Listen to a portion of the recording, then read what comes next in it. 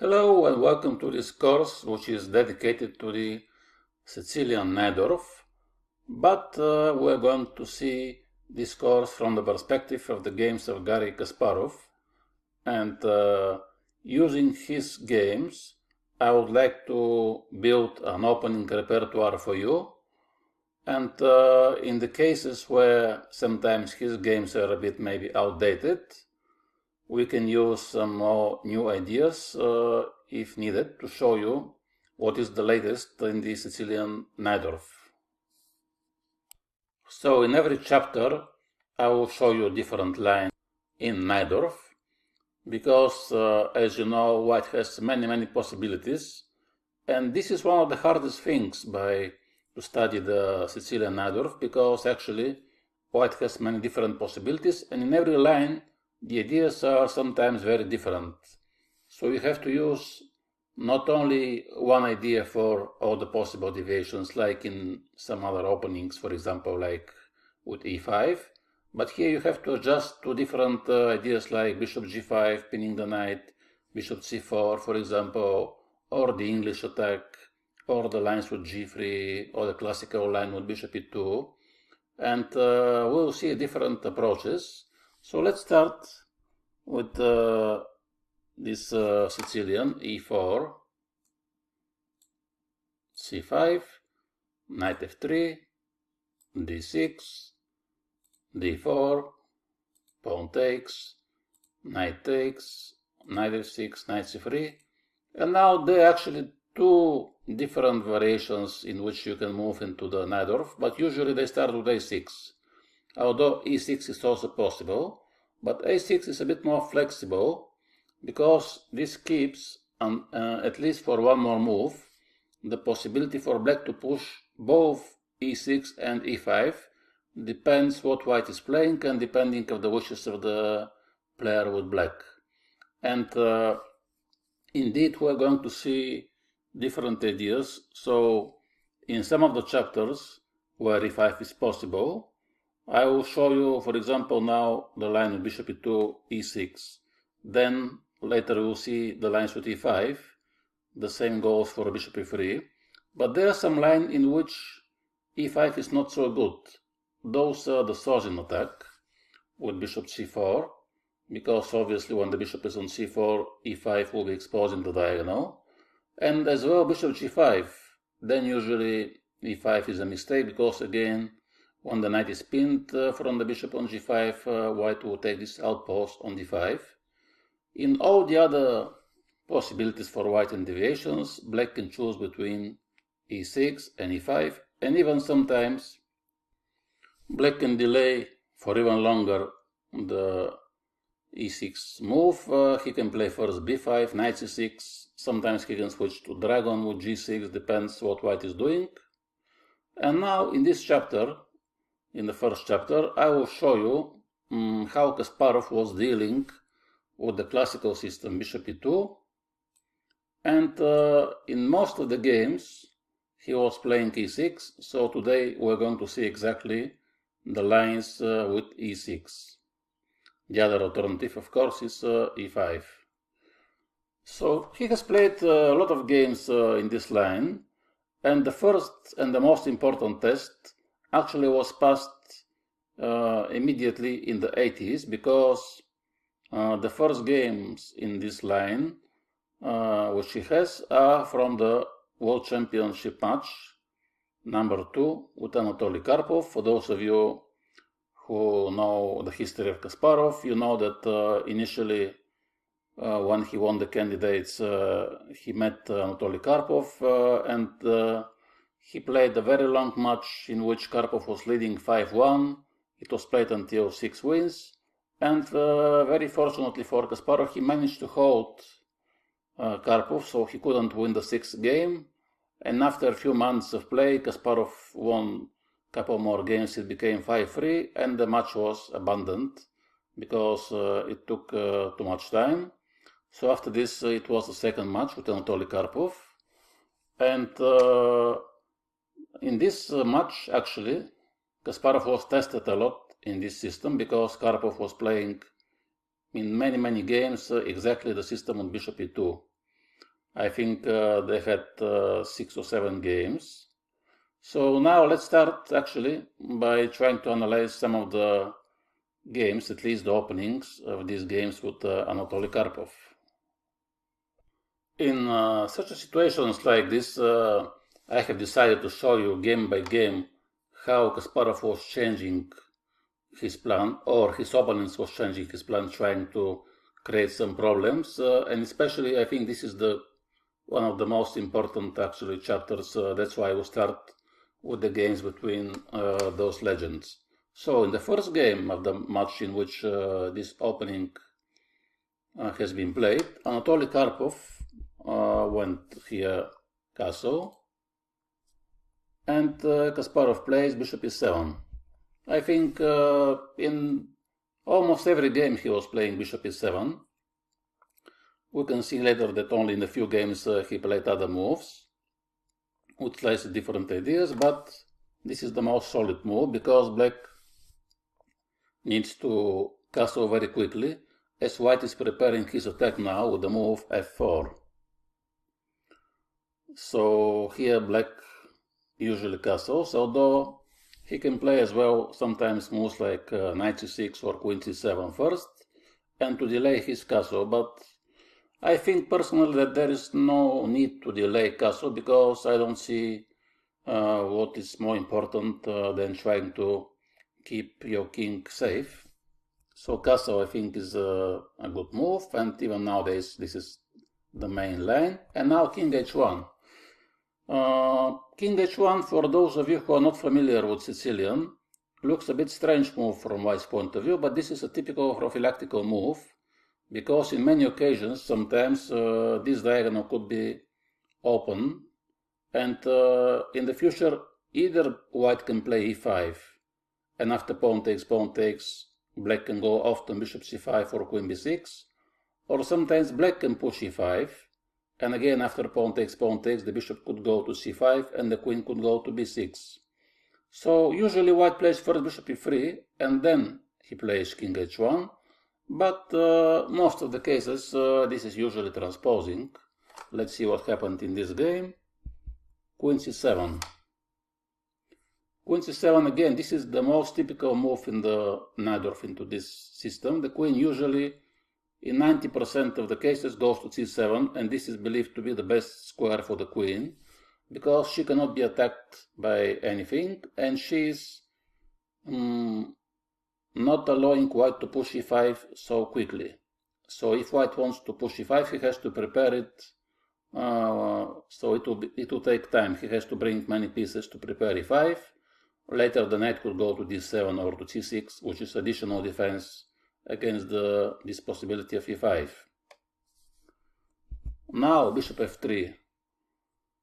So already we can say that Karpov deliberately is delaying the development of the bishop on c1, and first he prefers to move the king and to bring the bishop to the big diagonal, because now this way he is preventing b5. Now in case of b5, white can play e5, which is a very, very typical idea in Sicilian, which you have to be aware of and try to defend. And in this case, the knight is under attack and the rook is under attack.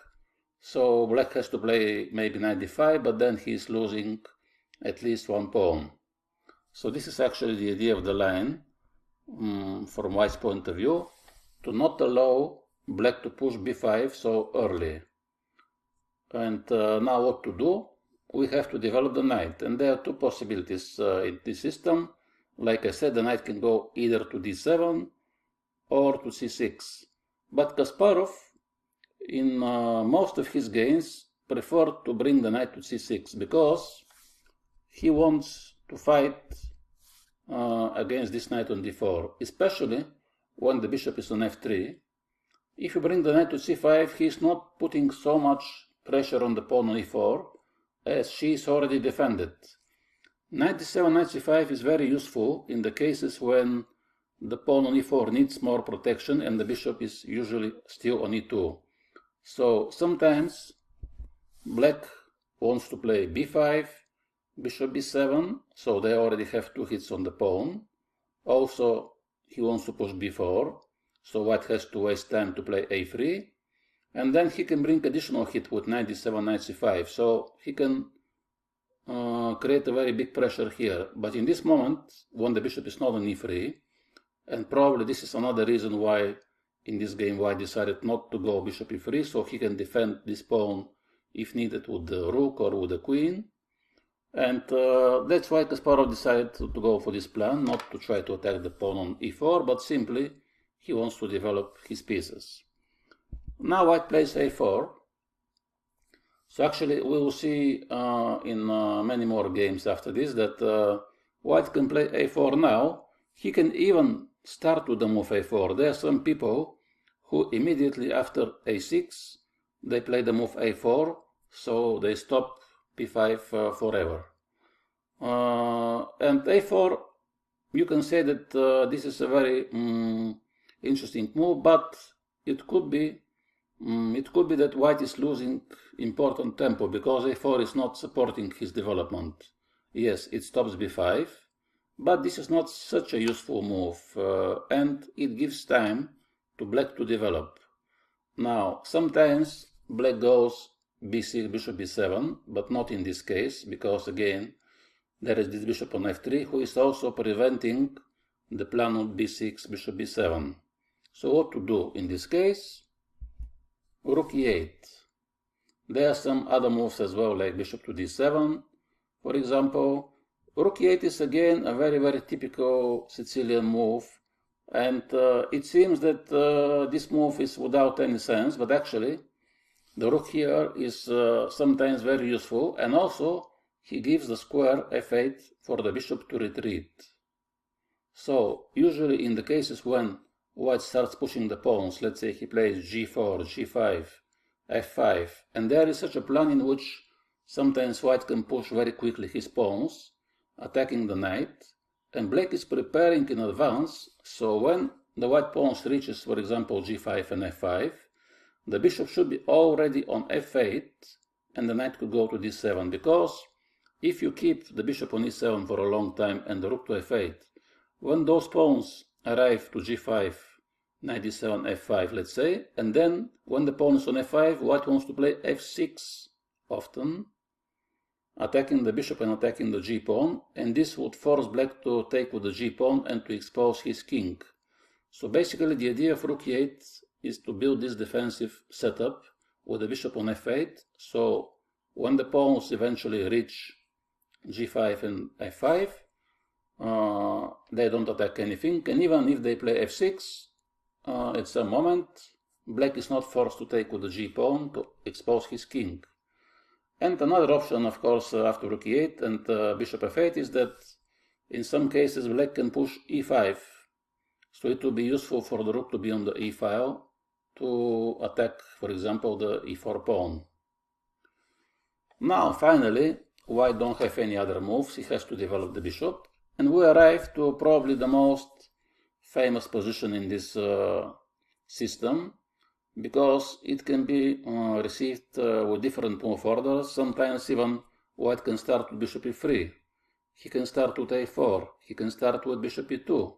But in many occasions, I think in the majority of the games in which Kasparov has played e6 and a6, he got exactly this position, because bishop e2 and bishop e3, this is the best positions for the bishop, and then f4 and a4 are very typical moves, especially a4.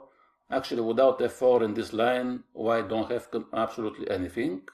And a4 is not a forced move, but sometimes the only difference is that when white allows b5, he has to play the pawn to a3 in many occasions to stop b4. So the difference is if the pawn is on a3, on a4. And when the pawn is on a4, she is giving sometimes the square b4 for the knight.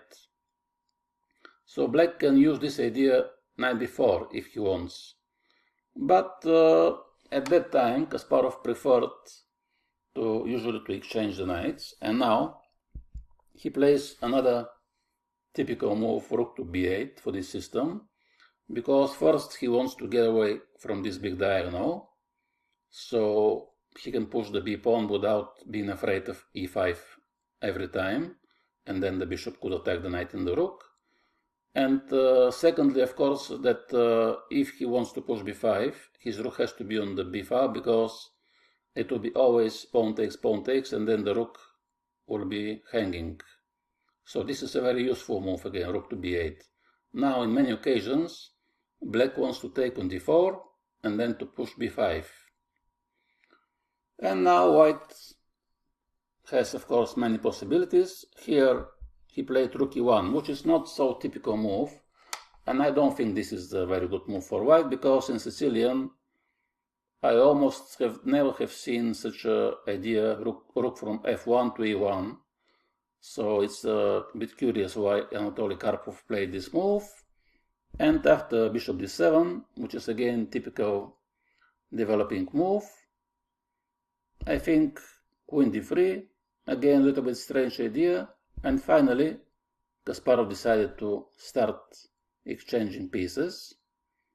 And after bishop d4, now the next move is also very typical, e5 now. This move, usually e5 is connected with the idea knight takes d4, because when black takes on d4 and bishop takes, he wants to push e5. And now white has a choice in this kind of positions. If he takes on e5, then black gets rid of this pawn of d6, which is a backward pawn and could be weak. But if white allows black to take on f4, in many occasions the pawn on e4 could become also a bit weak, so black will have one weak pawn and white will have one weak pawn, and sometimes as well black can use this outpost to bring the other knight to e5, although now it will be difficult, but there are some occasions in which if you keep the other knight and push the e pawn, sometimes when you take on f4 you can jump knight d7, knight e5. So this is a very typical move. Also, of course, black wants to prevent white from pushing e5. And yes, the only bad thing is that you are giving the d5 square for the knight. But this is not a great outpost, as black also has a knight on f6. So in case of knight d5, you can just take the knight. And also you can bring, meanwhile, the other bishop on e6, the rook to d8, to take more control on this square. And this game actually has finished quite quickly, after bishop a7, and then bishop e3. The idea was maybe to bring the rook to c8, so he's not supporting b5. But Kasparov has played this very, again, typical idea, queen c4. Why this is typical? Because in Sicilian, in most of the lines, actually you have to know that the endgames are usually always good for black. Why? Because of his pawn structure. Let's say if we exchange the queens in many occasions, first of all, white don't have any attack. And white, in Sicilian, especially in the Najdorf, has to play for attack. Otherwise, if he has to play in the center and on the queen side, for black it's very easy to defend against this, and black don't have any problems. So the only problems in Sicilian is when white is trying to checkmate your king. That's why trading the queens usually is good. And also about the pawn structure is because here when white has the pawn on c2 in the endgame and we have the rook on c8, it's very difficult for white to move the knight in the center. He always has to defend the pawn on c2. Black always wants to push b5, b4. The e4 pawn could be also weak. And that's why here black don't have any problems. And after a few moves, the game finished a draw. So this was the first test for Kasparov in this match. Now let's see what happened in the next games. So in the next game, Karpov again has played the move here, castle. But this time, Kasparov decided, after castle bishop e7, f4, he decided to play something different, and instead of the same line, he played first queen c7 again. But now Karpov has played queen e1, so he's not playing bishop f3, but he plays queen e1. So he wants to bring the queen immediately to g3, which is a very typical attacking idea. And then in this case, black can push b5. Now this is the thing which I told you on the previous game when white has played bishop f3. Then b5 was impossible, but now b5 is very typical move and very good. and now bishop f3. And of course Karpov has prepared something, because black is playing the most obvious moves. Now black wants to go knight bd7 to prevent e5, and then to push b4 as well. So the knight don't have any good squares to retreat. That's why actually the preparation of Karpov was very direct and very sharp. He decided to play e5 immediately. So what to do in this case? Usually when white pushes e5 in Sicilian, black takes with a pawn, so he can create a weak pawn on e5. But when he takes, this also opens the f file for the rook, when this pawn leaves to a5, and also it opens the diagonal for the bishop, so in many occasions white can try queen g3, and then suddenly he already threats bishop h6. So some players prefers not to take this pawn on e5, because they want to keep this pawn on f4. And the same was here with Kasparov. He played the move knight e8, which is a bit passive move. Yes, knight e8 is not so typical Sicilian. Maybe he was a bit surprised by this line, so he didn't want to risk some moves like knight d5 or knight d7, which he thought that maybe Karpov has analyzed very well. But knight e8 actually was already a known move. Even at that time, this game was played in 1985. There has been at least dozens of games in this line, and even Karpov himself has a game against the Bulgarian Grandmaster Evgeny Ermenkov. Here he played the move f5, also in this game. So Kasparov, I think, was maybe prepared for this line. And now black has two possibilities. Actually, in the game which was played a few years before this Karpov-Ermenkov, black has played bishop f3, which is looking like a good move. But Kasparov played the other option, pawn takes e5. And now you might say that the lines are very sharp, but of course if you have a home preparation and you have analyzed everything, it's not so hard to deal with these complications. And now white takes on e6. So what is going on now? What will happen if black takes the knight? If black takes the knight, this will be a big mistake, because now suddenly after knight d5, white is attacking the queen and the bishop. Also he wants to take on f7. He also wants to take on e7 with the knight, and there is one very interesting idea. Let's say now if you go queen to d8, it seems that black is winning, because if pawn takes, rook f7 is defending everything. But white has one very cute idea on knight e7, queen e7, and black is with a piece up. But after bishop e7, unfortunately, we cannot take with the queen, because okay, e7 of course wins the exchange, but even better is take on f7, and the knight is hanging, so now white wins. And both players of course knew this. Also, of course, if you take on d5 here, after bishop takes d5, white is attacking the rook on a8, he wants to take on f7 with check, so again white is winning. That's why black cannot take the knight, and he has to take the bishop. This is the only move. Bishop takes f3. And now if white wants to play for advantage, he has to take on f7, which he did. Rook f7, knight f3.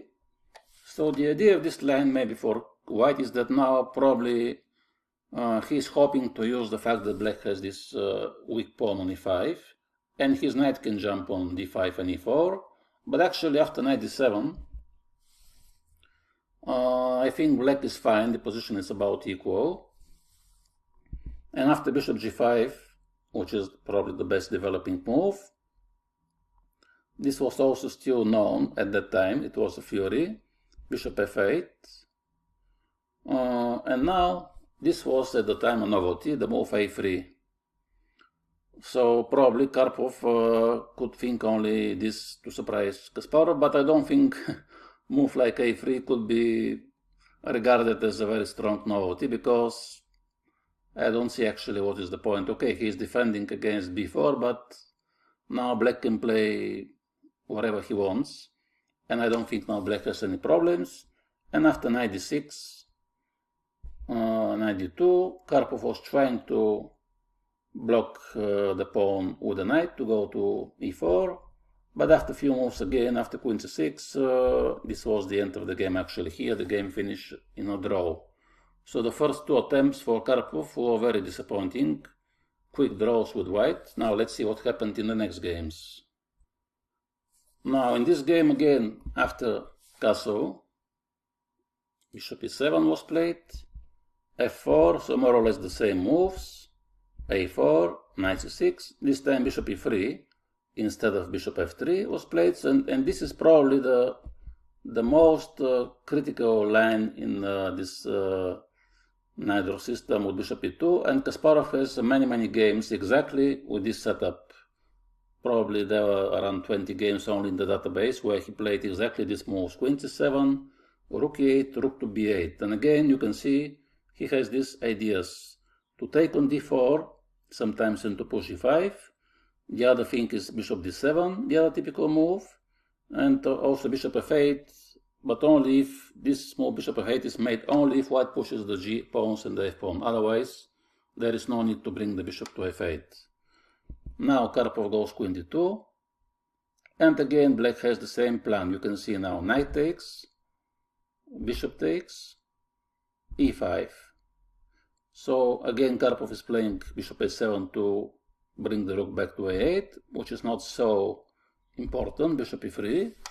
And now black could actually take on f4 and go bishop e6, but like we said, his pawn on d6 could be a bit weak. Although nowadays, the current top GMs, they actually take on f4, and usually black plays this line, pawn takes, bishop takes, and then bishop e6. He is defending the square d5, and sometimes, if he has time, he wants to go knight d7 and knight e5, because first of all the knight has a very good outpost here, and second he wants to block the diagonal.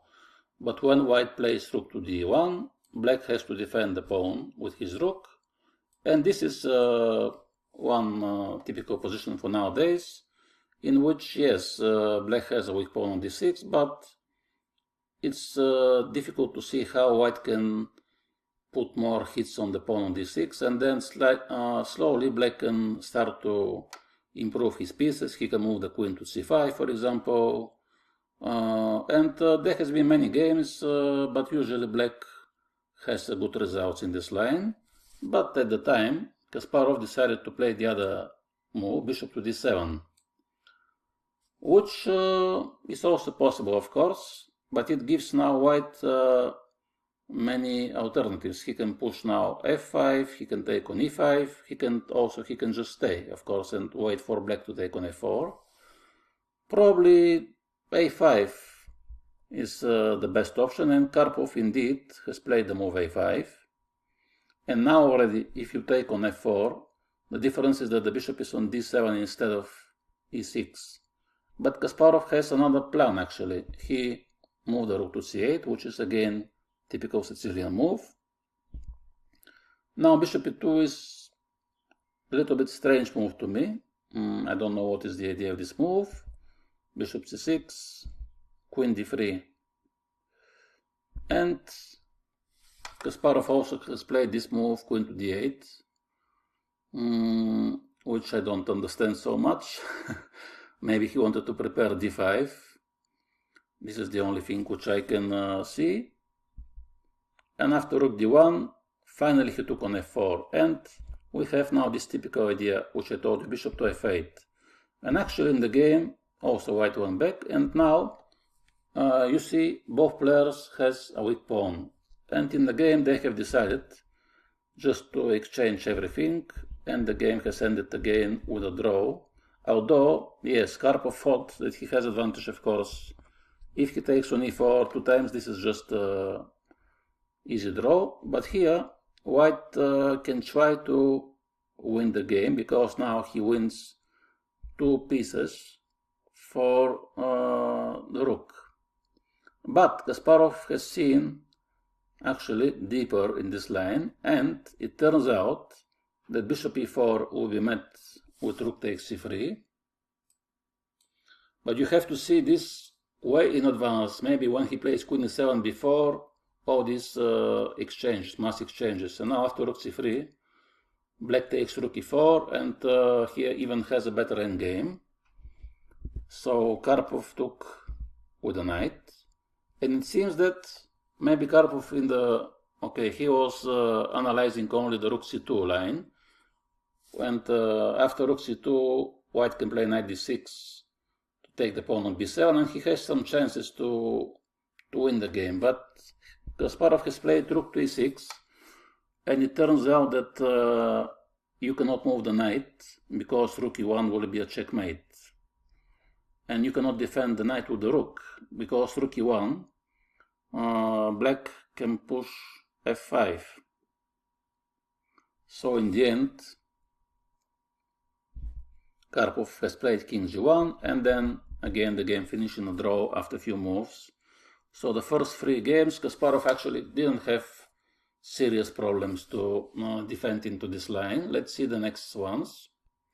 So here we have again this familiar position with the castle, f4, and both players has castled, and again white is playing king h1. So more or less I told you that usually the same moves are made in the opening, and the only difference is after this. Again you can see Kasparov is playing rook e8 and rook b8, and this time instead of knight d4 he plays first the move bishop to d7. So he wants to take later maybe, and to push b5. And usually in such positions white are playing move like knight to b3 because they don't want to allow black to take on d4. But Karpov has played a little bit strange move to me, queen f2. There are even some GMs who play, even nowadays sometimes queen f2, but I don't understand why do you play queen d2 first and then you go queen f2. If you want to go to g3, usually you should go queen e1, queen g3. So that's why I think knight b3 is a better move.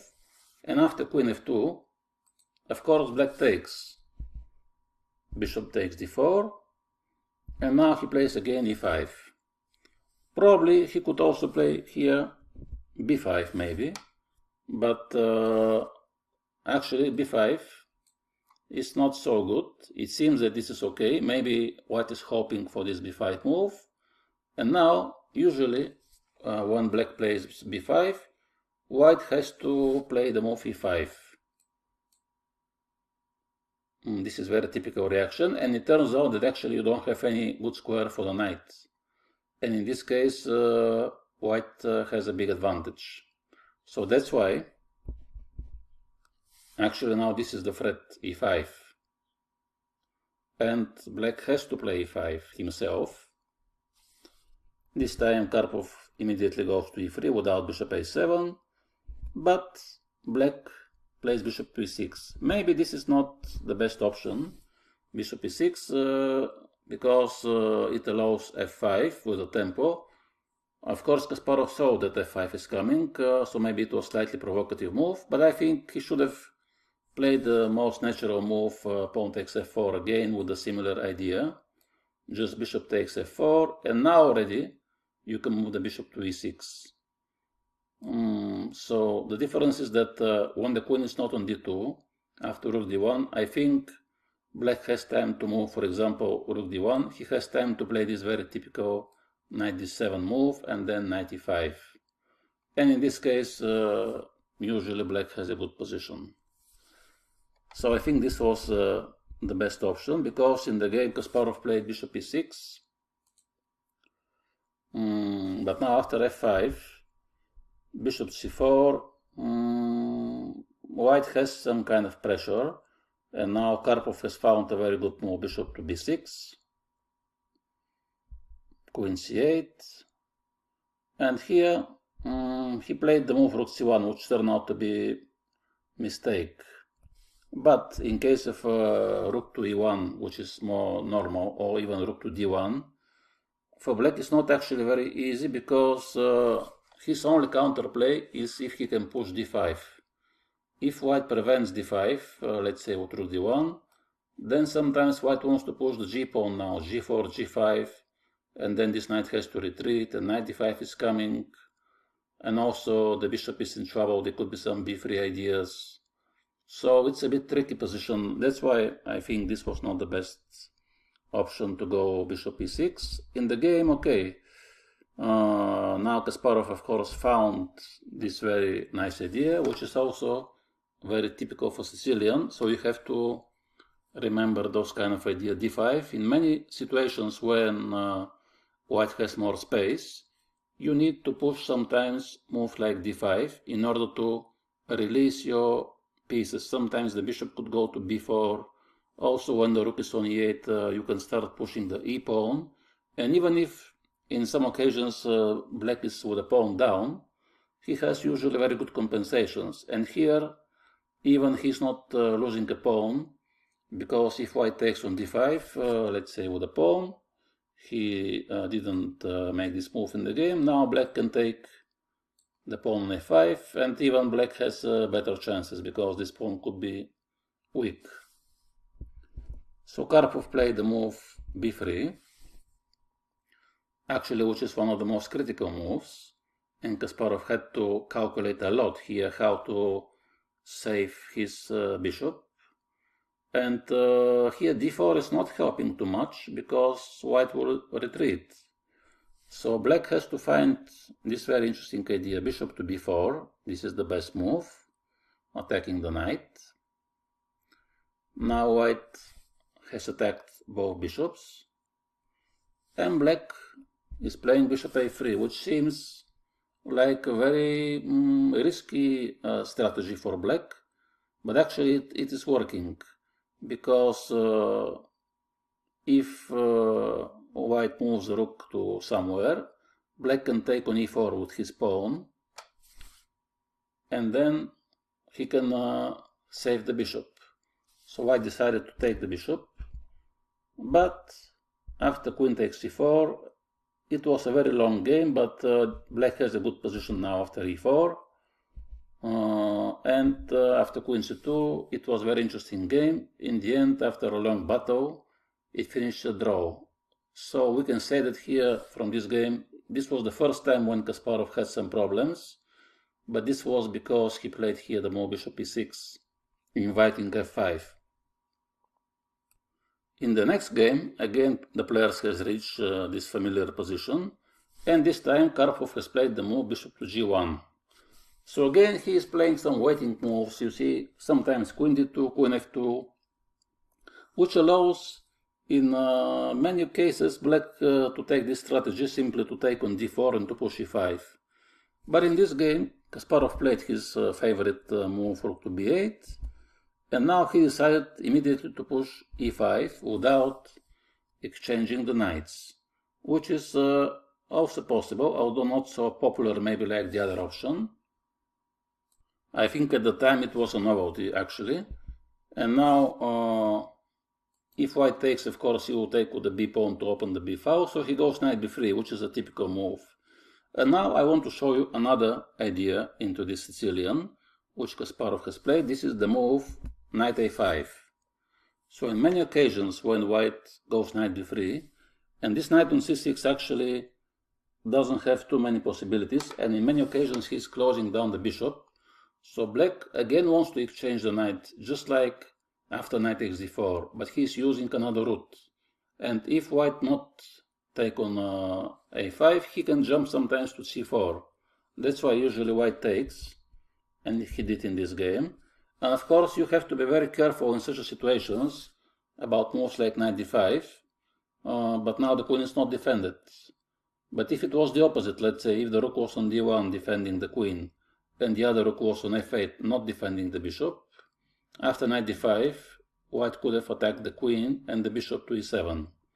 Okay, in this case not, and again Karpov has played this move, but I don't see actually what is the idea of white. He is just playing some waiting moves without putting any pressure, And now after queen b4, and again bishop e6, this was again the same mistake from Kasparov. He didn't want to take on f4, but again after f5 he actually got into some trouble.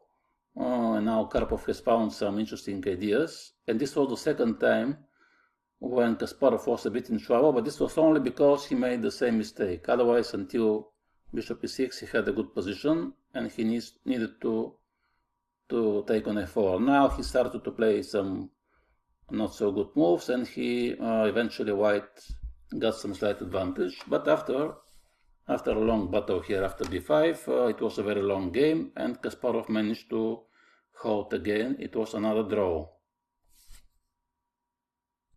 The next game had the same position, almost, but here, after bishop d7, white has played knight to b3, and this time instead of playing knight a5, Kasparov has found another strategy. He played b6, and again Karpov was playing his usual waiting moves with the bishop. And black here has played also a very strange move. The bishop from d7 goes to c8, which seems very strange, but he wants to bring the bishop back to b7. Now white sometimes wants to push e5, and black prepares for this. He moves the knight back to d7. So this is very flexible for black. Now he plays bishop b7. Actually, he made this maneuver with bringing the bishop to d7 and then go back to b7. But actually he's prepared for everything, because now if white pushes f5, black will control the square e5, so he can bring the knight. It will be a very good outpost. And the only other creative move is e5, which was played in the game. So white is hoping to maybe to do something attacking, but this time black decided not to take again. No, so he didn't want to open the f-file, so he played the rook to d8, because the rook on b8 was not doing anything. So now he wants to open the d-file. And again, after a few moves, queen f2, there has been some other strange moves here, like rook f8, defending f7 just in case something happens on the f-file. And after a few moves, the game also has finished very quickly. Actually, here the game ended in a draw. And now we go to the decisive game. So this is probably the most famous game of this match, of course, because this was the last one. And the result was, before this game, Kasparov was leading with 1 point, and he needed a draw in order to win the championship for the first time. And Karpov needed to win to keep his title. So he went knight b3 again, b6, and okay, because he has to win, so he decided to abandon his tactics by playing some moves with the bishop in the diagonal. And finally he launches the g-pawn, g4. So what to do in this case when white is attacking with the pawn? Bishop c8. Again, Kasparov has found the same idea, b6, bishop goes back to b7, even if it's with a waste of time.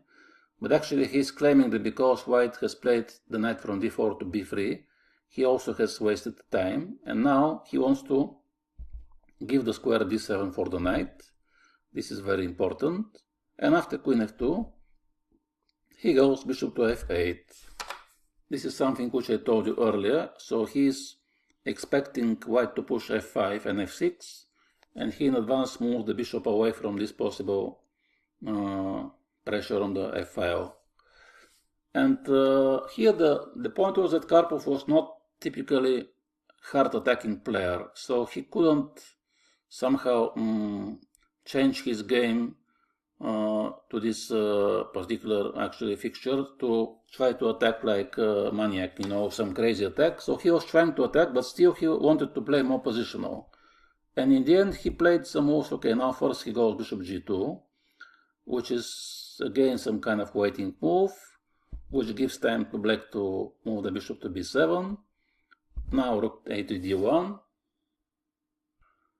And yes, here of course white has more space, he's more active, but now Kasparov has found an interesting idea, which was the move g6. I think This was a novelty for that time, this plan.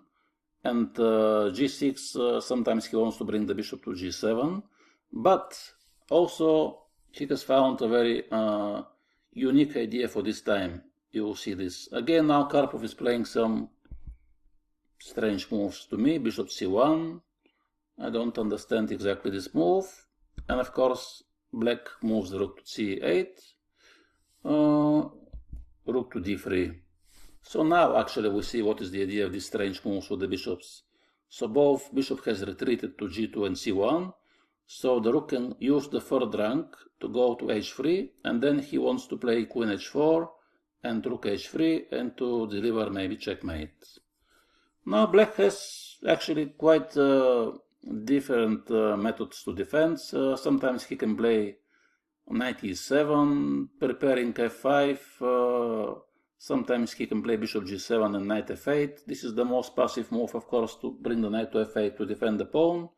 Sometimes they just sacrifice the pawn, so when white goes queen h4 and rook h3, black simply plays h5, allows white to take en passant, but then moves the king to h7.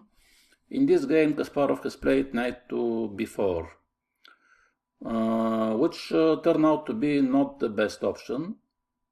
And after rook h3 now, actually white has the initiative. Probably here better was to play maybe f5 immediately. This was an interesting idea. Or to play something like knight e7. And if rook h3, then there was this interesting possibility. Yes, either to go bishop g7, either to go d5. d5 is very interesting move. And if queen h4, just like I told you, black is playing h5. And now the best maybe for white is to take like this. And here, apart from king h7, which is a good move, maybe black can even take on e4, because he is defending the square with the knight, so there is no queen f6. And then he goes knight f5, and after this the attack is finished for white. But he went knight b4, and after rook h3, let's see what happened. Bishop g7 was played. And here maybe white should have played the move f5. This was a critical moment where after f5 white had a very strong attack. But Karpov was hesitating. He went back to e3, which gave time to black to defend, and he found this move, which after the game Kasparov was very proud, the move rook e7. He said that this is an incredibly difficult move, because it seems that the rook is not doing anything, but actually because he knows that the only idea for white is f5, and he's preparing for f5 all the time. Now white again is playing some strange move, king g1, black is preparing again after f5. So white suddenly again started to play in the center instead of attacking on the king side. All the time here queen h4 probably will be met by knight f8. And Kasparov decided to open the game in the center f5, and this was a very interesting final of this game. Rook g3 defending. Probably he could have taken b6, but Karpov was somehow wanted to win, but without making any risk. And this is not possible, of course, it's very difficult. So rook f7, and here finally he took the pawn, and this was the moment when after knight h5, he played rook g4, which is the best move. Now, yes, black has many possibilities, like d5, but of course Kasparov was happy with the draw, because with draw he was becoming champion, and Karpov felt obliged to play rook h4, and now Kasparov has found this g5 move, which is now giving black a big advantage. And now after these complications, knight e3, knight takes c2, and after many moves, Kasparov won the game actually, and has become the world champion. Now let's see what is going on when Kasparov was facing some more attacking players. In this game, he was facing the former world champion Mikhail Tau. So Tau, of course, is one of the best attacking players, and he played immediately the move g4. So now there is no time for bishop d7 because g5 is coming, and black took on d4. Bishop takes is possible, but queen takes now is interesting move, and now e5 is the most maybe logical move, but I don't know why Kasparov decided not to play it. I think probably white has to retreat with the queen, and yes, he's giving the g pawn, which is typical for Tao. He would be happy if black takes this pawn because this will open the g file. But black can again take on f4 like he usually does, go bishop e6, knight d7. So I don't see any problem in this line.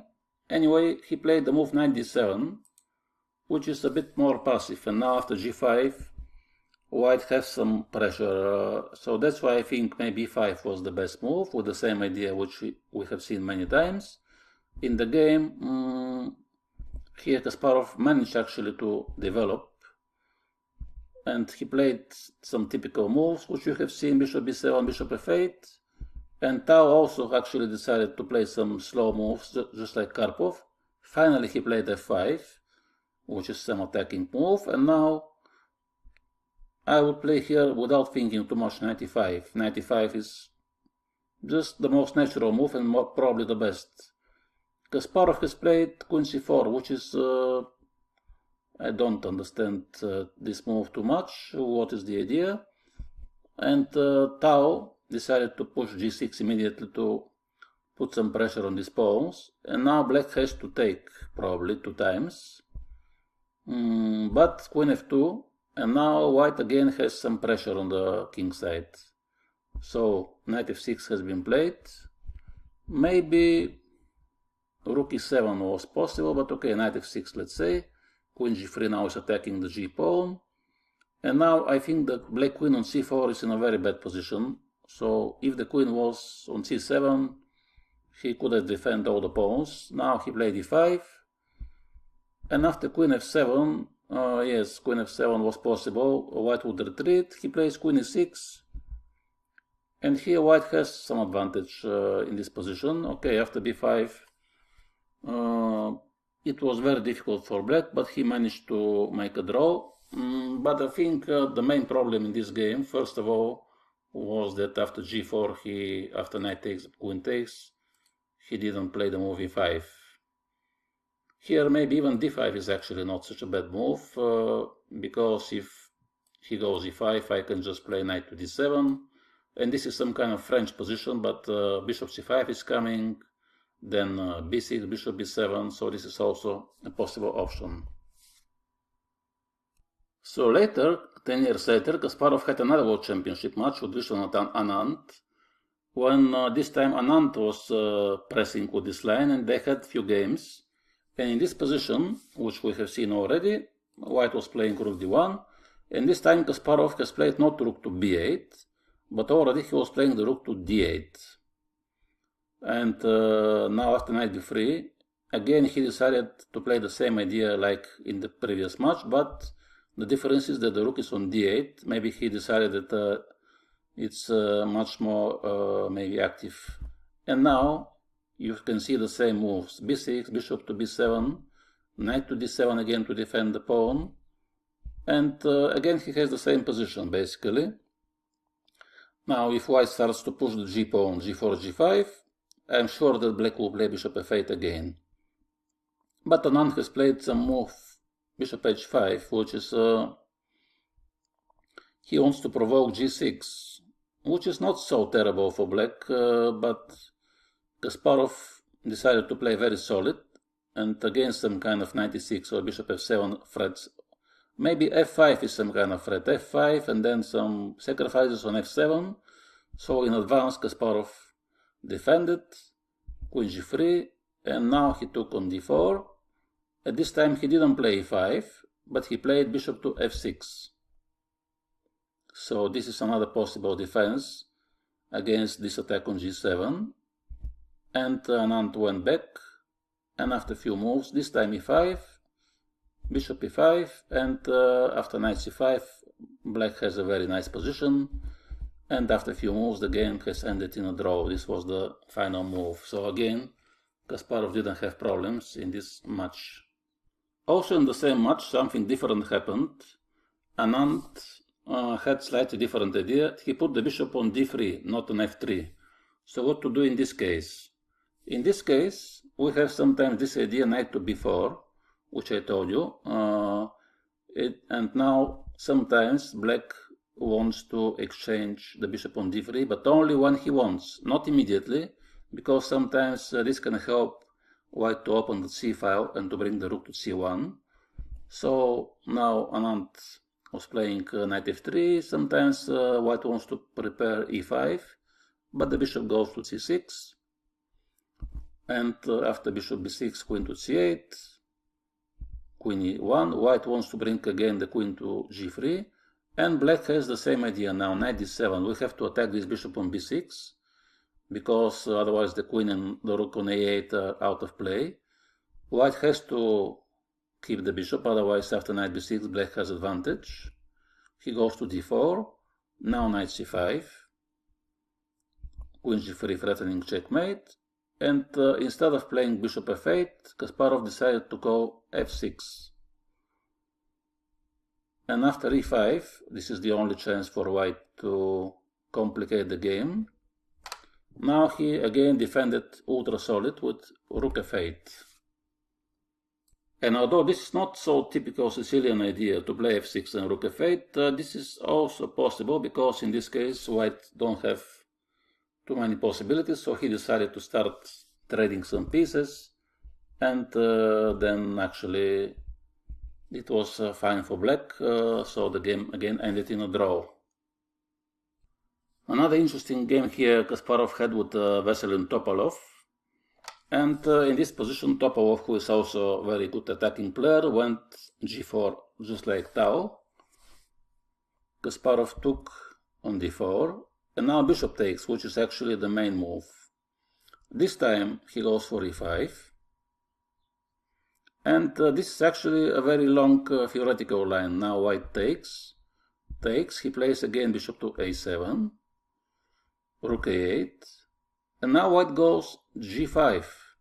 And it seems that white has advantage because now if you retreat the knight, then white can jump knight d5 with a tempo attacking the queen. So now black has to play rook to d8. This is the only move. Not the only move, but the best move. Because now if knight d5, black can just take it with a knight. So white has to move the queen. And now the knight goes to e8, not to d7, to e8, because this time, in case of knight d5, there will be rook takes d5, and rook takes a7. That's why white has to retreat. And black just in time managed to defend the square d5. In case of knight d5, now he will take it. Queen f2. This was still a theoretical line at the time. And can you imagine, Kasparov here has made a novelty for this time. After the game, it became one of the main moves, but at the time, the move queen c4 was a novelty. And again, it's not very obvious. Okay, obviously maybe there was a threat bishop b6 to attack the queen and the rook, so he has to do something to protect. But usually they were moving the rook somewhere, rook to c8. Queen c4 is also possible, by the way. And probably now white has to jump knight d5. Maybe this is the most challenging move. But Topalov has played bishop b6, and it was a big mistake.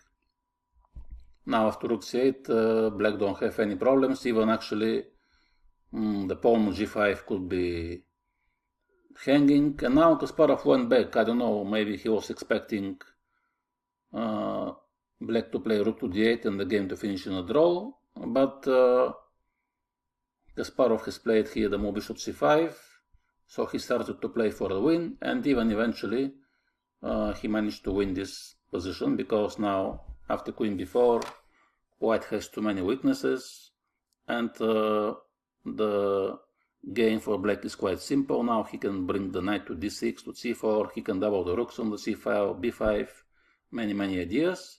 So eventually black won this game. Another interesting game was played this time in this century, 2001, against Vasily Ivanchuk. So here Ivanchuk went queen e1 immediately. And now b5, bishop f3. This is a little bit like Karpov, but without king h1. And now black goes for b4 immediately. So he is not afraid of e5. After e5, black has a good compensation as he can take on e5. He's giving the exchange. And then he takes on d4. And he has a pawn for the exchange, but the white's position is not so good because all his pieces are very passive. And here after knight d5, for example, black has very good compensation. So Ivanchuk goes knight d1, which allows black to get a very good game. Now he plays e5. This is very typical actually. When you want to push e5 in this line, it would be much better if you can first attack the knight from c3, because then after e5 he cannot use the square d5. And this is a very typical combination. First you attack the other knight, b4, and then you go e5 to chase both knights. And after knight f5, now black played knight c6. Maybe he could have taken f5. This was probably the best move. And then even after pawn takes, now the thing is that actually now you can go knight c6. And then you want to play rook to c8, because if bishop takes c6, there is this check, and then you take on c6, and black has slight advantage even in this position. But knight c6 is also, of course, fine move, but it allows white to take on e7. In the game, he played knight e3, so he kept his knight on f5, which, okay, in the end has led to some kind of equal game. But of course, again, white doesn't have any problems. Here, even queen a7 was an interesting option. He went into this endgame, and then the game, after a few moves, there are some complications. Of course, here knight c2 was possible. Yes, it was played. And after many complications, the game ended in a draw. But again, in the opening, you can see that black don't have any problems. And finally, something different happened in the game against Alexei Shirov. And Shirov also is very good attacking player, and he played immediately here the move g4, even before the castle, which now maybe gives black less options to react. And here one of the main lines is the line has played from Kasparov, the move d5 immediately. So black is not waiting for g5 because he has to go knight d7, and if he wants to push something in the center, now is the moment to play d5. After this it will be too late.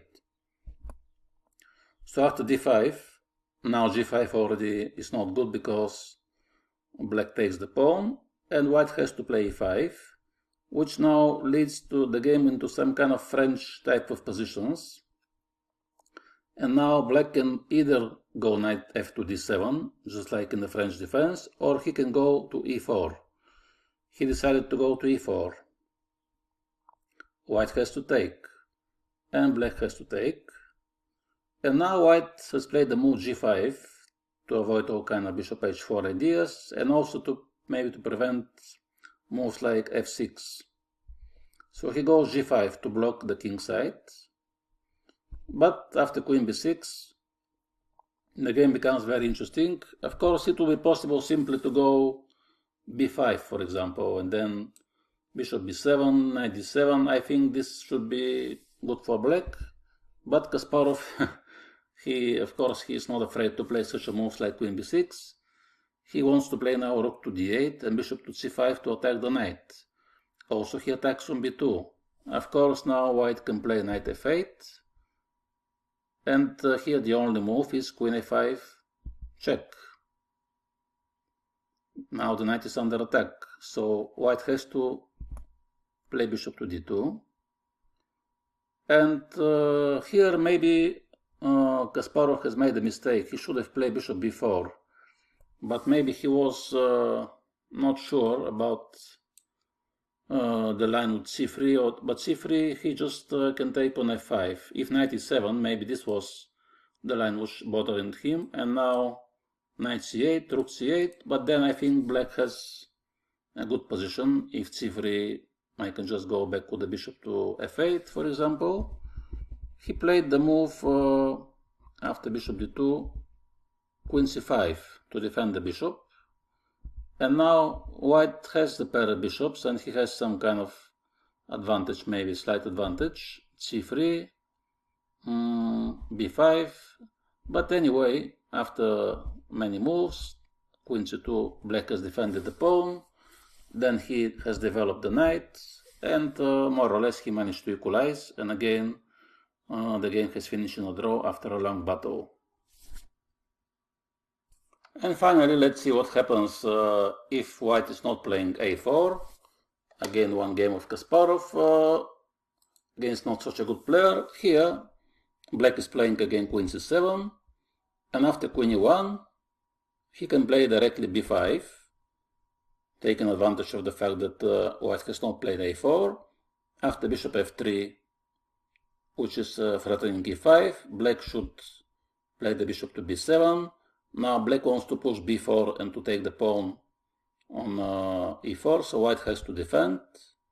And after knight bd7, queen g3, rook h8, I think black has an excellent position, because now white don't have any threats. And black has different ideas. Now it depends. Sometimes he can move the knight to b6 and to c4. Sometimes he can go knight c5. Again, he has this idea, rook e8, bishop f8. Sometimes he can play also d5, knight e4. So overall, black has a good position and he don't have any problems. So I hope you have enjoyed this first chapter, and see you next time.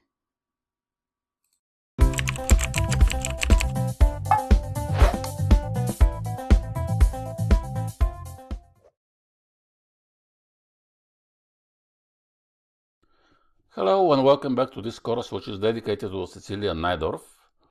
And today we're going to continue with our repertoire of Garry Kasparov, and I will show you another interesting line.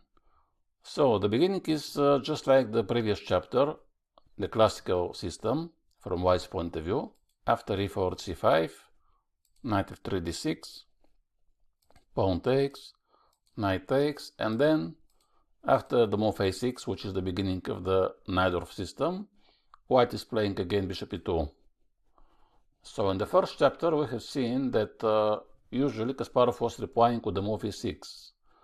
And even if it was his favorite line, sometimes he was playing different systems.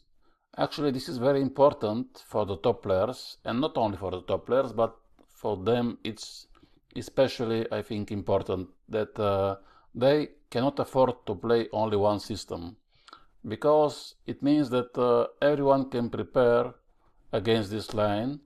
So actually sometimes you're not playing against the human, but you're playing against the engine or against a very good preparation, because if you play the same moves, your opponent might play 20 moves for 1 minute, which he has analyzed at home, and you don't know actually what is going on, because maybe you're not expecting this line.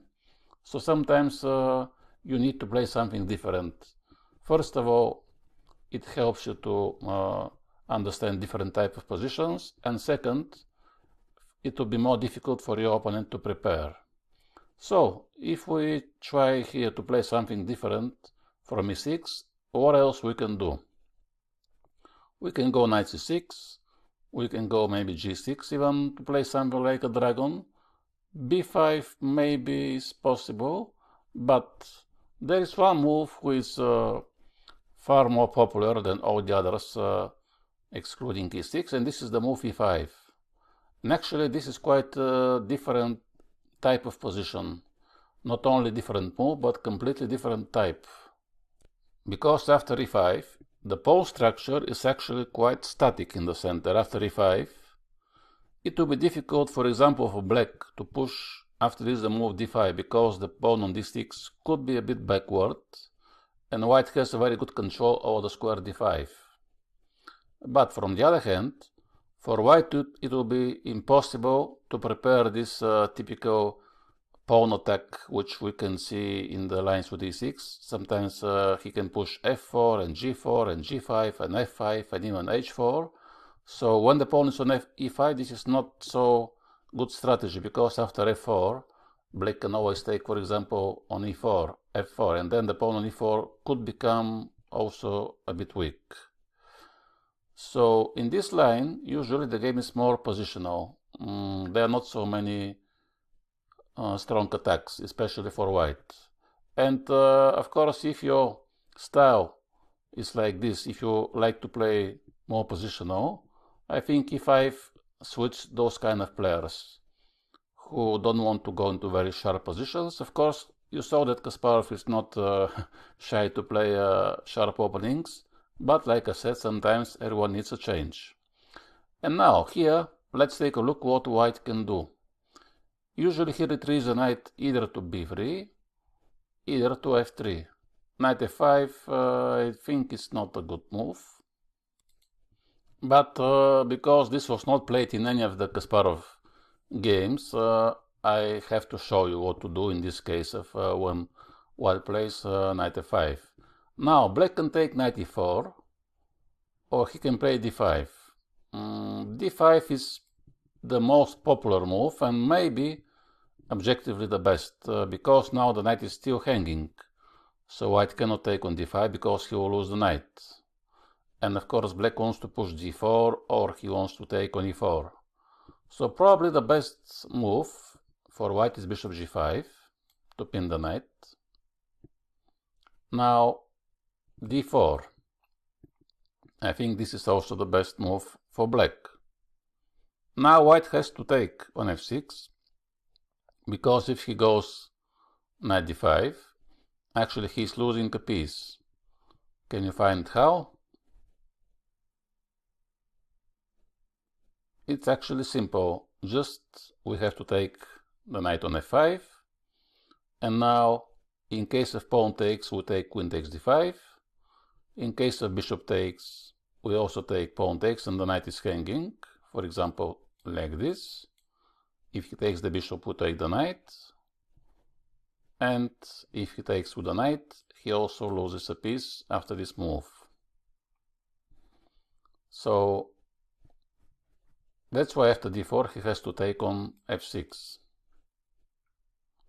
Now this is a bit tricky.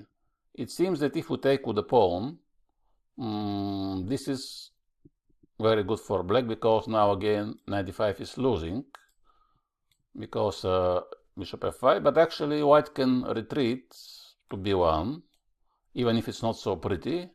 And then of course black has a good position, but it's maybe equal game, because I don't think black has advantage, as this knight actually is very strong. But if we take this knight, then it will be opposite colors bishops, and the white bishop will go to f3. So if black wants to play for advantage, he should take, I think, with the queen. And knight d5 now is not so scary. We simply go back. And now again we want to take on f5.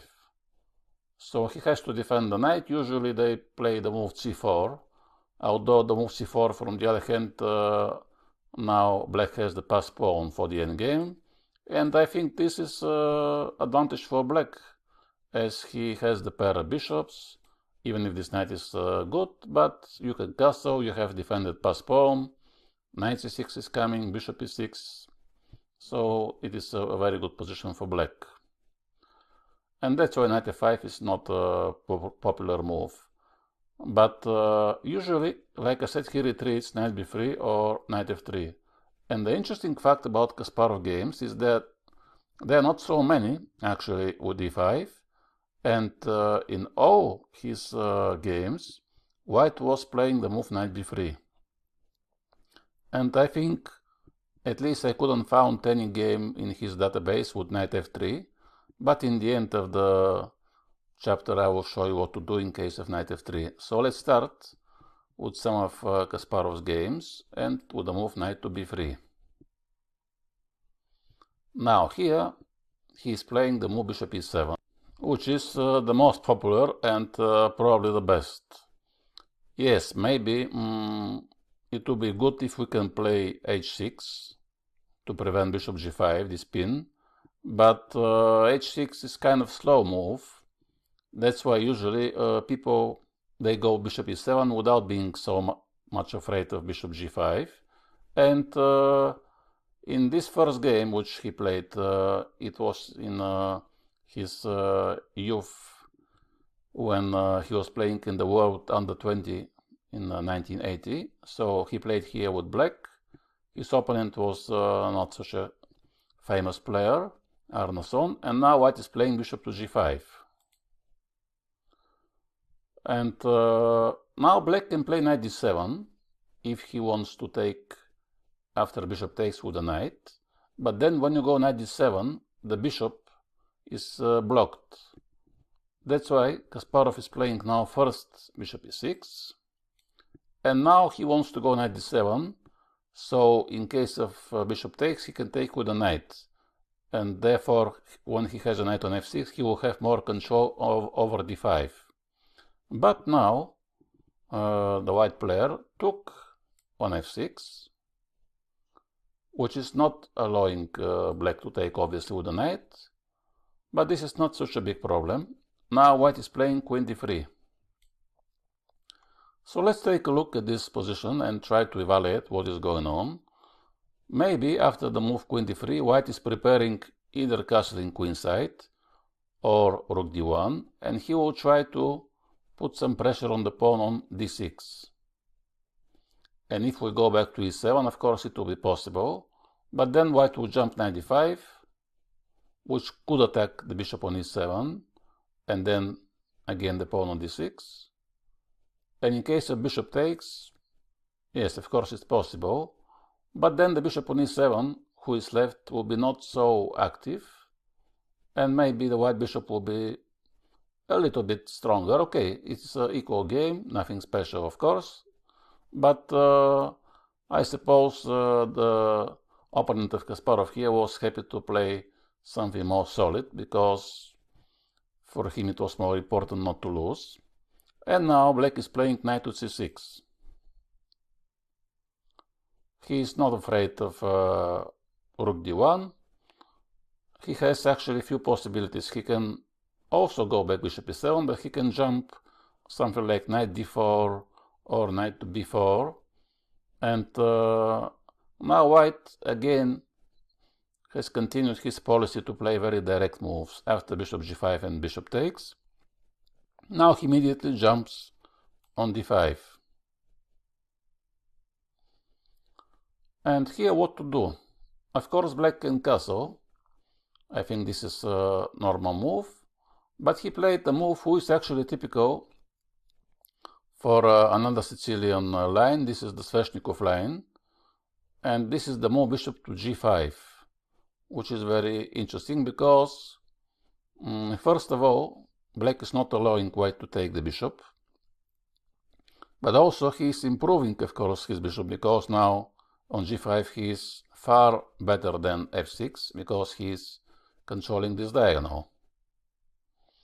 And it's not all, because after castle there is again this typical idea for Sveshnikov line to exchange the knight, but not with the bishop, because when we have the pawns on dark squares, actually we have to keep the light square bishop, because he is defending all the possible weak squares.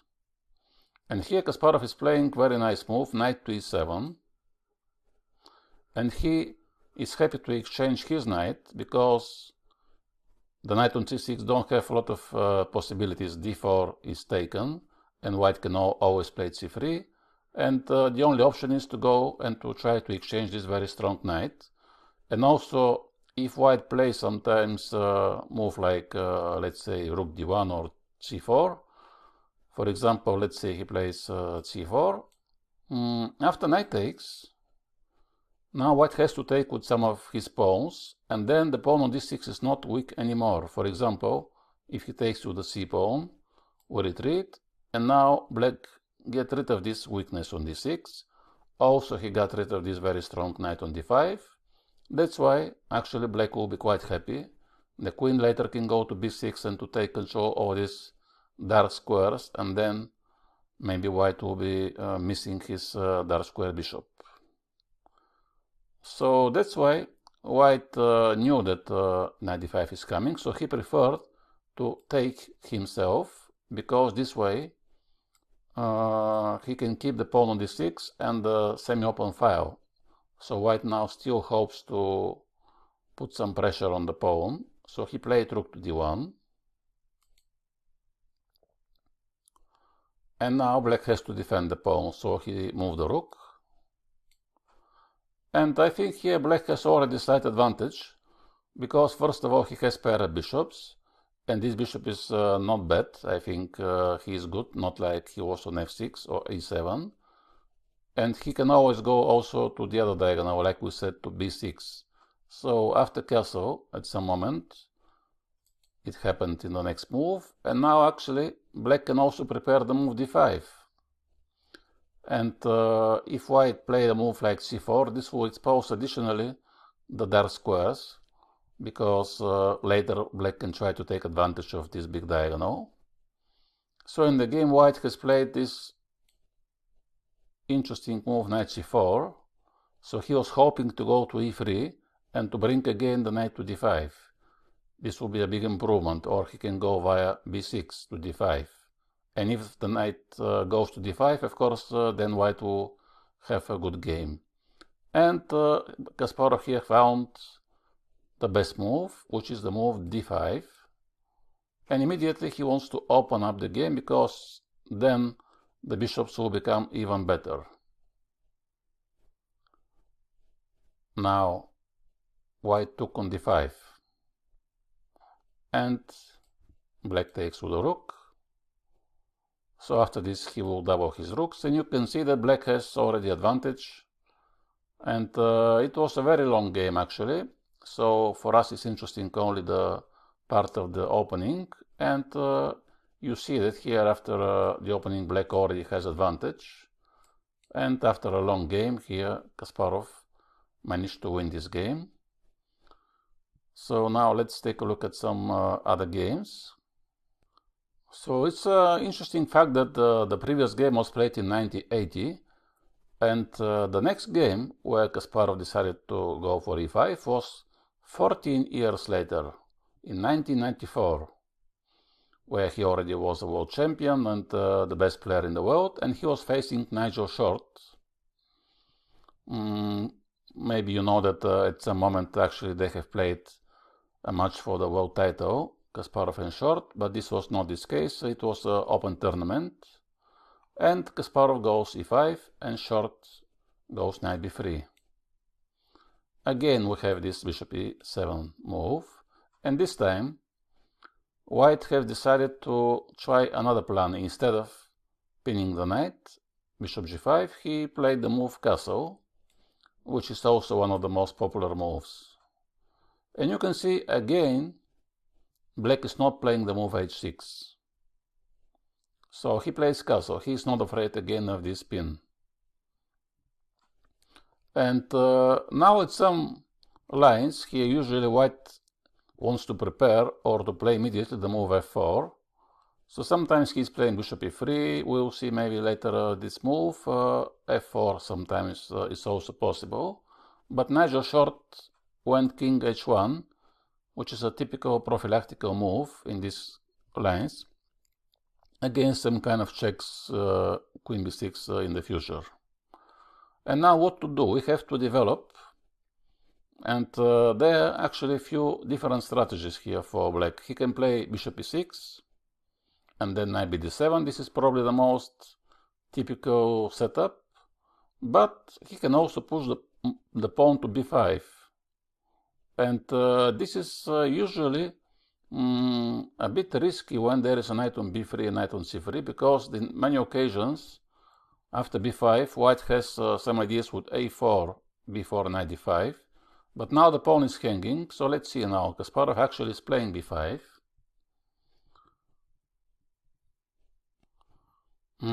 So to show you that actually b5 is a bit maybe risky move, I will tell you that actually the most popular move here, even nowadays, is not b5, but it's the move b6, which is much more, of course, modest.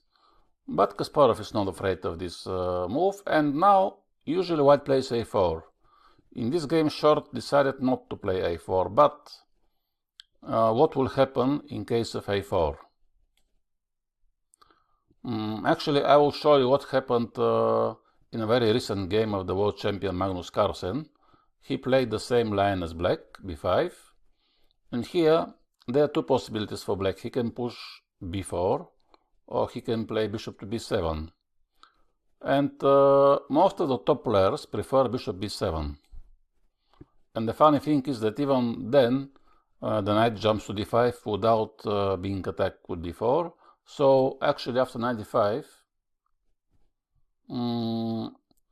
you can transpose to play b4, which is actually what Magnus Carlsen did. He played the move b4 here. For example, Vishwanathan Anand here has a game with pawn takes a4. So there are different possibilities. Some people also take with the bishop on d5. But for example, with b4, I think black has a good game, because the pawn is hanging on e4, and then you want to develop the knight. If he takes on b4, you take the pawn on e4. So this is how you should react after a4. Now let's go back to the game of between Nigel Short and Garry Kasparov. White went knight d5 immediately. And here black has many possibilities. Again, probably he can go bishop b7 or bishop e6, but Kasparov decided to take the knight. Of course, if he takes the pawn, it will be a big mistake, because after bishop f3 and now f5, which is the only way to defend the knight, but unfortunately now white can take on e7, and after queen e7 he has this very annoying check, queen d5, and the rook will be lost. That's why Kasparov took on d5. And now, if you remember the previous game, I told you that in this kind of situations, black wants to take on d5, because if white takes with the pawn, then black will get rid of his weak pawn, and already actually he has a slight advantage, because the pawn structure now favors black.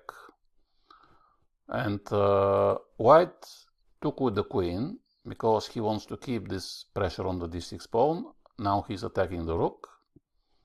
It seems that black is in trouble, but actually not, because he plays simply rook a7, and then he wants to move the bishop to attack the queen. Now white goes bishop e3, of course, developing with a tempo, and it's time for black to develop as well with a tempo, bishop b6. So now, of course, if white takes the rook, he loses the queen, he has to retreat, and I think the most natural move is queen d2. So for some reason, Nigel Short went queen to d1. I'm not so sure why exactly he went to d1. Probably the only reason I see is to go maybe at some point bishop g4 to exchange the right square bishops. But still I think d2 was more active. Now rook to b7. Not rook to d7, which is interesting, but rook to b7, because black is expecting probably white to push at some moment a4, which is a very typical idea to attack those pawns. So he in advance is defending the pawn, and then he is preparing knight c6. So now white goes rook to c1, and black develops the knight to c6. And again, I think that black don't have any problems, because this pawn is, I don't think she's so weak, and black can try sometimes to push d5, like in the previous game. And that's why white actually has tried the move c4, because he wants to prevent the move d5. And now, again, black has many options. Kasparov has tried a very interesting move, knight a5, to exchange here the knights, and to probably he wanted to move his queen to a5. Now, if white takes on b5, black will take on b3, and then I think black has advantage, slight advantage. So white took on a5, which helped of course, black to develop his queen. And after pawn takes, of course, a3 is the only move, and black has a very good game. So it was a long game again, and Kasparov managed to win. In this moment, the position is equal. So after many moves, in the end game later, Kasparov managed to outplay his opponent. But you can see that again, he didn't have any problems in this opening. In the next game, it was played also in the same year, 1994. This time the game was played at the World Olympiad in Moscow. So white also went knight to b3. Bishop e7, and after castle, this time Kasparov decided to play something different. Instead of castle, he went bishop to e6. And now white decided finally to play an active move, and he went f4. So this is an interesting idea, because in many games white is playing first bishop e3, let's say black castles, and then he goes f4. And in this case black can take on f4, and because white has already moved the bishop to e3, he has to move it again. But now white wants to play f4 until the bishop is not developed. So in case of pawn takes, he will develop his bishop in one move, which will be good for him. That's why here the main move for black is very interesting. This is the move queen c7. Why exactly queen c7? Of course, if we play knight d7, then the bishop is always in trouble after a5, so they could play the knight somewhere, and then we have to defend against f5.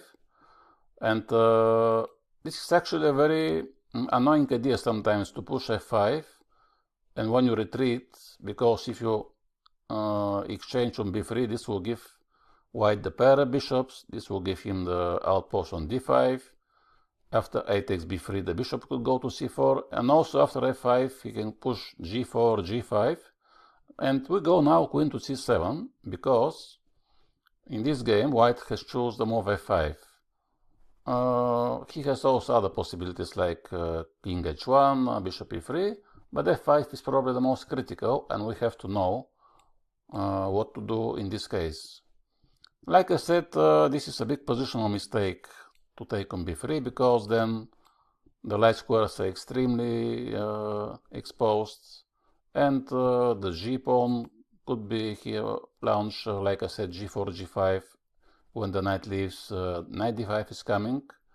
So if you have to exchange the bishop, it should be for the light square bishop as well. So this is the idea of queen c7, to have the square c4 for the bishop.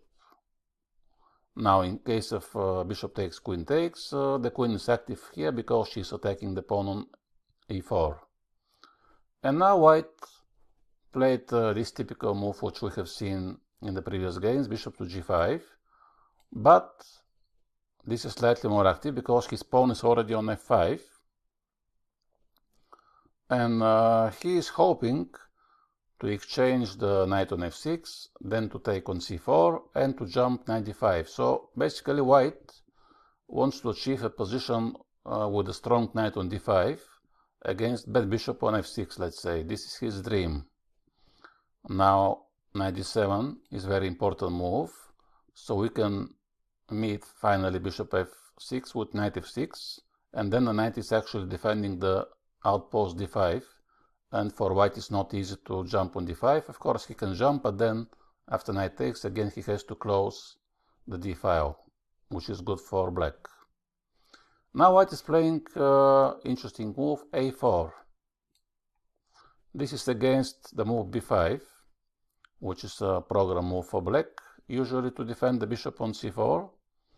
And now it's time for black to castle probably. And now white went king h1. So this is the moment where black has to decide what is the plan, because until here, more or less, he was playing some normal moves, developing all his pieces. But now it's time to find a good plan. And there are many possibilities. He can play h6, rook to e8, rook to c8. Probably h6, I think, is the most natural move, but sometimes black actually is avoiding to play the move like h6 because when the bishop retreats somewhere, after this white can push the pawns again g4, h4, g5, and actually when the pawn is on h6, it gives some maybe some reasons to white to believe that the pawn move is good, because if he managed to open the g file or the h file, then the attack could be dangerous. So Kasparov has played the move rook f to c8, not to e8, but to c8, which is interesting move, although I'm not sure what will happen with the other rook on a8. Why not rook to e8 and then the other rook to c8? Probably Kasparov wanted to push at some moment b5, maybe when the rook goes to c1. He was expecting some like rook c1, and then after b5, maybe he thought that after pawn takes, actually it will be useful for him to keep the rook on the a file. But now white played a5 himself. And what to do here? Now already h6. And white take on f6. Knight take on f6. It's very important all the time to control the square d5, like I said. Bishop takes, queen takes. And now white is also finally developing his queen, defending the pawn on e4. But I think this is a good position for black. Okay, this is an equal position without problems. The only problem is the bishop potentially on e7 because he's not so strong, but actually sometimes he can go bishop to d8 to keep an eye on the pawn on a5, and even after b5 to take in case of en passant with the bishop on b6, and then actually if you can move the bishop to b6 he will be very active. So this is one potential idea. In the game Kasparov decided to play something else. He went rook to c7.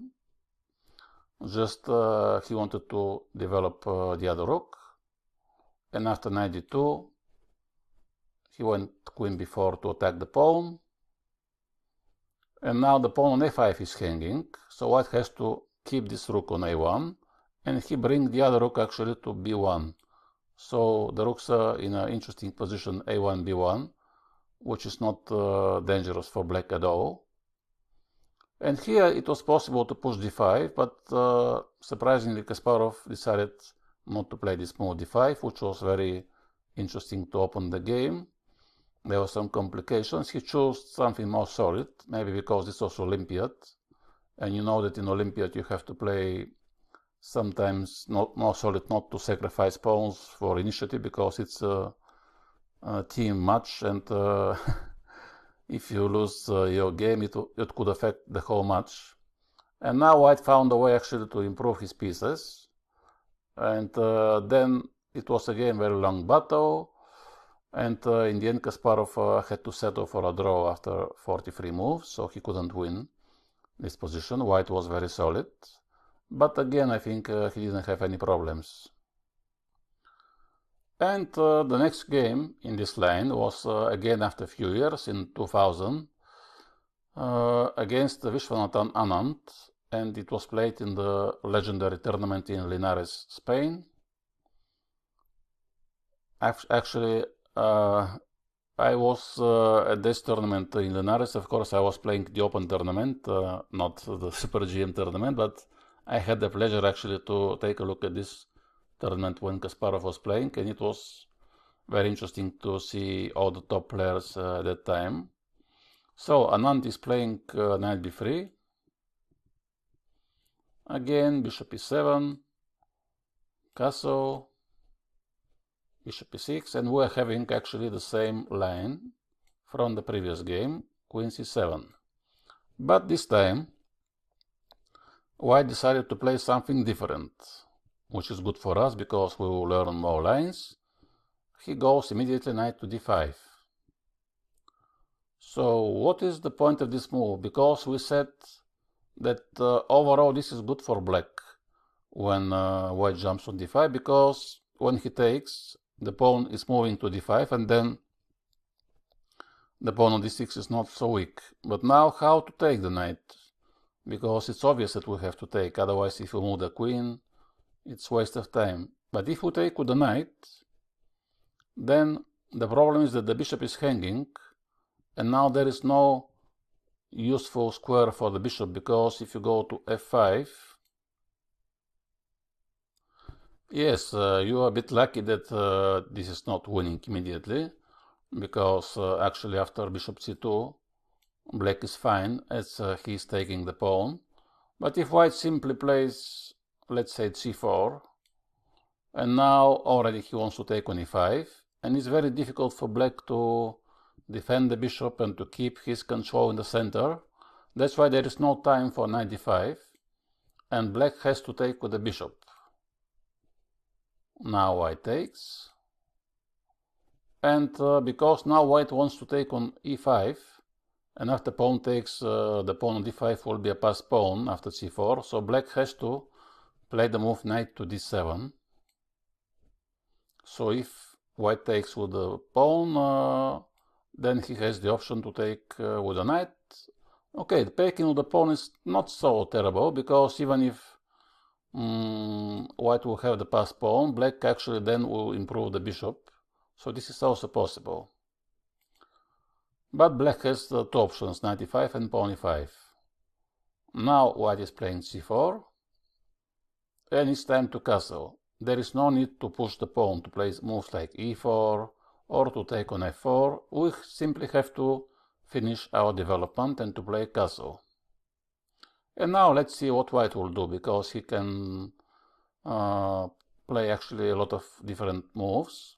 So he decided to play again this very typical prophylactical move, king h1, against some checks, or against some ideas more likely b5 followed by queen b6 check. But here black has to develop, and this time Kasparov decided to go with the rook not to c8 but to e8, which I think is a good choice. And usually black in such a positions are moving the bishop back to f8, and he's waiting to see if white will take on e5, so he can make his choice how to take on e5, or otherwise sometimes he can take on f4 to open the e file, sometimes he can push the pawn forward and the rook is protecting the pawn. So again he's keeping his options. And also when the bishop goes to f8, in some positions it's possible to play g6, bishop g7, which will be a big improvement for the bishop to go to the big diagonal. Now finally white develops his bishop as well. And it's time now to black to decide what plan to play. Like I said, he can play this move, he can play rook to c8, but he decided to take immediately on f4. Maybe you can say why you are exchanging your strongest pawn, because now the knight can jump to d4. So why do you allow the knight to go to g4? Yes, black doesn't mind to do this, because like I said, from the other hand now he gets this outpost for the knight, so he can go to e5, which will close the attack on the diagonal with the bishop, and would sometimes attack the pawn on c4. Now white is defending the pawn in advance, and here Kasparov has found a very interesting move. This is the move queen to b6, probably the best move. First of all, he's defending against c5, because otherwise white could have played c5 when the queen was there, pinned. So he's taking control over this diagonal. Sometimes he's preparing knight c5 as well, or knight e5, depends what white will do. Now Anand went rook c2 to defend the bishop, and this is the moment where actually I was right, and Kasparov played the move g6. Of course now otherwise the bishop on f8 is very passive, so we have to find a way to activate the bishop, and Black is not afraid that the knight on f6 could be exposed, because he can always jump to e4. This is a very good outpost for the knight. Now white is defending the square. Rook to c8. Black is developing his last piece, who is not playing. And I think actually this is slightly more pleasant already for black, even if white has the pair of bishops, but the bishop on f3 is not so good. And black has the potential to try to get a position with a knight against bishop. Let's say if he can exchange the dark square bishops somehow, and then to trade one knight, and it will be some knight on e5, let's say, against bishop on f3. And when the pawns are on light square, from white's point of view, this is a very bad position, because his bishop only can defend his pawns. He cannot attack anything. Now the knight on b3 is also not so active, so Anand is playing knight c1 and knight e5. Kasparov immediately attacks the pawn on c4, because he will be quite happy if white takes on e5, because then white will be left with his bad bishop. Now b3, and now Kasparov is playing h5, which shows actually his intentions. He already plays for a win, and the idea of h5 is to take control over the square g4, and sometimes he can jump on g4 with the knight to use the position of the queen on this diagonal. White is defending this square, and finally it's time to move the bishop to the big diagonal. Knight e2 was played, and now probably white wants to jump with the knight on d4, and this was the moment where black has to decide how to continue. He has a promising position. His knights are good, but even if this knight is good on e5, it is better if he exchange on f3, because now he wants to jump with the other knight to e4. Let's say if rook f3, probably knight e4 could be played. There are many other good moves here for black. He can also play sometimes queen c5 to pin the rook and then to push b5. There are many ideas, and white don't have anything creative. But still, I think he should have taken with the rook. In the game, Anand took with the pawn. He wanted to control this square e4. But from the other hand, it's exposing a bit his pawn structure. And now Kasparov has found this very good move. Probably Anand underestimated the move queen c5, and now this idea would b5.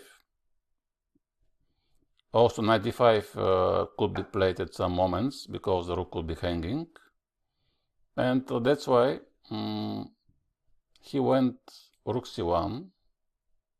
But now after b5, black has advantage, because white has a lot of weak pawns, and also the knight is not so good. Black is controlling the e-file. Queen d2 now was played, and now after pawn takes, white has weakness on c4. But it seems that white should be controlling everything, because he is defending all the squares in the center. But Kasparov has found the best move, and this is the move h4. It seems very strange what is the idea of this move, but actually the idea is to go knight h5, and it is quite annoying for white, because the knight is very, very strong on h5. He wants to jump on g3. And now it seems maybe a little bit strange, but actually white is already almost losing. He is playing this most natural move to attack the pawn, but after knight h5, Kasparov has calculated everything. Now the threat is, of course, rook takes e2, followed by knight g3. So white has to take. He is a pawn up. And there is nothing concrete now, because rook e2, queen e2, and the bishop is defending the square g3. But now, simply, black is activating his rook b8, and he wants to play rook to b2. And what to do here? Anand is playing knight to g1, but after rook b2, rook c2. Here actually Kasparov had many possibilities. He decided to take queen takes c4, which is attacking the rook on f1. In case of rook b2, he will take queen f1. So what to do here? Anand decided to at least to exchange the queens, but even without the queens, his king now is in big danger. His knight g3 is a very, very annoying threat, and this bishop has to stay here, but he could be attacked with g5, with bishop f6. And white played f4, which is maybe the only option to try to prevent some ideas like g5. But after rook takes d5, here Kasparov has a pawn up, and he has very active pieces. The rooks wants to go to e3, to d2 again, pawn up, the king is in the corner, so Anand actually decided here to resign, because he don't have any compensation. So this was a very, very good game for Kasparov. And now let's take a look at the last game which I found of Kasparov in this line. Again, knight b3, bishop e7. So we have the same line until one moment, queen c7. Okay, so we have seen already f5, knight d5. It's time for something more crazy, and this is the move g4. So here Kasparov was tested with this move g4. And now there are two options. Black can take on f4. After g5 he goes knight d7. Or he can play the move h6.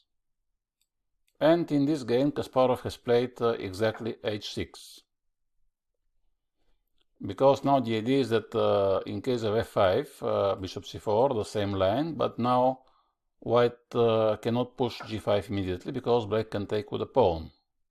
And h4 is a bit too risky because you expose your king. So after h6, white is playing the move g5, which is, by the way, the main line here. Now black has to take, and white takes. So this is very different pawn structure, because here black managed to exchange the h pawn for the f pawn, which in 90% of the cases is good for black to having to exchange his h pawn for the one of the central pawns. But from the other hand, white now has the open f file, and here the point is that if black goes knight d7, after knight d5, actually black is in big trouble. So the best move is knight to h7, which was played from Kasparov, of course, to attack the pawn on g5. And now white has to defend. g6 is not working, black simply can take, h4. So what is the idea of the move knight h7 now? It seems that the knight is in a very bad situation, but the idea is now actually to go knight to f8, and then knight to g6 to attack the pawn on h4. And now white has to play the only move, knight d5. And now, of course, black, if he takes, this is not so good for him, because after queen takes, the pawn on f7 is hanging, and after knight e6, g6, or even rook f7 maybe is possible, but even g6, and then white has a big advantage. So he has to go queen d8, which Kasparov did. Again, it's essential to keep the light square bishop when you have the pawns on dark squares. And now white is playing bishop to e3, threatening bishop to b6 and knight c7. So this line is more or less forced. Now black has to defend, but he is developing the knight, so this is okay. And now white has to take on a7. This is the only move, I think. all the other moves black has advantage. Queen e7. Attacking the pawn, and now he plays h5. That's why white has to take, because then otherwise the pawn was under attack. Now he's defending the pawns. And it's a very interesting position. White has active pawns overall in g5 and h5, but they are also a bit weak, and if he loses one of these two pawns, he will be losing the game. The problem for black now is what to do with the king. And now there are different ideas, like knight h7 to attack the pawn. Even then maybe you can castle. Kasparov decided something different. He took on b3, which is a very risky move. Like I said, usually this is a big mistake, because you give your probably strongest minor piece, but he wanted to give the square e6 for the knight. I don't like this move so much, because now white has paired bishops, and after knight e6 he played queen d2, which was a mistake actually. He could have played maybe queen to d5 or bishop c4, and then he has more active pieces. And I think here, okay, maybe knight f4 is possible, but it seems more pleasant for white somehow. But after queen d2, now Kasparov has found very interesting move, knight d to c5. So now I think already black is fine, bishop f3, and now he went knight to f4. And this way he is exchanging the dark square bishop, who is the most important minor piece. Otherwise he takes on g5, so white has to take, and then again he has to take. But after knight e6, black is taking the pawn on g5, and actually he took with the knight. Yes, queen was also possible. He was playing maybe for attack. He wanted to keep the queens, which is funny because his king is in the center, but he's an optimist and he thinks that maybe the white king will be exposed, or simply he wanted actually to exchange the queens, but from different square. And then again, after a long battle, black managed to win because he has advantage. His knight is better than the bishop, and after the game goes to the end game, obviously his knight is stronger. He also has a c-file, so black managed to win the game. Now let's take a look the other critical line which has not been tested in the games of Kasparov, the move knight to f3. Move knight f3 has slightly different ideas. Obviously, in this line white cannot push the f-pawn, but sometimes he wants to transfer his knight on d2 and c4, so black has to know what to do. And now there are two possibilities for black. In this case already, actually, the move h6 is not only possible, but even he is one of the most popular moves. And again, if you want, you can play like Kasparov without h6. Let's see first this option after bishop e7. And now let's say if white goes bishop g5, we have to go knight to d7. a4 now is probably the best option for white, because like I said, he wants to prevent b5. So maybe he can bring his knight later to c4 to attack the pawn on d6. And now black, I think, has a very important move to make. There is a move queen b6 which is possible, but I don't like in general such a move, queen b6, to attack the pawn. But this pawn on b2, first of all, sometimes white can sacrifice, and even if he defends, the queen on b6 is actually preventing black from playing b6. So h6 is probably the best move, because now white has to take decision what to do with this bishop. And if he takes on f6, you take with the knight. I think this line is in favor of black. So usually white has to retreat. But if he goes to h4, the bishop is somehow out of the game, and even black can consider it some maybe occasions move like g5. So he has to go to e3. This is a good square for the bishop. And now black can continue to play some normal moves like castle or queen c7 on b6, but also he has the move knight to g4, because obviously it will be very good for him if he can take on e3. And queen b6 is coming now in some cases, so white has to retreat, which is a bit funny because he went to g5 only to retreat after this to e3 and then to c1. But he wants to play h3, and now usually black is not waiting because he has a very nice idea if he plays for a draw to go knight f6. Now after bishop e3, black can make a draw if he wants with knight g4. But if white doesn't want to draw and he plays castle, the point is that now black actually went back immediately, because after knight c5 he is attacking the pawn on e4. And if white goes now, for example, knight d2, this is of course blocking his bishop, which should be on e3. And now after castle, for example, white cannot play knight c4 immediately because the pawn is hanging.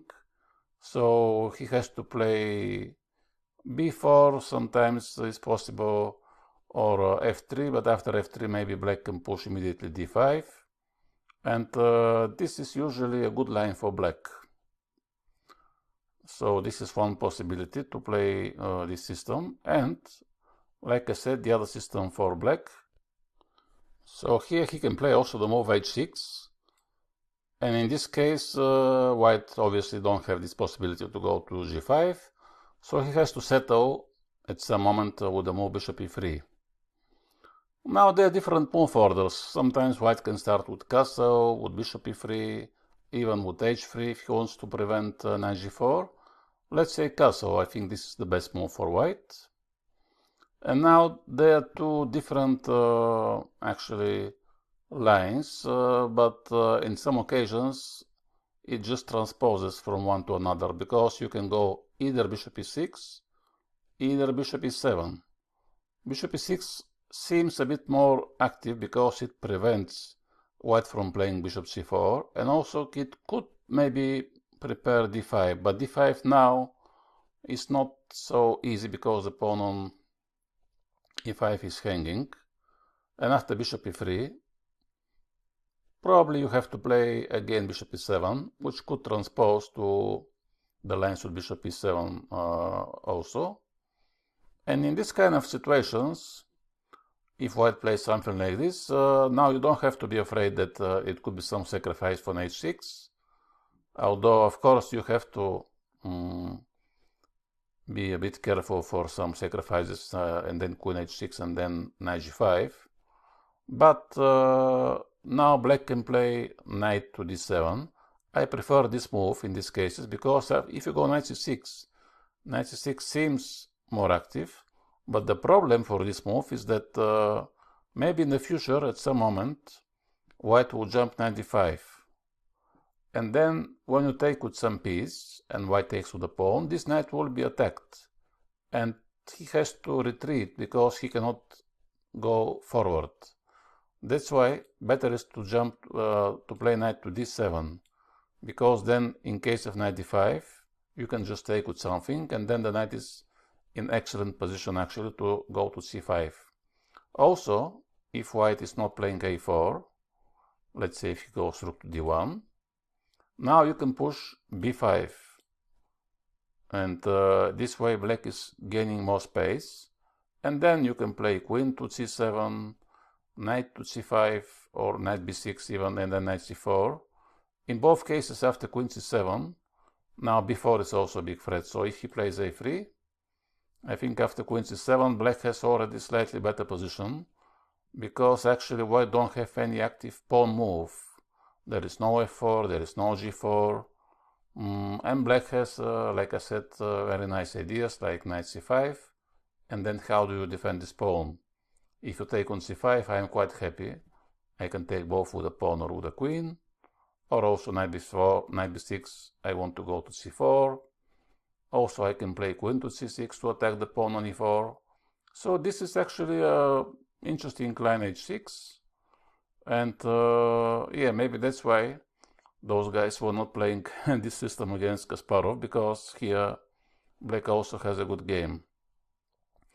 And like I said, the difference between e6 and e5 is that e6 is more flexible, of course. Yes, it defends the outpost of d5, but e5, even if it's more static, it's good if you want to have a more solid position.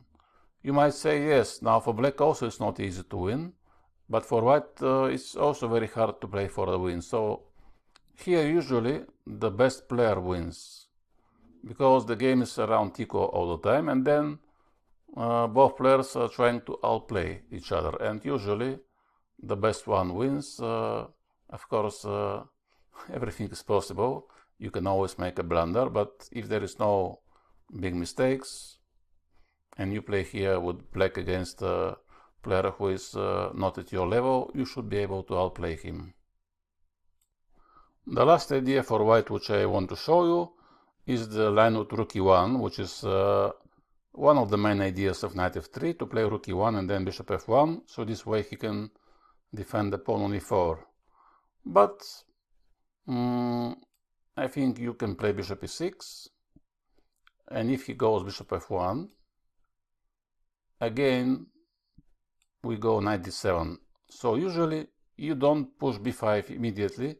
First you have to develop the knight, so you can prepare b5, because you can also expect all the time a4 in case of b5. And now white has two possibilities. If he jumps knight d5, now he managed to defend the pawn on e4 with the rook, but we have to take with the knight. In this case, it's important to keep actually the light square bishop, and then to go to f5, because like I said, this pawn structure actually is better for black. And now you can either move the bishop somewhere to g6 or h7 to prepare f5, either you can play a5, which is a typical blockading move to prevent this idea with b4, bishop e3 and c5. And now you want to take this outpost for your knight to go to c5. And also the bishop could go to f6. You can prepare e4, or maybe better is, like I said, retreat and then f5, e4. There are many ideas for black, and for white actually there are not so many ideas, because he doesn't have any pawn moves, and the pawn on c4 might become a weakness if you move the queen and the rook to c8. So this is also a very good line for black. And that was all for today. I hope you have enjoyed this video, and see you next time.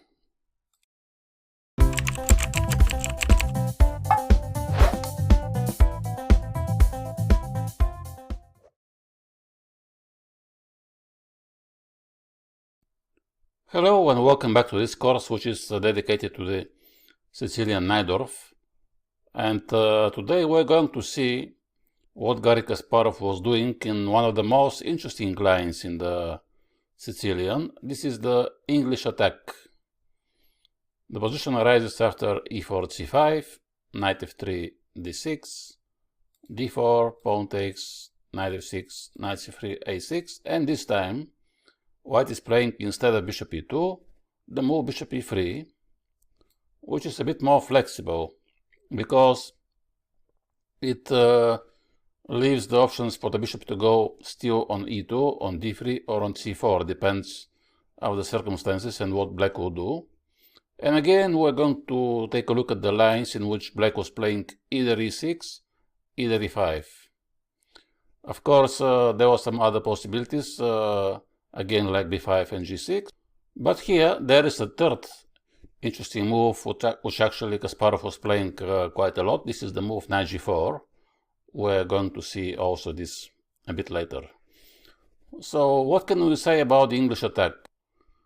This line became popular in the late 80s, and mostly under the influence of the English players like Nigel Short and Michael Adams. And the idea of white was to try to play something like in the Sicilian dragon. And in case of e6, which is the most popular move, and this is the move which we're going to see today, white is playing this strange looking move f3 instead of f4, which is more typical for the Sicilian.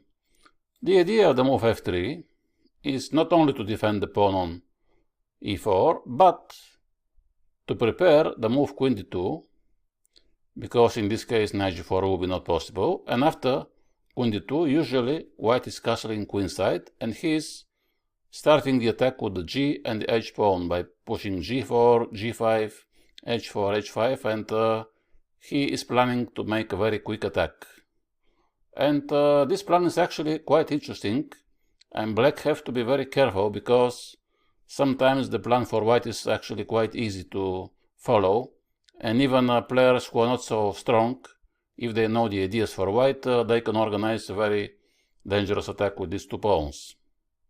So what to do after f3? There are different ideas for black, and let's take a look again what happened with Garry Kasparov during his career. For the first time he was tested in this line, of course, from Nigel Short. It was in '86, and actually the first experience for Kasparov was not good. In this game with Nigel Short, the move order was slightly different. White first has played the move queen d2, which is still giving black the chance to play knight g4, after which white will play bishop g5. That's why Kasparov won b5, and the game has transformed in one of the main lines into this London system, in which black is starting immediately his counterplay because he's anticipating that white will castle queenside, and now he's playing the move knight bd7. Exactly now. There was also idea to start sometimes with the move bishop b7, but then at some occasions white has found a very interesting idea to play queen to f2, which is avoiding sometimes this knight d7, knight b6, because then after knight b6 white can take on e6 and then the knight will be hanging. So people start to play first knight d7, so they can prepare either knight e5, either knight c5, either knight b6, most likely knight b6.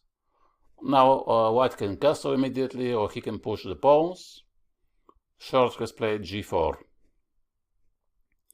And here, along with the normal moves like bishop b7 or some moves with a knight, black sometimes also is playing the move h6. This is actually one of the most popular moves, and it was played in this game.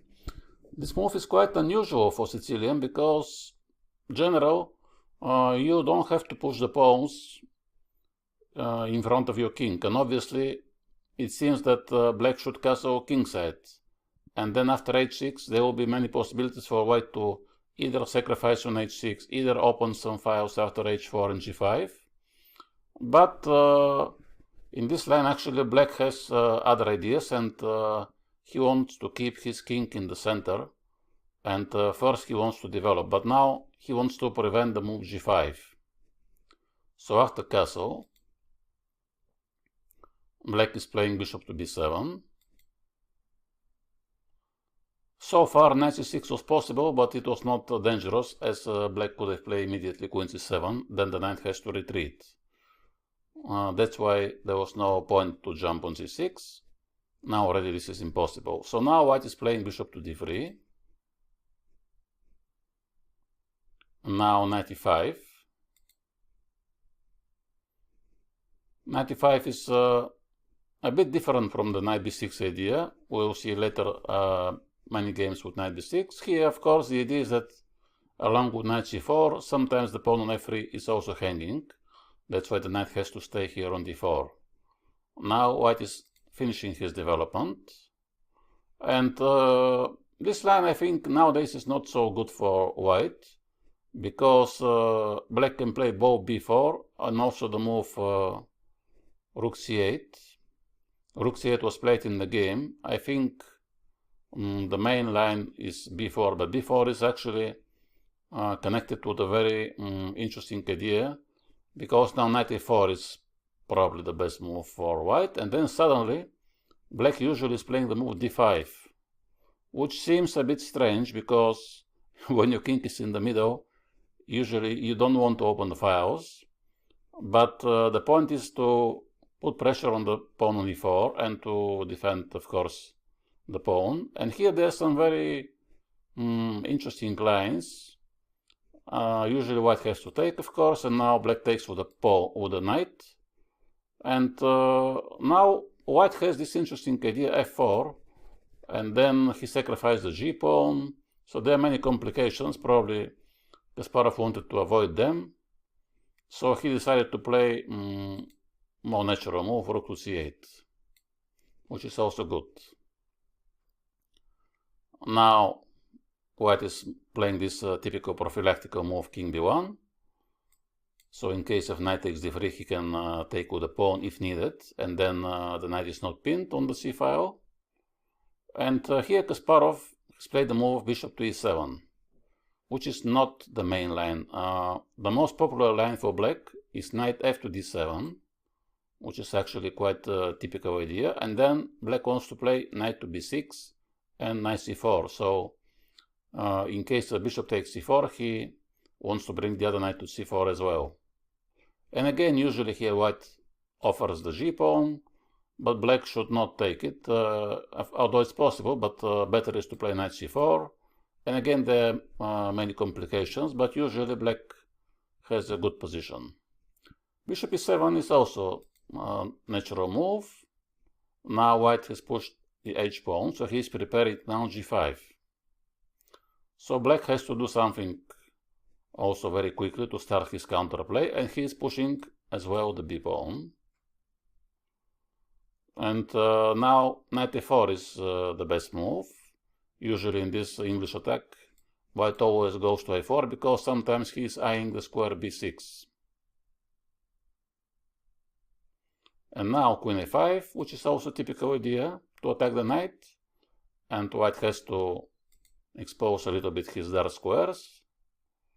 And now Kasparov plays knight d7, so he wants to go probably to c5. Also he's attacking the pawn, and it was a very complicated game. After g5,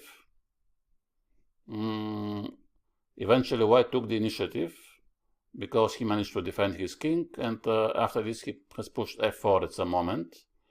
So he managed to organize attack in the center, and eventually Nigel Short has won the game, which is one of the, I think, rare defeats of Kasparov against Short.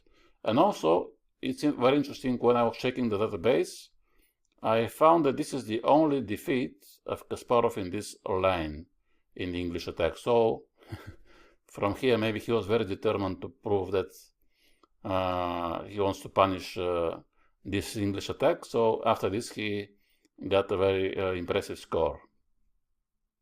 The next meeting of Kasparov was again with Nigel Short, and in this line, this was a rapid tournament in London, and Short managed to win one game, and finally Kasparov has to find some receipt against this line, so he played here slightly different.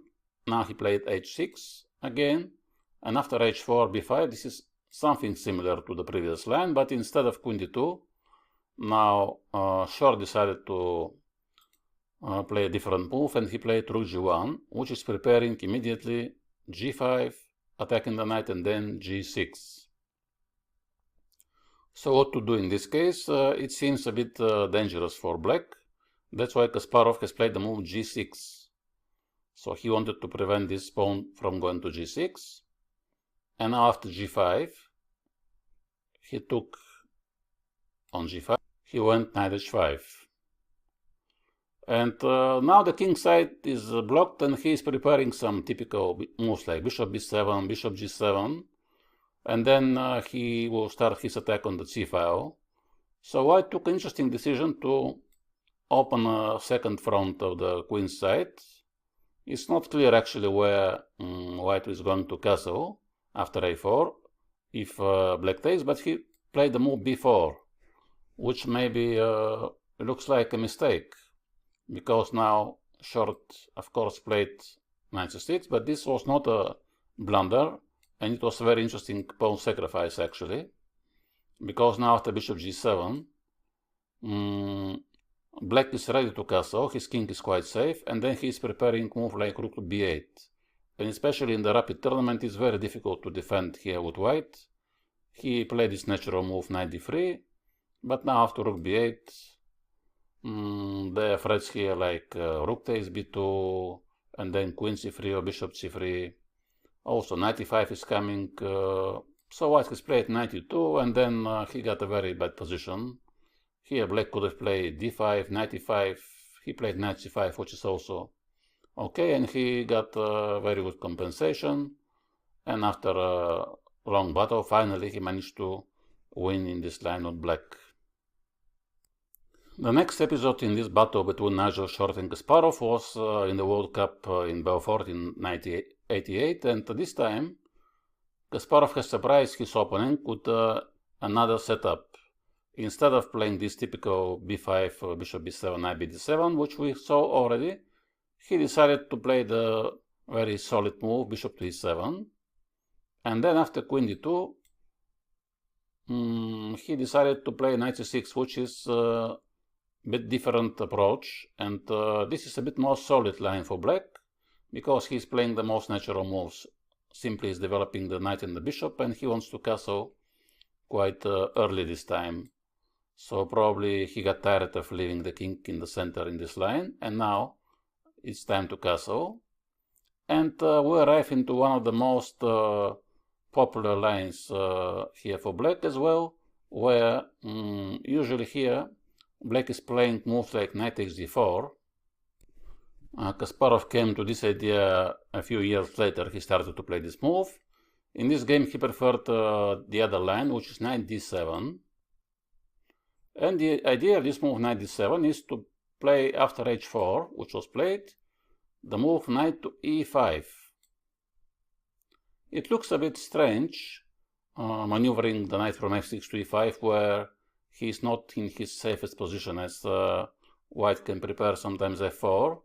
Now the main move is queen g2, which was not played in this game. Then usually black plays either b5, either some very strange looking idea, knight takes d4, bishop takes, and then he retreats back to c6. So after bishop e3, he plays, let's say, b5. This line is a little bit interesting with all those moves with the knight. So actually the knight from f6 came to c6 in the end. Now, after knight e5, Short has opted for another possibility. He took knight takes c6, which is also a bit unusual. And now it gives black the option to take with a pawn, which Kasparov took. And then it looks like this should be good for black, because when the pawn has moved here, he's opening the b file for the rook. Also, he can prepare the move d5. But of course, in this case, there is no this idea with the move b5, b4, and also the attack on the c file, which is typical for Sicilian. Now bishop e2. And black is playing rook b8. So now Short has played the move g5.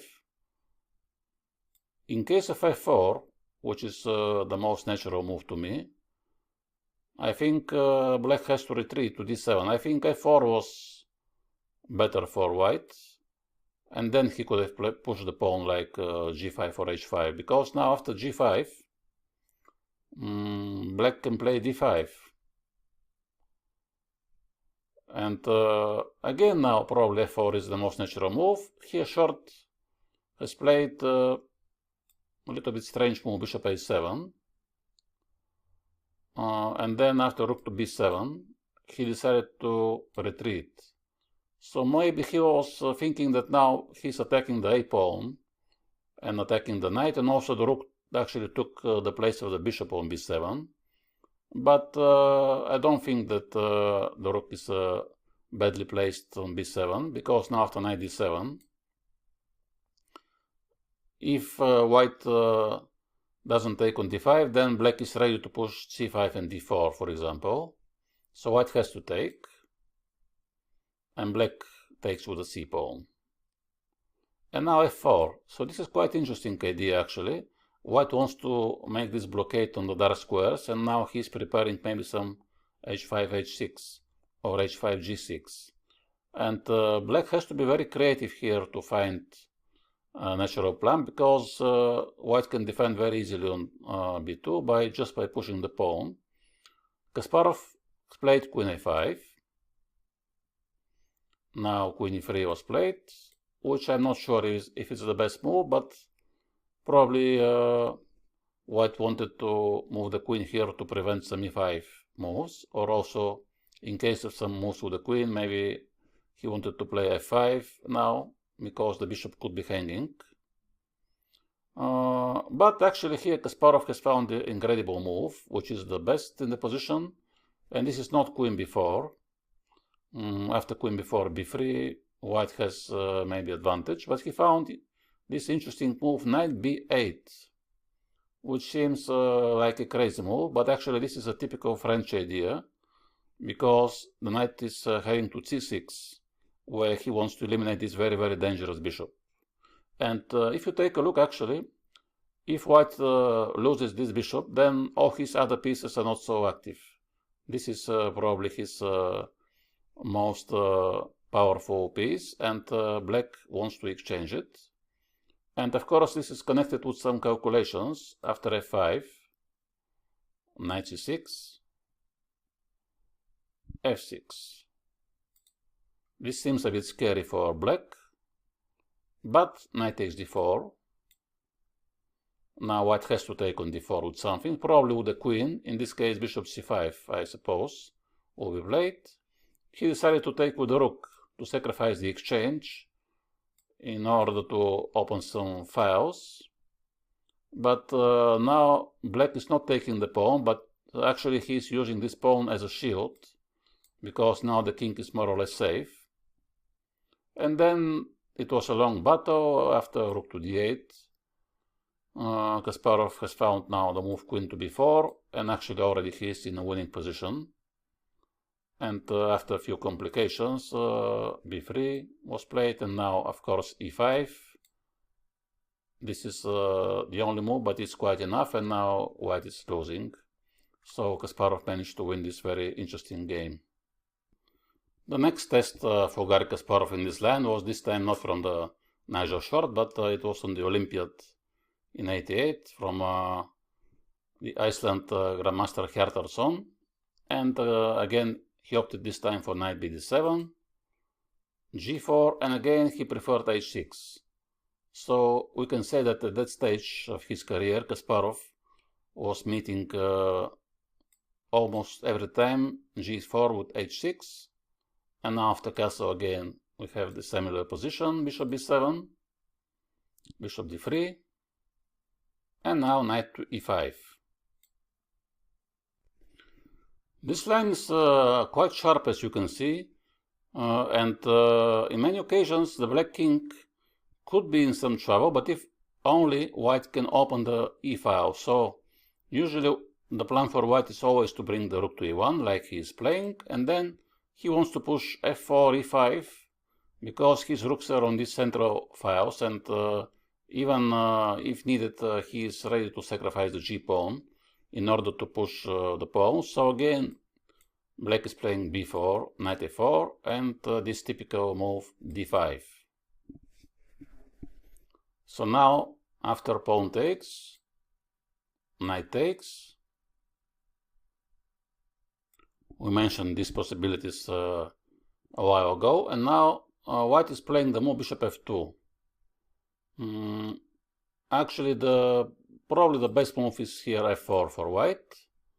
I don't know why Hjartarson chose bishop f2, and now usually black is playing either queen d7, either queen a5 in order to develop his queen and to attack the knight. Let's say something like queen d7. Now white has to defend. This is the only move.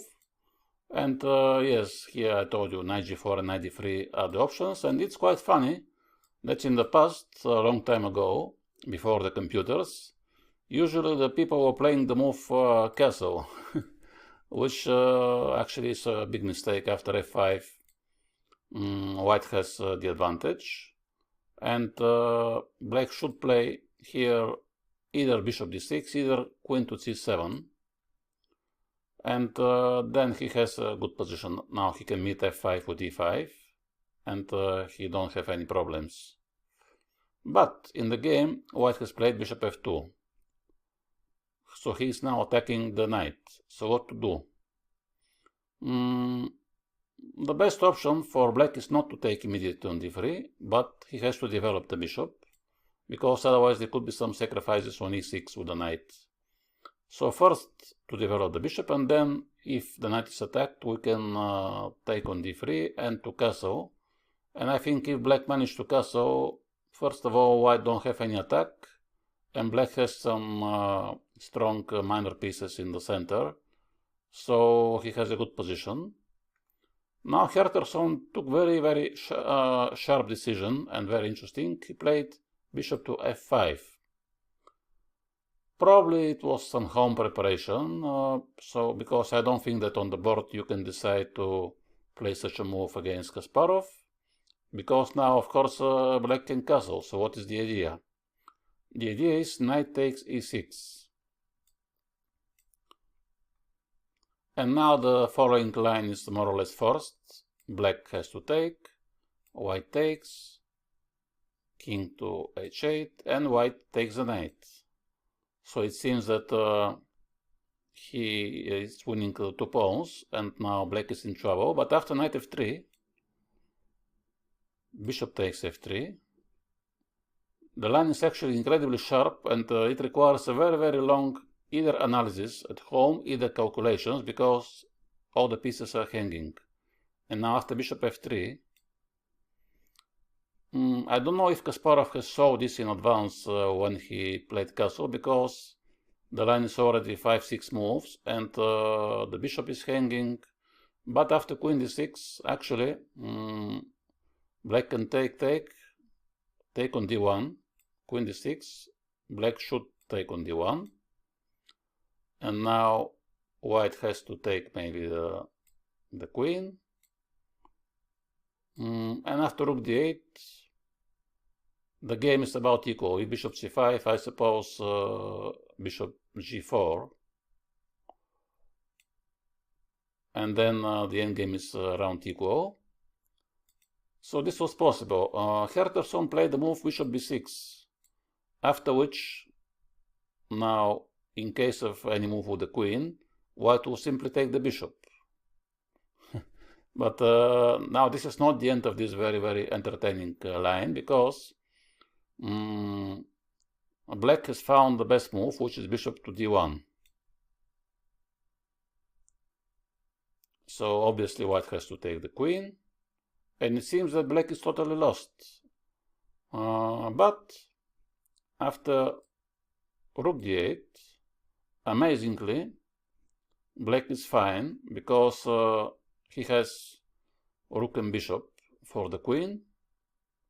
And maybe, yes, white should have played queen g2. I think this was maybe the best option.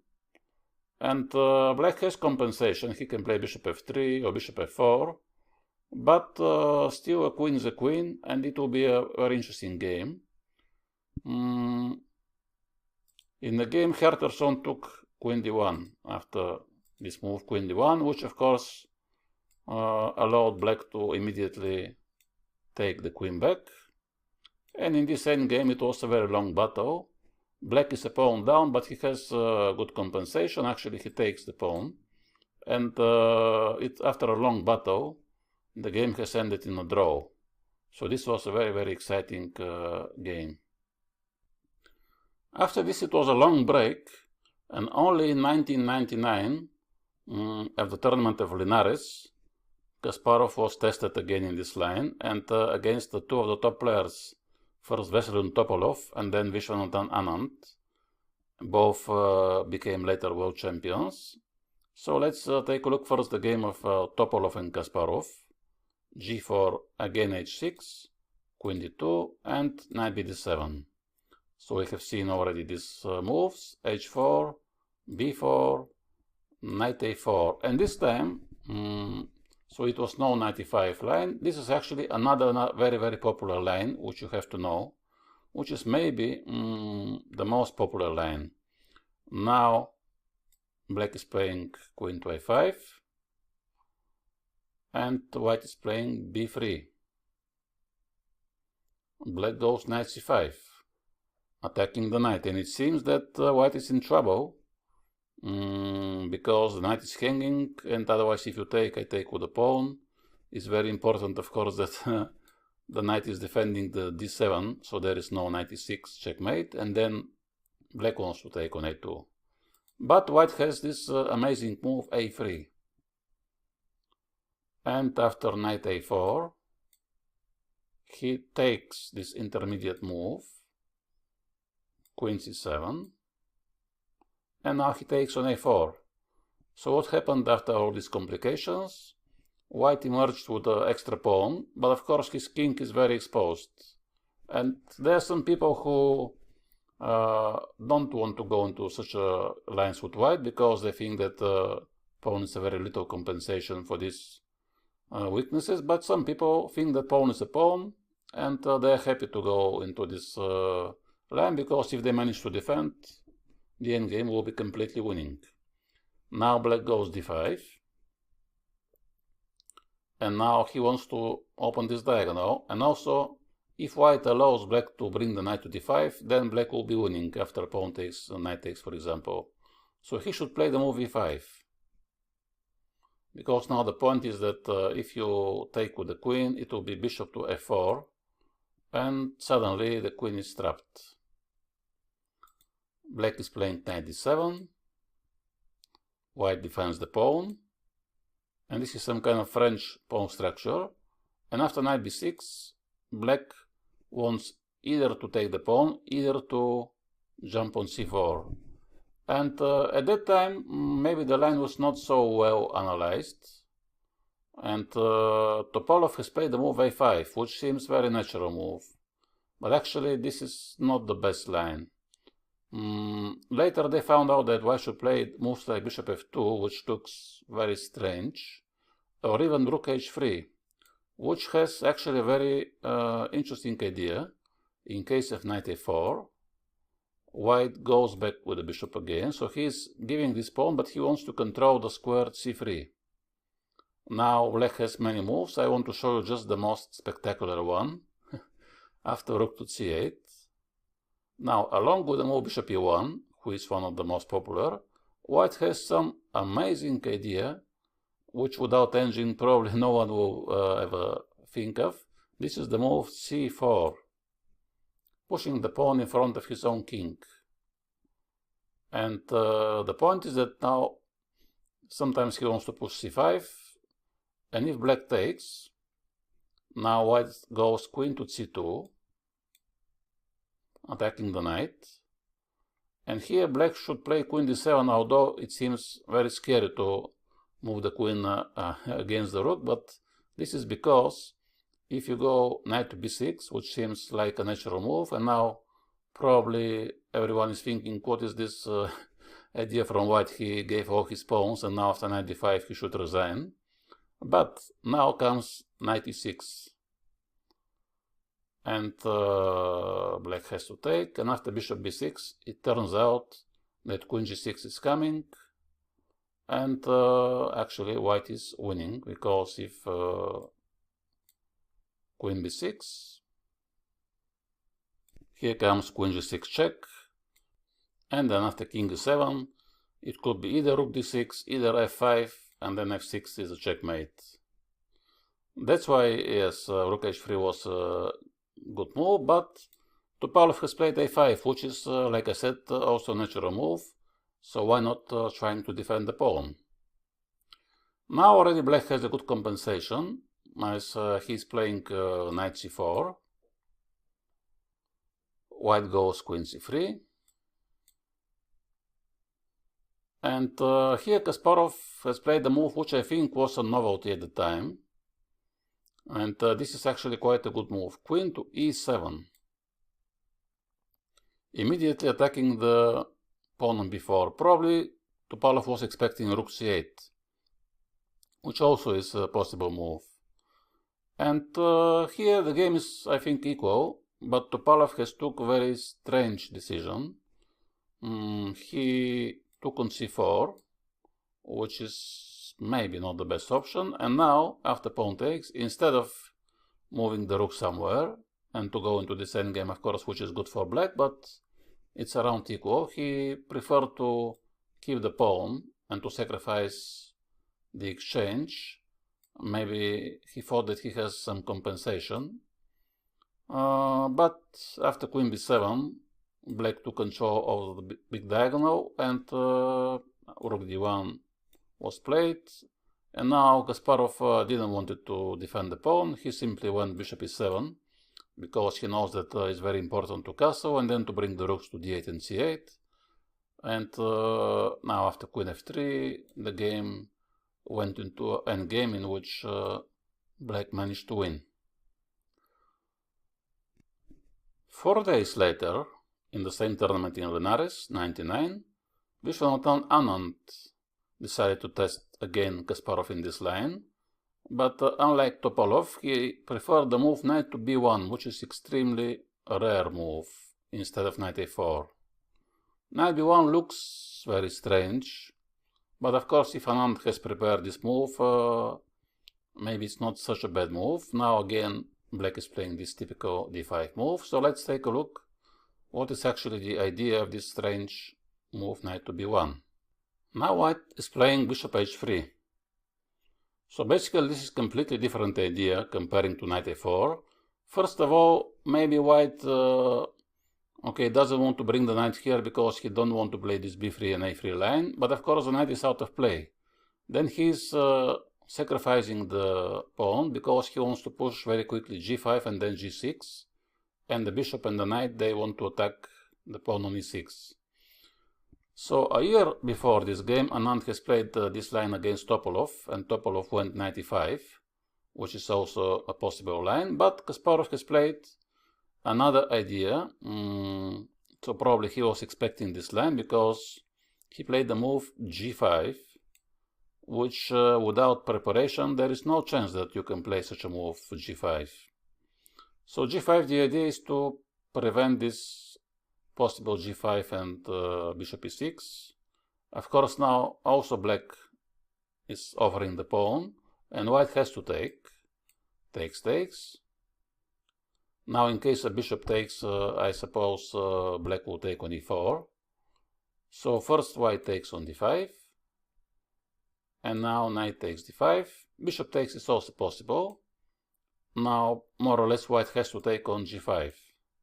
So there has been some games at the time, and now black has to move the queen. Queen b6 was played in this game. I think there was also another game of Topalov in which he played queen a5 instead. But queen b6 is more natural, and most of the players here are preferring this move because the queen is maybe defending e6 pawn in case of some attack on the e file. Now bishop g2. Obviously the attack on e6 will be not possible now with the bishop, and white wants to exchange the rooks. And after bishop h1, now the bishop on g5 is not allowing black to castle, but he is playing the move rook c8, so he is happy to keep the king in the middle. And it was a very interesting game again, but here I think black has even slight advantage. Rook e1, and again Kasparov has found probably the best move, which is actually not so easy to spot, especially after the move rook e1. You can imagine that many people will be afraid of some ideas like f4, f5, and then knight e6, but he played the move queen f5, which is very difficult move to make, to attack the pawn on a2. I suppose after a3 he will move the queen again somewhere, and then he wants to take on a3. So Nant decided to test this king. He wants to push f5, but after queen a2,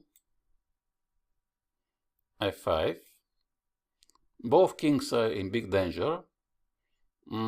Here, probably the best move was c5, but of course there are many complications, as queen h2 is possible, many other moves.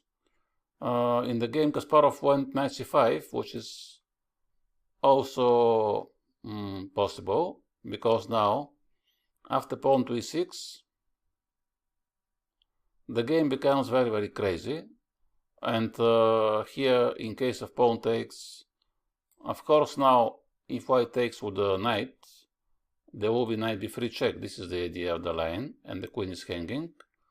But white can play now queen h2, for example, and then probably he is winning, because he wants to play queen h5 check, and the black king is in bigger danger.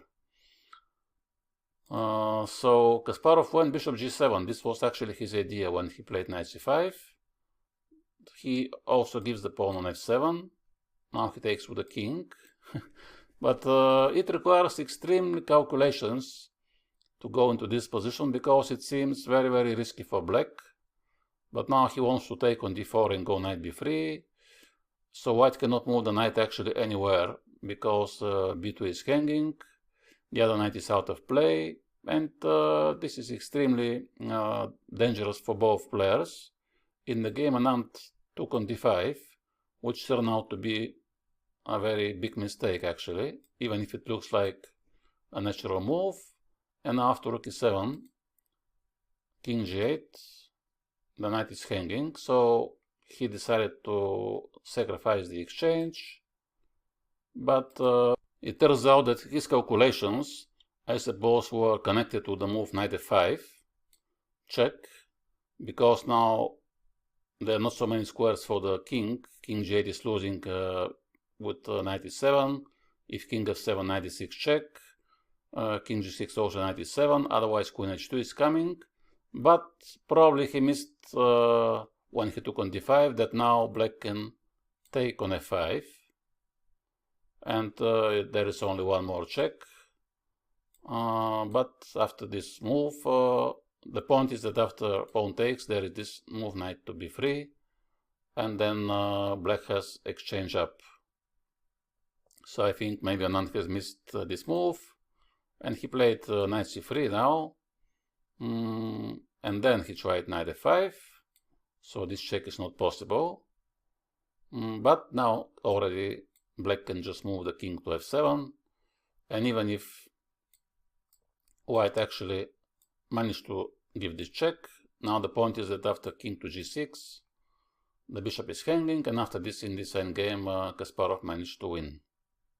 So this was another very, very exciting game, and you can see how in 4 days Kasparov managed to beat two great players here with black.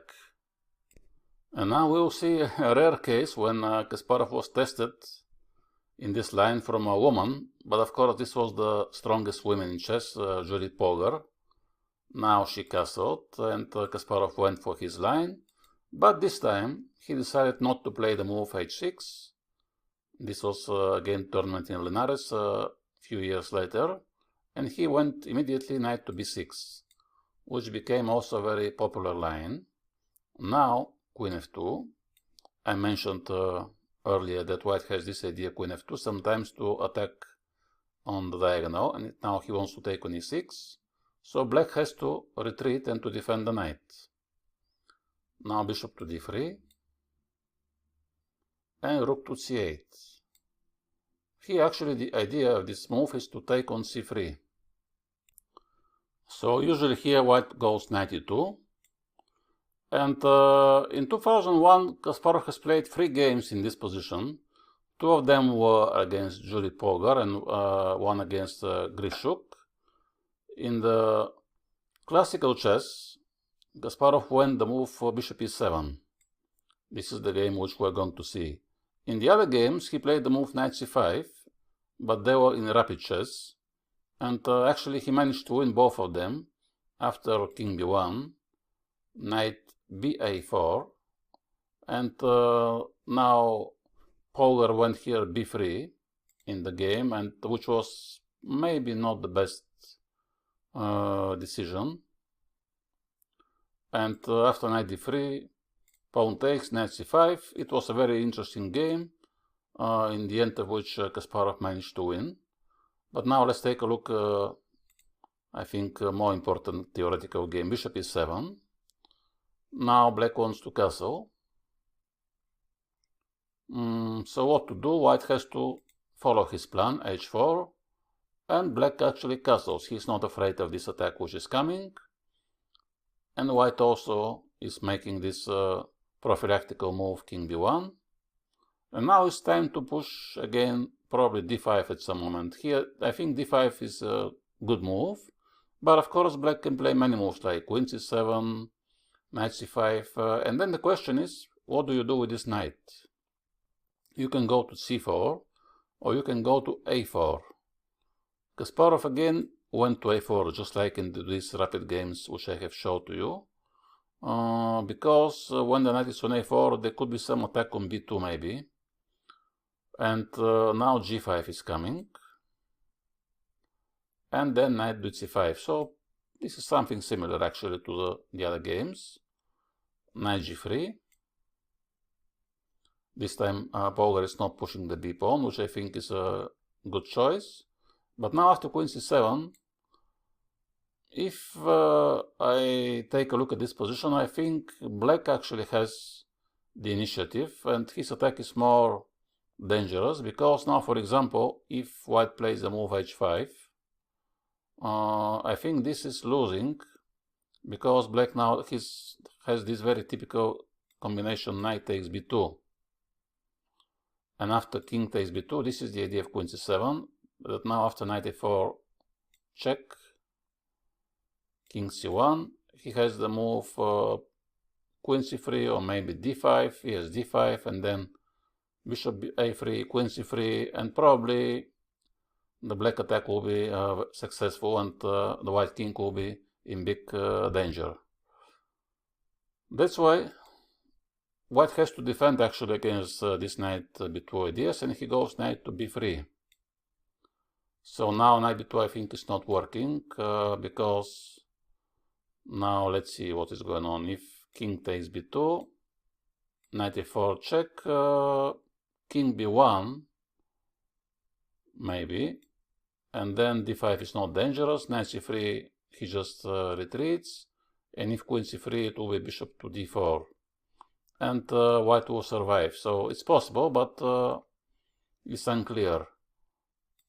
And black preferred d5, which actually looks like a better move, because now already he wants to open up the diagonal, and knight b2 is in the air all the time. Julie Pogar went e5. You have saw this idea earlier, that white often wants to play the c5 and f4 to close the center. But now black took the pawn actually,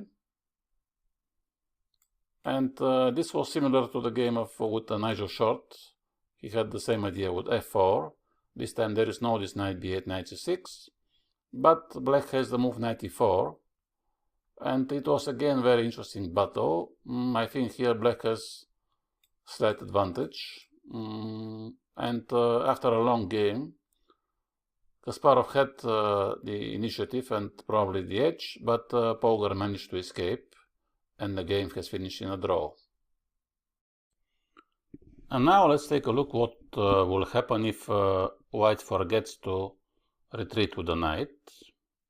And this is the next game of Kasparov against Sergei Movsesian.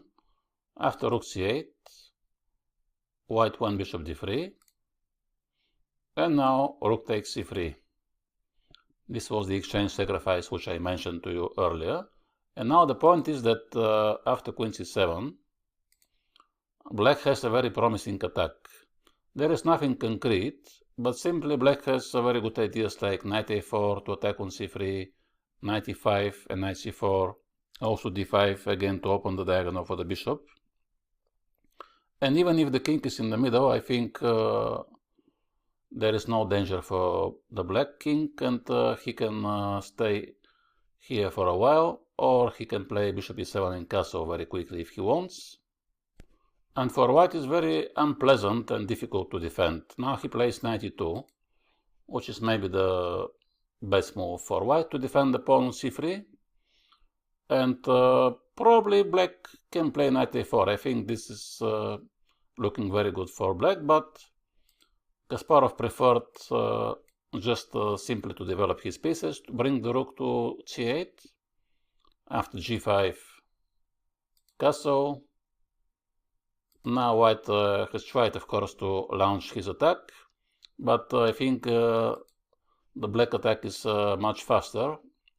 And now what to do? White can try to defend this pawn with the bishop, but bishop d2 will be very passive. Then black can try to move, maybe he can play d5 and then to bring the bishop on a3. So it's not easy, like I said, to defend. There are many possibilities for white, but it's not clear actually what is the plan at all. To attack with the pawns, to defend, to push something in the center. He decided to go bishop to c1, because now, of course, if black takes on c3, after knight takes, queen takes c3, white can go bishop to b2, and then his bishop will be actually quite dangerous. h5 is coming in g6, but there is no need to take immediately this pawn, because now black can simply move the knight to e5, and now he wants to jump to c4.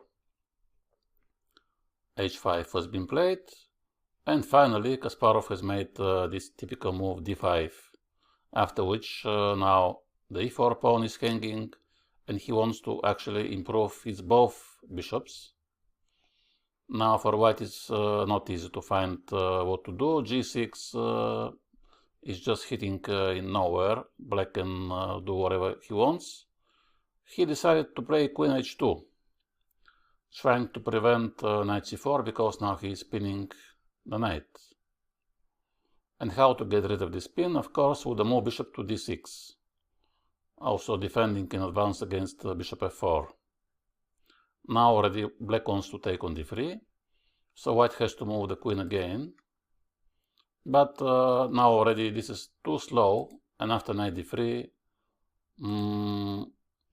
pawn takes. Now Kasparov has played the move b4, which is actually the best move, instead of knight c3.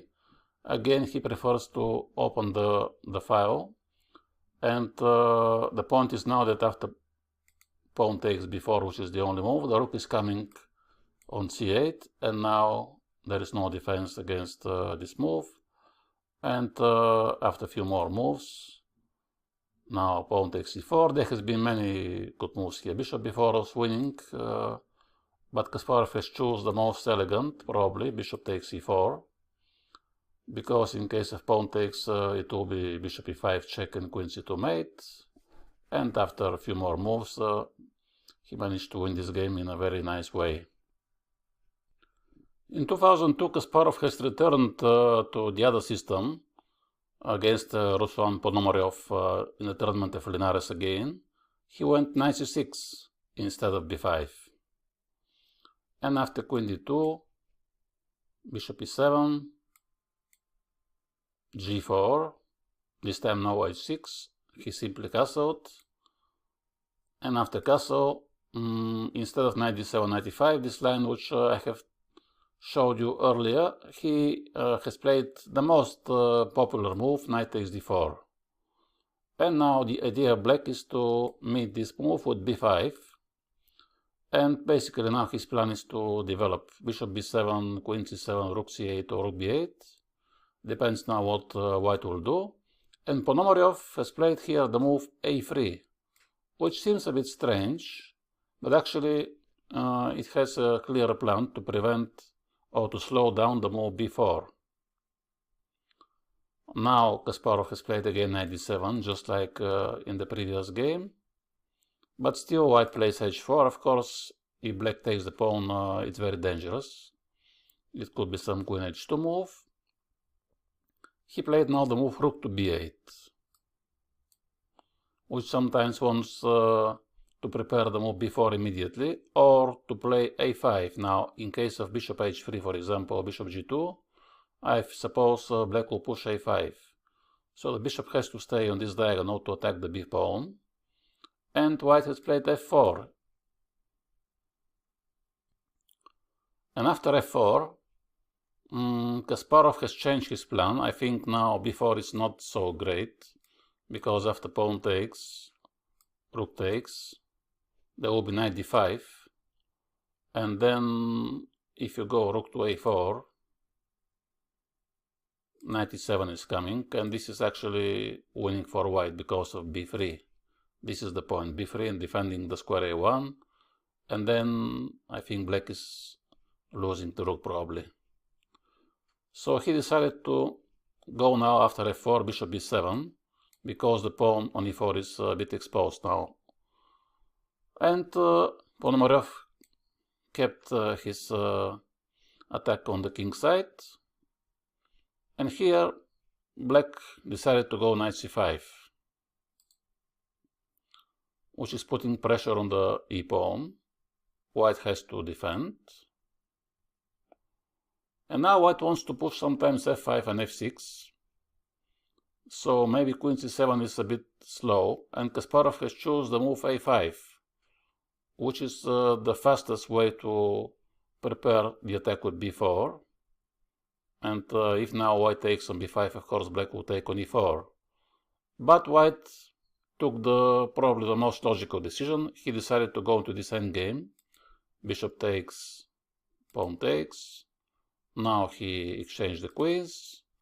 And in the end, it became an endgame which is completely equal. And after a long battle, the game has ended in a draw.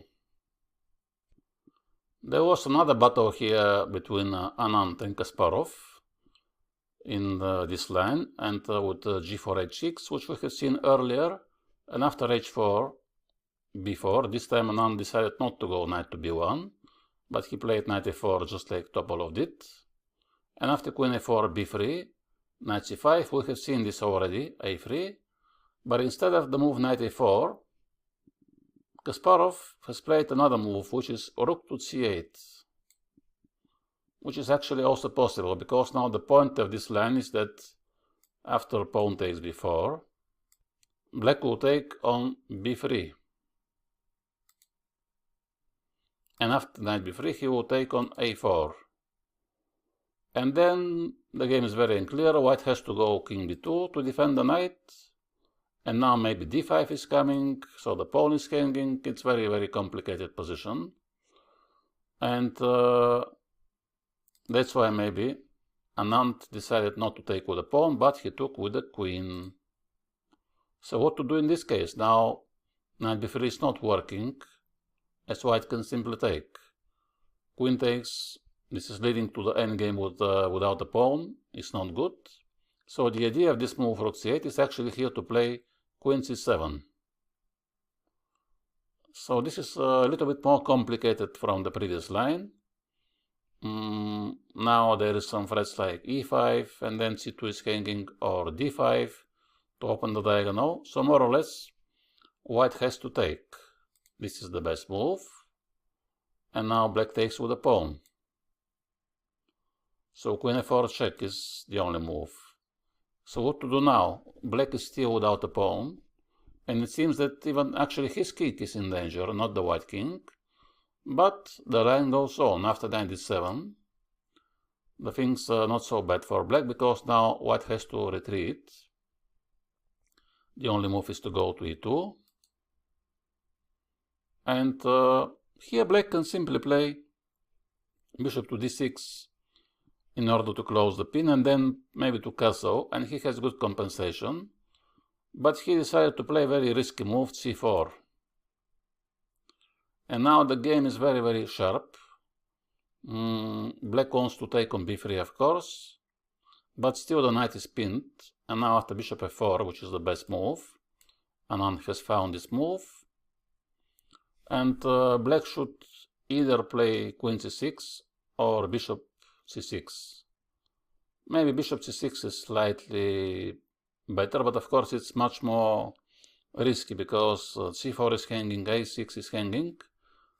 Kasparov went queen c6, because now the point is that if white takes, he has this intermediate check, and then he takes the queen. But Anand was alert, and he played king b2, which looks a bit strange, but actually is the best move to defend the pawn. And then this endgame is quite interesting. White is with an extra pawn, but of course I don't think this pawn is so important. And now black has to try to bring the bishop to the big diagonal. So he chose bishop e7, and then he wants to go to f6. And I think black has an excellent compensation. He won bishop to f6 now to pin the knight. This is very annoying pin. Bishop e2 was played, and now knight to b6. Preparing knight a4, so the only move is e5, which opens the other diagonal for the other bishop. And again, it was a very long battle, and after many more moves, the game has ended in a draw. And finally, there is one more game from a tournament of Linares.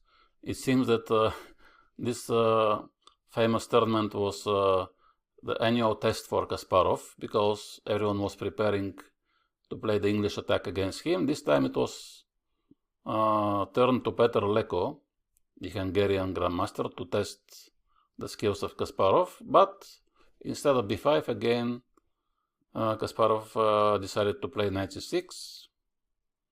And after queen d2, he played this solid line, g4, knight takes, bishop takes b5, g5, knight d7, h4. This time queen c7, king to b1. This we have seen this prophylactical idea in many occasions, and unlike Ponomarev, white is allowing the move b4, and probably black has to play, so Kasparov has played the move b4. This is of course still a theoretical line. Now white can go e2 or a4, and I think traditionally for this line, a4 is usually better than e2. And here there are different ideas for black. He can of course play move like a5, rook to b8, those are the most natural moves to defend the pawn. But most people prefer here to sacrifice the pawn by playing bishop to b7, and of course Kasparov has also decided to go bishop b7. Now, if white takes, which has not happened in the game, usually black has a good compensation, although there is nothing forced, I think. Most of the games here are going bishop c6, preparing rook to b8, and usually white has to retreat. And now rook to f to b8. Of course, black has good compensation for the pawn, queen c4, but it's nothing obvious. Now knight e5 is the most common move. White has to go back, and he usually, black is playing the move bishop to b5. And after this, white can retreat, or he can take the bishop. There has been many games. Probably if white plays the best moves, he can actually defend. But of course, it's not possible to play the best moves all the time. So this was an interesting possibility. In the game, Petr Leko has opted for a safer option. This is the move b3. And now his idea is to meet bishop c6, which was played, by knight to b2, his ultra solid line. Now the knight wants to go to c4, and already it's time to defend the pawn. And now also white is continuing his attack. And here probably d5 again is the best option for black, but knight e5, which Kasparov has played, is also deserving attention. Now white is defending the pawn with the bishop. And after a4, you can see it's very funny. Both players are advancing on the king side and on the queen side. And now the question is which king is safer.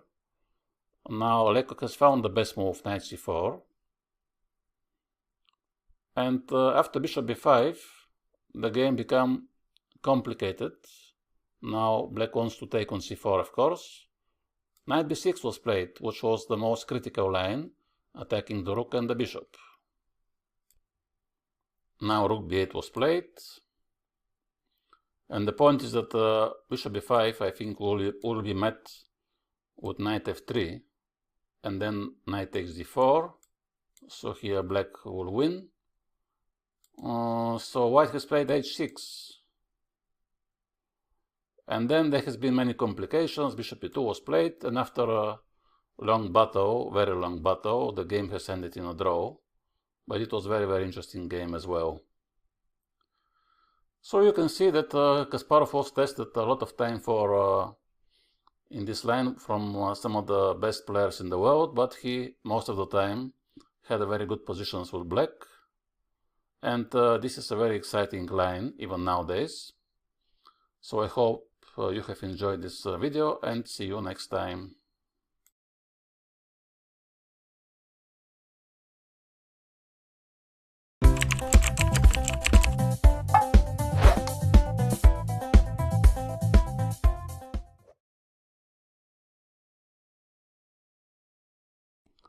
Hello, today we're going to continue our course on the Sicilian Najdorf, and in this chapter we're going to cover the alternatives which Kasparov was using in his battle against the English attack. In the previous chapter we have seen the move e6, and today I will show you two more possibilities. This is the move e5, and there is a bit similarity between this line and the line with bishop e2 when black was playing b5, although there are some different things. And one more alternative, which was the move knight to g4. So let's start with the move e5. And as usually, we will start this chapter with the game against Nigel Short.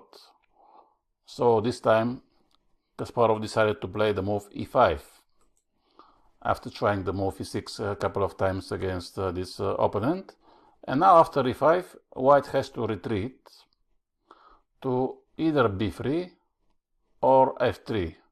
And those moves are actually completely different because they have completely different ideas. And in this game, Short went knight f3. And if you remember, in the previous chapter with bishop e2, e5, knight f3, I told you that sometimes black can play h6. Here this is a similar story, but because the bishop has already been developed to e3, probably white will not play immediately bishop g5, so this will be a waste of time. That's why also for black it's possible to avoid the move h6 for now, and simply to go bishop to e7. Now the main alternative and the main difference from the line bishop e2 is that here, from the other hand, the bishop from f1 is still not developed, and since with e5 black has exposed a little bit the light squares, white usually wants to go to c4. And that's why actually he is moving the knight to f3, because now when the bishop is attacked at some moment, he can go to b3. And in the other system we will see later, when the knight is on b3, there is no point to play bishop c4, because after b5 you have to go back. Now black has castled and white has castled. So here it is time for black to decide what should be his opening plan and setup, how he should develop the knight and the bishop. And should he play b5 immediately? Should he go h6 at some moment? And now there are two main possibilities: knight c6, which was recently played even from the world champion Magnus Carlsen, and then usually in case of queen e2, black wants to go knight a5 to try to exchange this bishop. And the other line was the line played from Kasparov, bishop e6.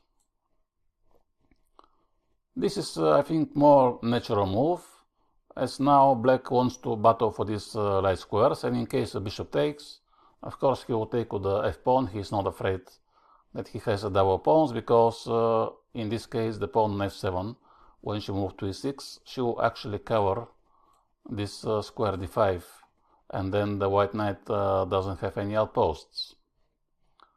That's why white usually goes bishop b3, but Short decided to go queen e2, which is also fine.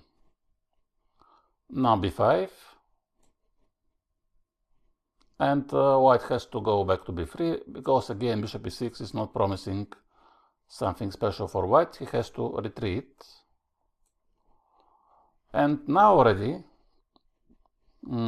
it is time for the move h6, although there are some players who prefer to develop the knight immediately to c6 or d7, but maybe it makes sense now to play the move h6, because bishop g5 could come, knight g5 could come at some moment. So h6 here is actually, even nowadays, the main line for black. Now rook f to d1. Now white is threatening to take the pawn on e5, because the d6 pawn is pinned. So black can try the move b4, which is very sharp. After b4 also the e4 pawn is hanging, so white has to go knight d5, and then let's say if you go b4 and he goes knight d5, if black tries to take the pawn on e4, it will be a big mistake, because now after bishop b6 the queen is under attack, and as well the knight on e4. That's why Kasparov has preferred the more natural development as well, knight bd7, and now already he wants to push b4. That's why white is playing a3. And this is a very interesting position. Usually here the battle is for the d5 outpost. White is trying to somehow to exchange few pieces and then to control the square d5. And in his dream, he sees endgame with the knight on d5 against bishop on e7, for example. And the bishop on e7 is probably the only passive piece for black, but from the other hand, he is defending the pawn on d6. So he's also useful. Now, there has been many games in this position, and most of the cases black will play in rook c8, which is the most natural move. But Kasparov, I think for this time, invented a novelty, the move queen to e8. And after this, many players were repeating the same line. Queen e8, I suppose the idea is not to keep the queen on the d file, and in this case now you can move the knight in some occasions to go to c5 without allowing white to take the pawn on e5. And now in this game short went 91. The funny thing is that in almost all the games after this, white were repeating the same idea, although actually for white it's better to go to h4. I think there was only one game in the database to try to go to f5. And then, yes, the game is very complicated. White has some kind of pressure maybe sometimes because he wants to go to f5. But there is nothing, actually nothing concrete, and black still has a good position, but it was more challenging to go to h4. After 91, I don't think that black has any problems, and now after rook c8, f3, super solid move, but after knight c5 you can see that black has developed all his pieces, and white had to go bishop a2, and then black has a very good game. After a long battle, the game has finished in a draw. In the same year, 1995, Kasparov was tested again in the same position as well, from Vasily Ivanchuk. And instead of queen e2, Ivanchuk played bishop b3. And this time Kasparov decided not to go b5, but he played the move knight to c6. As I told you before, this is another idea, and sometimes black wants to go knight a5. And now, white also is fighting for the square d5, so he is playing bishop g5, and he wants to take on f6 at some occasions and to jump knight d5. And black also is chasing his plan. He wants to trade the bishop for the knight, and he is all the time happy in case white takes on e6. So it's very interesting because both players are following their plan, and let's see who prevail now. White takes, and now he goes knight d5. So he's happy because he managed to exchange his bishop for the knight. Black is also happy because he also traded his knight for the bishop. And it seems that maybe white should have the edge because the position is very static, and for the bishops it's very difficult to be activated. And all the time, of course, if black takes the knight, white will take with the queen, and then black will have the weak pawn on d6. So white will have advantage because his knight probably will be stronger than the bishop. But Kasparov is playing bishop to g5, trying to activate the bishop on this diagonal, and from the other hand he will be happy if white takes now, because then he will get rid of this bad bishop. So white develops the queen, and now the queen has to protect all the time this bishop on g5. That's why Kasparov decided to retreat temporarily, so he can release his queen to do something more useful. And I think this is some kind of equal game, because black also has some counterplay on the c-file, and it's not so simple for white just to attack the d-pawn and grab it. Now he decided to activate the other knight to go to c4, and it's now interesting because black has a chance to take the knight, which is in general good, but he decided not to take it immediately because he can simply go b5, and now the knight actually doesn't have so many possibilities if the c4 square is taken. And again, after a long battle, c3, I think this is some kind of equal game, but Kasparov managed to win this game in the complications after this in the middle game. In the same year, 95, here Kasparov was fighting against my countryman, Kirill Georgiev, and this time white decided to go not knight f3 but knight to b3. And here the plan is, like I said, for white is different, but for black actually it doesn't make a big difference, because I think in all the setups usually black has to play bishop to e6, the other bishop to e7, to castle, and then the only difference is if you go knight d7 or knight c6. Also, of course, in most of the cases black has to try to push b5, especially if white castles queenside. So for him it's not so maybe difficult to remember all those lines. Now Kasparov is playing bishop e6, so he is preventing, by the way, bishop c4 with this move. f3, this typical move for the English attack. Bishop e7, queen d2, and white is also playing the most natural moves, knight bd7. So you see immediately black wants to develop his queenside to be ready to start the active counterplay in case white castles queenside. So now he's ready already to play b5 or rook c8, depends what is his plan. And here white goes g4, which is not the main line. Usually white now castles queenside immediately and then plays g4, but in case of let's say some other moves after g4, you can transpose in some occasions g4. If you remember, in the other line with e6, in a lot of games Kasparov was always replying the move g4 with h6, and again he decided to do the same.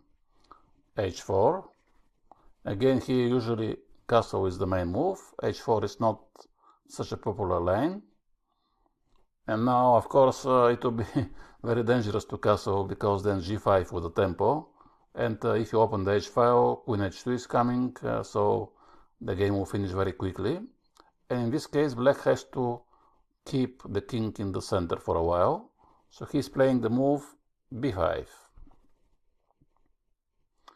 And now, again, if white castles, this will be more or less normal position. But Georgiev had other plans, and he decided to try a very rare move, rook to g1, because now he wants to push very quickly g5 and maybe even g6. So this is a bit tricky what to do, because now you cannot move the knight from f6. There is only one square h7, which is not so good. And knight b6 is the most obvious move. g5. And here it's a very interesting moment because Kasparov decided not to take on g5, which probably everyone was expecting, because with this it seems that he can open the h file for his rook, but he has other ideas, and now he plays knight d7. And now if white takes on h6, actually the pawn on h4 is hanging, so in case of pawn takes h6, black can take here with check. And then after, if bishop f2, black will just take on f2 and then take on h6. If you move the king, then of course you cannot castle, so black will be quite happy about it. And after knight b7, Georgiev decided to go knight d5. This is a typical move for those setups when white goes f3, knight b3. And usually black has to take on d5, because otherwise this knight is very strong. The question is how to take it, with the bishop or with the knight. And in this case it's much better actually to take with the bishop, even if you can say that you need the light square bishop to defend the light squares, but actually you need also the knight on b6, because he can jump on c4 or on a4 in many occasions. Now also black took on g5 finally, pawn takes g5, and now of course again you should not castle all the time, especially with the open h file, but black actually can keep the king in the center, because for white it's impossible to organize attack. Here he plays the move rook to c8, which is a typical move to control the c file.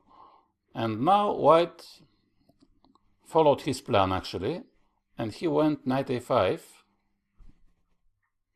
because now he wants to go to this very nice outpost c6. And what to do now for black? Actually he can still play queen c7, but knight c6 of course is a possibility.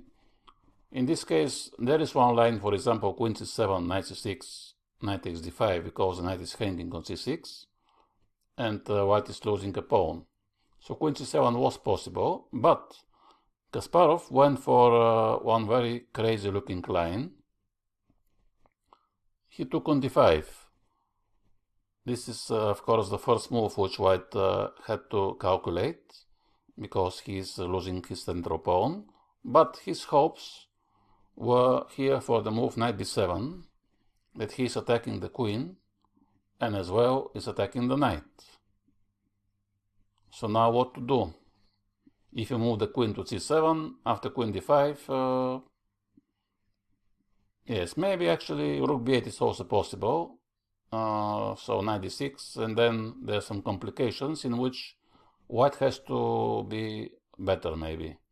But the plan of Kasparov was not to move the queen, and he took on e3. Now white has to take the queen. Black takes on c2, check.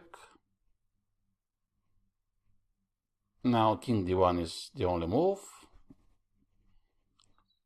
Black takes the rook. Again, the only move now for white is to move the knight somewhere. Knight b7 seems like the best option. And also black has to retreat to the knight. And now let's try to evaluate what happened here, these complications.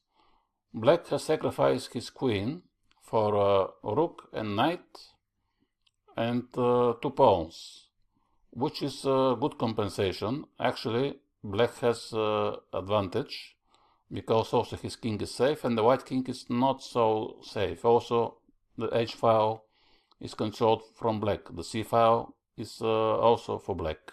The bishop on f1, he cannot go to h3, so he's not so good. And after a long battle, g6, it was the best try, of course, for white. Now probably Kasparov should have played f5. He went knight d4, and then the game became very complicated, but eventually Again, after many complications, black managed to win this game. In the game against Alexei Shirov, Kasparov also has chosen the same line, knight b7, g4, h6, and this time white has made the main move, castle, b5, h4, and now you can see that black is following the same plan, knight to b6, even if white is not preparing g5 immediately. But usually now white also has to take some measures against this attack on the queen side, so he's playing king b1, which is a typical prophylactical move against the possible pressure on the c file. And now black has many possibilities. He can go knight d7, rook c8. I think castle also now is a bit risky for black. But the main move, and also the best, is here b4. Because now, if white goes back to e2 with the knight, black will go knight to c4, and then he can take the bishop on e3 if he wants. So usually, white here takes on b6. Now black has to take on b6, and knight d5. This is usually the plan of the white player. And again, black has to decide how to take, and he chooses also to take with the bishop just like in the previous game. Pawn takes, and now black is playing a5. So he wants to push a4 and to start his attack on the queen side. And I think here black actually has some advantage because his game is more easy. For white it's not so obvious what to do. And Shirov has played queen d3. So probably now he wants to go queen b5 check if possible. So finally Kasparov has to take decision what to do now, because if he castles, maybe g5 is a very dangerous plan. But if you don't castle, you cannot play without the rook on h8. So in the end he decided to castle. And now, yes, g5 could be played. I think this is the most obvious move for white. I suppose this was not played in the game. What is the reason? Black cannot take on g5 because then he is losing. It will be queen h7. So he has to go with a knight. Probably knight h5. I think this is the best move. And then in case of pawn takes, usually in such a positions black is playing g6. So he is a temporary pawn down, but the pawn on h6 is not so important. The most important is that the king is safe. The knight will go to f4 in some occasions, and also even you can think about king h7 and pawn to f5 to control the square e4. So it looks actually very good for black. That's why Shirov is trying something else. He's playing knight d2 because he knows that a4 is coming anyway. And after a4, he wants to exchange the knights and to start some attack on the light squares. And now it's very interesting because both players are attacking. White is attacking on the light squares and black on the dark squares. And let's see what will happen now. Queen e4 wants to bring the bishop to d3 and then to plan queen h7 check.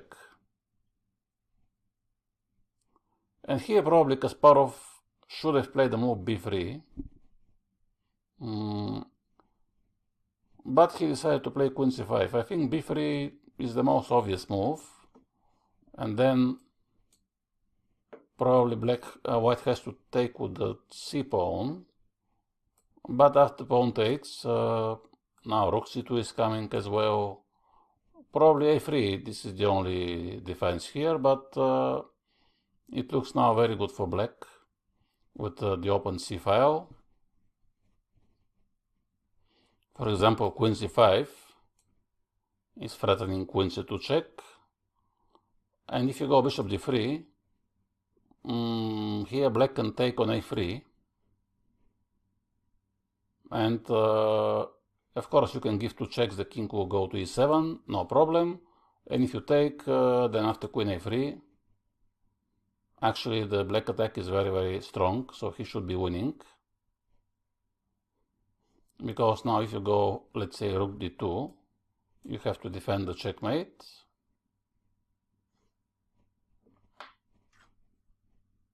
Black will move the rook to a8, and then queen a1 is a checkmate, or he can first play g6 to avoid this queen h7, queen h8, and queen takes a8 line, and then after g6 or king f8, he can just hide the king first, and then to move the rook to a8, so he has a winning attack.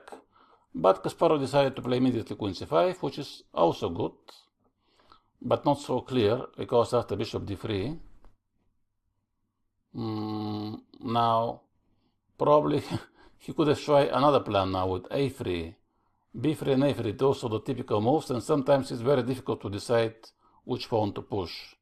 In this case, I think a3 is a good move. Obviously, white cannot play b3 because queen c3, but otherwise, if he plays something else, then you can just take on b2, and then you have the a file to attack. Rook a2 is coming, queen a5, so black has a very strong attack. He played king f8, and then the game became very sharp after g5, but eventually black managed to win in these complications. In 98, Kasparov was tested from another of my compatriots, this time Topolov, and here instead of h4, white went immediately king to b1, and the difference is that after knight b6, which is the same with the same idea like before, now white has played the move knight a5, and in case of knight c4 he will just take it, and here actually black has to play queen c7. This is probably the best move, queen c7, to prepare those ideas on the c file. But now white has this very interesting plan to take on b6, queen b6, because now he's claiming that black has lost one move by playing queen c7 and queen b6. But I don't think this is such a important thing. Now he goes to d5, and the difference now from the previous games is that Kasparov decided not to take with the bishop this time, because then if you take with the bishop after pawn takes, white immediately goes to this outpost to c6. So knight c6 is going, and then also he will continue with this plan h4 g5. So this is very complicated, but in this case it makes sense actually to keep the light square bishop like Kasparov did, because now the knight from a5 cannot go to c6. But Topolov actually has found here a good way to keep his initiative. He played h4, and now for black is not so safe to castle, as the attack from the previous game on the light squares also can be planned, which Shirov did, and also g5 is coming immediately. So he played the move b4. Now he's attacking the knight. Knight c6. This was a very interesting move from Topolov to sacrifice a pawn. Bishop takes, pawn takes. But now, when black takes on c6, white takes on b4. And now actually it's not good to take the pawn to f3, because queen a4 check, and then the king is in the center, so black has to either castle, either to play d5. He played d5, and after queen b3, he played rook to d8. So it looks like the game is equal, but Topolov has found a very nice move, c4, and now he has some small advantage, as his bishop will be more active, and in case of d4, which is I think the best move, white can try to bring the bishop to e4 at some moment, but still the game should be equal, because equal pawns, and d4 is defended pass pawn, opposite colors bishops, so d4 probably will keep black into the game, but Kasparov in his style decided to sacrifice here 2 pawns, even not 1 but 2, and eventually, after castle, he gave the d pawn, which is okay, it's possible, still not so dangerous, because now he goes rook to b8, so his plan was to attack on the b file and to bring the bishop to f6, so he was maybe playing for a win, I think, with this move. But then he sacrificed also second pawn, which was maybe a bit too much, and in the end he lost the game. But it was not because of the opening. Another difficult test for Kasparov was against Vichy Anand. As usually in the tournament of Linares, I think every year in Linares Kasparov was prepared mainly for this Sicilian bishop e3 and f3. And this time Anand went immediately g4 without queen d2. And Kasparov decided not to play h6, which is a rare thing. You know that usually he plays h6 all the time. But this time he said, okay, let it go. He played d5.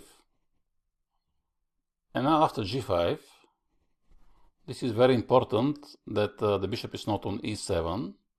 And now black can play b4.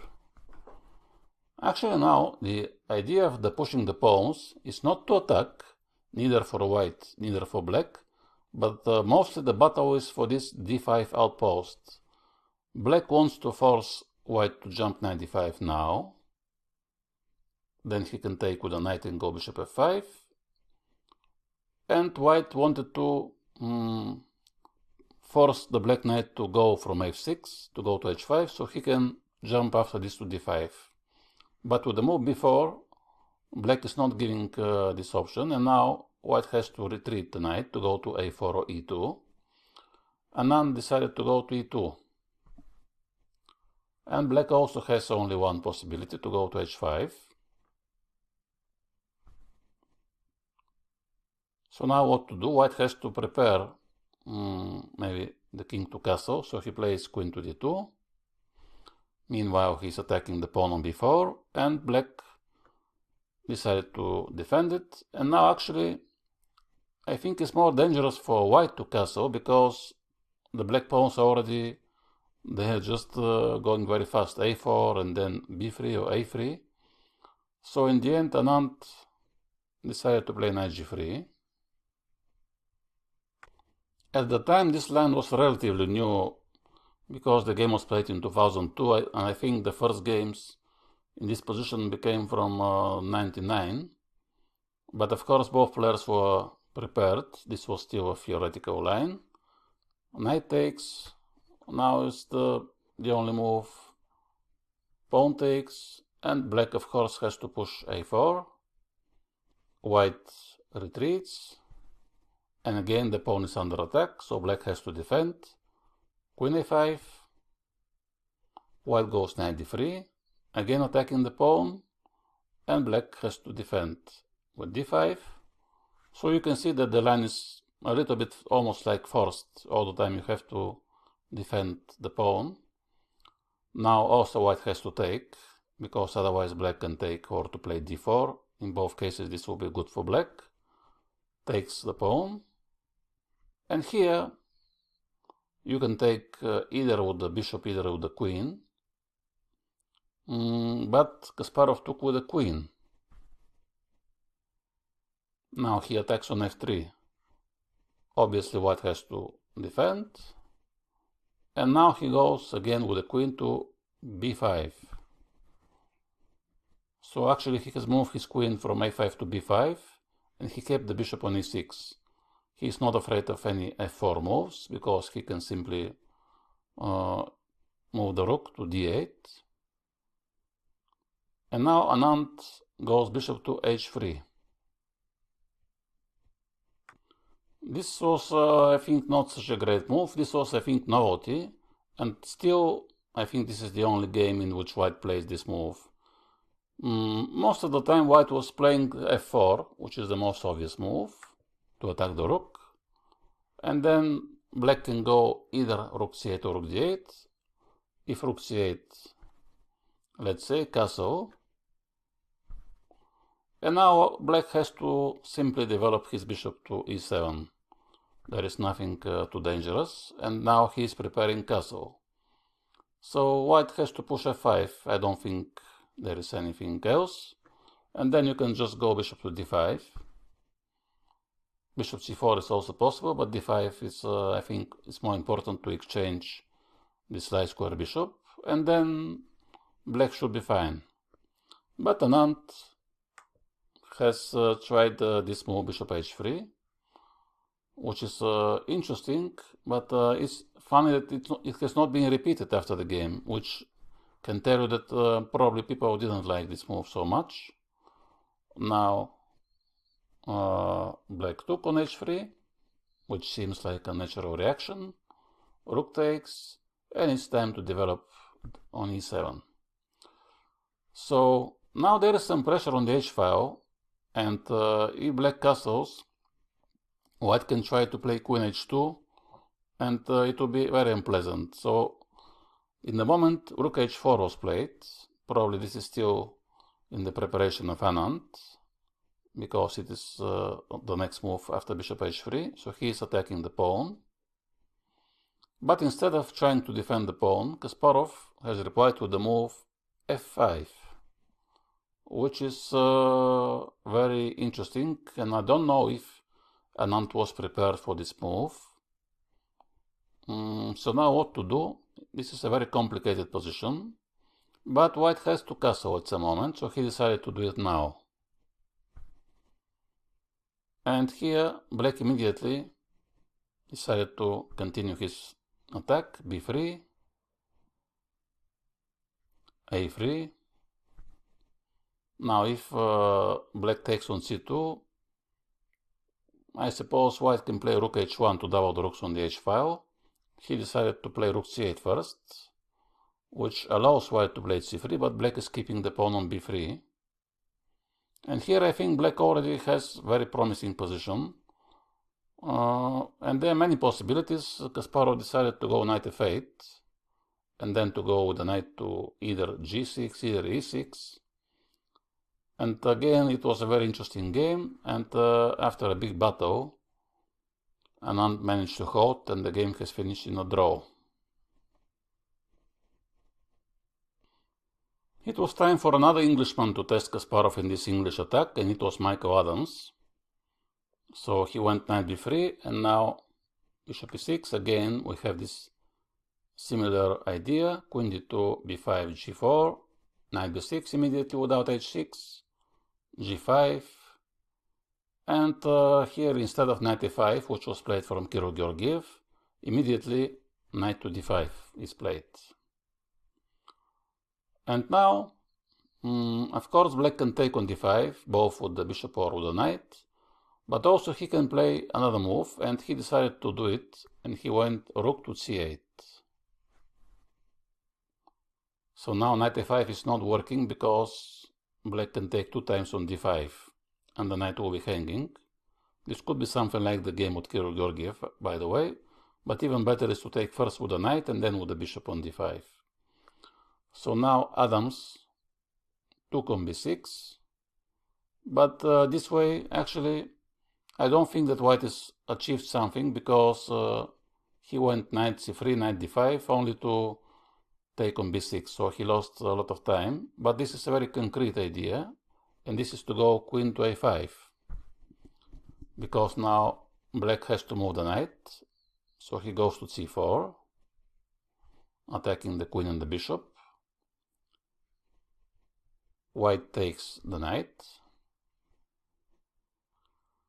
and this is actually extremely rare line for white, because I don't think white has any chance to play for advantage. Okay, if you play for a draw with white, this could be some idea, because now he managed to exchange a lot of pieces. And here Kasparov took with the king, which was interesting, not with the rook. What will happen if he takes with the rook? I suppose knight a5, but even then black has slight advantage. But king takes is even better move, because actually he's expecting knight a5, which is more or less the only reasonable option. And then Kasparov has found a very good move. Probably, okay, if we suppose that this is still analysis from Michael Adams, this endgame, now the move h6 is extremely strong, because now white cannot play h4 because black can take, so it means that he cannot keep the pawn on g5. So he has to take. And now, of course, g6. And now black has a superior pawn structure, and the knight on a5 is actually in a very dangerous situation. So after castle, king c7 was played. Maybe actually black should have played king to e7, but anyway, black had advantage in this endgame. But after a very long battle, Adams managed to escape and the game finished in a draw. And there is one interesting line which Kasparov has played a couple of times against Alexei Shirov, which is leading to a forced draw. Maybe it will be curious for you to find out. This is the line with b5, where white is playing not g4, but he's playing a4. Completely different plan. So what to do against a4? We have to go b4, obviously. Then knight d5 is coming. In this case, we have to take the knight with the bishop, because otherwise the pawn is on b4 will be lost. And after pawn takes, now the point is that if you go a5, white will go bishop to b5, and then his bishop is extremely strong. He will go also to c6, and he is controlling the light squares. That's why black is going usually here knight to b6, attacking the d pawn. So if white takes on b4, black takes on d5. And now usually white takes, queen takes, and now white plays a5. And this move actually has the idea to attack the pawn on b4 in the future. And after queen b7, which attacks the pawn on d5, white is defending the pawn. So now black has to develop. Bishop e7 is a bit passive. Usually he prefers to go g6, try to go to g7. But now there is this forced line, rook a4, rook b8, queen d3, attack the a6 pawn. Black has to defend, and white goes back. And one of the games has finished a draw between Shirov and Kasparov, and the other game Shirov has tried to play for a win with knight c1, but again the game actually finished a draw after a long battle. Another favorite line of Garry Kasparov against bishop e3 sometimes was the move knight g4, which is a bit curious because actually in this case, after bishop c1 for example, black has to play at some moment knight f6. So let's say he can play maybe not e6 because he will lose the knight, but he plays some other move, and then after f3 knight f6 basically they can repeat the position. And there has been some games which here players are repeating the moves when they are happy for a draw. So it shows that either Kasparov is happy to make a draw with black, which is okay against a tough opponent, either he is just testing to see if his opponent wants to make a draw, and he can change his mind if bishop e3. Now he can say, okay, I see that you want to make a draw, but now I can play e6 or e5, and then psychologically already maybe white will feel under pressure because it means that black has refused the draw. So what to do after knight g4? We will see some games, but let's first take a look a position where after knight f6, let's say, white wants to go to this line, but he wants to avoid knight g4. So he has to play the move f3. And now, in case of a normal move like e6 or e5, white can still revert to the other line. So that's why he will avoid knight g4. But Kasparov had something prepared even in this case. And after f3, this is the move queen b6, because now the pawn on b2 is hanging. So still there is no bishop e3. White has to go back to b3, And now he transfers actually the game into another lane. This is something similar to Sicilian with Queen b6, but in a better version for black, because first of all, white has played the move f3, which is not the best for sure. And also black has not played the move knight c6, so he can go knight d7, which I think is a better square in this line. And after queen e2, queen c7, this is the game against Alexander Grishuk, g4, b5, bishop e3, b4 immediately. Now the knight has to retreat, but he can only go to a4.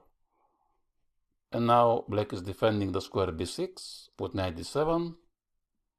And I think now black has a very good position, because now the threat is queen to c6, actually, to attack the knight on a4. And after queen c6, the knight doesn't have any squares to retreat. That's why white has to play queen c4 in order to prevent this move and to force the endgame. But after queen takes, bishop takes, d5, Kasparov immediately, of course, he plays the most active move. Even in the endgame, he tries to always look for initiative. Now white has to take. And now black are improving very quickly both his knights. Knight e5, attacking the bishop and attacking f3 pawn. And then the other knight goes to d5. And after bishop d4, he simply develops the bishop to d6. And I think already black has a good position, and he managed to win this game. So the move f3, if white wants to avoid knight g4, actually is not so great. And you can see that after queen b6, I think black has an excellent position. So obviously, if white wants to play for a win, he has to go bishop to g5, not to c1. And of course, in many games, Kasparov was tested with this move, bishop to g5. And now it's a bit tricky. It seems that white has lost a move. He went bishop e3, bishop g5, but black also lost a move, because at some moment he has to retreat with the knight. But the idea of this line is to go after bishop g5, h6, and bishop h4, and now g5. So it looks extremely sharp from black's point of view to push the g-pawn, but actually he's claiming that he can afford to do this move because white actually is moving all the time the bishop, so he doesn't have any advantage in the development. And even after bishop g7, black has put the bishop on the big diagonal, so this is something like a dragon, but with a move g5 instead of g6, which is a bit of a problem, because first of all, white can play in many occasions the move h4, and second, sometimes he can jump to f5 with a knight, and usually in this case black has to take. So now Anand decided to play the move bishop to e2, and the knight is under attack. So what to do? Shall we retreat on e5 or on f6? No, Kasparov is going h5. And even actually there are some lines in which black wants to push h4. He's happy to give the knight on g4 in order to take the bishop on g3. Now white takes the knight, and black takes with the bishop, which is keeping the option to push the h-pawn after this to attack the bishop on g3. So in case of queen to d2, black will play h4. That's why white is playing f3, bishop d7, and now the game is very positional. It's time now to develop this knight. He goes to c6. White also is developing, and here Kasparov makes the move knight to e5. He's not trying to defend the pawn on g5 or to push it forward, because if g4, white will play f4, but now he's playing knight e5, so he is giving white the chance to take this pawn. But in this case, bishop h6 is a very annoying move. For example, let's just show you what to do. If your opponent takes this pawn, you should be very happy, because now after bishop h6. The only square is h4 because if queen h5, bishop d2 check. But it doesn't help because now you go knight to g6, and white is losing the queen either after queen h5, bishop d2 check, either after queen g3, h4, let's say. Of course, Anand knew this. Actually, they had played with Kasparov at least 3 games in this line, and Anand won a couple of them. Now Castle was played in this game. And now already it's time to play e6, not only to defend the pawn on g5, but to prevent knight d5. So now b3 is the best defense also for white against knight c4. And black, he can play either rook to c8 to try to put pressure on the c file, or to try to do something on the king side. He chose this knight g6. First of all, now the knight is heading to f4, and also it opens up the diagonal for the bishop, of course. And the game is very complicated. White, of course, has a very solid position in the center. And now Kasparov decided to go g4, which is a bit risky move. Most of the people would prefer to keep the pawn on g5 to avoid f4. And now, after f4, h4, the game became very complicated. Anand has found the best moves until one moment. He went knight e2, which was the best option to attack the pawn on d6. h3 was played, g3,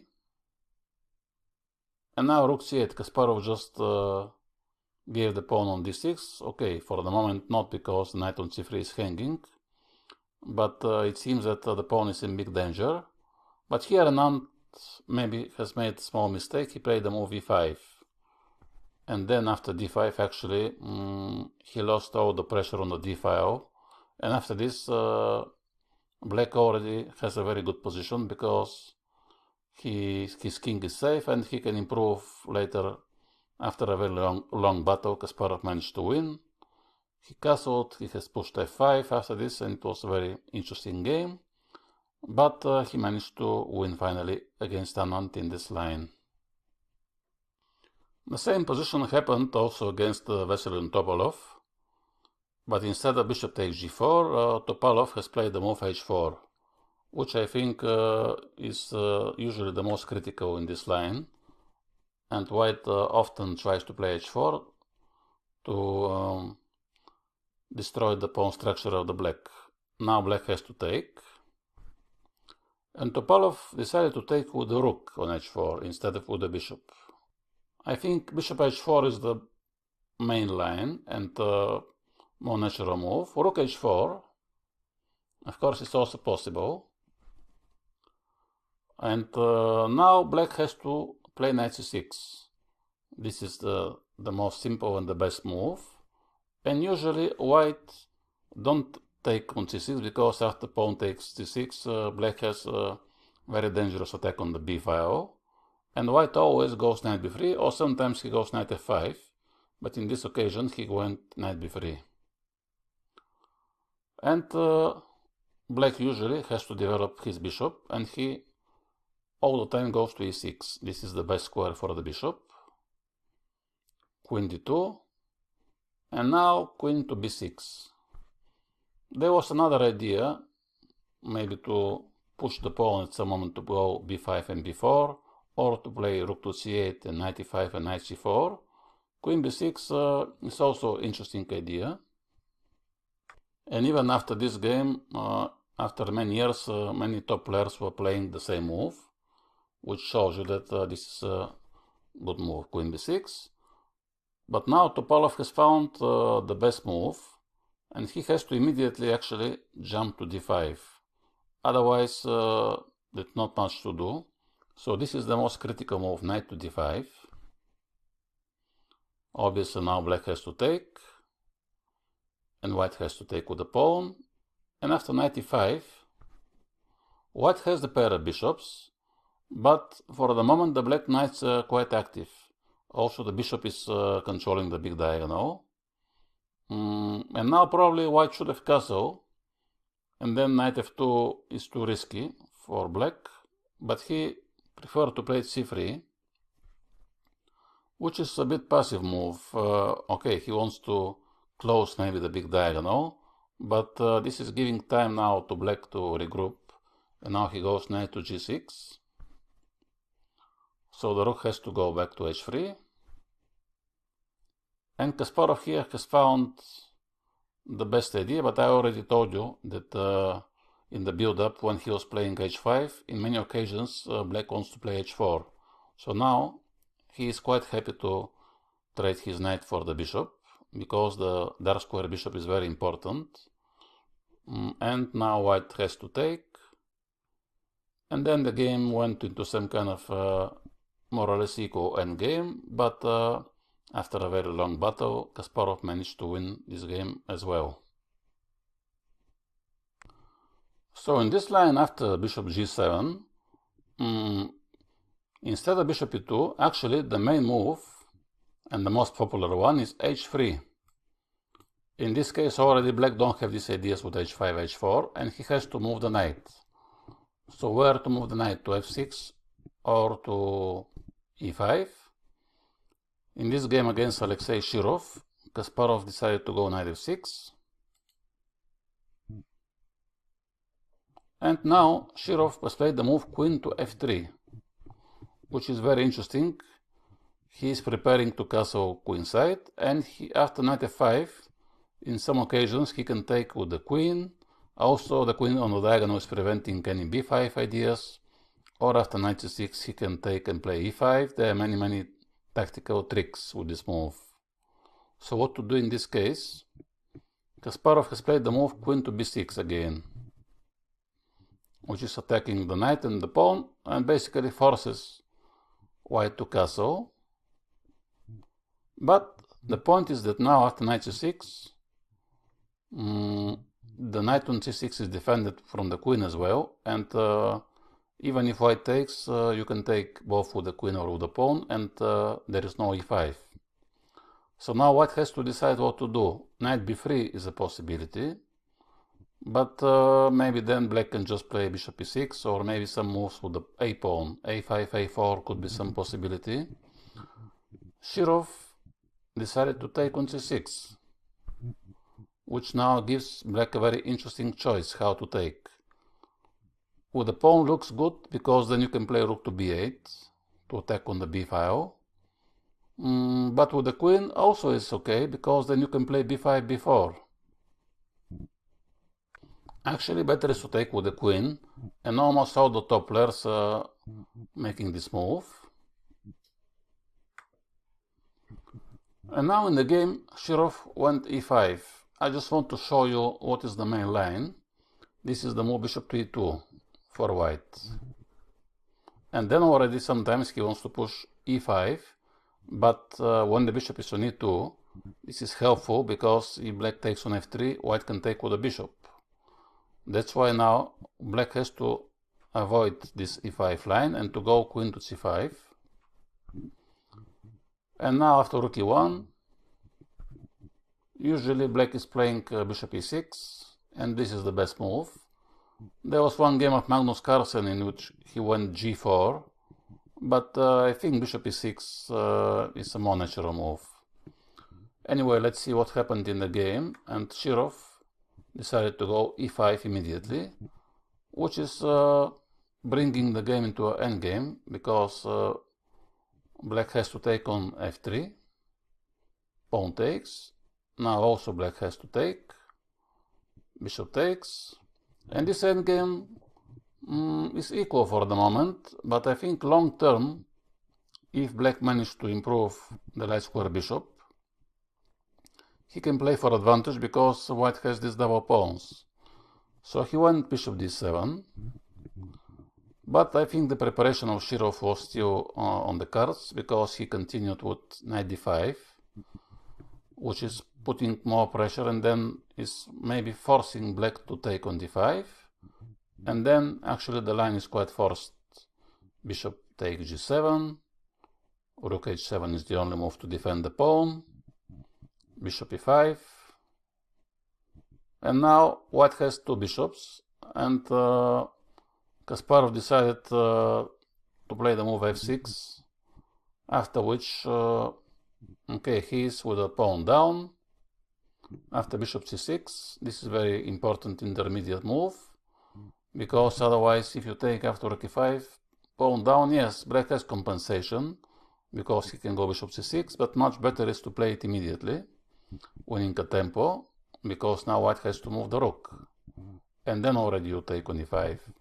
So now the pawns are even, and both pawns are weak on e5 and on f3, but black has a more active bishop.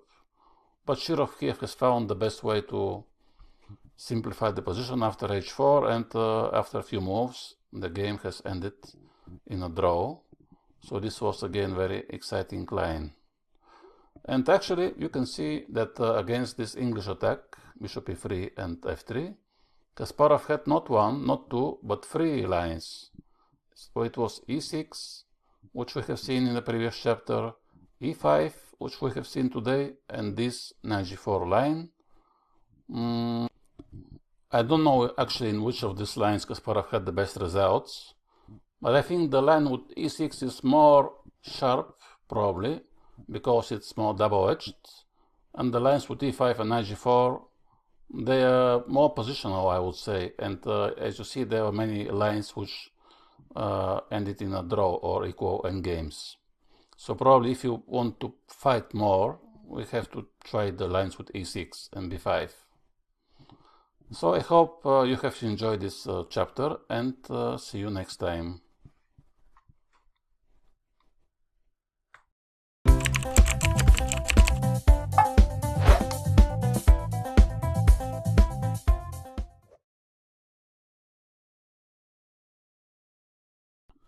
Hello and welcome back to this course, which is dedicated to the Sicilian Najdorf. And today we're going to continue our journey going through the games of Garry Kasparov. And I would like to show you one of the most interesting and probably sharpest lines in Sicilian Najdorf. This is the line called Sozin.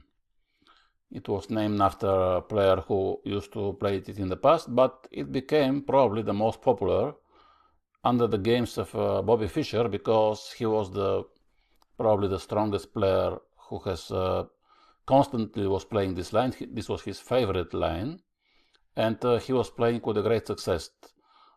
But after Bobby Fischer, actually, there was a bit of decline in this line, and there are not so many top players who are playing this. Some of them were playing occasionally, but it was difficult to pick such a player like Fischer, who was playing all the time Sozin, because black has found some ways to equalize, but nevertheless there are some extremely interesting lines even nowadays, and for me it will be a pleasure to show you today to this chapter some of these interesting games.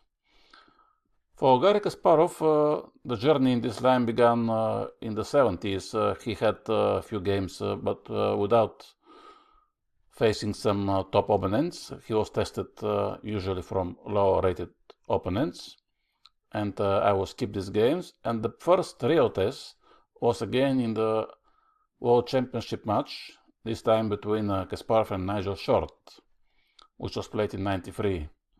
We already have seen in the previous chapter that usually the battles between Short and Kasparov were in the English attack, but at some point in this match Nigel Short decided to switch the line and to play to Sozin. So the first time he played, I think, in the game 8 of their match, and probably it was some kind of surprise in this game for Kasparov that Short decided to play Sozin.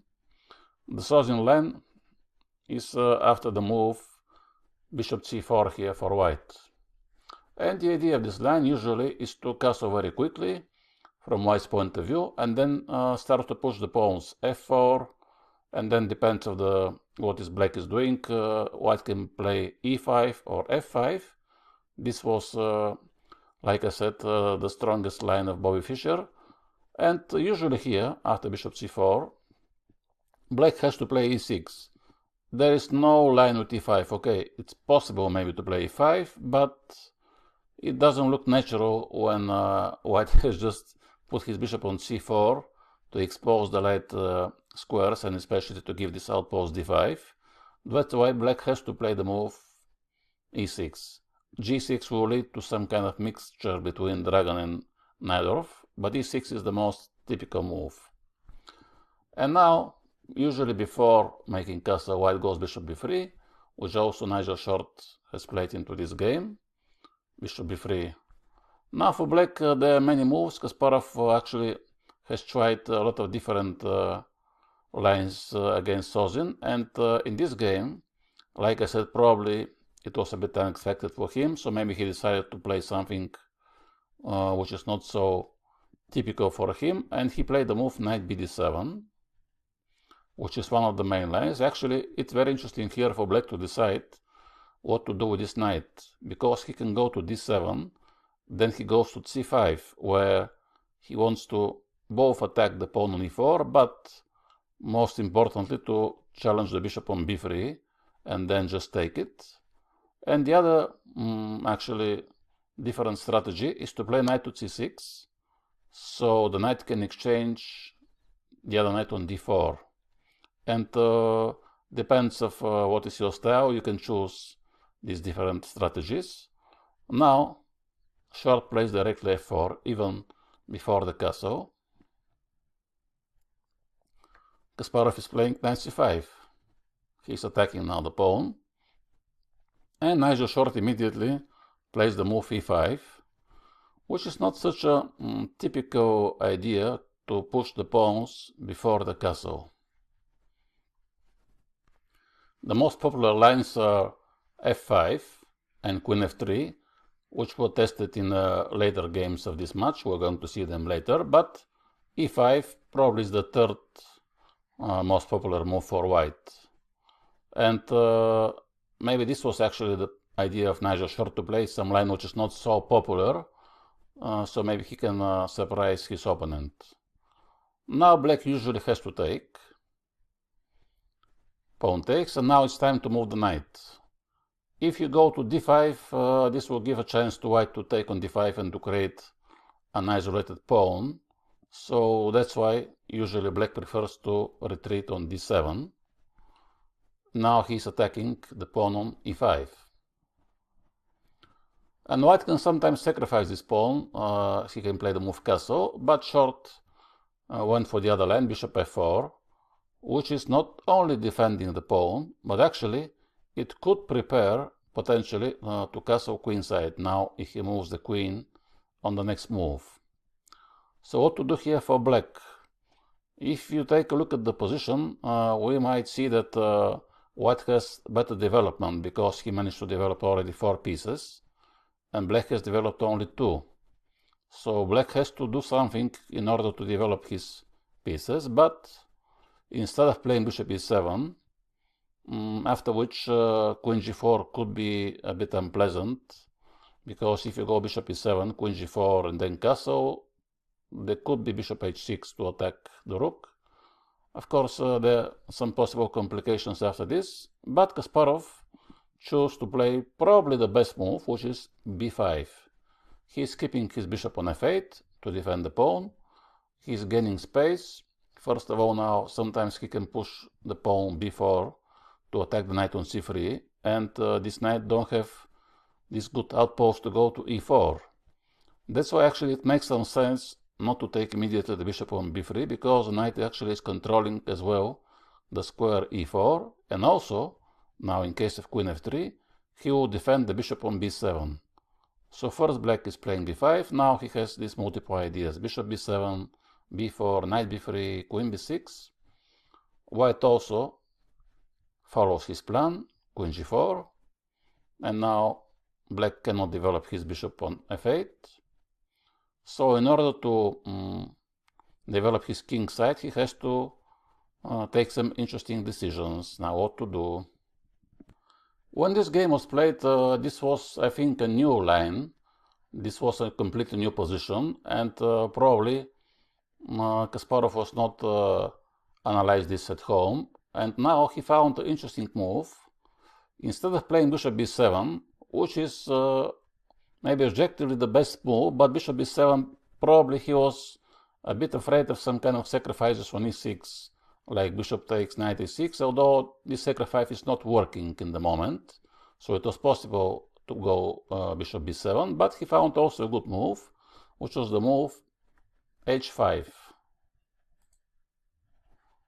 This is not a typical move in Sicilian, because when you go h5, it will be difficult to castle. That's why it's not clear exactly what is the plan for black to do with his king. But now white has to go to g3. And now black continues with the pawn h4. And then what was the point of this move if the queen actually came back to g4? The point is that now black is playing the move g5, which is an extremely sharp move and requires either good calculations, either good home analysis, because not many people will go h5, h4 and g5 in such an important game like a World Championship match, but Kasparov of course can do it. And now the point is that if white takes with the bishop, now after knight e5, in case of bishop takes knight g4, black has a big advantage.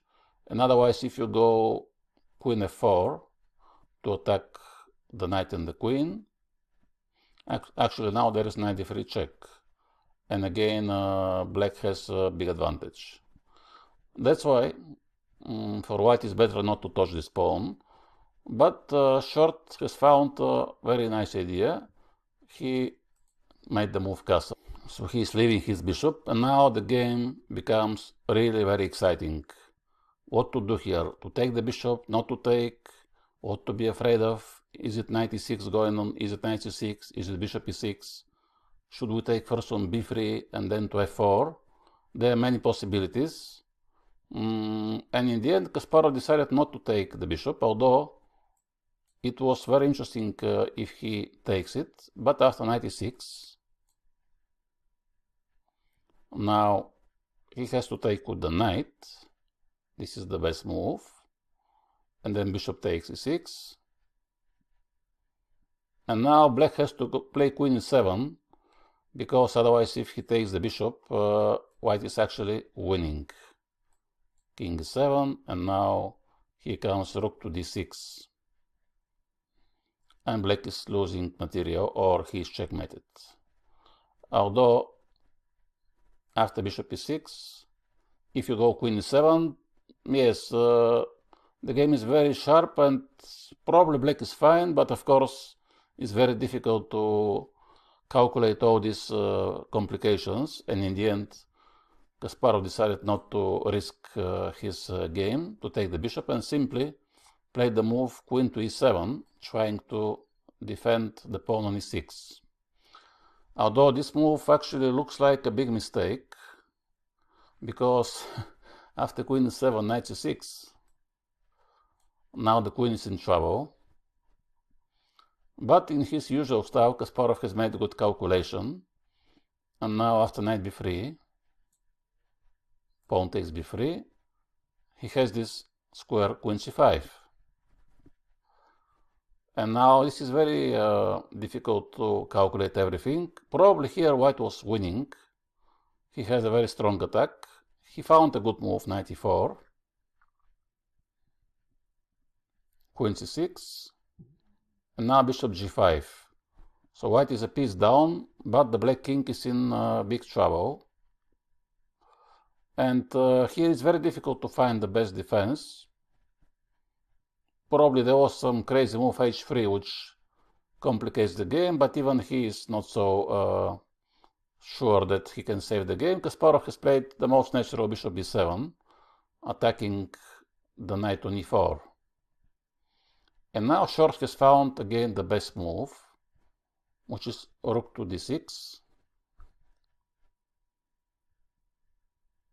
So what to do? The point is that if you take the knight, it will be rook e6 and then black is losing. If you take queen e6, it's checkmate. If bishop e7, rook takes, then queen takes d7. So black has to take the rook. Now knight takes, and king f8. Now black is a rook up, but after rook f1, of course it requires also great vision and calculation from Nigel Short to go into these complications, but he found so far all the best moves. Now black takes on e5 to defend f7. Queen e6. Now the threat is rook f7. So what to do? Kasparov went queen d5. And here, white maybe should have played queen f6. And then he has probably winning attack, but he chose also a move which is looking good, rook f7. But actually it turns out that after knight f7, bishop e7 check, king g7, queen f6, king h7. There is no checkmate, even if it seems that black should be losing. Kasparov has found the only defense. Maybe this was the next move, was the one who Nigel Short has missed. Queen h5. Defending the square f7 and also defending the square h6. And now, after knight g5, king g8. The game has continued. It was quite interesting. Short has tried actually to win the game. He repeated the position a few times. Then he tried this check with the bishop. There was a new check, but even after all these checks, Kasparov managed to survive. Queen g6, and now finally, after a few more moves, it was black who has to give a cutoff check, not white, but he found it, and the game here finished in a draw. This was very, very beautiful and exciting game.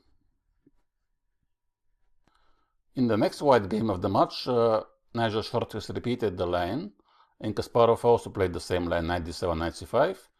But here, instead of e5, Short decided to go queen f3, which, like I told you, is a slightly more popular line.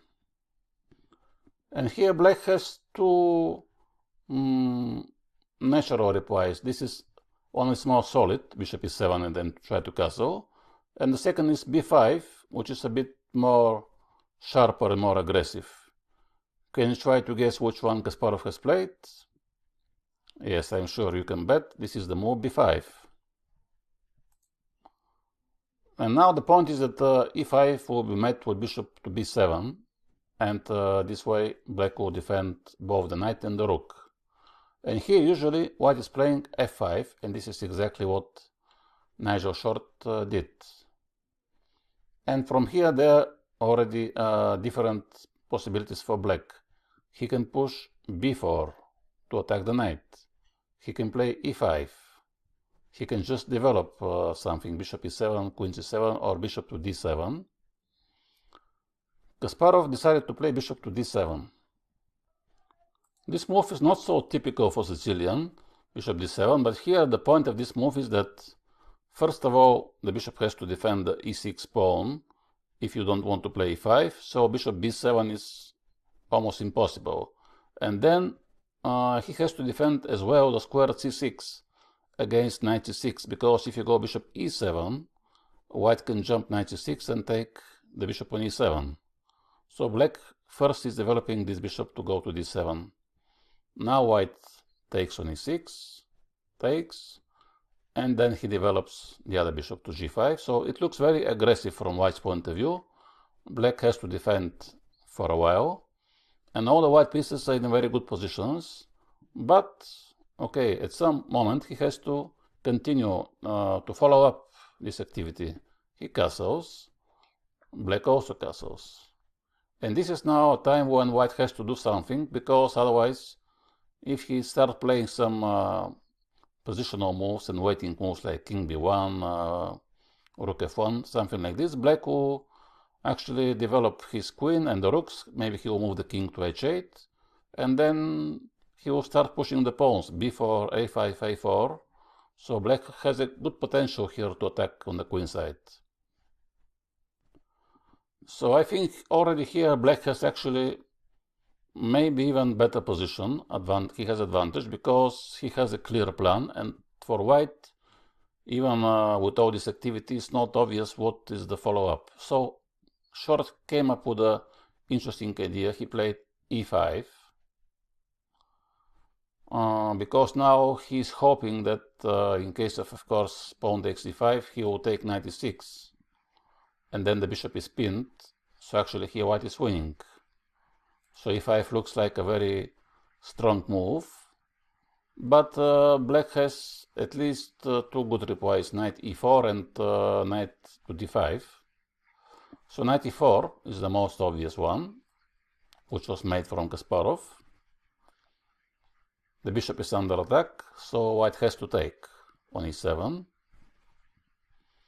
Now rook f3 will be a mistake because after bishop d8, white will have advantage in these complications. Black has to take with the queen to e7. And now actually, when white went into these complications with e5, he is practically forced, I think, to sacrifice the queen, because if he moves the queen, let's say, to e3, then black can take just knight takes c3, and now after queen c3, after, for example, d5 or even pawn takes, both are very good, but even after d5, black has a very big advantage, because now rook c8 is coming, and then b4 and a5, knight e4, there are many possibilities, knight e4, knight f2, white don't have any attack, even queen g5 is possible, check, and then the pawn is hanging, and white has to defend, and he doesn't have any counterplay. That's why white has played the move knight to e4, offering the queen. And of course black has to take the queen. So rook takes f3. The only move now is pawn takes d6. And white is hoping to take also the rook, and then to have rook and piece and pawn as a compensation. Now the best and the only move for black is actually knight takes b3 check, knight takes b3, queen f8 is also the best move, pawn takes, and now black of course takes this pawn on f3. So white has only rook and knight. Okay, he has this strong pawn on d6, which he is hoping to bring in something. And here it was a long game in which Kasparov had advantage, but in the end he missed the win, and the game has finished in a draw again. Again, very exciting game between those two. In the next game of the match, in which Short was with white pieces, again it was the same line, but this time, instead of knight bd7, Kasparov has chosen the different approach. He went knight to c6. As I told you, this is also possible. In this case, usually black wants to exchange the knight on d4.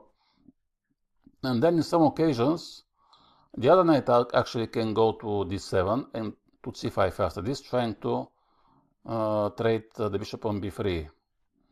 Now also f4 has been played, bishop e7. So this approach is more cautious and more solid from black's point of view. He just wants to castle very quickly and not to start his counterplay immediately with d5 and b4. White also now take his time to develop the bishop to e3, castle, and now queen f3, which is still giving white the option to castle both ways, depending now what will happen. And here Kasparov decided to take on d4. The most popular move even nowadays is queen c7. And the best move, who is the best move, I'm not so sure, because there are many moves with the same or similar value. Even actually the move knight a5 looks not so bad, but it's a different kind of idea, of course, again to exchange the bishop. And let's see what happened in the game. Knight takes d4, bishop takes, and now black is playing b5, which is again a little bit risky line, you can say, because obviously e5 is in the air, but if white goes immediately e5, then black will take. And actually now if you take the rook, usually this is a bad thing for white, because now black has a winning position. He can take both with the pawn or with the queen. Let's say even taking with the queen is actually good, because now bishop c5 is coming, and black can also take the pawn. White cannot castle.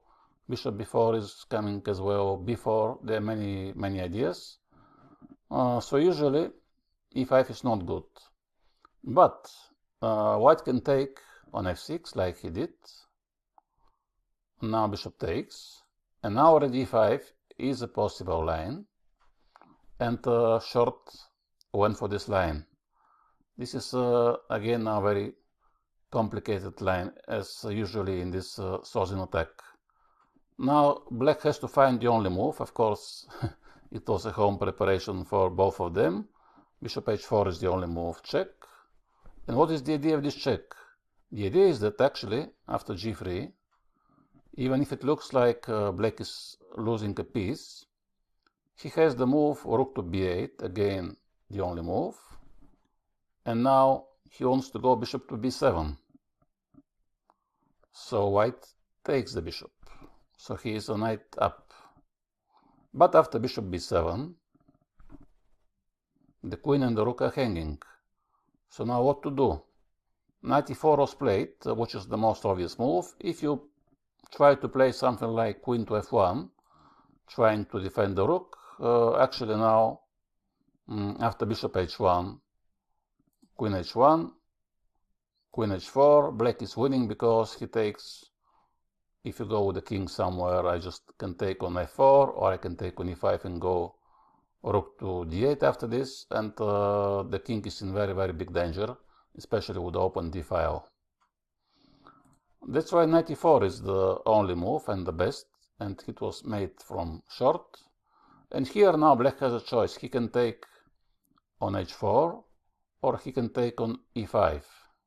At the time of this game, actually, there was one game who was played a year ago between not so famous players, so probably both players was familiar with this line, I suppose, because this is extremely sharp, and I don't think that some of them would enter in this line without preparation.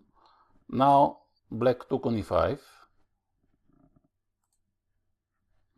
and in case of pawn takes e5, black will take queen h4 check, and then he will win the knight. So white has to find the only move, rook g1.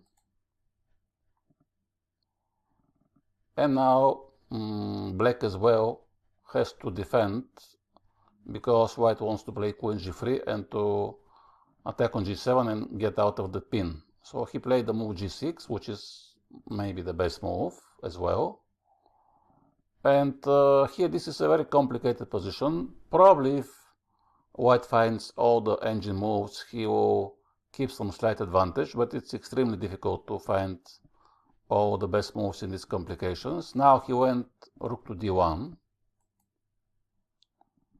the natural move, who is developing the rook on the open file, and here black can either play queen e7, either to take on e4. He decided to take, and then he went to do this endgame, queen h4, king e2. He took all the pawns, basically, rook g2, queen f4, and in this endgame, white has some slight advantage probably, because now after king f3, he managed to take the f-pawn, but Kasparov, with all the pawns he had, also managed to save the game, and it was also another draw into this match, in these Sicilian games. In the next game of the match, Najdorf again has opted for the Sicilian attack, and Kasparov has repeated the same line until here, but this time after castle, white also castled kingside, and now black enters another the main lines. Knight takes, bishop takes, and now he goes b5. This time without the queen being on f3. And again, black is expecting e5. e5 is the next move of short. Pawn takes, and the knight has to go to d7 as well. So in this line, where the king of white is on the king side, obviously black don't have this potential counterplay to attack on the queen side, trying to checkmate his opponent, and he has to defend for a while. This is also a very popular line for white because this is somehow more safe without too much risk. He can try to attack, and now he goes immediately knight e4, taking advantage of this very nice outpost. But even if it looks very dangerous, now after bishop b7, black immediately attacks the knight.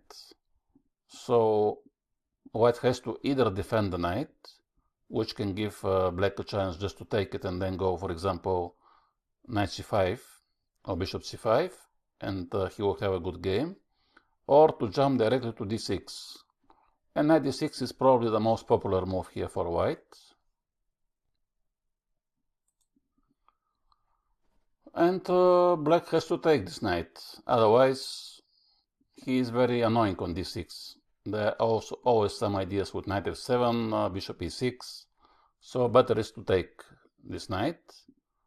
And now it seems that white has this very strong pawn on d6, and also two very active bishops on the diagonals, d4 and b3. They are attacking against the position of the black king, but it's black to move, and he has this very good counter-attacking move, queen to g5. He's not only attacking on g2, trying to checkmate, but also is defending against kind of queen g4 or queen h5 ideas, which can give the white queen a very active square. Now the queen has to defend queen e2. And now black has to do something again very active, otherwise white would develop the other rook and he can start pushing the pawns on the queen side. So he is playing the move e5, even if it opens up the diagonal for the other bishop, but he decided to close the bishop from d4. Nowadays, most of the top players prefer another move, which is king h8. And maybe this is a bit more safe from black's point of view to not open the diagonal. But white also has some kind of pressure if he plays, for example, a4 or rook f2. So e5, let's see what happened in the game. Bishop c3 is the best move, and now queen to g6. Black has to defend the square f7. He's not afraid of bishop e5, because then after knight e5, the queen cannot defend both the g2 pawn and the bishop. So white has to develop. He goes rook a to d1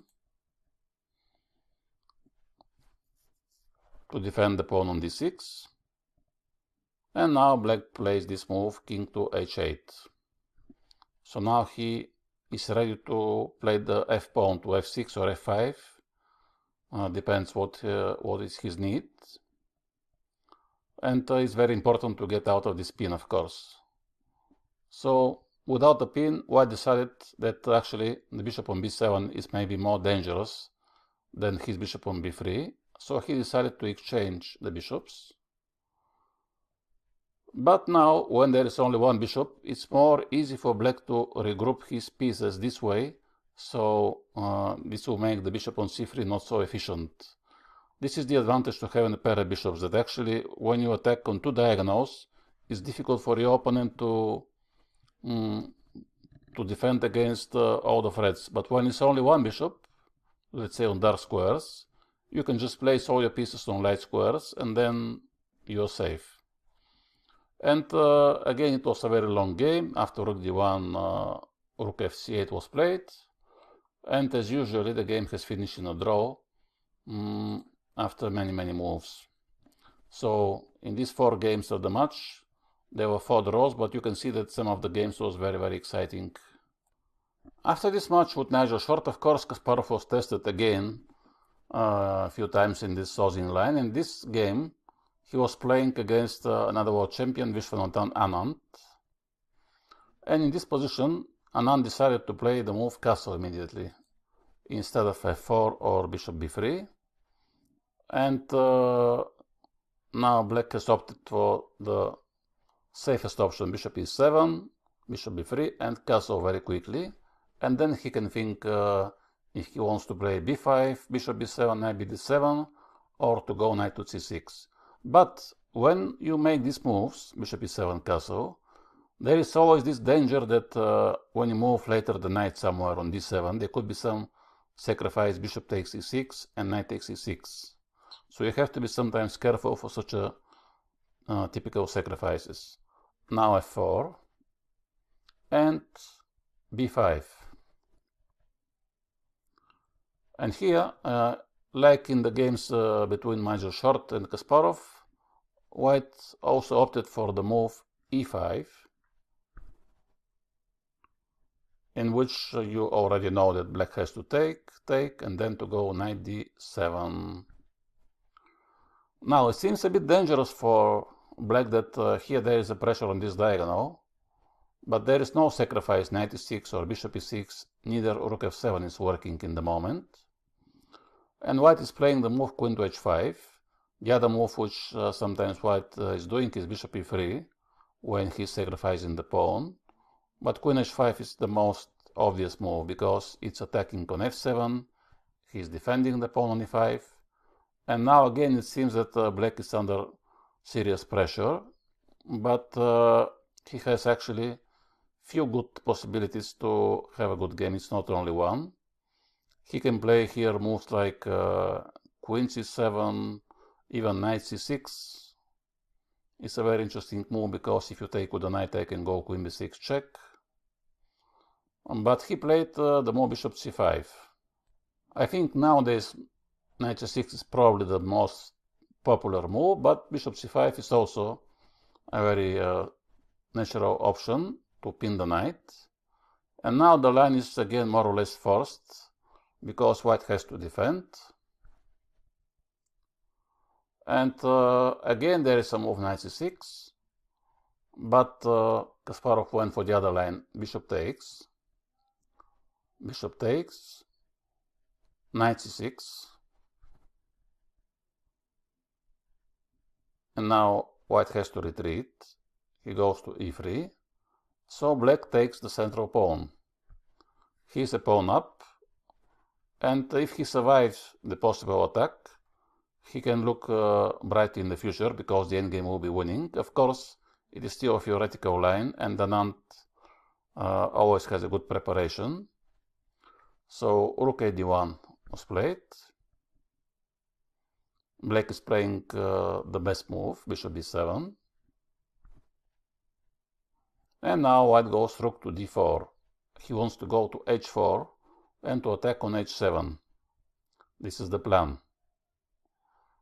Now also black plays the best move, I think, which is knight to g6, preventing this idea rook h4. And in case of rook d1, which looks very strong, actually black can simply defend with bishop c6, and then there is no problem for the knight.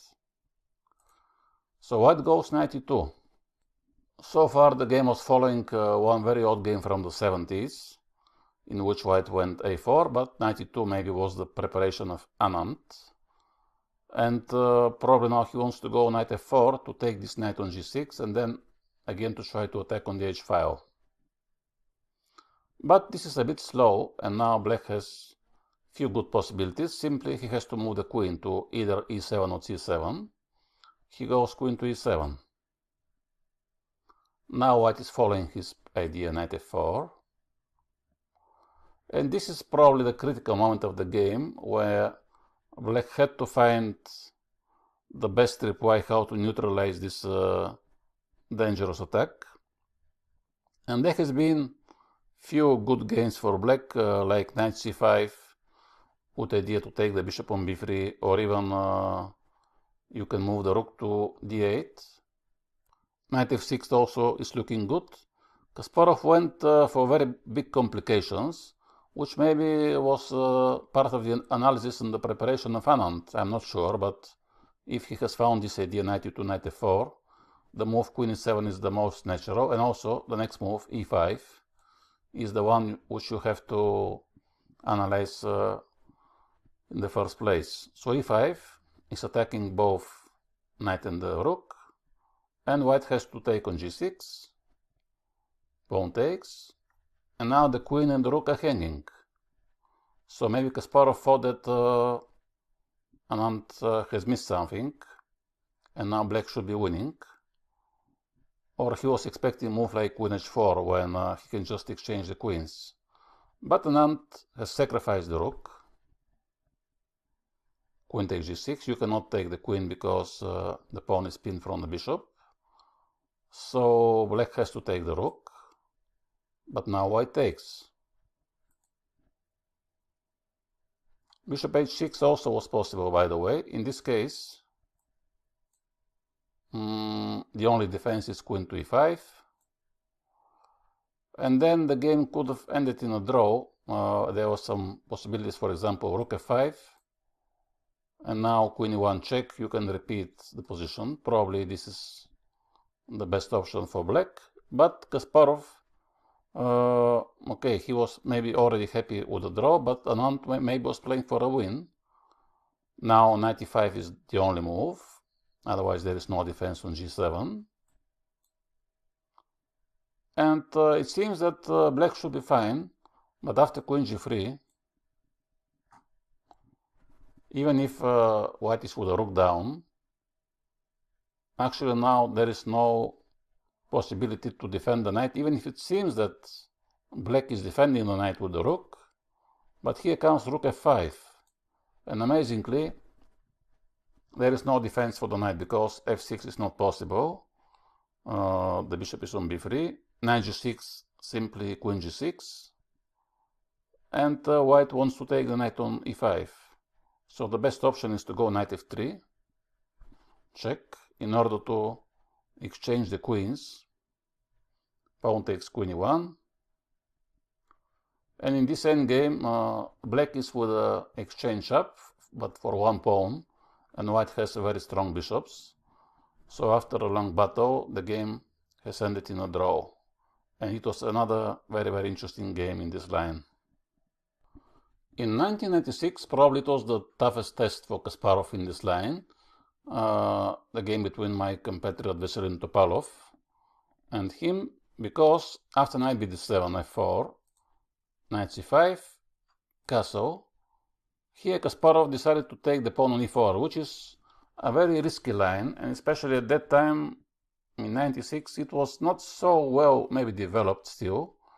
There has been few games in which black has success, but the game is extremely sharp. Now he takes on e4. Of course, this is the most maybe principled move because white is offering his central pawn, so why not we take it? And you can see immediately that white has far better development. His king has already castled, he has developed the knight and the bishop, and now after f5,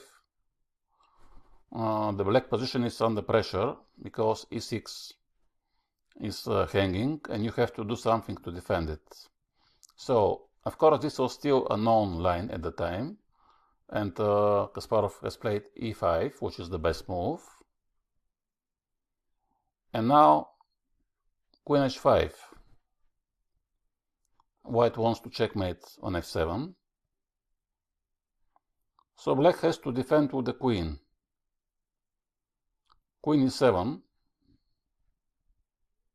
has been played. Otherwise, instead of queen e7, the main move here is d5. And I think this is probably the best line. I'm not sure exactly why Kasparov went queen e7. After d5, usually white is playing rook e1. This is probably the best move.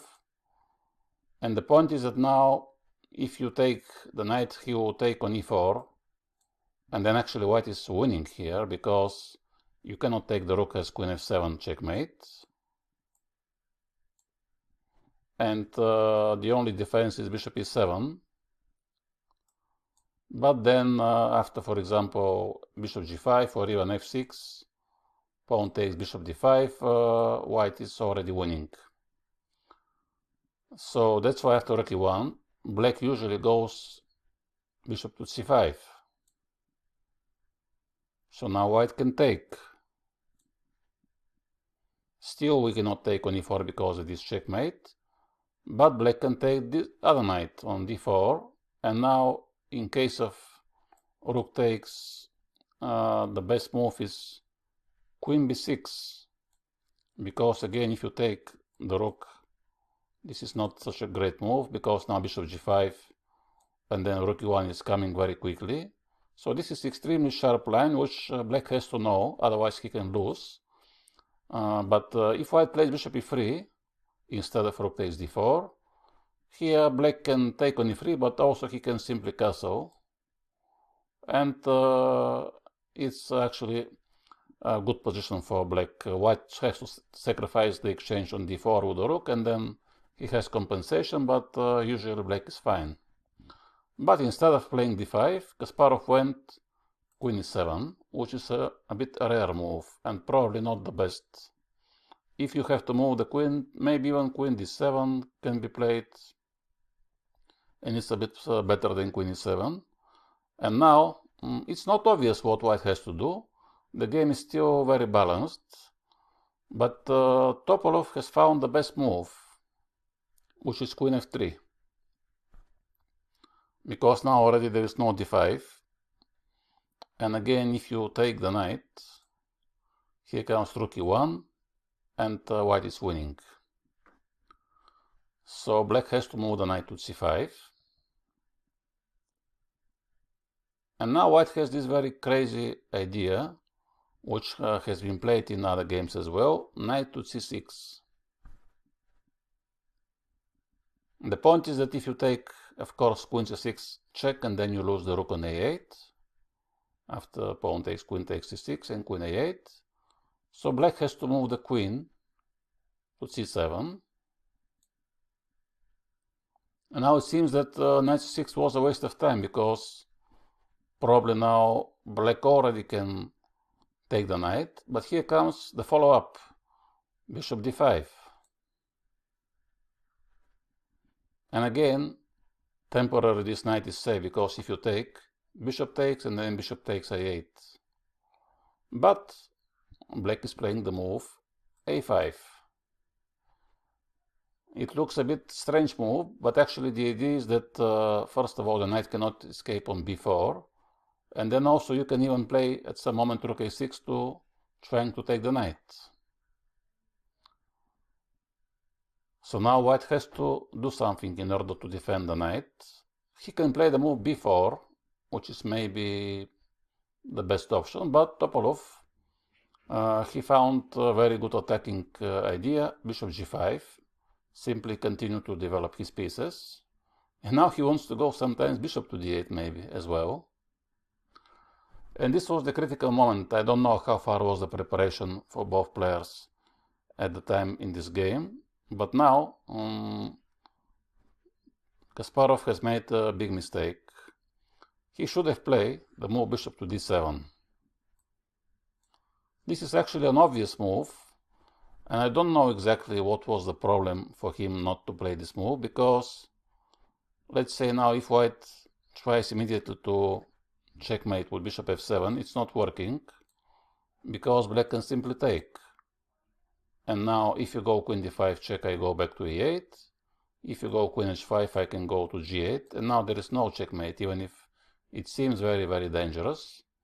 But actually now here black can take, and then even if it looks like the king is in danger, actually black is winning. But of course, if you don't have the analysis, it looks a bit dangerous. So probably here white should play something like f6, and then, or even knight e7 is a possibility, some crazy line, but it was the best move. Kasparov has played rook a6, so he wants to take the knight. But now this is a big mistake, because here comes another amazing move from Topalov, which is knight to d8. And now the knight is safe.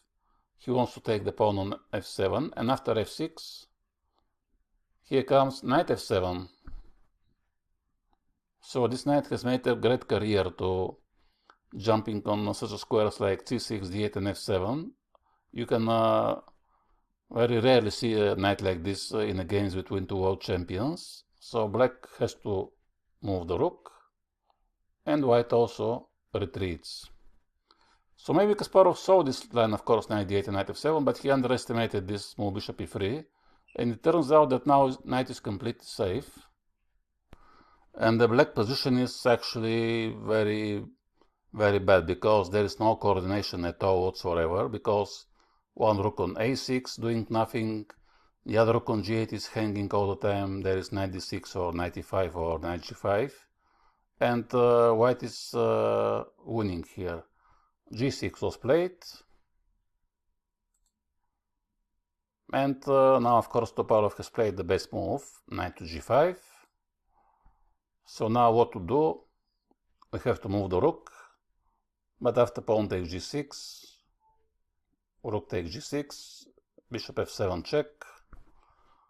White wants to take on g6 and then on f6, so Kasparov decided to give the queen, but this is of course totally lost, and after a few more moves, Topalov managed to win a very, very nice game against Kasparov. Another deviation of this line was played in a game against Alexander Morozevich, in which Kasparov went d5.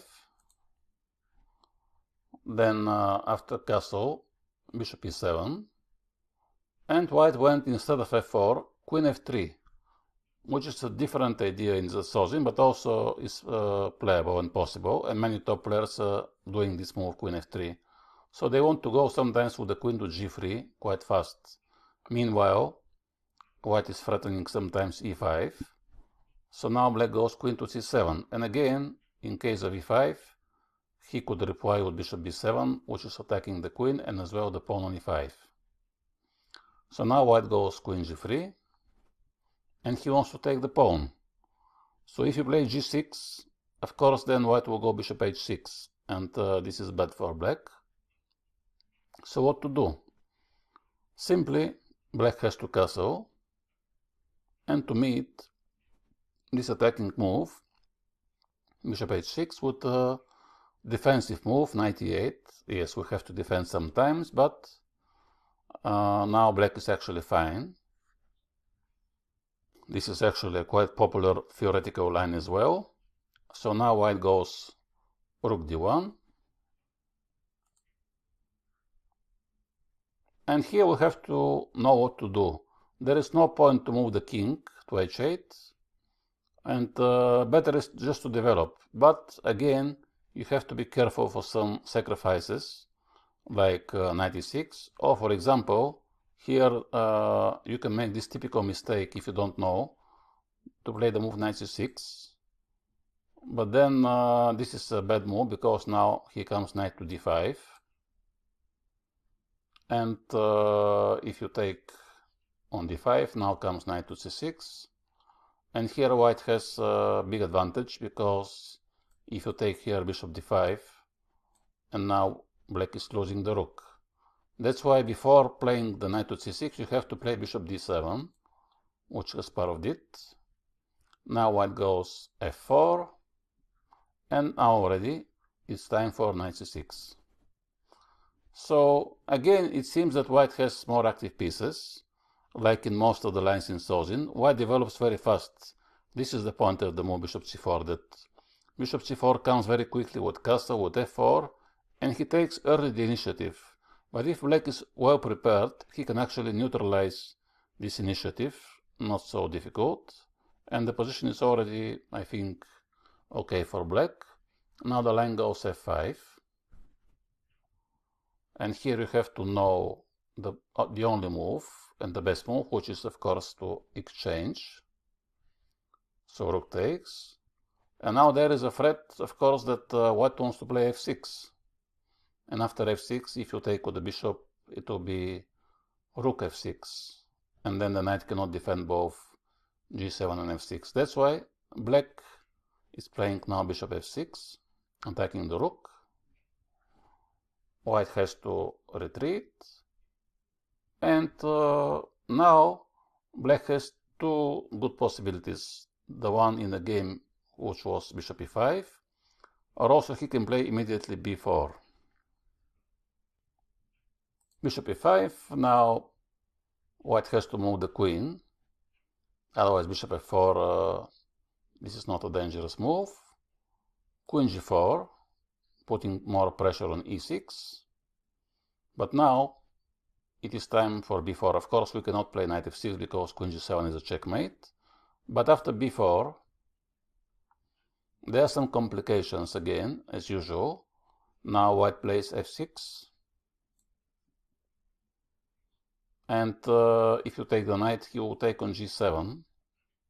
Let's say this is, I think, losing, because now it's actually important how he will take, with the pawn or with the bishop. Of course, better is with the bishop, and then black will be checkmated. So after f6, black has to go g6. He's offering the rook on f8, but in case a bishop takes, now black will take the knight, and then black has advantage, because the king is actually quite safe, as the pawn is hanging all the time, and if you can put the pawn on b2, she will be very strong. So first white has to play knight e2, and now again Kasparov has found the best move, which is not knight f6, but this is the move a5, with the idea to play a4. And after bishop takes, he simply took with the king, without being afraid of queen h4. Now it seems that white has a very dangerous attack, because if you move the king to g8, he can go rook h3. But Kasparov has calculated everything. Actually, here maybe he could have played even the move h5, because then the pawn is safe. And after queen g5, there is not such a big danger, because there is only one check and you can go back to g8 and then to take on f6. But a4 is more easy to calculate, I think. So he played a4. Now queen h7. Probably knight f4 was slightly better alternative, but even then black had advantage. Queen h7 is probably the first move which Kasparov was calculating. Now he found this idea to give the check with the queen in order to defend the rook, and then he takes with a knight. So now in case of queen h8, he can simply go king e7. Now queen h6 check, king e7, and it was a very long game. After bishop c4, actually white is still in the game, but after this he couldn't find the best moves, and Kasparov, after a very long battle, managed to win the game. There was some more battles between Nigel Short and Garry Kasparov after their match, in which Short also has tried the same line, and in one of them he played as well the line queen f3, which we have just seen, but this time Kasparov replied with one of the most popular actually moves, which is queen to b6, attacking the knight on d4, and again in case of e5 he can still go bishop b7. Now it seems that this is not such a very good move, because after bishop e3 black has to move the queen again, because knight e6 is coming. But actually he has a very interesting idea to go with the queen to b7 instead of with the bishop, because the bishop is defending on e6 against some kind of sacrifices, and now black wants to push b4 and to take the pawn on e4. So now if white plays a3, this is a bit slow move, and it allows black to develop with castle without many problems. That's why the most challenging move from white's point of view is queen g3, which has been played. Now black has played the move b4, which is the main move. In case of queen g7, he will play rook g8, and then black is winning because he will attack both the queen on g7 and the knight. That's why white has to move the knight. Now black can take the pawn on e4, but it is a bit risky. For example, if you take with a knight, after queen g7, white has advantage.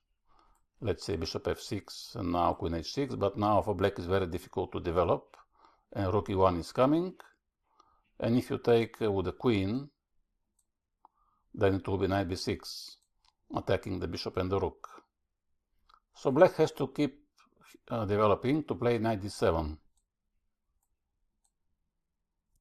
Because now, if white takes, then already this is not exactly the same, because now here there is the move queen e4, but as well knight g4 is a very interesting move.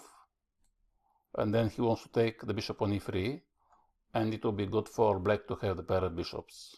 Also, he has this open file. That's why usually white is playing f3.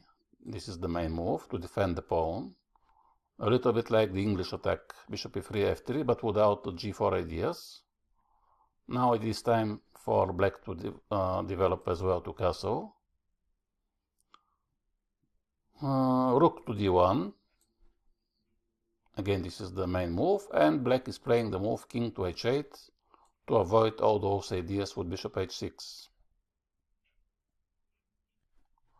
So white plays the other rook to e1. And here black has to find again some good plan how to develop. And Kasparov has played the move rook to b8, which is an interesting move. I think the idea is to move the queen later to c7 and the bishop to b7, but as well he's defending the pawn, because now sometimes in this pawn structure white wants to play either a3, either c3 in order to bring the knight back to c3. So he expects some moves like this, and then the rook maybe to be more active on the b file. And short continue to play some prophylactical moves like king h1, so basically he's waiting to see what Kasparov will do. And now knight e5. It is time to play some active move, and he's not afraid of f4 because the pawn on e4 is hanging. So temporarily the knight has a very good outpost. Now knight e2 was played, which I'm not sure if it was the best idea. Maybe now short wants to go knight b6, and probably this was something which Kasparov was seeing when he moved the rook from a8, because he wanted to prevent knight b6. Now indeed he plays queen c7, he stops this idea. So white has to find another route for the knight, and he goes c3. But now after bishop d7, which is a very precise move, he puts pressure immediately on the knight. And black has a good game. Of course the position is still around equal, but now after knight f4, this was a slight mistake from white's point of view, because it turns out that now after bishop takes,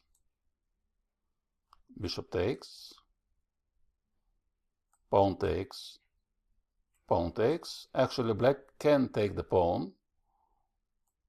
So he did this, and after bishop d4, he went queen to a5. So this is just a pawn up without big compensation. Bishop b3. It seems that yes, white is attacking something, but actually he doesn't have any clear threats. And it was a very complicated game in which Kasparov finally managed to win again in this line Sozin. So you can see in Sozin there has been many draws, so it's not an easy line for black. But Kasparov has found different ideas. He played completely different setups with early b5 and then b4. He was taking the pawn, taking a risk. Sometimes he was playing knight c6 and bishop e7 in castle.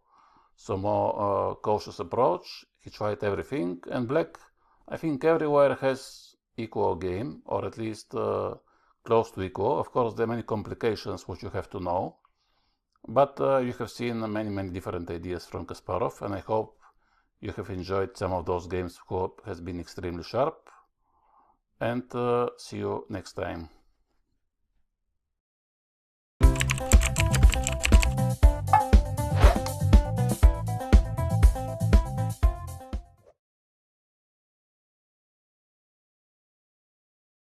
Hello, today we're going to continue our course on the Sicilian Najdorf. And into this chapter I would like to show you probably the most popular line from White's point of view.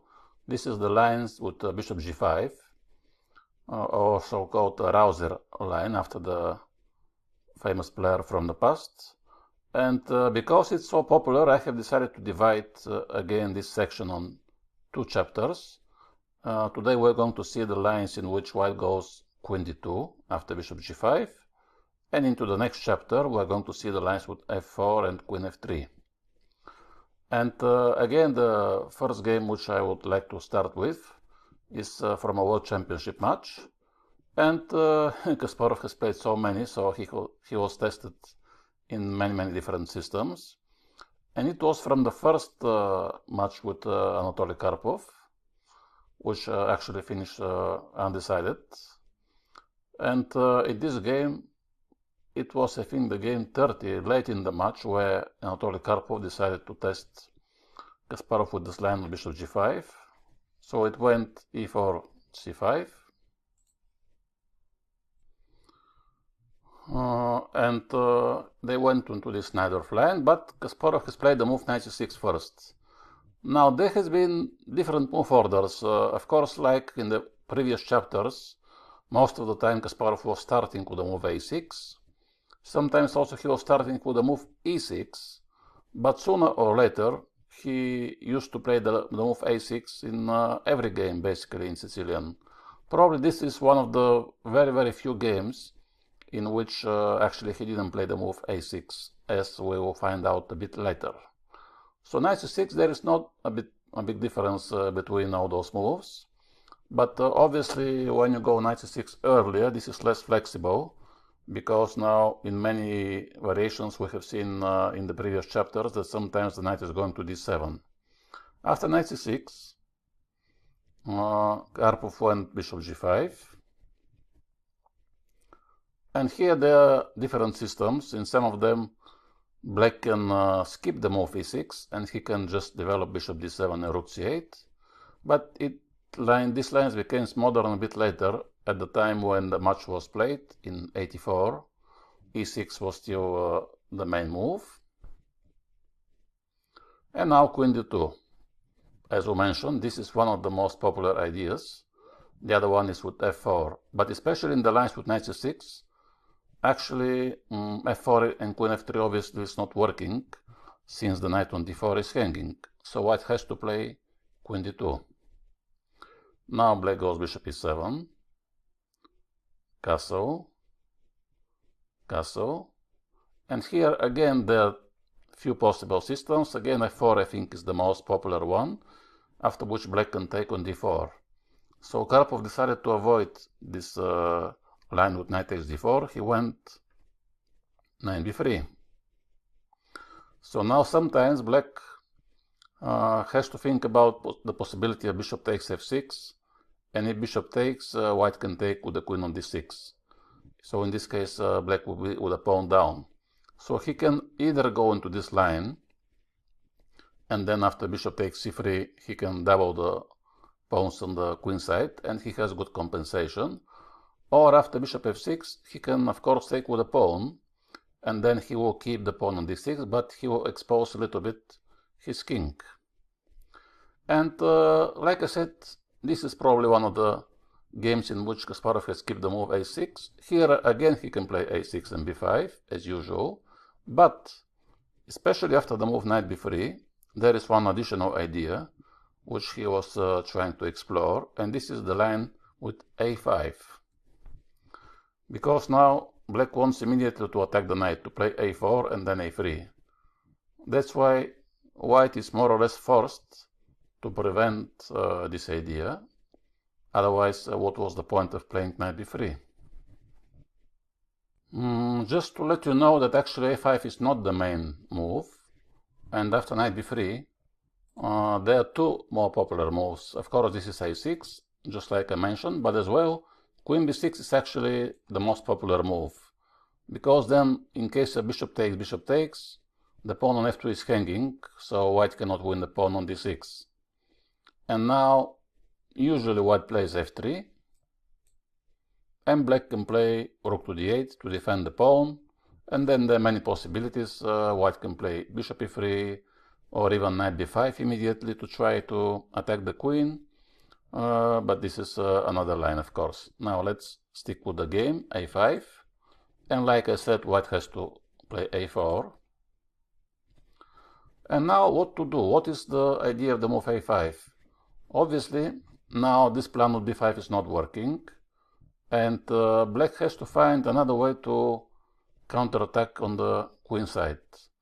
Sometimes he gets the square b4. This is one of the advantages of the move a5, so he can play knight b4 in many occasions, which can support d5, or it could allow black some tactical hits on c2.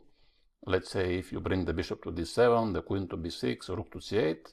In some cases there could be some sacrifices like knight c2, but actually in this game Kasparov had completely different ideas, and he went d5. After which, now it gives a chance to Karpov to go into the endgame, which of course he took because we know that he was a very good technical player, and he preferred some technical positions, especially against such an opponent like the young Kasparov at the time, who was well known with his tactical skills. So he was happy to simplify the position, pawn take. Although maybe objectively this is not the best move for white. He could keep the pressure with bishop b5 for moves like this, but now knight takes d5. Karpov was also happy from the score in the match, because if you don't remember, in this match, which was played until 6 wins, he had already 5 wins. But unfortunately he couldn't get the 6th win, so that's why the match was abandoned, and then it was the second match which Kasparov won. Had he won one more game, then the history will be completely different. So now he goes knight bishop e7, because his strategy was to play without a risk, and if he can win one more game to win the match, okay. Otherwise he was happy to make many draws. Now black take with a knight, of course, with c6. And now the game is more positional. White has to develop his bishop, so probably he has to go bishop c4. After which black has many possibilities, but not to move the knight. Let's say after bishop c4, probably queen c7 is some kind of good line, and then it could be some pawn sacrifice. But in this case, if white takes the pawn, actually, then black has a very good compensation. First of all, queen f4 check is possible, also bishop e6, but queen f4 check is attacking both pawns on f2 and a4. That's why Karpov was maybe still seeking some way to find advantage. He went knight b5, and now of course there is a threat to play c4 and to attack the knight, and then the queen is hanging. But this move knight b5 allows black to develop quite easy bishop d7. Now in case of c4, I suppose black has many possibilities, like bishop takes b5 and then the queen is defended. After this, knight goes to b4, and actually black has advantage already, because then the bishop on f1 is very passive. So bishop e2. And here, actually, Kasparov could have played already, I think, for advantage. He has two good possibilities. He can play bishop c6 and then trying to develop the queen and the rooks, or knight f5. Knight f5 was a good move. He went here, and Karpov immediately felt some danger, and after knight d4, here a bit surprisingly, the game has ended in a draw. And probably Kasparov has offered a draw because he made a move. Actually, after queen d4, yes, the game is around equal. But actually black could play, I think, because he can play bishop c6, for example, then queen g5 check, rook d8, rook c8, and then there are various possibilities for this knight to go to f4 to b4. So the white king is not extremely safe. And I think the black king is completely fine. There is no attack whatsoever on the king side. So probably black could have continued to play here. In the same year, 1995, after the match with Karpov, there was a short match between Kasparov and Robert Hübner, which consisted, I think, 6 games, and Kasparov won 3 and 3 draws. And again, he was tested in this line with Queen d2. He went Bishop e7 again, and after castle, castle, Knight b3. This time, he decided to opt for the main line, which I already told you, Queen b6. Probably this is also the best move for black. Now white usually goes f3, and also he went f3 in this game. Black is playing rook to d8, not only to defend the pawn, but probably in some occasions, especially if white plays the knight somewhere to b5, let's say, black even can think about the move d5. And now white is playing the move king to b1, which is a typical prophylactical move in Sicilian, especially when you, of course, when you castle queenside. And now it's a time where Kasparov has to take decision how to proceed, because he can actually play d5. He can play also a6. Now a5, I don't know is it working well with the move queen b6, because, for example, white can go knight a4 with a tempo to prevent a4, and also the queen has to retreat. So here Kasparov went a6, which is the main move, but I want to show you also the alternative. As I mentioned, the move d5. Now, probably the best move for white is to take on f6. And now pawn takes d4 is not working for black. He has to take the bishop. And now white has to take on d5. So more or less this is forced. And here there are two possibilities. Black, of course, he can immediately take the pawn back. And then he has this isolated pawn. And probably white has some very small advantage, although it's nothing serious. Or if black wants to play for the initiative, he can play now the move a5, by the way, because the knight will not escape anywhere, so he can take it maybe later.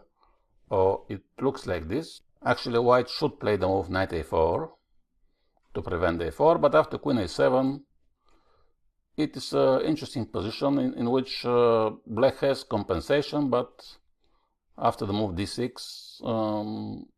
it's not so clear what is going on. So this is a bit more risky.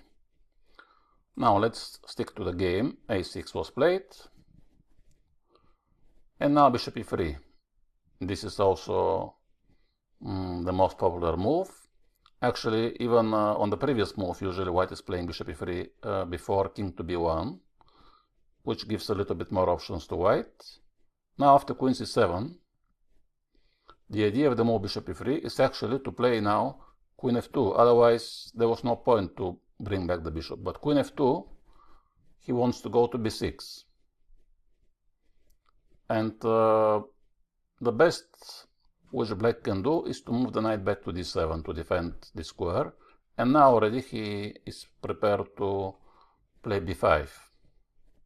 So white also has to start to push the pawns, and there are different ideas, h4, g4, f4. In this game, he played first f4, b5, and now g4. And here black has to decide again what is the plan. This is very interesting, those type of positions, because you can either play bishop b7 and then to bring the rook from a to c8. Sometimes you can play the rook to b8, so he can defend the pawn, and then you can push the a pawn. Obviously now knight b6 is not working, another typical idea. As well, knight c5. So Kasparov decided to go bishop b7, which is the most natural move. White also decided to develop his bishop on the big diagonal, and then the rook has come to this usual square to c8.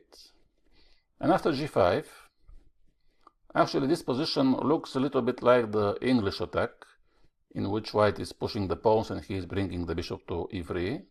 but of course it's slightly different. Now, what to do for black? If he play b4, then I think white will play knight a4, and for black now it's not simple to move something, actually, to prepare his attack. So better is to play something else, and he has to play maybe the knight. He went knight a5, which is a very typical idea, because now, first of all, he wants to open the c file for the queen and the rook. The knight wants to go to c4, and now also b4 could be some kind of threat, because c2 could be hanging in some situations if the queen leaves. So now, in order to avoid knight c4, white decided to take, which is probably the best move. Queen takes a5. Here already the theory has finished. There are only 2 games in the database, and this is one of them, obviously, and after this, 3 years later, they have repeated this line. And this is a very interesting position. Probably, I think white should have played here the move f5, because he needs to develop his initiative very fast. And then, of course, black has many possibilities, like b4, knight e5, bishop f8, more defensive. I think b4 is maybe the most natural move, although I suspect that maybe Hübner was a bit afraid of this typical idea rook takes c3, which is possible, although I don't know if the attack of black is so dangerous. Now he can take on c3. Of course, he has some ideas now, knight e5, knight c4, d5, bishop a3, so this is a bit dangerous for white, but of course it's a bit risky for black as well. I think b4, and then probably white has to go knight e2, and now black has many possibilities again. I don't know what was the idea of Kasparov. Even he can take sometimes on f5, and after pawn takes to take on g2, and then to take on f5, or he can go knight e5 again. It's another, of course, possibility. In the game, white prefer to play immediately knight e2, so I think the idea is to avoid this sacrifice on c3. So now what to do? b4, of course, is also possible, but much better is to activate the knight immediately. So Kasparov, of course, uses this, knight c5, and now he attacks the pawn on e4. If white takes on c5, this will be very good for black, because without the dark square bishop, white can experience some problems with the dark squares. So he needs to keep this bishop, but he needs also to defend the pawn. So he goes rook to d4. He wants to control now here the 4th rank, to not allow the queen to go to b4, and along with the knight a4 to attack on b2. And here maybe knight a4 is still a good option, but queen c7, the move in the game, also looks okay, because the queen on a5 now, obviously, she's not doing something great. So he prefers to go back to c7. Now he can attack sometimes the pawn on c2. Knight g3. And here Kasparov decided to play this typical move d5, which usually allows black to activate his rook or his bishop. Although in this case, again, there was some exchanges on d5, and black ended up with this isolated pawn. But actually this pawn is not so weak, even if now white goes rook d1, because the calculation of Kasparov was a bit longer, and now he saw the move knight e4, which is a very important move. And now if white takes, of course, the pawn moves to e4, where she is not isolated. And white has found the best move, probably. And after a long game, the position is around equal. And after 15 or 20 more moves, the game has ended in a draw. So this was also an interesting test for Kasparov in this line. In the other game from this match with Hübner, they have played again the same position, but this time, instead of king b1, white decided to take on f6. Of course, we have to know what to do in case of such obvious moves. Here black has to take with the bishop, because if you take with the pawn, Then white can go with the queen to h6, and for the black king it's a little bit uncomfortable. Bishop takes is the best move. And now, obviously, the main idea of white is to take the pawn, so he takes the pawn.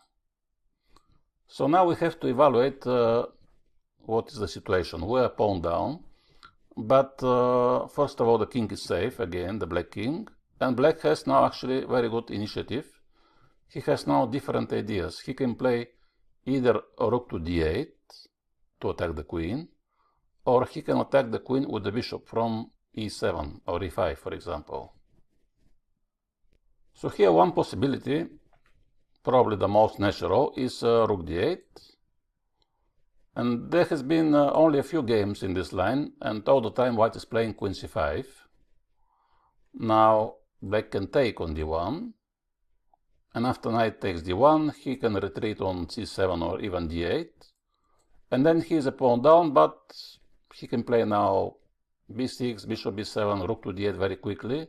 So he will attack with a lot of pieces. Also he can play later the move a5 and a4. He can attack with two pawns, the bishop is there, the knight can jump to b4, the queen, the bishop, the rook, so he has a very good initiative. And this queen is actually very annoying on the dark squares. There could be some ideas, queen f4 check. Also the rook has to defend the pawn, so probably white has to waste time at some moment to play h3 or g3. So overall black has a good compensation. But Kasparov, probably he wanted to avoid the move queen c5, and he played bishop e7, which is also possible, of course. Now the queen has to go to the other diagonal, and she went to g3. And now, because black needs to develop the bishop, but bishop d7 is not possible, so he needs to push the pawn. That's why he has to move the queen. But the queen, he can give this check, of course, but after king b1, I'm not sure if the queen is so great on e3, because she can be attacked after this. And the only idea is to go queen a7. So comparing to the other line, I think actually maybe better was to play rook to d8, because now white is controlling the d file, so his rook is more active. And the queen on a7, I'm not sure that if it's her best position. And after f4, b5, Hübner has found a very nice idea to play e5. And now his plan is to play knight e4 to get this very nice outpost on d6. Bishop b7 was played. And black is not afraid of rook d7, because then in case of rook d7 you can just go rook to d8. White decided to develop the bishop, and he went to d3.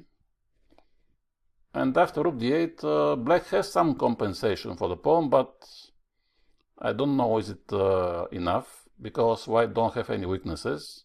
Also the black attack now is not so fast, and even white can think about some attack on the king side. So f5, again Hübner has found the best move. He played very well into this game so far. And now black has to be extremely careful what to do. There are only two possibilities. To take the pawn, I think, was okay for black, and also the move in the game, which is maybe even better, knight b4. Knight b4, the idea is to take this bishop, and in case of f6, which was not played, but I suspect black has to take here immediately. And then, after rook takes, the only move is bishop to f8. So it looks a bit scary for black, but actually his bishops now will be long-term very good, and the white knights, they don't have any outposts in the center. So if white don't take, black can play g6. If he takes, now black has to take, and it's not so easy for white to actually organize attack on the king side without the help of his knights. So probably black is fine. Hübner chose to take on e6. Now again we have to eliminate this bishop. He took with the pawn, which was maybe a mistake. Probably rook takes was a bit better, but I don't know. Pawn takes is also possible if you want to push d4 later to defend the pawn on e5. And it was a very interesting game again. Here black is a pawn down, but like I said, his bishops are very good. And after many moves, Kasparov decided to go for the f file. And now they have exchanged the rooks. And they went into this endgame, in which after a very long battle, white is a pawn up, but black managed to save the game and to make a draw. But it was a tough test for Kasparov, and probably here in this position when white takes the pawn, black should go for the other line, rook d8, I think. In the other World Championship match, which we already have mentioned in the previous chapters, the one with Nigel Short, here Kasparov was also tested into this line. Nigel Short decided to play once bishop g5, probably to surprise his opponent. And now, after bishop g5, black goes knight c6 again, queen d2, b6, castle, and this time Kasparov has opted for another possible line. This is the move bishop to d7, not to e7. Basically, the idea of this line is to develop faster the queen side. So now you can go rook to c8. But also there is another very interesting idea into this rouser system of bishop g5. And this is to play after f4, h6. And now, if white takes, which didn't happen in this game, so bishop takes, here black has to take with the queen. And now white has to move the knight, because otherwise black can even think about going into the endgame after queen takes d4. So usually white plays knight f3. And now he wants to play the move e5, which will attack the pawn on d6, but the bishop is hanging. So the best which black can do is to move the queen back. And e7, then the bishop is a bit uncomfortable. So usually he goes back to d8, even if it seems a little bit strange. But this is actually a good move. And now white can play many moves, let's say king to b1, and also black can play now many moves, and he has actually completely different ideas. He can play the typical b5, b4, rook c8, he can play bishop e7 and castle, he can play even queen c7, and then there are some people who even castle queenside into this line, because the black king is actually safe on the queen side. I think he's also fine on the king side, but it's a matter of choice what we want to play. But anyway, usually here white plays bishop h4, which was also played by Short. And now, in this position, there was one, like I said, very interesting idea. This is the move g5. This is, of course, a quite unusual move, but this is the most popular one, and probably the best. But there was also another interesting option. Instead of g5 in this line, black can actually take the pawn on e4, because now bishop takes, knight takes is leading to advantage for black, because he has extra pawn in the endgame. So white has to play something else, and this is the move queen to e1, because now the queen is hanging and the knight is hanging. So the only move for the best is knight f6. So black is a pawn up, but after the move knight f5, which is also the only one for white, there is a pressure on the d6 pawn, and d5 is not possible either, because then white can simply take with the knight, or first he can take on f6, but now the pawn is pinned, the knight is pinned, so white is almost winning. And black has to play queen a5, because now he attacks the knight. And white has to take, and after bishop takes, rook takes. Now there are two possibilities, queen c7 or castle. Let's say castle queenside. This is another possible line into this system, in which the equal pawns, white has probably slight advantage, because he has the pair of bishops. And maybe that's why Kasparov has opted for the move g5. Now white has to take, otherwise what to do? So he takes. And now black, if he takes, of course, he's just the pawn down. So the idea of g5 is not to capture immediately, but he goes knight to g4. And now the point of this sacrifice is that black has this outpost c5. So he wants to bring one of these knights to e5, and then he's trying to actually capture the pawn back, but only after bishop e7. So here there are different ideas for white.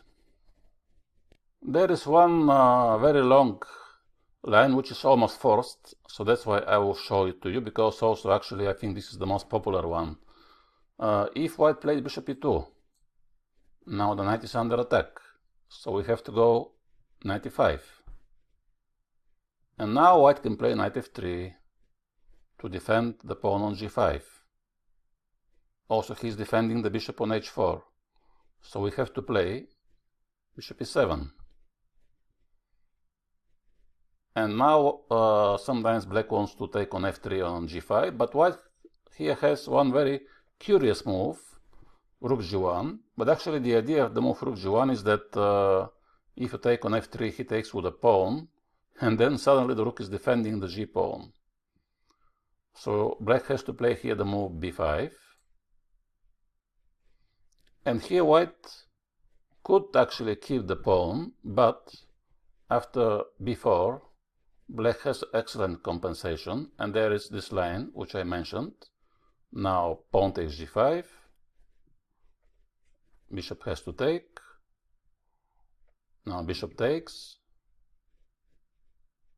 now queen g5 is not good, because after queen takes, knight takes, and now knight d4 for example, or rook takes h2, black actually has the initiative, and the pawns are equal, and he has a very strong knights. So white has to take with a knight, because now rook h2 is not possible, it will be queen f4. And here the best move, probably the only move, is queen a5 to attack the pawn. That's why I told you the line is forced, now because white has to defend. And now black has this very, very interesting move, b3, attacking the queen. So white has to take, and black has to take on c2, and in this endgame, black is a pawn down, but h2 is hanging, so probably white has to play now something like h3, and then after bishop to b5, on knight c4 is also interesting, but bishop b5, now if white takes, black takes to a pawn, then the a2 pawn is also a bit weak, the knight goes to c4, so black has excellent compensation, mainly because of the outpost on e5. But in this line, Nigel Short decided to play the other popular system with immediate knight f3 before the knight has been on e5. He's defending the pawn. In this case, now bishop e7 could lead maybe to the same position if white plays h3, knight e5, but white has other options instead of h3. So normally black should take on g5, and he does this. And now actually white has a choice. He can take the pawn, or he can go to g3. Short decided to go to g3, which is maybe the best move, but of course we have to know what to do if white takes the pawn. This is actually a big mistake, because now after f6 suddenly white has problems on the dark squares, because if you go bishop f4, there is e5, and then if in case of bishop e3, knight takes e3, and then bishop h6 is winning material. Otherwise, if you go to g3, black also plays bishop h6. So probably the only hope is queen f4, but to attack the knight. But then also there is e5, and the queen and the bishop are under attack. That's why actually white cannot take the pawn, so he has to go to g3. And now black has won the pawn back. but there is a pressure on the d6 pawn, so what to do? Here bishop e7, Kasparov has played this move. Now, if white takes on d6, which did not happen, now black should take, and after queen takes, he can go knight f2, and now he's winning the exchange. And the queen is defending everything, the d7, the g5. So temporarily the pawn is safe. White goes bishop e2. And now already it is time to move probably this knight, and he goes to e5. So the idea of this g5 has worked probably because now black has this outpost, but his king should stay in the center because obviously without the h pawn and with the g5 pawn it's impossible to castle. So this is the only problem for black, the position of the king. Probably he should move the queen and to castle queenside. Now white again plays this move king to b1, which we have seen a few times already. But it's not so simple actually to move the queen, because if you move the queen, white can take the pawn on g5. So usually here, actually black is not trying to castle anywhere, but he just plays b5 as usual. And then he's trying to control the whole board. He has to control the center, of course, because there is a pressure on the d file, and white can always take on e5. He has to defend the g5 pawn, because if you push g4, probably the pawn on g4 will be weak and black can lose it. And he also has to push the b pawn to try to counterattack on the queen side. So he's playing everywhere. Now short decided to go rook d to f1, which is interesting, but I don't understand exactly why he's keeping the rook on the h file. Maybe he wants to push the h pawn to play h4 at some moment, because now he reduces the pressure on the d6 pawn. Now Kasparov also takes very important decision, moving the rook, which means that definitely it will be no castle in this game for his king. And now white decided to start trading some pieces. Knight takes c5. Probably this was not the best option, because actually black wants to exchange some pieces, as his king is in the center, so he is actually happy if the game closes to the endgame. And now white actually tries to attack on the f file. That was the plan of after the move rook f1. He wants to double on f file, and then to have this threat bishop takes e5, and then rook f7. If you defend with the rook from f8, there could be bishop h5 to attack on the diagonal. So black has to be very careful here. And here there are different possibilities. Of course, black can push b4, for example, to continue his attack. He can play move like rook to c5, so he can take on e5 with the rook in case of bishop takes. But Kasparov decided to play the move f6, which is also possible, although a bit risky, maybe exposing the light squares. But now let's see what happened. Yeah, rook f1, bishop to c6. So he decided actually to solve the problem of the defending of the f-pawn by pushing her forward. And now it remains to be seen how white can improve his position, because now black has defended everything. So white started to make some prophylactical moves. First a3, bishop b7, and then h3. And Kasparov went knight c4, which is also very demanding, because the knight is leaving his very good outpost on e5.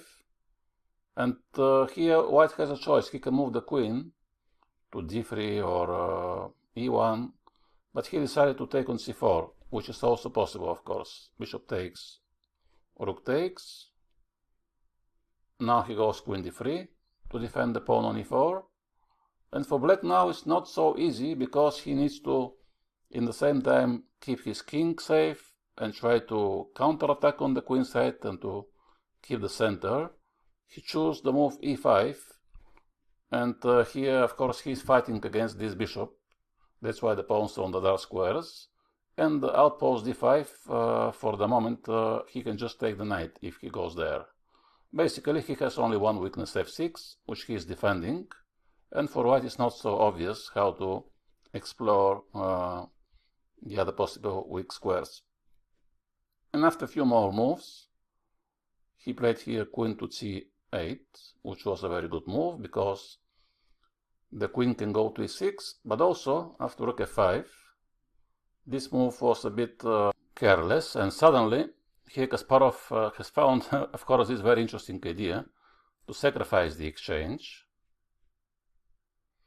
Now, white can take with the queen. In this case, I think black should go for this endgame.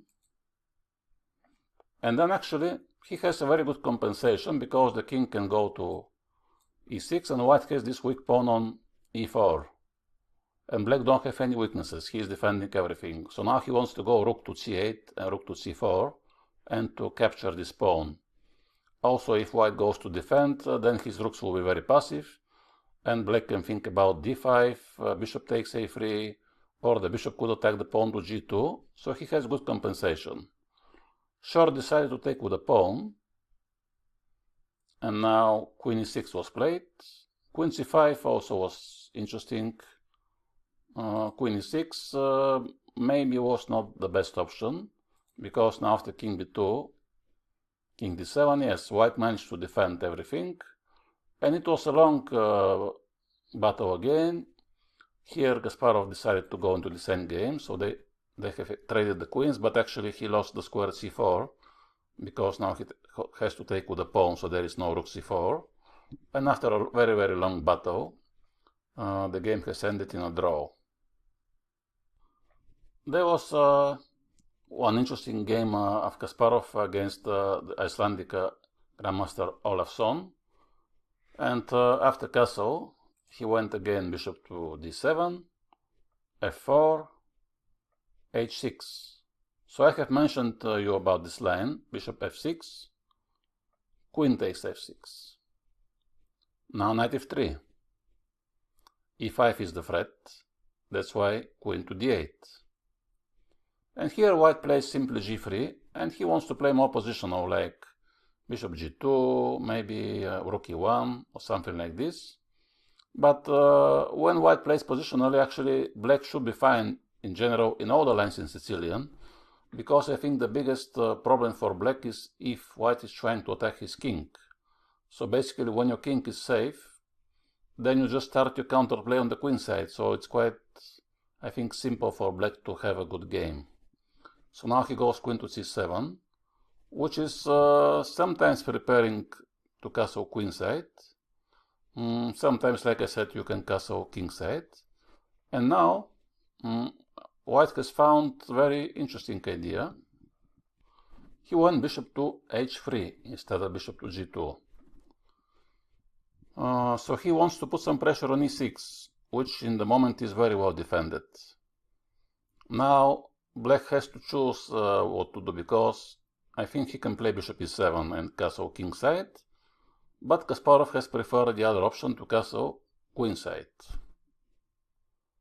And now f5, and here, like I said, white wants to put pressure on e6, so sometimes he can also move the knight to d4, and that's why it's not so simple to use this outpost, because if you go knight e5 there could be knight d4, and you have to defend the square e6, because if you take on f5 or if you push e5, then white gets the outpost d5 for the other knight.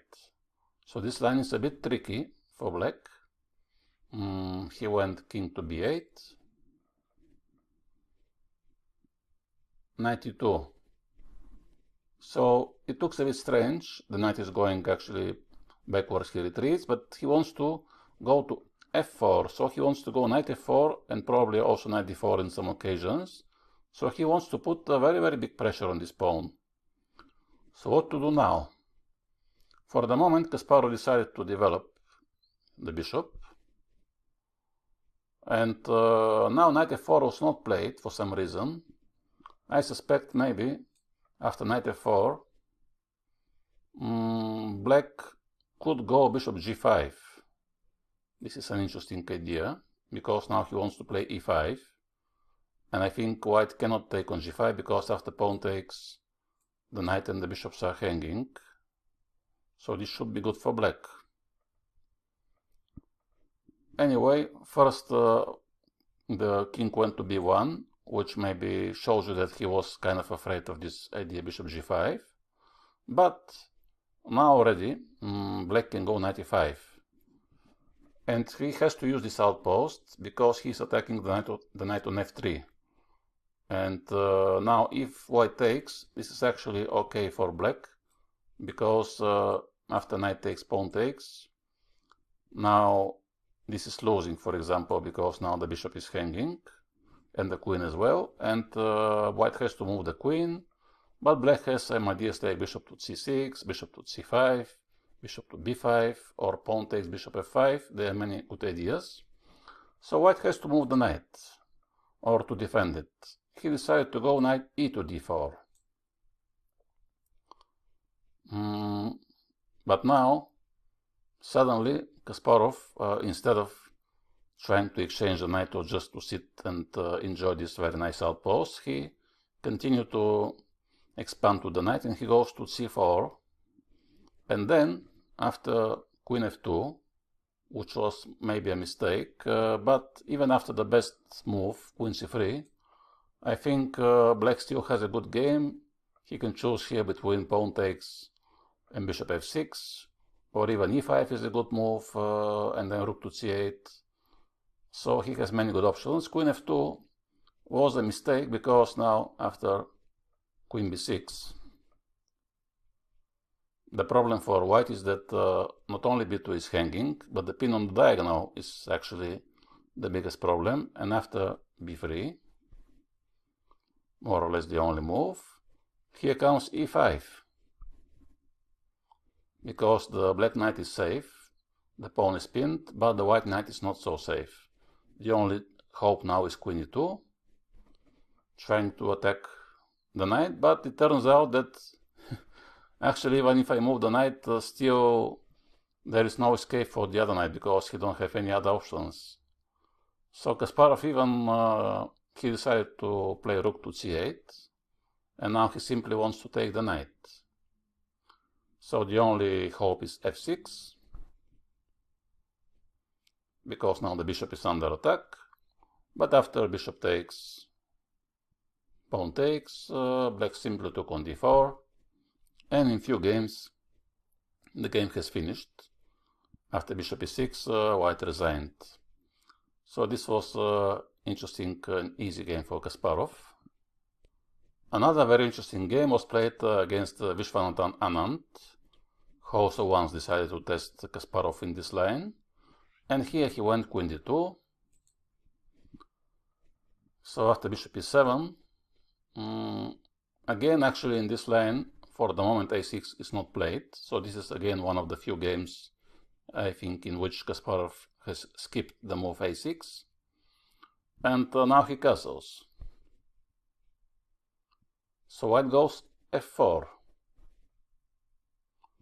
And here again black has many options. Knight takes d4 is one very popular line.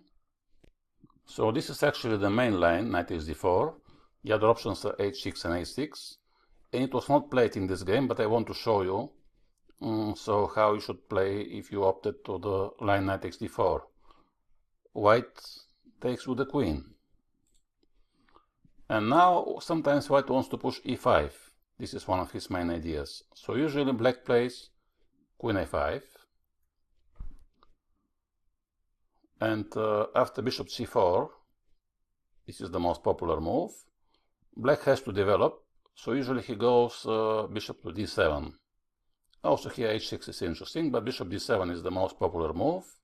And now, in case of e5, which looks very strong, pawn takes, it seems that black is in trouble, but after bishop to c6, white cannot take the knight, because after queen g5 check, black is taking the pawn on f6 and he is winning. So he has to move the bishop. He goes bishop to d2. Black has to move the knight, but not to d5 or e4, because white will just take it with the knight. So he goes to d7. And now white should play knight d5, queen take, queen d8, and then knight takes, queen takes, rook e1. So white has paired bishops, but he has a weak pawn on e5. And for the black king, it's not so dangerous in the moment. Here black can play many moves like a5, b5, but usually he is fighting for the d file, so he goes rook to d8. Now the queen goes to g4, and bishop g5 is a threat as well as bishop h6. But it turns out that knight f8 is actually defending against all the threats, because in case of bishop g5, black can just take on d1. And after rook takes d1, he is moving the queen to c5. And actually even black has advantage, because knight g6 is coming in case of any bishop moves. The pawn is weak, the bishop is also has to be defended, g2 could be weak as well. So usually white is playing here bishop d3. And now there are two possibilities. Rook d5 is one option, and even actually many people here are happy to sacrifice the exchange in the style of Tigran Petrosian, positional sacrifice, because then he has a good compensation on the light squares. The knight will go to g6, now the pawn is under attack, white goes usually bishop b4, and after queen d5 there has been many games in which black actually has good results. White can take on f8, but then black is winning the pawn on g2, because white also has to defend a2, and even this endgame with the exchange for the pawn is okay for black. In the game, Kasparov decided to play h6, which is probably the second most played line here for black, and now white played the move h4. This is a very, of course, interesting move, after which white is sacrificing his bishop. The main move is bishop h4, which has played from Anatoly Karpov again in the first match. There was another short game. This is the game here, I will show you. Bishop h4, now e5, which is the theoretical move, probably the best move for black. And now Karpov went knight f5. Black has to take, white has to take. And now black has many ideas like queen a5 or rook c8, but pawn takes f4 is also the most popular move. And now in case of queen takes, black usually goes d5 anyway. So usually white plays first king d1. This is the main move, and it was played from Karpov. But even now, black is still playing d5. He's not afraid of bishop f6. So white wants to actually move the king from the diagonal, away from the diagonal, so there is no some bishop g5 ideas. As now he takes on f6, bishop takes, and of course instead of winning the f pawn, white prefers to take the pawn on d5, so he takes knight d5. But after bishop e5, actually this bishop is very strong on this diagonal. He's defending on g7, he's preventing f6, defending on f4, attacking on b2, and now white plays g3. Black takes, white takes, and this was the game between Karpov and Kasparov. Here Kasparov went knight e7. He offered a draw, which was accepted, because now black has no problems. If he managed to exchange the knights, this is opposite colors bishops, equal pawns, so completely equal position. So now let's move of the game of Anand, which I think was more interesting. So what to do after h4? Here black has to take the knight. This is the best move. Knight takes d4. Queen takes d4. And now black has a choice. He can play the queen to a5. which is the safest move, or he can take the bishop. This is a decision which Kasparov has made. He took the bishop, even if it looks very scary. Now, pawn takes. Of course, now white has opened the h file, and he wants to move now the queen somewhere to h4 or h2, and then to deliver checkmate on the h file. So black has to be prepared. I suppose Kasparov has analyzed this line, otherwise he will not go for this move. Now he goes knight g4. This is the only move. White has to play bishop e2. He attacks the knight. So the knight doesn't have any moves, but here comes the move e5, and the bishop from c8 is defending the knight. Now the best move for white is queen g1, and he wants to take on g4, or even to play rook to h4, and then to move the queen to h2. So black has to take. And now in case of rook h4, he can take actually bishop g5. So this is more or less forced line. White has to take. And now black takes on g4 and queen h2. It seems that white is winning because it seems that there is no defense, but actually there is defense, and this is the move f5. This is the only move. And now queen h7. In case of g6, which looks very strong, here black has to find the only move, bishop to h4, because he is happy to give the piece back. The rook on d1 is hanging, so queen h4 is losing. So white has to play rook to d4. Now already he can take the bishop. So black has to take now the pawn. And again the endgame is good for black because he can just push f3 and f2. So white has to take on e4, either with the knight or with the rook. Let's say rook takes. And here black usually goes bishop to h5. So he wants to take the pawn on g6. White has to take. And here we go into this endgame, after which there has been a few games. All of them has finished in a draw. So instead of g6, Anand went for the other line, which is queen h7 check. King f7, and now rook h6. Probably here white can take on f5. At this moment it was still a new line in 95. There was only one game played a year ago between not so famous players. And here I think white has advantage. Black has to take on g5. This is the only move. Now, of course, if white wants to make a draw, he can make it queen g6, queen h7. But if he wants to play for a win, he can play knight e4, because now the threat is queen g6. And the only defense is f3 check, which has been played many times, king b1, and now again black has to take on g2. So white can give this check, and now after knight to g5, black has to take on f5, defending h7. Even rook h8 is not winning because there is no queen h7. But here comes queen h5. Now white wants to give mate on h8. And here black should take on h1 or g5. He has to sacrifice the queen. And there has been few games in which black has tried this line. He has rook, bishop and a pawn for a queen, which is in general good compensation.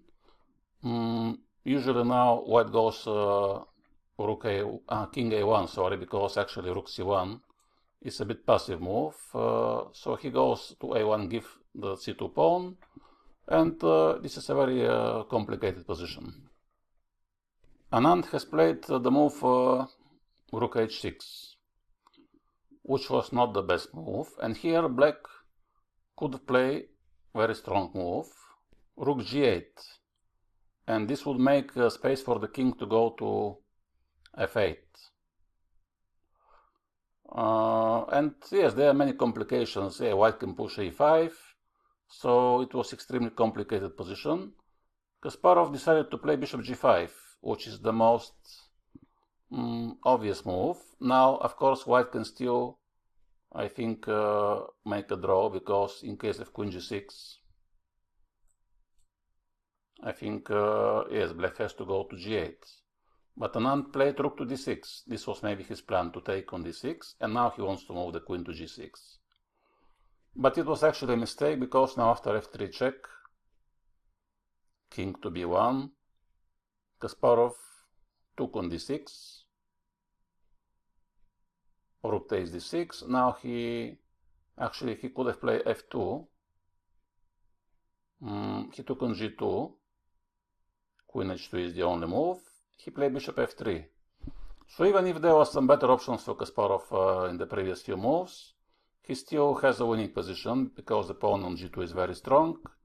His king is safe. Now queen g3 was played to attack the bishop on g5, and rook to h8. This is actually a big mistake. Here, Kasparov has had actually different moves who are winning.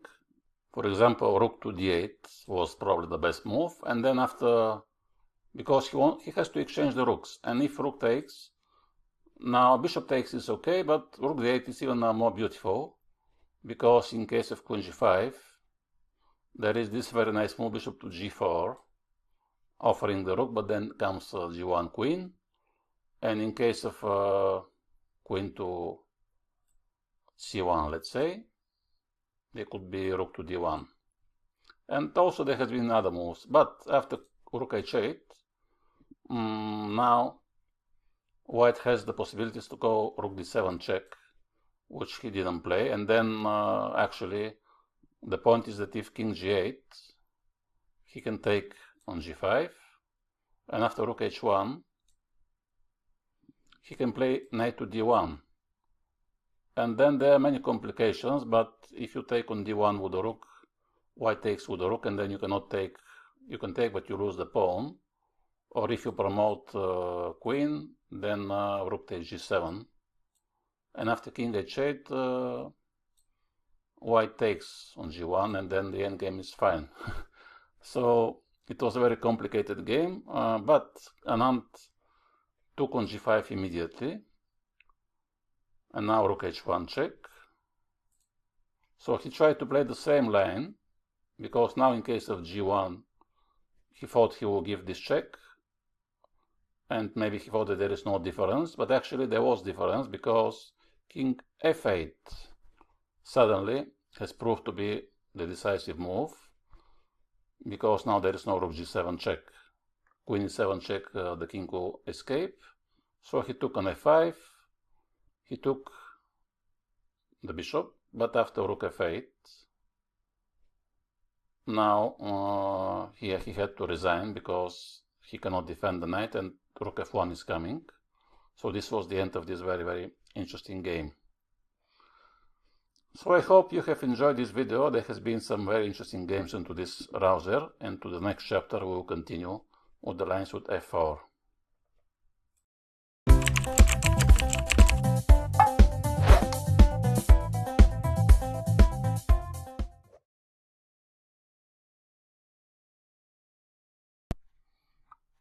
Hello, today we're going to continue our course on the Sicilian Najdorf, and we're going to continue also the line with bishop g5. In the previous chapter we have seen the lines with queen d2, and today we're going to see probably the most popular line, the one with f4. But before seeing the games with f4, there is also one more possibility for white, not to play neither queen d2, neither f4, but to play immediately the move queen f3. This is not such a popular move, but there was one interesting game which I want to show you, between Nigel Short and Garry Kasparov, in which Short went queen f3 here immediately.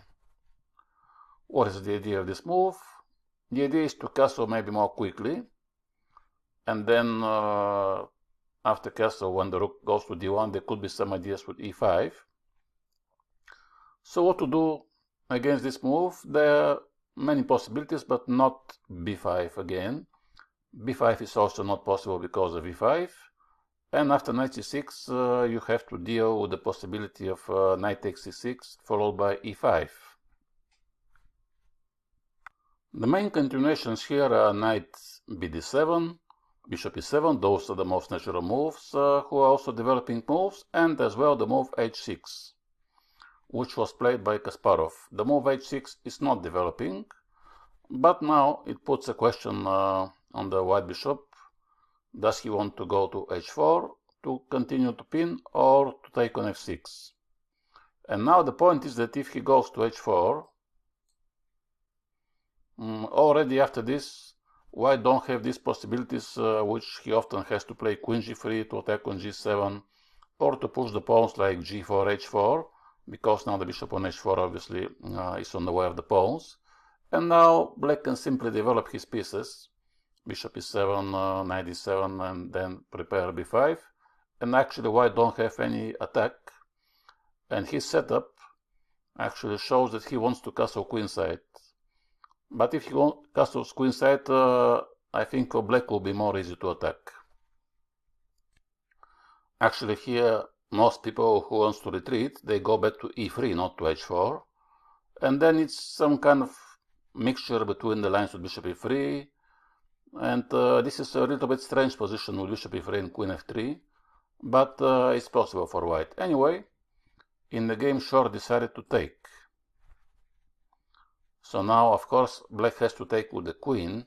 Otherwise, if he takes with the pawn, the white queen on f3 is much more active than his on d8. So now the things are going into an endgame, which is very curious. Now white plays f4. White has, of course, far better development. He already has developed two knights. But black has the pair of bishops, and long term, actually he has a good possibilities to improve his bishops. And even if for the moment he was developing only his pawns, they are controlling basically all the squares on which the white knights can jump, so white doesn't have any outposts.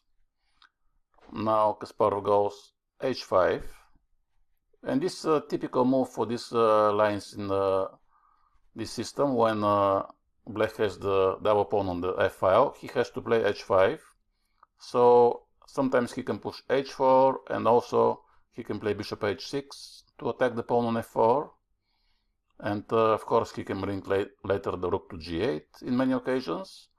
Now short is playing f5, and he wants to put pressure on the square e6, and he wants to force black to push the pawn, because in this case now if black goes c5, of course white will have this very nice outpost for the other knight to go to d5. Sometimes also white can play bishop c4 to put even more pressure on the pawn. That's why it is time already to develop the knight. Now if white takes, this will also open the b file. It will be a bit curious that there are going to be two semi-open files, the g and the b file, which the black rooks can take advantage of.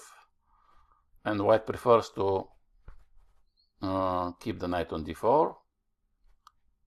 Now black develops. Bishop c4, like we said, white is trying to put more pressure. And here black has two possibilities, both are good I think. He can exchange the knights on d4, but he can also play king to e7.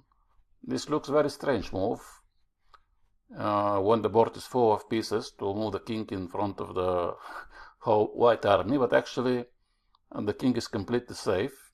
Like we mentioned, all the squares are under control. And even if, let's say, some desperate player with white could try to sacrifice knight d5 at some occasions and then to bring the rook on the e file, black can always go knight e5.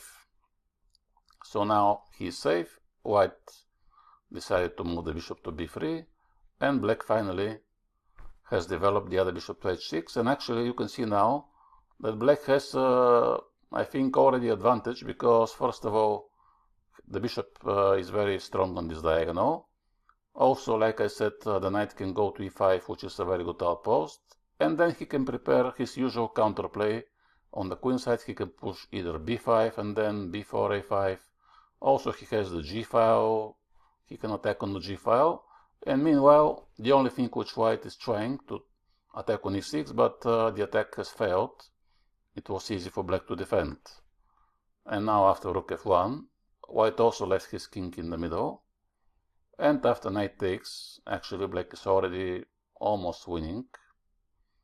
Now he went rook to g8, which is also fine. He has a big advantage. Then he went bishop c1, and Shor decided to give this pawn, and then it was completely winning for Garry Kasparov, but after a very long battle, Najdorf somehow managed to save the game, and it has ended in a draw. The first experience of Kasparov actually in this line was quite unfortunate. It was in the Olympiad in Malta in 1980, when he still was a very young player and promising, and he was playing again with my compatriot, this time Krumgergiev, and white has played the move f4, which is our main subject to discuss in this chapter. And here there are various moves we're going to see later in the other games. Black can play here queen c7, queen b6, bishop e7, many moves. In this game he went queen c7. He is not afraid that white can take on f6. We already saw this in the previous game, that sometimes in this line black is happy to take with the g pawn and to keep the pair of bishops. Now white is playing queen f3, and black is playing b5, which is extremely sharp and risky line for black. Of course, black is not afraid of e5, because after bishop b7 he has actually advantage already, and white usually either takes on f6 and then pawn takes, either castles. In this game he castled, and now black is playing b4. Now remember that this game was played in 1980, when even I was a very small kid at that time. There was no computers whatsoever, no engines, and people has to rely on their own skills. Now after b4, white is playing e5. So we just said that this should be not good for white, because now there is bishop b7. So bishop b7 of course is the only move. But now knight to b5. I think this has to be a preparation from my good friend Krumgergiev, because now pawn takes, and then bishop b5 check. So what to do? Black has to move some of the knights to d7, and of course much better is to move this knight. So what is the idea of the white sacrificing piece for what, only for one check? Actually no, because now there is a follow-up. Knight e6. Well, for sure Kasparov was not prepared for such a line, and now actually he's in serious trouble. He has to take. Now queen h3, threatening checkmate. So what to do? There is only one defense. The king has to take care himself about the pawn, and it seems that maybe black is actually fine, as there is no check. For white the only check is queen h5 and then of course g6, and now black wants to play something like g6, or to develop the knights, or to take on a2, but the preparation has not over, and now f5. So now the things are a bit scary for black. I don't think that there is any good defense. Anyway, Kasparov has decided to threaten checkmate on c2. White takes, king g8. At least now white has to waste one move to defend the checkmate, but actually probably this is still part of the preparation, because now queen b3 defends, but as well threatens e7 checkmate or takes d7 checkmate. And now there is nothing else, but black has to go into this very set endgame, in which unfortunately he's losing now a piece. And Kasparov has fought for a long time. Here, of course, here the material is still equal, but you can see what a big difference has between the activity of the pieces.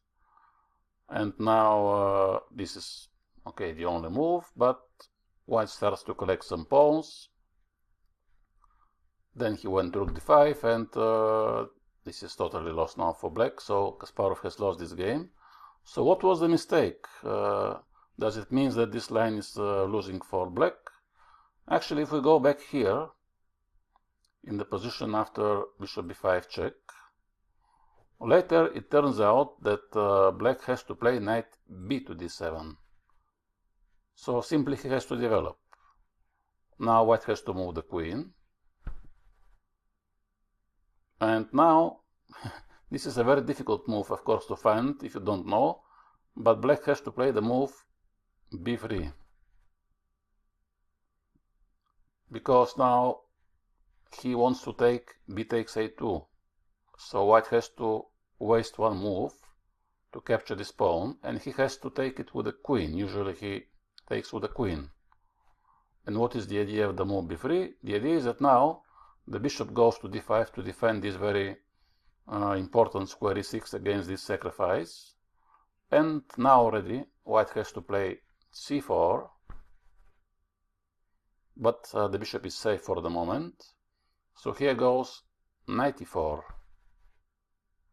And this is very crazy position. Black is with a piece up, and actually white is the one who has to be careful, because now he has to play the only move, rook to e1. Not the only move, but all the other moves leading to advantage to black. And now, for example, black can go knight c5, or he has many ideas. This is very unclear position. And the evaluation is around equal, which is of course strange, because white is a piece down, but the black king is not completely safe. So this is probably the best for black in this line, to gain a piece and then try to defend. A year later, in 1981, Kasparov was facing Leonid Yudasing in the championship of the USSR, and here again he went queen c7 after f4, and this time white took on f6 immediately, which is another possibility, of course, which you have to know. Then pawn takes, and now bishop to e2. This seems like a modest move, but actually it's not so, because after two moves, knight to b3, white wants to keep the knights, b5, and now white wants to go to h5 to keep an eye on the pawn on f7, and also to prevent this plan which we have seen in the previous game from black's point of view, when black was playing h5 and bishop h6. Now black has to develop somehow, and the question is where to put the bishop, on e7 or on g7. After bishop e7, white actually sometimes wants to go queen to g4, which will prevent black from castling kingside, and also the queen can go to g7 if the bishop is on e7. That's why actually there are two good moves, bishop to g7 or b4. b4 is, I think, also good, but bishop g7 is a good move. So now white is following his plan, queen to g4. But black can castle safely here, because it will be very difficult for white to bring the rook to g3 and to checkmate him. Now white is castling queenside, so he is hoping here in this position to attack, but I'm not sure about the bishop on h5. I think he's a little bit out of the game, And now black has a very good move, which maybe white either underestimated, either maybe hasn't analyzed, and this is the move, knight to e7. So the knight wants to go sometimes to g6, but also it could prepare moves like f5 and then to take with the knight. And now, what to do from white's point of view? He played knight to d4, trying to prevent f5, but now b4. And even if it seems that the position is something like equal, because black has not developed as well his pieces, but actually black already has very big advantage, because his game is much more easier. And now after 92, Kasparov has found a very nice move, which is f5, to open up the diagonal for the bishop. And now what to do? White has to take. And here comes e5. Very importantly, the bishop is here, pinning the pawn, so f6 is not possible.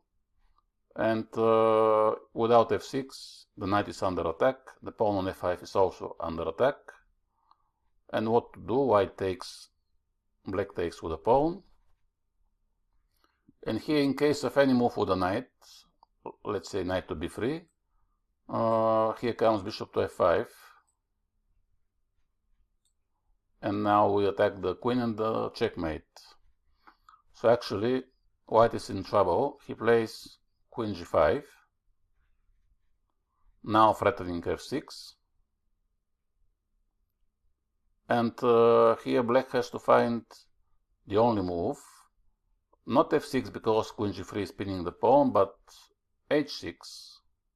We have to leave the diagonal for the bishop. Queen g3 is the only move to pin the pawn. And now we take the pawn. So, okay, this time black is not attacking the queen on g4, but still he has a very strong attack.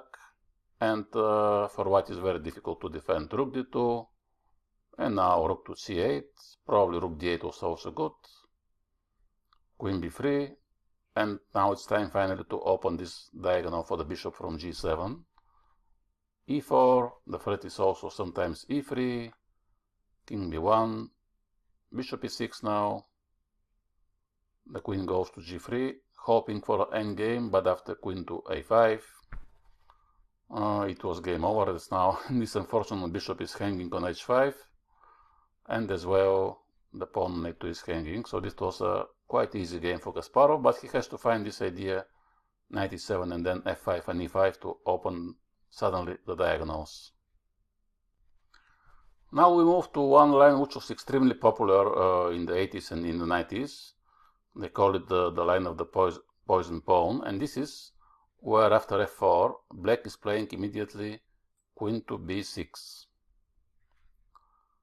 So this move is of course with the idea to attack the pawn, and if white wants to castle queenside, he has to move the queen, but in this case he is losing the pawn. And also he is losing his castle. The only way to defend the pawn is to move the knight to b3, but then when the knight is on b3, it's not so dangerous for black as those ideas with the sacrifices which we have seen on b5 on e6. Now they are not existing, and black can simply develop in this case, and usually he has a good game. So if white wants to play for advantage, he has to play the move queen d2. So now of course black has to take the pawn, otherwise white just castles. Queen takes. Now there are two possibilities for white, rook b1 and knight to b3. In this game it was played rook to b1. And with white, by the way, is playing Vasily Ivanchuk. This game was played in Linares 1980. Queen a3. f5. So after f5, again, we have seen this in the previous games, that in many situations white wants to attack the pawn on e6 and to force black to push e5, after which he is using this outpost. Now knight e6. black has to attack this knight because he is very strong on d4. And of course he has to develop. And here there are different lines for white. We'll see also in the following games. Here Ivanchuk takes on e6. This is one of the main lines. Now black also has to take. White takes on c6. So he wants to open the b file for his rook. And here exists the line in which white also takes on f6. And then he sacrificed the pawn with e5, but now he played a little bit more modest move, bishop e2. So he simply wants to develop. Bishop e7. Now castle. So black also castles. So black is a pawn up, and it's not clear actually what is the plan of white to win the game, but he has the move rook to b3. So now black has to go to c5, otherwise if queen a5, then it will be knight d5, and white has a very dangerous initiative. So black has to play queen c5, the line is more or less forced. Bishop e3, and now the only move is queen e5, bishop f4, queen c5 check. So here actually if white wants, he can make a draw with bishop e3, and probably black has to repeat the position. But Ivanchuk was playing maybe for a win, so he played king h1. Even if he is a pawn down, he is not afraid to play this position for win. And actually it's not so clear what is the plan of white, because sometimes he can go, of course, knight a4 and knight b6, but then the pawn on e4 is hanging. And now black has to find some good plan. And here there are two possibilities which are good for black. He can play d5, but also he has another move which is even more popular, and this is the move knight to g4, which seems like a big blunder because now white can take. But after bishop takes, suddenly black plays e5, and he's attacking both bishops. And the rook is hanging, so white cannot just retreat. And he has to give one of the bishops back. There is no way to defend the bishop on f4. And then usually black is fine when he takes on f4 with a pawn. That's why after knight g4, the main line actually is h3, because of course knight f2 is a threat. And then black can give this modern checkmate with knight f2, knight h3, and queen g1. I guess you know this checkmate. Now h3. And again black has to play e5, which is giving now white a choice what to do. But actually he has to move knight a4, because all the other moves are leading to advantage for black, because the knight will jump on f2 or e3 if you remove the bishop. So knight a4 is the main line. Black has to go to a7. So this line is quite a forced, and there is a lot of theory, even if it was in 1990, this game. Like I said, even nowadays those are the best moves. King h8, now white takes, black takes with a pawn, and here comes knight to b6, which gives now black a choice. He can play rook to b8, after which white will take on c8, and the game is equal. Or there is a move, d5, which of course you have to know. And actually, I think in this game it was played for the first time from Kasparov. After this, it became a regular move for the black players, but in 1990, this is the first game in which this move was introduced. And the idea is, of course, that if white takes the rook, black takes the bishop, and then the rook is under attack and the knight is hanging. So white has to take on d5. Okay, so he takes. So what is the point of this sacrifice? That now, after pawn takes, the dark square bishop is a bit more active without these pawns here, and also the white king could be in some pressure here because the queen is on this diagonal.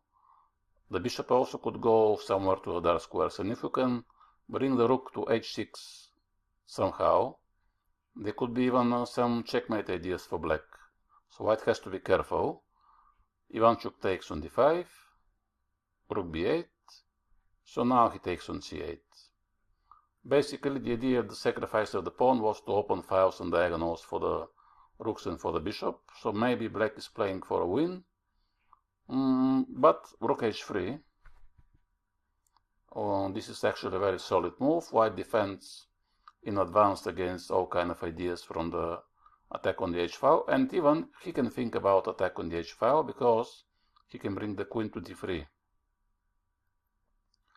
So the position is around equal.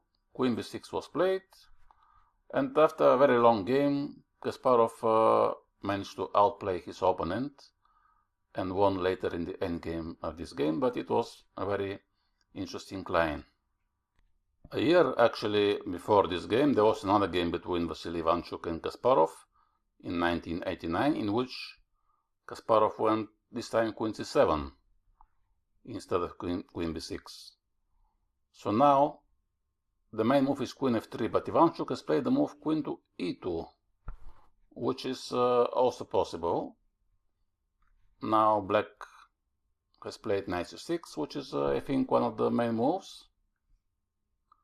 The other option is knight b to d7, of course, and now white has castled.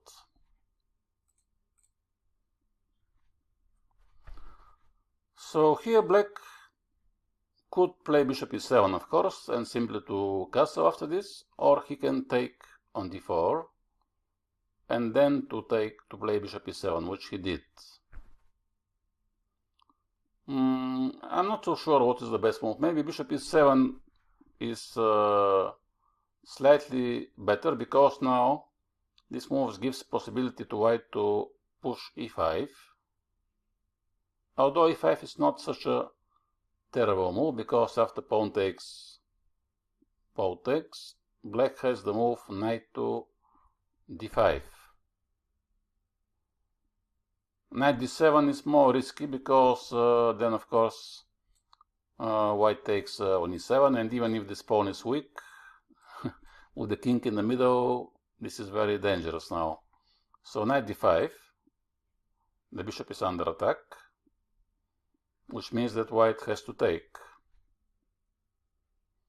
So here black can take on e7, or he can take on c3. If he takes on c3, now there are different ideas. White, of course, he can take. Even he can play a move like queen to g4 and to attack on g7. So this is a bit more complicated move. Let's say if he takes, I think this should be good for black because now white has exposed his queen side. But Kasparov preferred to take with a knight on e7 because maybe he thinks that now the pawn on e5 could be weak.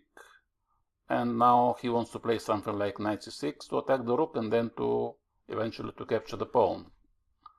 But Ivanchuk was, of course, prepared for this, and he played knight e4.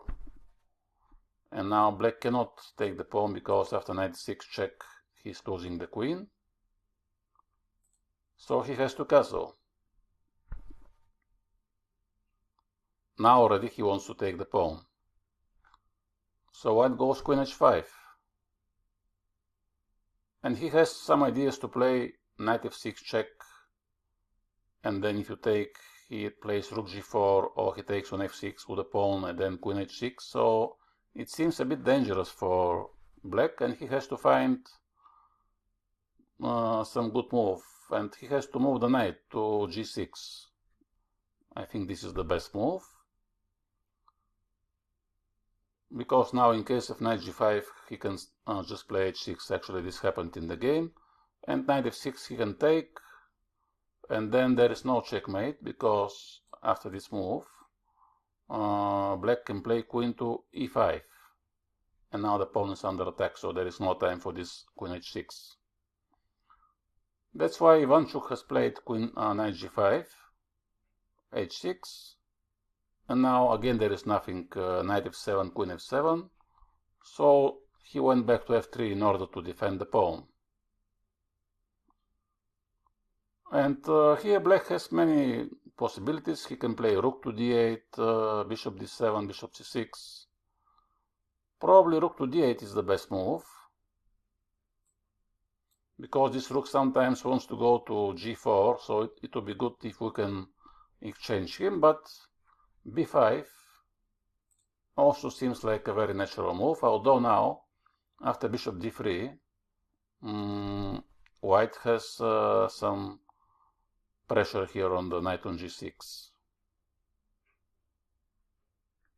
So now bishop b7, white has to take, otherwise he is just losing after bishop f3 and knight e5.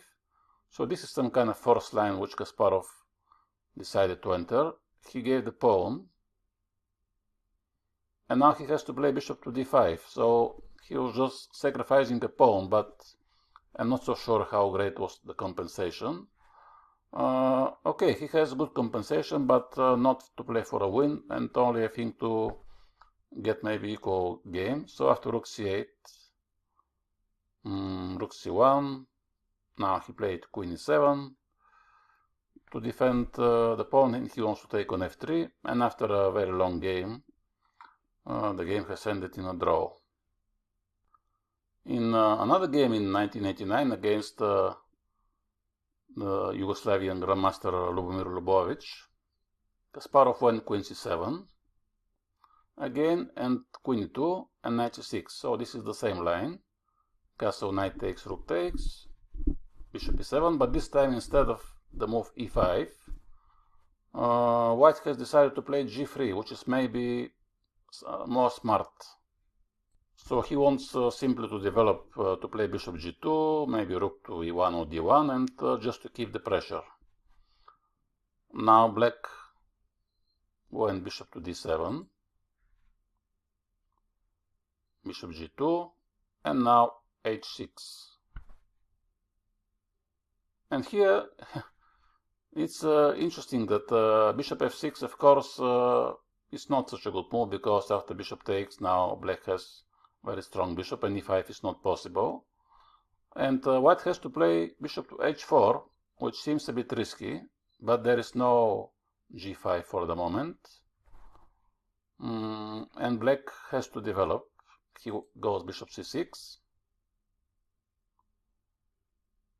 And white has to decide now what to do, because he has a good position, but he has to push the pawns, either e5 or f5. And he played f5.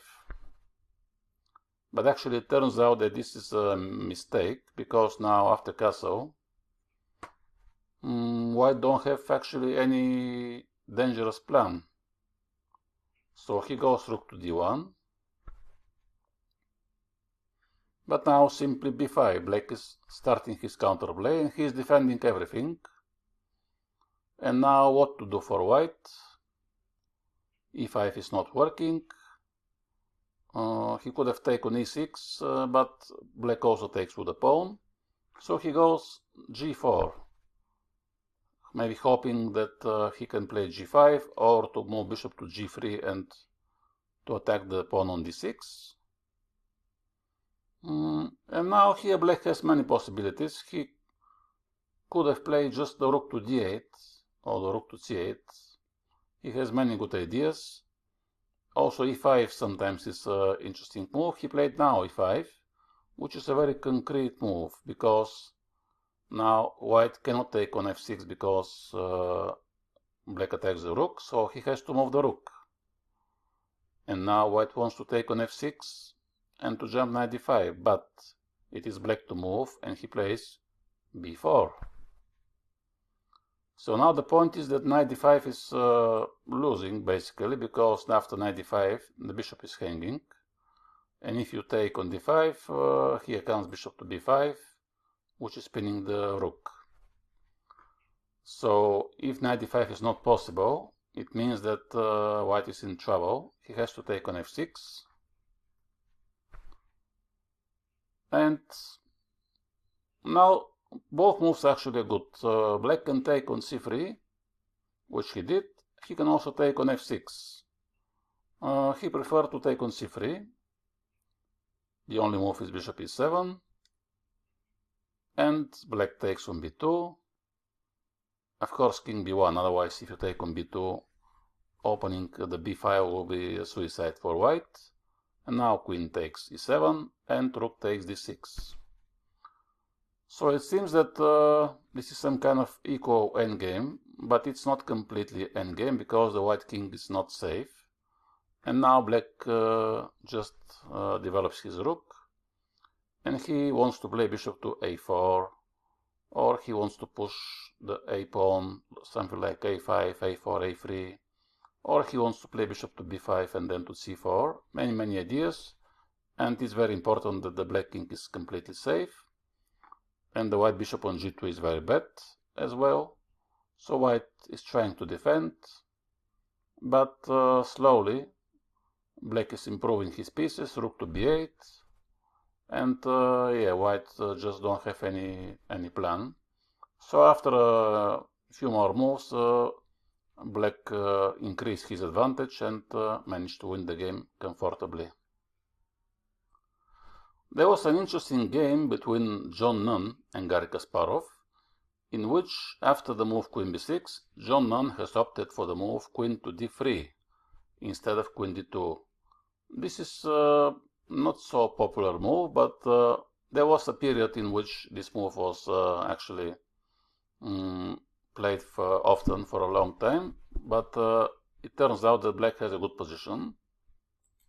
Now black takes and rook b1, queen a3, and basically the only advantage of the queen on d3 is that in some occasions white has the option to go knight d5, which could attack the queen, and after queen d3 there could be some check on f6 or on c7.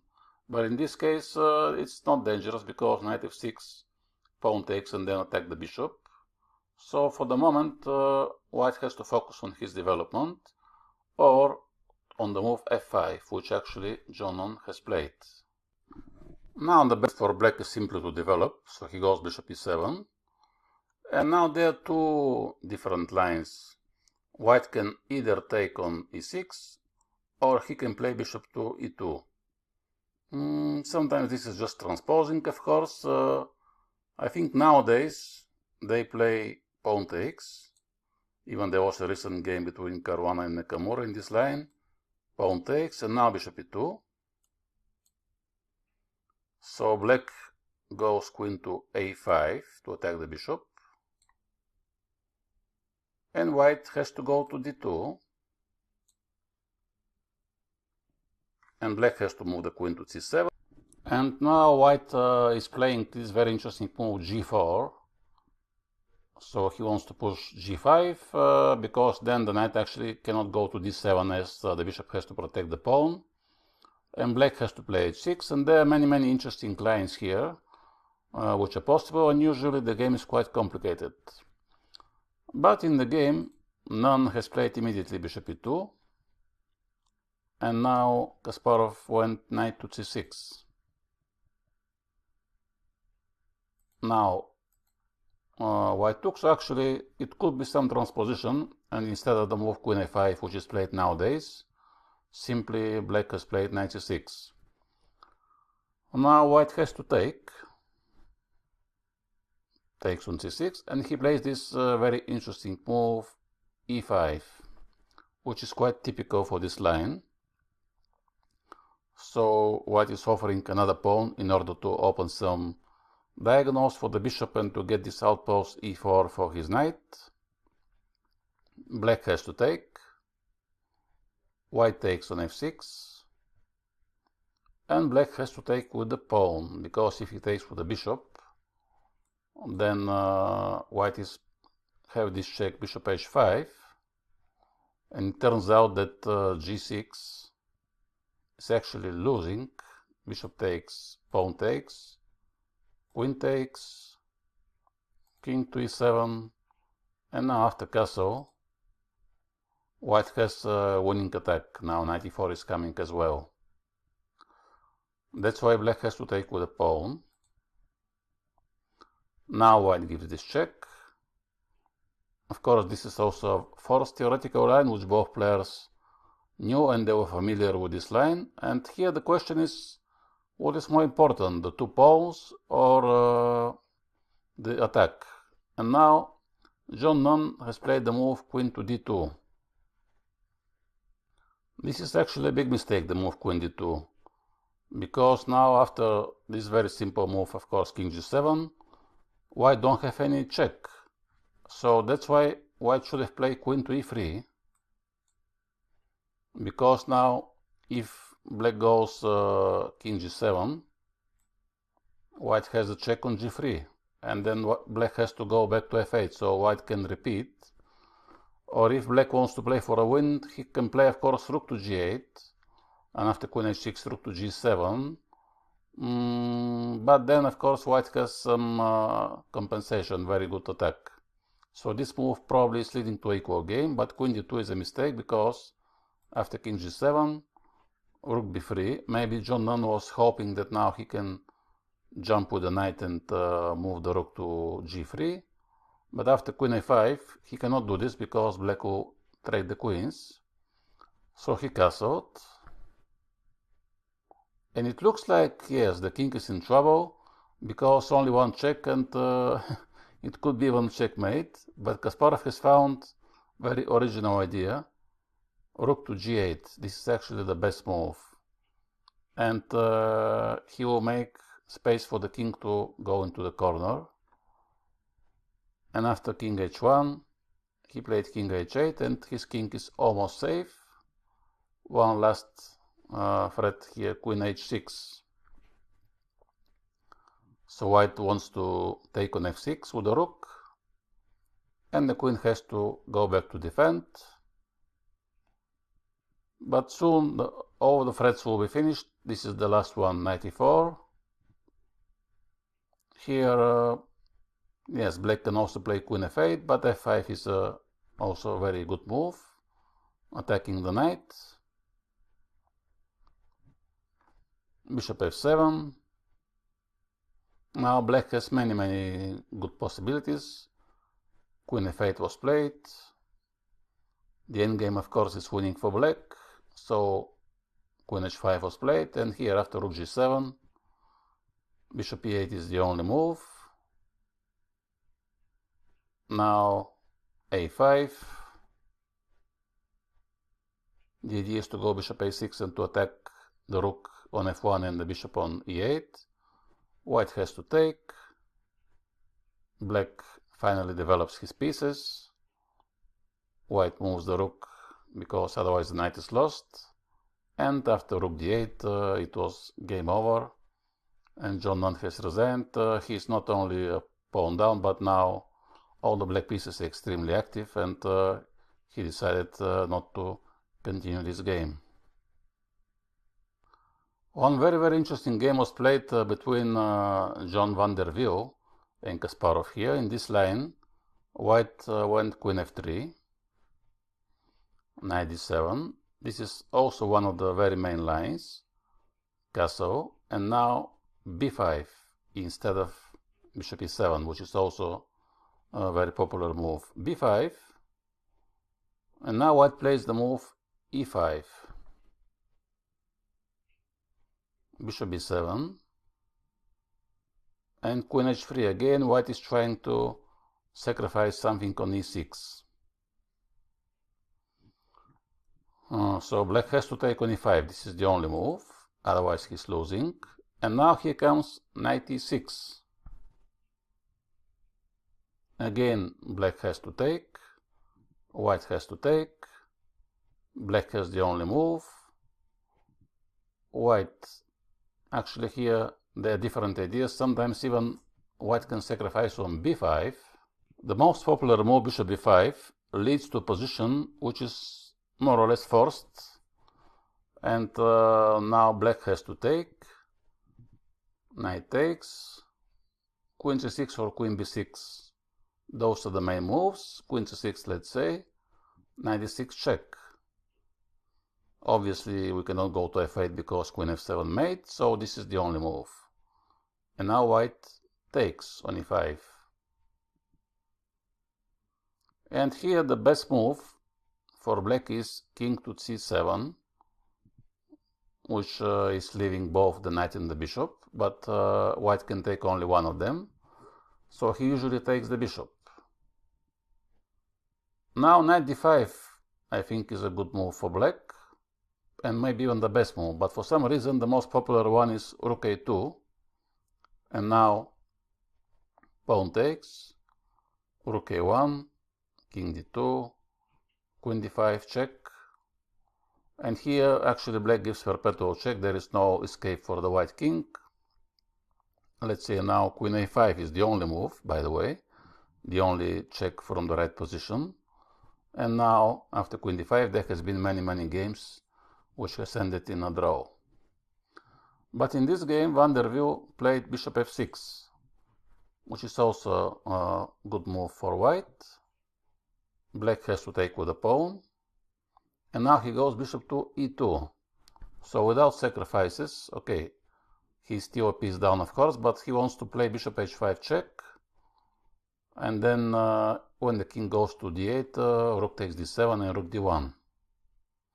So the only move is h5. And now white has to play knight d5. So all those lines are basically forced. Bishop takes, rook takes. So white is a piece down, but he has of course a very strong attack, and it's difficult for black to castle somewhere. So knight c5. And it looks like black should be fine, because there are no obvious threats, but still it's not so simple to develop. Queen c6 now is also the best move. Queen g6 check, king f8, rook d1.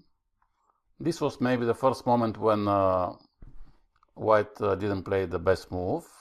There has been of course other games in this position, and sometimes white is playing rook e5, which is the favorite move of the engines, but still it gives some equal game. Rook d1. This game was played in 99, long before the engines. So queen e8, this is the best move. So white is keep playing without the piece. Queen c8, queen g6, and black goes queen e6. So now I think black has some advantage. Bishop h5 was played.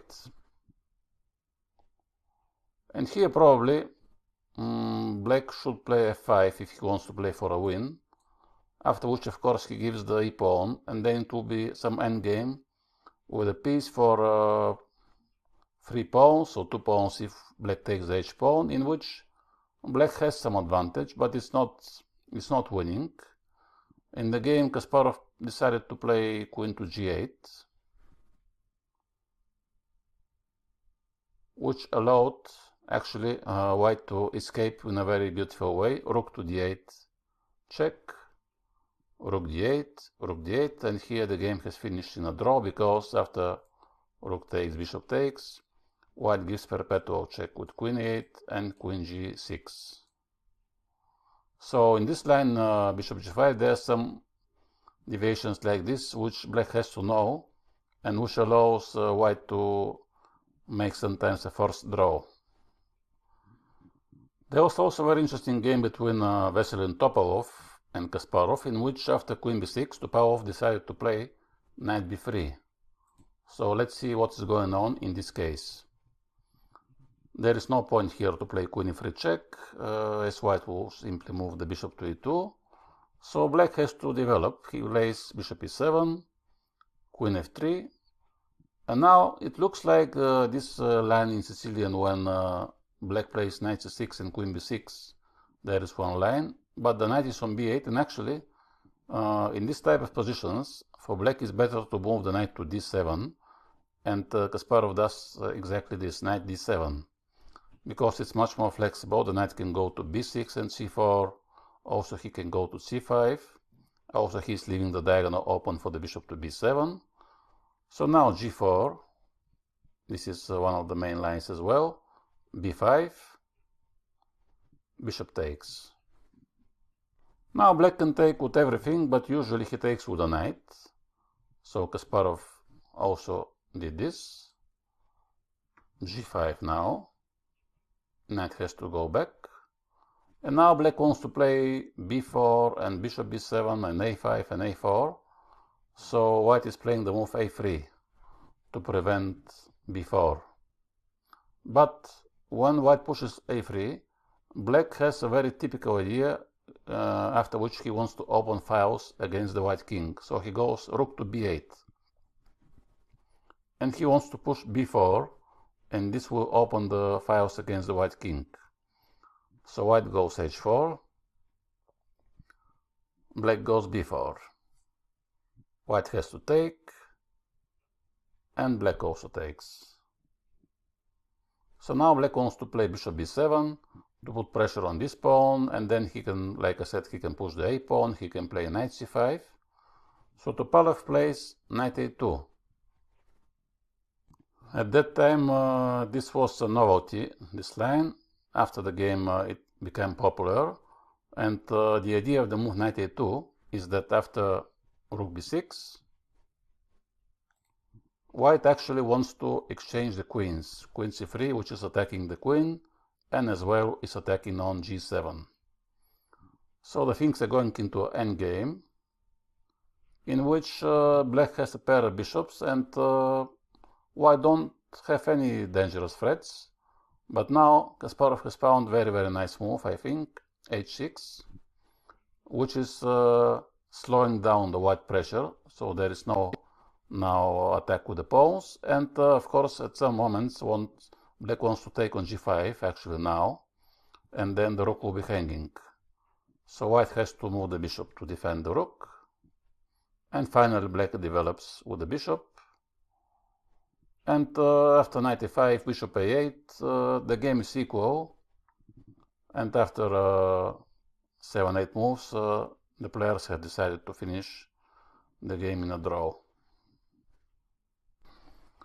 One of the most important games of Kasparov in this line was in the match for the title against Nigel Short, in which he played exactly the line with queen b6.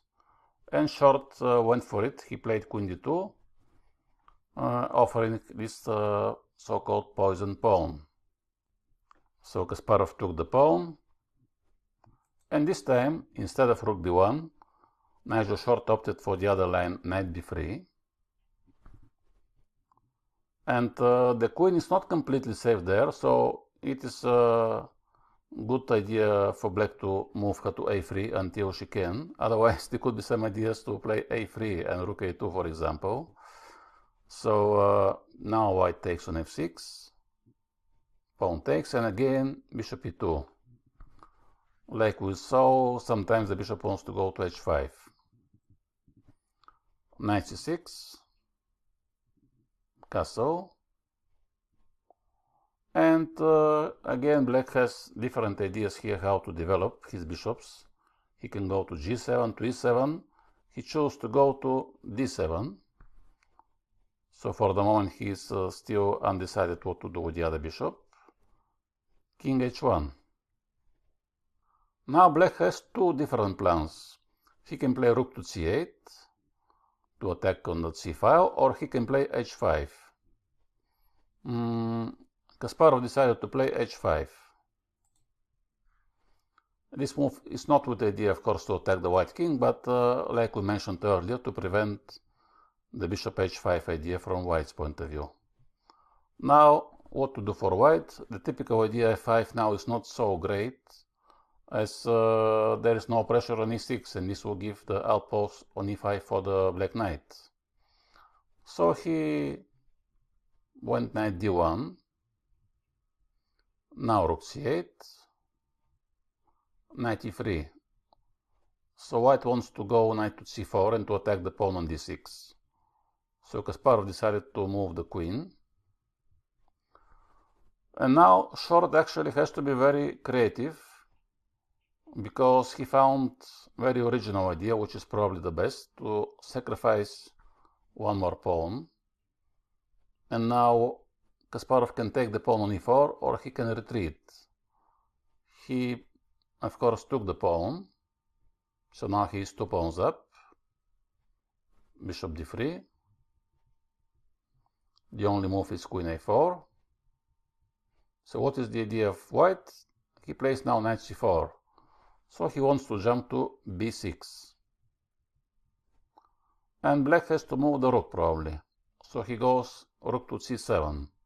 Maybe rook d8 was also possible. And now after knight b6,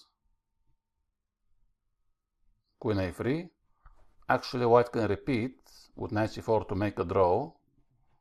Short decided to prolong it for one more move. He played first rook e1, showing his fighting spirit.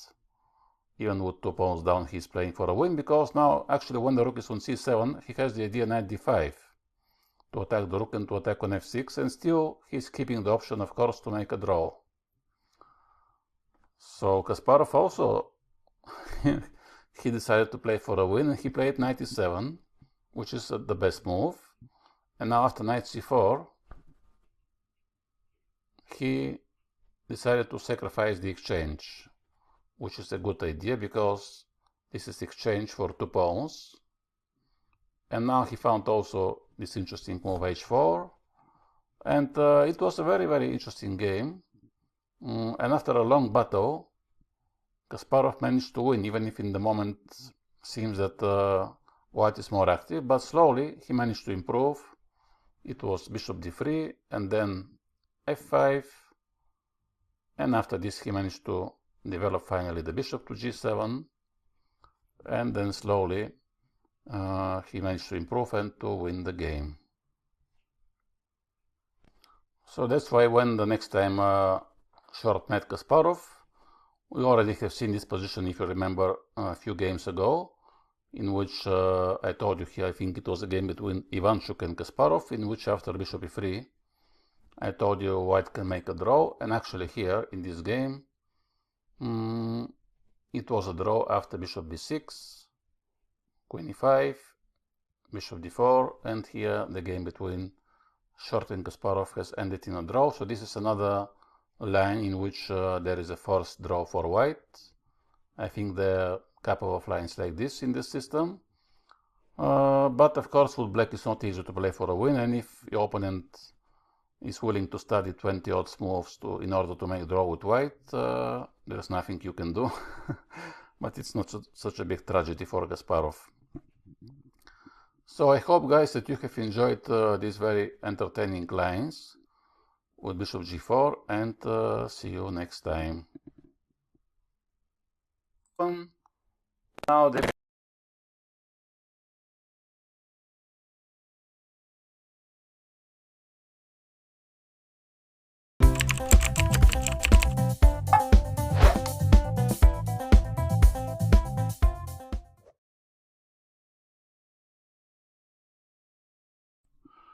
Hello and welcome back to this course, which is dedicated to the Sicilian Najdorf, and we continue to explore the games of Garry Kasparov. We already have seen so far all the possible moves, well, almost all, with the bishops, like bishop e3, bishop g5, and then bishop e2 and bishop c4. And now it is time to turn our attention to the moves with the pawns. And we have to explore the moves with the f-pawn, f4, this is quite a popular line, g3, and the lines in which white tries to play early g4, so he can play sometimes even h3 in order to prepare g4, or he can wait until black plays e6 and into this moment to play the move g4. Well, there has been not so many people who have dared to play early g4 against Kasparov, of course, but still I have managed to find few examples, and now I will show them to you. So, in this first game which I have prepared, it was played back in 1979, when Kasparov was still a young player. And now he played e6.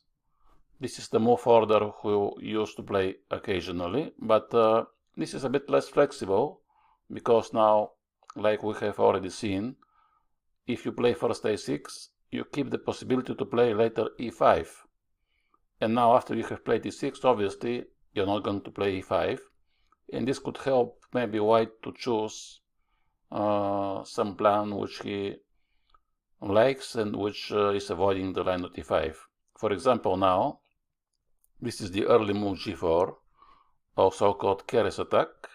And it was very, very dangerous weapon for many, many years, because white is trying to attack with the pawns without any preparation. He clearly shows his intentions to play g5 and then to push probably the h-pawn. And now there are different possibilities for black, like e5, even this is possible, or h6, or knight c6, bishop e7, a6. In this game, Kasparov has played the move knight to c6. And now g5, knight d7, and bishop e3. After bishop e7, maybe this position looks a bit familiar to you, because if the pawn was on f3, this is some kind of English attack, which we have seen already in one of the previous chapters. But when the pawn is still on f2, of course white can push f4 immediately instead of f3, because I think in this case now, he doesn't need to play the pawn to f3, because there is no pressure on the e4 pawn, and also there is no knight g4 ideas like they used to be in the other line. Right now the pawn is under attack on g5, so white has to defend this pawn. Usually here white plays h4. The other move which is also popular is rook g1, which was played in this game. Let's first take a look what will happen if white plays h4. So now black has to follow this usual Sicilian plan, I think. He should play now a6. And of course there are many deviations now for white. He can play queen e2, the bishop somewhere. But let's stick with the most standard setup for white, queen to d2. Black has to castle without any fear. And white also has to castle.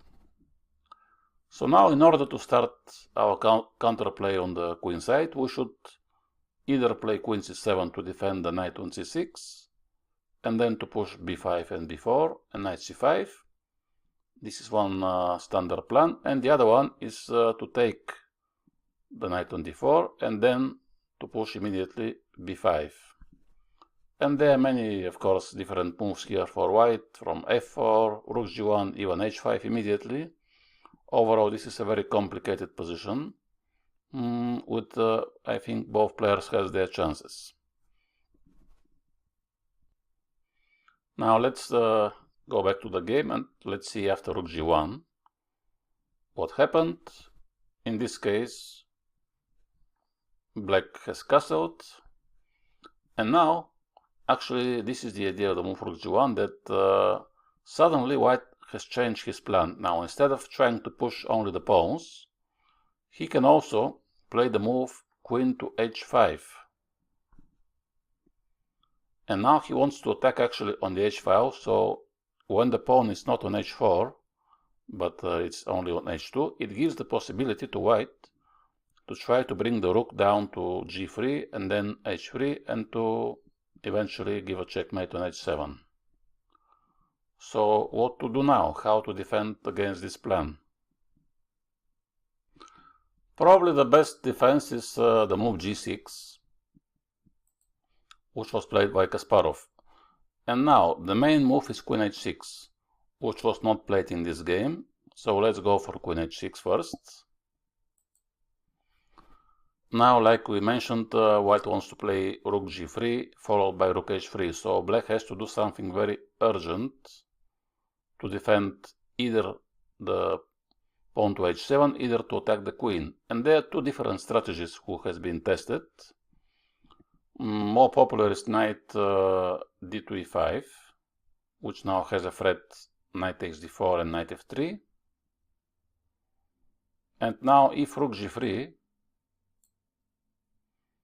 black actually after f6 has a very good game, as he intends to meet rook h3 with rook f7. And even then, actually, I think black has advantage. So instead of rook g3 after knight e5, usually white castles. And now already he wants to move the rook, so black once again has to play f6. But simply castle is much more useful move than rook g3 in this case. Obviously, there is not going to be checkmate on h7. So now white has to take, and black takes with the bishop. And this is a very complicated position. Now, after f4, for example, knight f7 could be played to attack the queen, in which again both players has their chances. Or the other move is a very typical idea, rook to e8. And let's say after castle, bishop f8. The same would have been played after rook g3. Now the queen has to retreat. And black can play, for example, a6. And the idea is that now if the white rook goes to h3, black can play the move h6. Sometimes he can go h5, but then there is this danger that white can sacrifice the bishop on e2 and h5 and try to get a very dangerous attack. So the basic idea is, let's say, if he plays now rook g3 to play h5, I think, yes, okay, or h6, let's say. And the point is that in this case, the queen is hanging, so white cannot take on h6. And if he moves the queen and takes later on h6, the black king could go to h7 to block the pawn, and actually the pawn is guarding the king. Probably h5 is better than h6, but I just wanted to show you what is the idea. Maybe the other setup is a little bit better with knight e5 and f6, because here you have to calculate all the time some sacrifices. Anyway, instead of queen h6, surprisingly, Kudryashov has played the move queen e2, which I think is a big mistake, because what was the point of playing all those moves, queen h5 and rook g1, if you are going to play queen e2? Because black has played some useful moves like g6. And now Kasparov actually decided to take on d4. Take on d4, and now he takes this very, very important pawn. And maybe, I don't know, the white player thought that he has some compensation for this pawn. But first of all, now he cannot castle. So he has to try to trade this bishop. So he played bishop to e3. Bishop takes, queen takes. But now I think it's quite simple for black to defend. Although white has some compensation, because when he castles there is some pressure on the d6 pawn. And also he wants to push the h pawn. So now Kasparov decided to play the move queen b6, which is more or less forcing white to exchange the queens, because the b2 pawn is hanging, so you cannot play queen h6, because after queen b2 white is losing. And here I think the best option for white was to take on b6, because now if you take with the pawn, then white gets this square b5 for the knight. And after knight takes, for example, castle, it will be difficult to defend this pawn. Let's say rook to d8, and now white can double the rooks, rook g3 and rook d3. Black can bring the king, but it will be knight b5, so white has good compensation for the pawn. But in the game he played the move castle immediately.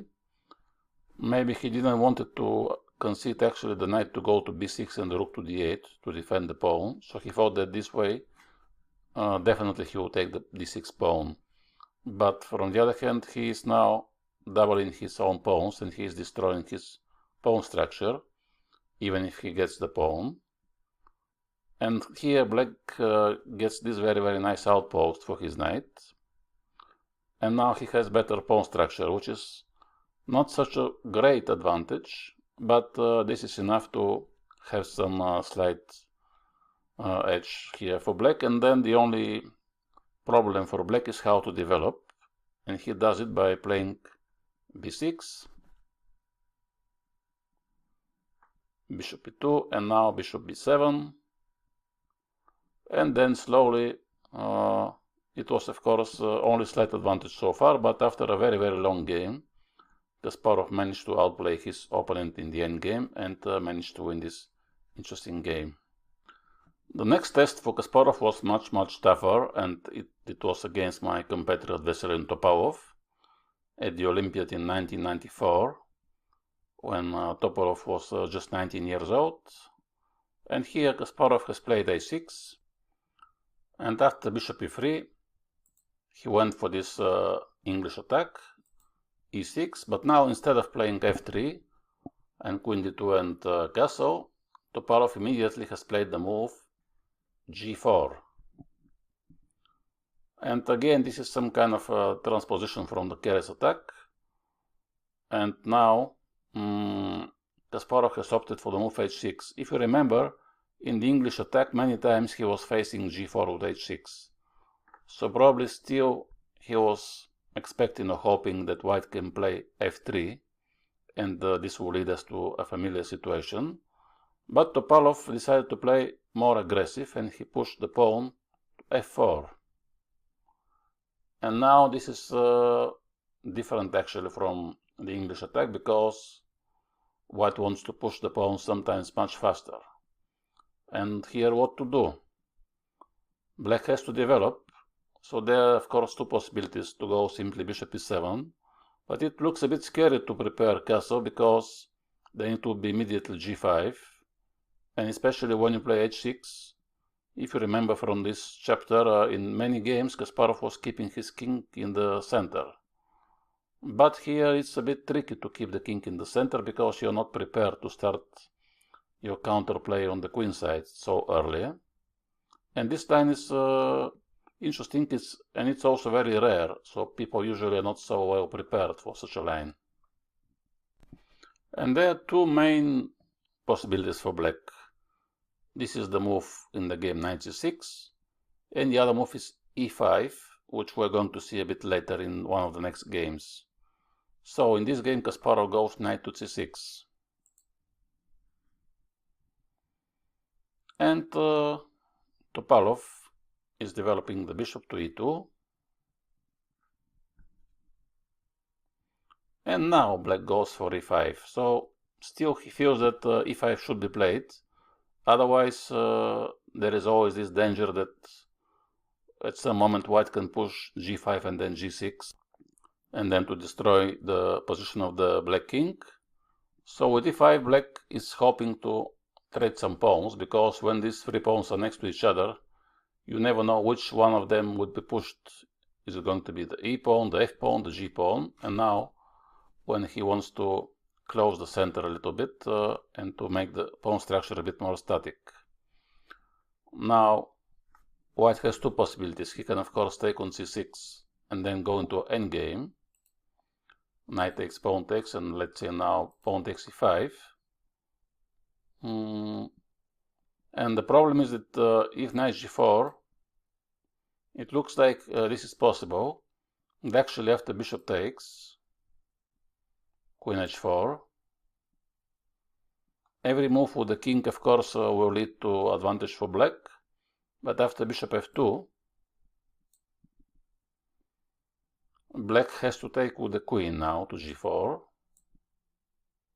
and after pawn takes d6, everything is defended from white's point of view. This pawn is defended, the other pawn is defended, and that's why also bishop g3 is coming in case of queen f4, so it's not possible to take the pawn on d6, and if white keeps this pawn, he has advantage. So after pawn takes e5, black has to take on e5, And now, of course, white can go to this endgame, in which maybe he has some slight advantage, but overall Kasparov would be maybe happy to go into the endgame, because usually when your opponent is pushing the pawns like this, g4, and you expect a very tough game, so when you get to some kind of endgame, even if it's slightly worse, you are always happy. But Topalov had other ideas, and he played the move knight f5, which is actually the main idea into this line. And now black has to play g6, otherwise this knight on f5 is very strong. And white goes to g3. And now it seems that black is fine, because g3 is not the best possible square for the knight, especially when there is a pawn on g6, because she is controlling all the squares in which the knight can jump. And now black has to take on f4, because otherwise, if you don't take, let's say you play something else, like bishop to g7, white will play immediately the move either g5 or either f5. Both moves are very good. This is a very standard move, f5, to close the diagonal and then to prepare at some moment g5. Now he has this outpost d5, and black doesn't have any outpost for his knight. So black has to take on f4 to give the square e5 to his knight in some moment. Now he has to develop the bishop. So for the moment Topalov is doing good, but Kasparov also is doing great. And now rook f1. At this moment, actually even a few moves before this, the game already is to the completely unknown path, because this line was never played. This was completely new position. So I don't know about the move rook f1. Was it home preparation from Topalov? Because this is quite unusual move, rook f1. And now Kasparov is playing rook c8, which is the most logical move. White plays the move h3 because he has to defend the g pawn, because now the queen is doing this job, but of course white has to develop the queen to d2. And now Kasparov had a chance to push d5, which maybe was a good idea, because what to do now? If white plays e5, then this is actually a mistake, because now after knight d7 the pawn will be lost. And even if white can take on d5, now there is this queen f5 check. White has to go back with the knight, and here also comes move like bishop b4 or simply knight to e5, and black has a very big advantage, because he is going to develop win two moves with the bishop and castle, and for white it's very difficult here to castle. That's why after d5 probably white has to take, and then knight takes d5. The bishop is hanging, so white has to take on d5. And now black can take with the queen or with the bishop, but better is to take with the bishop, because if you take the queen, white will exchange the queens and he will castle with a tempo. But now in order to castle he has to move the queen, which will give black also time to play bishop g7, for example. And I think at least this is an equal position. So I think this was a good move to play d5. Kasparov decided to play queen b6, which seems more aggressive because it attacks the pawn on b2. But white can sacrifice his pawn. And he did this. He played queen d2. Also knight d5 was an interesting option, but it was very complicated.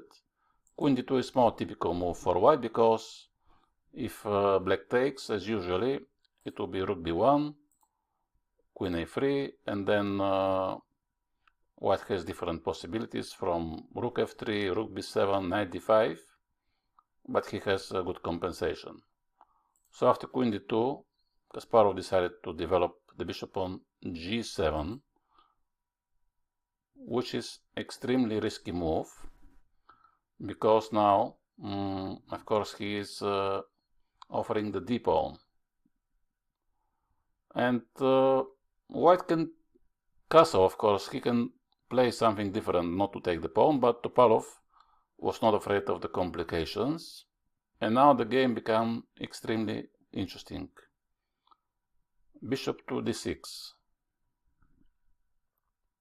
So what is the idea of this pawn sacrifice from Kasparov? Because now it seems that he cannot castle. He has actually different possibilities. There was, for example, a move, knight to d4, which is maybe the best move, attacking the bishop. And now white should play e5. And here it was extremely complicated, but queen b2 is attacking the rook and is attacking the pawn. So there are many possibilities, of course, for white, but rook b1 is not such a good option, because also the knight on c3 is hanging. So white has to take the knight. Queen takes d4 is the best move. Now black has to take the rook, and king d2 is defending the knight on c3. The queen is hanging, the knight is hanging, so black has to take on c3. This line is more or less forced. Queen takes, rook takes. Now white can take both the rook or the knight, but this knight is also hanging. Of course, if king takes, then knight to d7. And here the material is equal, but the pawn is hanging on e5, and black has an equal game. This pawn is also hanging, by the way, so this is possible. Let's take a look at the other possibility after rook c3. If white takes the knight, now the rook is hanging and the bishop is hanging. This is a bit more complicated. And now black has actually not one but two good possibilities. Rook c6 is one of them, which is attacking the bishop, and of course now the rook is not hanging. And if white moves the bishop somewhere, then just bishop f8. Probably white has to take on g7. This is the best move, and then this is some endgame in which temporarily black has extra material, but now he has to move the rook to g8, and after knight e4, white will be able to take the exchange back, but black will have extra pawn. And even actually here there was another interesting option to play bishop f8.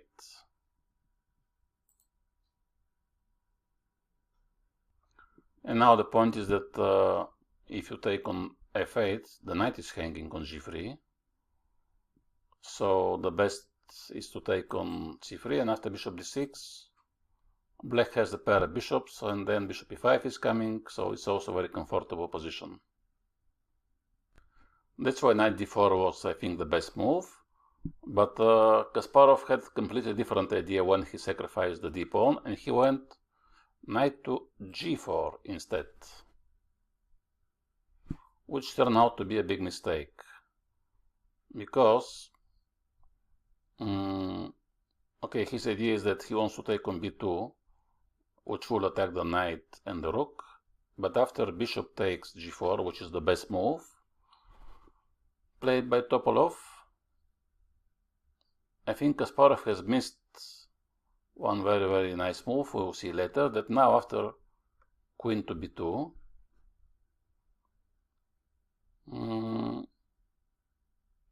probably he was thinking that now black should be winning because he is a piece down, but he attacks the rook, and if white moves the rook, then it will be queen c3 or bishop c3 even, which can win the queen, depends where the rook goes, and then black is almost winning.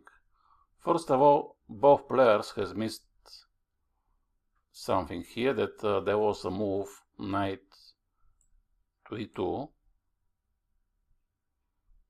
and if queen to a1, after king f2,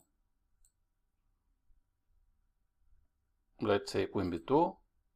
There is a follow-up. Of course, this line is too deep maybe, but for such a players it shouldn't be a problem, because after rook b1, suddenly black is losing the queen. And probably he has to take on b1, but in this case white has, okay, black has two rooks, but white has one piece, a knight and queen, and also the bishop on d6 is extremely strong, so the black king cannot castle, so here white is totally winning. Amazingly, like I said, both players didn't see this line, but Topalov has found the second best move, which is e5. And this also maybe came as a surprise to Kasparov, but still he found the best move. Now, the same thing is that queen a1 is losing, because after king f2, the queen goes to b2, and then again rook to b1. It's very important for white to play king f2, not king e2, because otherwise it could be knight d4 check. So when the king is on f2, there is no check. And this was the line which maybe Topalov has calculated, so that's why black has to take on e5. This is the best move.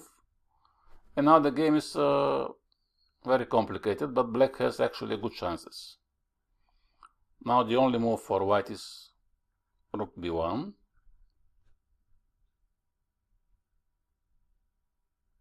And here black has two possibilities. The one in the game, queen takes c3, but also knight c4 was an interesting option. Knight c4, attacking the queen and attacking on c3. So now the only move is rook takes b2. Then knight takes d2 is attacking the rook, and also is attacking on c3. And everything is hanging.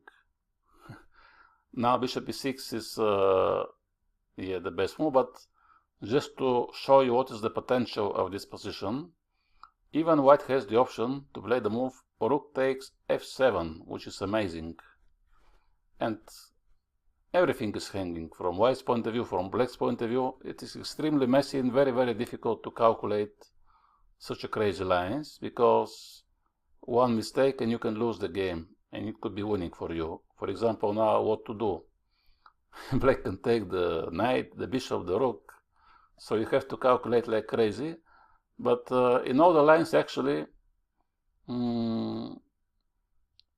it's close to a draw. For example, if bishop takes here, this is the biggest mistake, because now after rook g7, already the knight on c3 is not hanging, and now black is losing. So if black takes on c3 with the bishop, white can play rook e7 check, and king d8, and now bishop e6. For example, white can set up this perpetual check now in case of bishop takes or knight c4. This is one possible outcome. So this is extremely interesting line. And like I said here, this is not even the best move, because white can simply take, and after pawn takes, now he can take the knight, and after bishop takes, he can just play king to c1, and then again this is some endgame with two pieces for a rook and two pawns, very unclear. So there are many possibilities. Probably that's why Kasparov decided to play the most simple move, queen c3, because it's more easy to calculate, as there are not so many options for white. But actually this was not the best move, because now after queen takes, rook takes, it seems that black should be fine. But the problem is that after bishop takes e6, now he can take both the knight on g3 and the bishop. He took the bishop, but now after rook b7, black has problems, as now the bishop is hanging, and then the knight will be hanging, also the king is in danger, so now white has advantage. Kasparov has found the best move, which is knight to c4, to attack the bishop. And here Topalov has to move the bishop, so The engine says that the best move is bishop c5, but bishop b4 is more natural, so it was played from Topalov, because when you have to retreat, at least do it by attacking the rook. But now it allows a very clever move, which is rook e3 check first, and now the king has to move somewhere, and then if the king goes to d1, for example, then after rook g3, the threat will be knight e3 check. And probably Kasparov has thought so, but white actually can play the move knight e2. And then it turns out that after bishop e5, which was the idea of black to defend against this check, black still is in big trouble, because now he cannot move the king, and after rook f7, with two rooks on the 7th rank, it's not very pleasant for black, and his rook on h8 is out of the game, so there are not so many good possibilities here for black. Probably bishop d6 was the only hope for black to defend, but even then white has advantage, and after rook h3, the move into the game, now white is completely winning. He should have given now rook e7 check, and then it was easily winning. He played the move knight d4, which is a bit strange, but still keeps a big part of the advantage.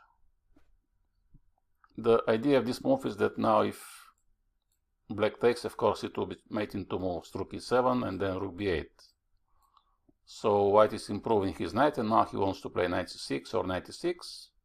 So maybe this is not such a bad move. Now rook e3 check,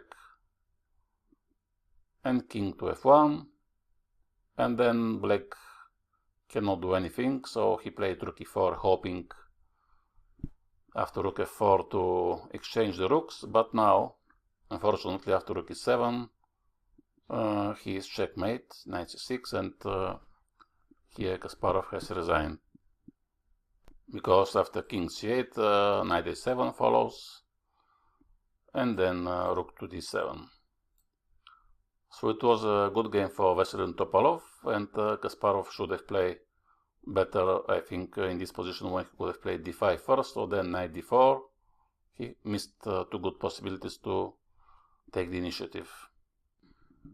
2 years later, in 1996, Vishwanathan Anand, another world champion, decided to test Kasparov into this line, like Topalov, and he played also f4. If you remember the previous game, I told you that knight e6 was played into this game, but the main move actually is the move e5 immediately, and this time Kasparov decided to try the line with e5 immediately, without knight c6. And again, white has to play knight f5. And now the main line is continuing here with the move h5, but it was not played in this game. We will see this later, because Kasparov has played this a couple of times. But in this game he decided to go back to knight c6. And with this move order, actually he is avoiding, if you remember the line with the knight takes c6 and then pawn takes e5, there was some kind of endgame, because now obviously white cannot take on c6. So in case of bishop e2, it will revert to the game between Topalov and Kasparov after g6, but Anand has played something different, and this is the move queen f3, which is extremely sharp.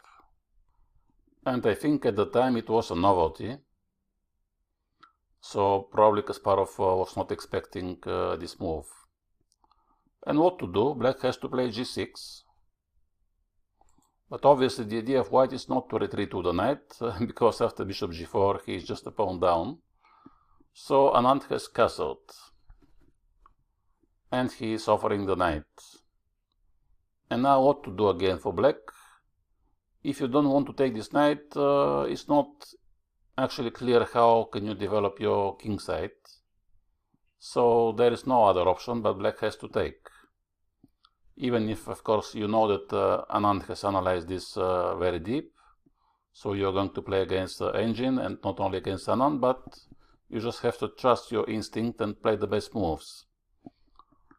Now white takes on f5, so temporarily white just has one pawn, but he has a very good positional compensation as he now has the pressure on the d file. He wants to push g5. This is the key idea into this kind of positions, because after g5 the knight on f6 doesn't have many squares to retreat, and if he retreats the white knight wants to go to d5, and then also bishop b6 is coming, so it's very dangerous for black, especially if he's not prepared. And here for black, of course, there are many possibilities. It's not clear what is the best option.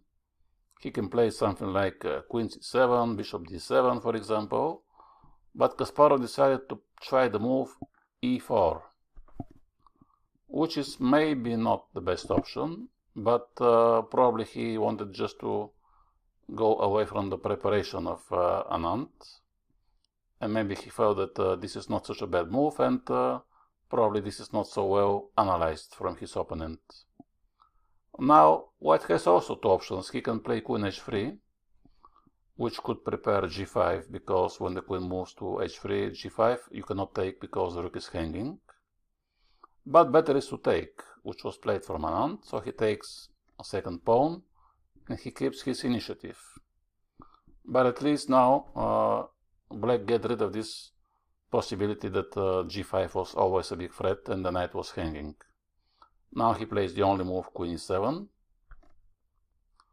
Obviously he will be more than happy to go into the endgame, but white not, so he is keeping the queen. And now the question is where to put the queen. If white goes back to f3, then actually after bishop g7 black has a good position, because queen f6 is coming in many occasions, and for the black king there is not such a big danger if he castles.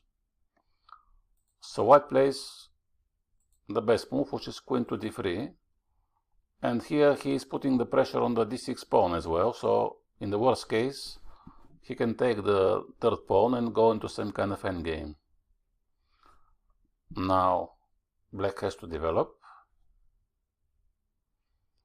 and white also has many possibilities, of course, like bishop g2, c3, h4, but he decided to play a little bit strange move to me, bishop to d2, which obviously has the idea to go bishop to c3 now, or maybe he waits until the black queen goes to f6 and then to play bishop c3 to attack the queen. Now black has to castle because rook e1 is coming as well. And here g5. So Anand immediately wants to attack and he wants to play now f6. This is a big threat. So what to do? If black plays f6, of course this is very passive, and the bishop on g7 is very bad. So this looks very interesting for white actually, and for black it's not easy to take this practical decision how to defend. So in the end Kasparov has found probably the best option to take, even if now this will fix the pawn structure for white, but now he gets the square e5, and this is very important outpost. So he can use it to play there the bishop, the knight or the queen. And he has to choose now which one is the best. And it is actually to play the queen, but it has to be calculated very precisely, because after f6 it seems that black is in trouble, as now bishop h8, it means that the bishop is out of the game until the end of the game, and simply white is playing with 2 pawns more. But there is a follow-up, and this is bishop f5. Now black has some threats, because now knight d4 is coming, queen e4 could be coming to attack on c2 or queen c5. So it's not so simple for white. He played queen g3, which is probably the best option. And for ordinary player, here it will be extremely difficult to find the best move, but for Kasparov, of course, it was not so hard. this was the move rook to c8. And suddenly there is a pressure on the c-pawn, and if white takes the bishop, for example, now black can jump with the knight on d4, and now c2 is hanging, and after c3 black can play queen to e4, and then suddenly he is going to give checkmate. That's why actually white cannot take the bishop, and he played bishop c3. And here what to do? If you take on g3, this is possible, by the way, but now bishop f8 will be a big mistake, even if it looks like the only move to defend the bishop and the pawn. But now, after rook d2, suddenly white will go rook h2, and then rook h8 is inevitable. So here white wins. But still black can escape in this position if he moves the knight to b4. And now he wants to take on a2 with check, and to take on c3. So he also attacks the c2 pawn, and this is fine for black. But Kasparov has found another move, which was immediately to play knight b4, even without exchanging the queens. Because now the point is that what to do for white. He has to take the queen, maybe. So bishop e5 was played.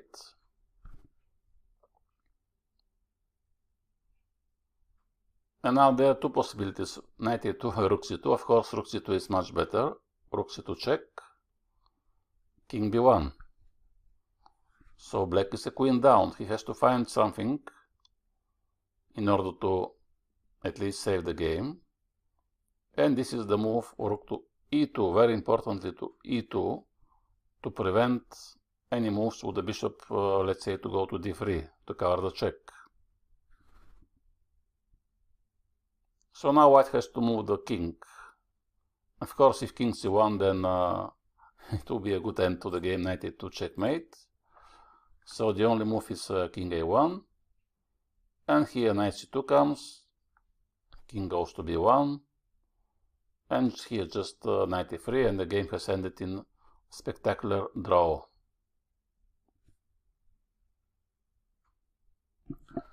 I mentioned to you here in the previous game that the main line is h5, and this was played in the game between Alexei Shirov and Garry Kasparov, h5. Now the point is that black wants to take the pawn on g4, and for example, if white plays g5, black will take on e4, and then he has a good game because the knight is hanging. There is one very interesting line where white can play knight to d5, and after bishop f5, he can play bishop to b6, and then to play knight c7.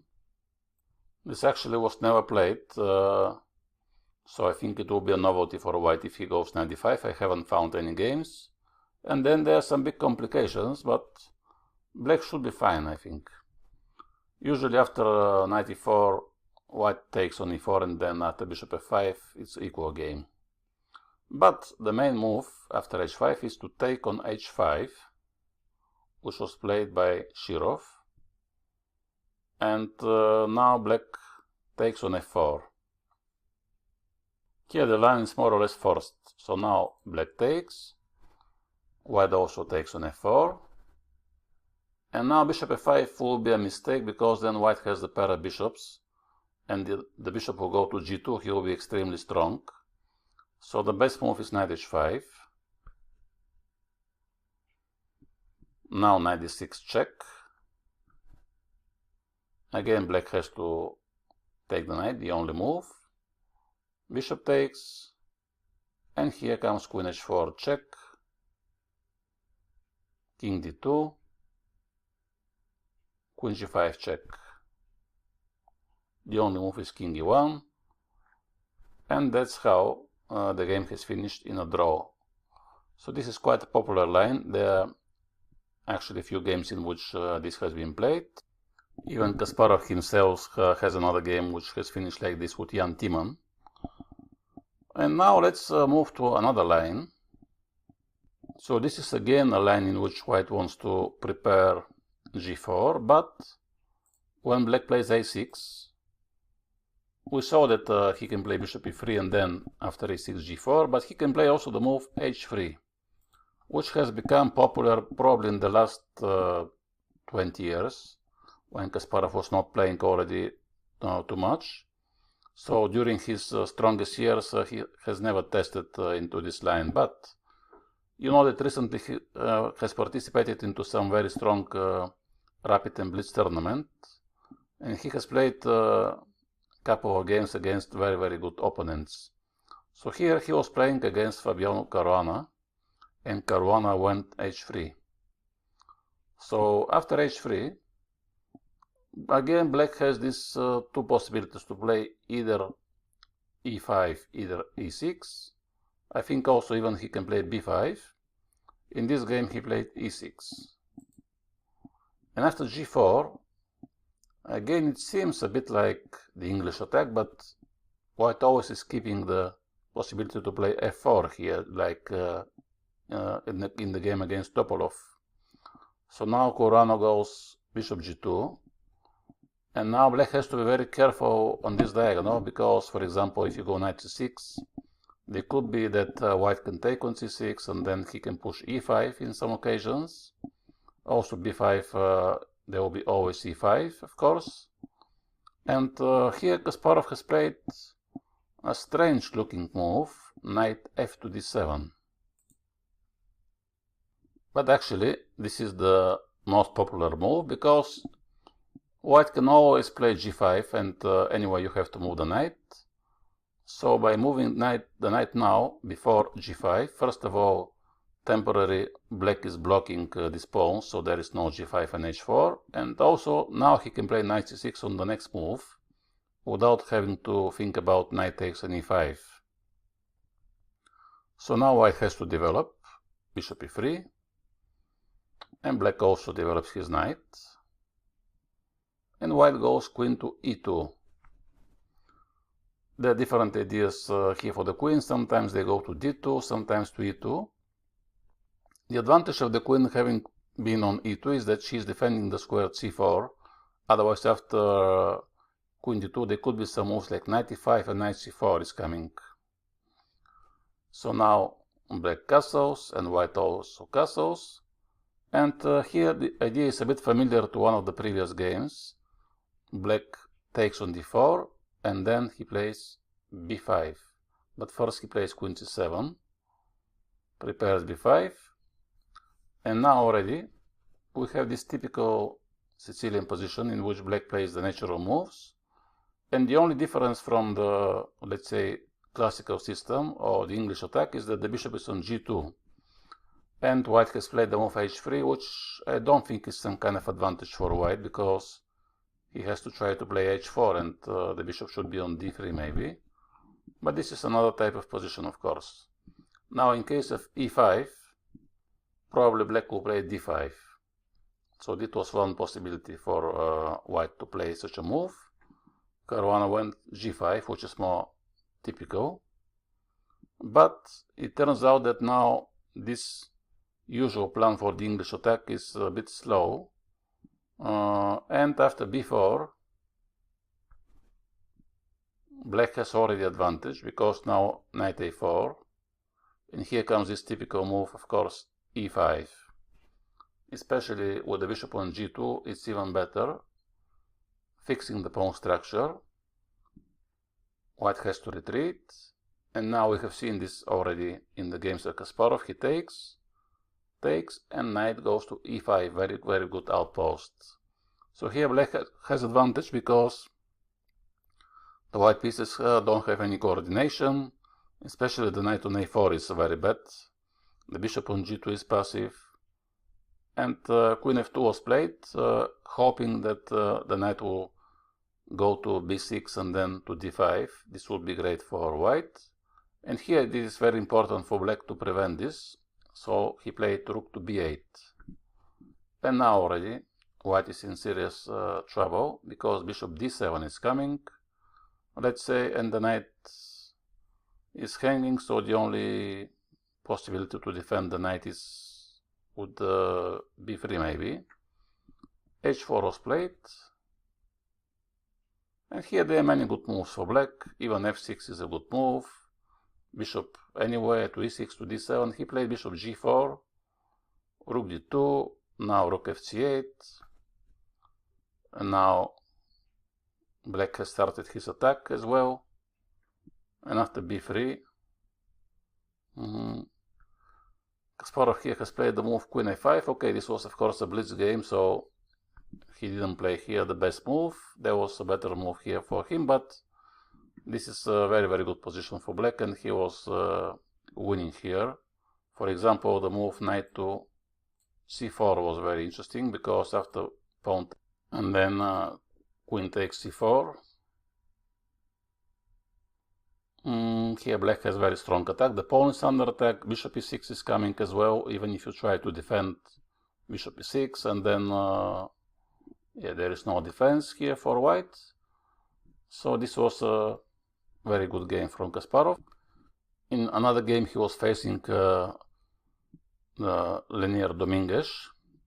Dominguez went h3. Kasparov also decided to go e6. And after g4, this time, he decided to play his usual move h6, which we have seen in the English attack. But what is the idea of h6? This is not only to prevent white from playing g5, but after bishop g2, it remains to be seen after f4 what is going on. But now he played the move g5 himself. This move is not amongst the main possibilities for black, but it's interesting.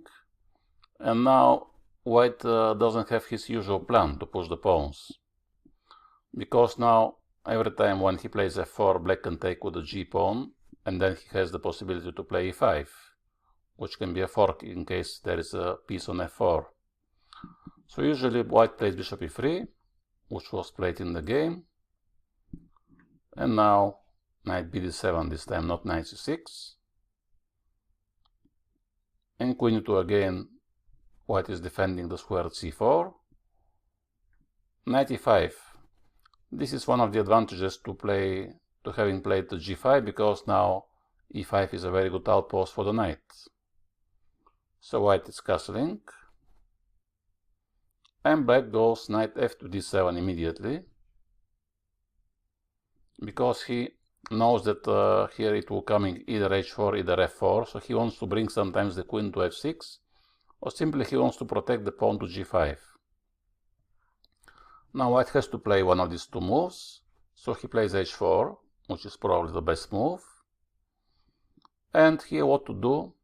Actually it's not so easy for black, and he has to find the best move, which is rook to g8.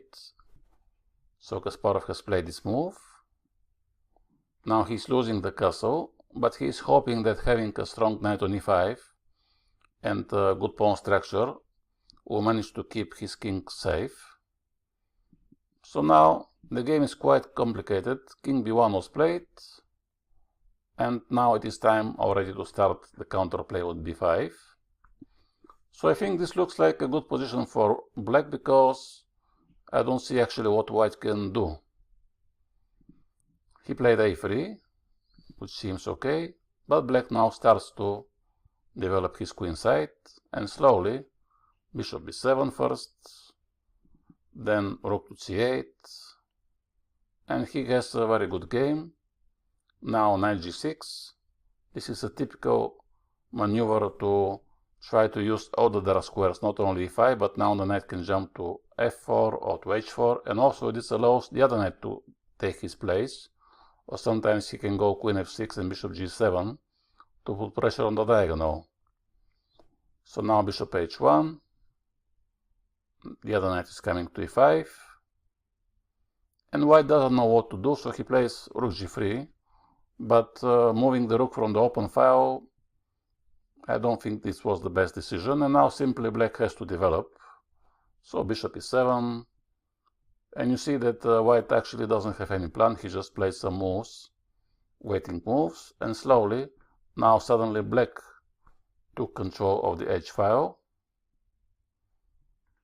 Rook c3, rook takes, knight takes, but now black has control over the most of the important squares. He could have played here queen b6, for example. He played queen c7, and now queen c4. He went into the endgame, and then into this endgame Kasparov managed to outplay his opponent, because now also rook h2 is coming, and then the knight f4, so it's total domination. You can see all the black pieces are extremely active, and black managed to win this game. So the final test for Kasparov into these lines was again in a blitz game, this time against David Navara, the Czech grandmaster. And here, after e6,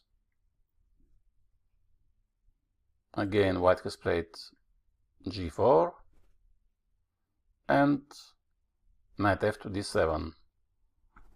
We have seen already this idea, but this time this is slightly different, because after bishop to e3, instead of playing bishop e7 or knight c6, immediately Kasparov plays the move b5, which is of course interesting, because it is more active and bishop b7 is coming more fast, but the knight on b8 now, temporarily, he cannot be developed so quickly. So here white plays a3, which is a typical prophylactical move. But after bishop b7, now black wants to develop his queenside first, and he is skipping the move bishop e7. So in case white castles on the queenside, in some occasions actually by skipping bishop e7 move, black can develop very fast his queenside and start his counterplay before white launches his attack on the king side. So here g5 has been played, but somehow when I compare this to the English attack, I don't see what is the benefit of the move h3. Okay, this is the same like f3, but now white can push the pawn to f4 instead of f3. This is the advantage from the English attack, but from the other hand, in the English attack, this pawn is, instead of h3, she is on h4, and I think it's more useful for white to push the h-pawn rather to push the f-pawn, because we have seen that after f4 often there is e5, and in English attack it's more dangerous to push h4, h5 and then g6. So if I compare f3 and h3, I think definitely I will go for f3 for white, because I don't think that this is so dangerous for black. Now he follows this typical plan for the English attack as well. Knight to b6, h4, with loss of tempo, knight d7, and after queen d2, rook c8. I think already black has a good game, because like I said, white has lost the tempo with this h3 and h4, and now knight c4 is coming. Also d5 is coming, this typical move, also knight e5 and some of the knight to c4. So he has many good options. Navarra has castled here. And after d5, already white is in trouble, because now after pawn takes, which is the only move, here Kasparov could have played knight d5. This is the best move, and then he has a good game. But he tried to complicate the game, and he played the move b4 instead, which is extremely risky, but for a blitz game, of course, it's possible. Now white takes, and bishop takes to d5. So the idea of b4 is slightly unclear to me, why he sacrificed the pawn. Probably he thought that after knight takes, he can take the pawn back, because at c3, okay, maybe he was calculating that c3 is not such a good move, because now, he can still take on b4 and then the pawn is pinned. But white can take on a6, and Navarra has played this move. And after bishop b4, it seems that now black has a threat queen a5 and then queen a1 mate, but queen e2 is defending the bishop on a6, and now queen a5 will be met simply with knight to b3, which is attacking the queen and defending a1. That's why Kasparov has castled, and he sacrificed the exchange, but he don't have such a big compensation, so in the normal game probably he will be in trouble. Knight b3 was played, and after queen to c6, for some reason Navarra decided to sacrifice the exchange back, which was a strange decision, and after this actually he doesn't have such a big advantage, and Kasparov managed to escape into this game. So those were the lines with g4 idea for white. I hope you have enjoyed this chapter, and see you next time.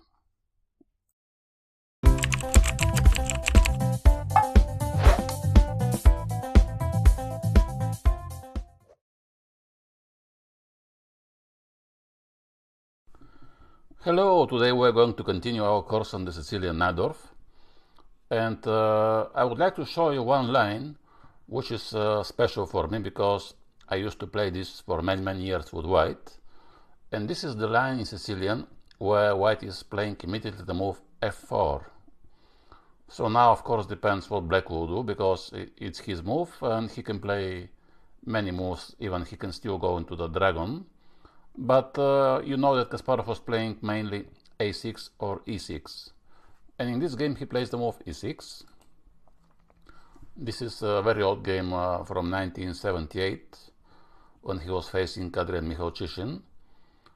And after e6, like we have discussed the previous time, I told you that this is a little bit less flexible maybe, because in most of the cases black needs to play a6 anyway. But now black is losing the possibility to push e5, and here white can play the move f4, and now this way white is avoiding the setup with a6 and then e5 immediately. So now Kasparov plays a6, and this was a very popular line in the 80s and in the 90s as well, when I was playing this. And Kasparov actually has faced many strong opponents in this line. The idea of this early f4 move is that for the moment white is keeping his options. He can still develop the bishops in different positions. He can still castle both ways. And now there are a few different ideas for white. The main alternative here for white is to place the queen to f3. He can do it immediately. Sometimes he can start with bishop d3. I think bishop d3 is more flexible from white's point of view, because anyway you have to move the bishop, but you can keep the possibility to go queen f3 or even knight f3 at some moment. There is also such a plan. But queen f3 is a very interesting idea. So now let's see what happened in this game. The idea of the move queen f3 is not only to develop the queen, but to defend the pawn in advance, and to be able to meet early b5 moves with the e5, and then the queen will attack the rook. Also sometimes white wants to push the g-pawn, so the queen is also defending the g-pawn for the g4 and g5, and the bishop usually goes to d3. So what to do for black? He has many possibilities to develop with the bishop e7, knight d7, queen c7. Also b5 is probably not very good because of e5. But there is one interesting move, which Kasparov has tried actually many times, and this is the move queen to b6, which is immediately attacking the knight. And now the most logical move for white is to retreat, and he goes back to b3. Now, if black now goes knight to c6, this could revert into the Sicilian line when black plays knight c6 second move and then plays queen b6 fourth move. Some people call it a Sicilian grievous. But I think in this case, when the queen is already on b6 and the knight is on b8, for black it's much better to put the knight on d7 and not on c6, because now on c6 he's not attacking anything.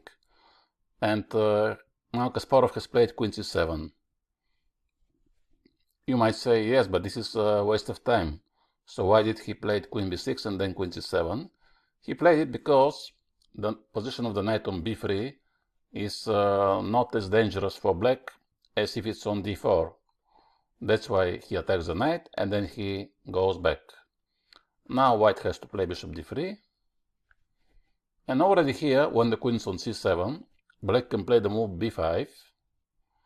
Because now if white plays e5, it will be this typical bishop b7 move, which is attacking the queen.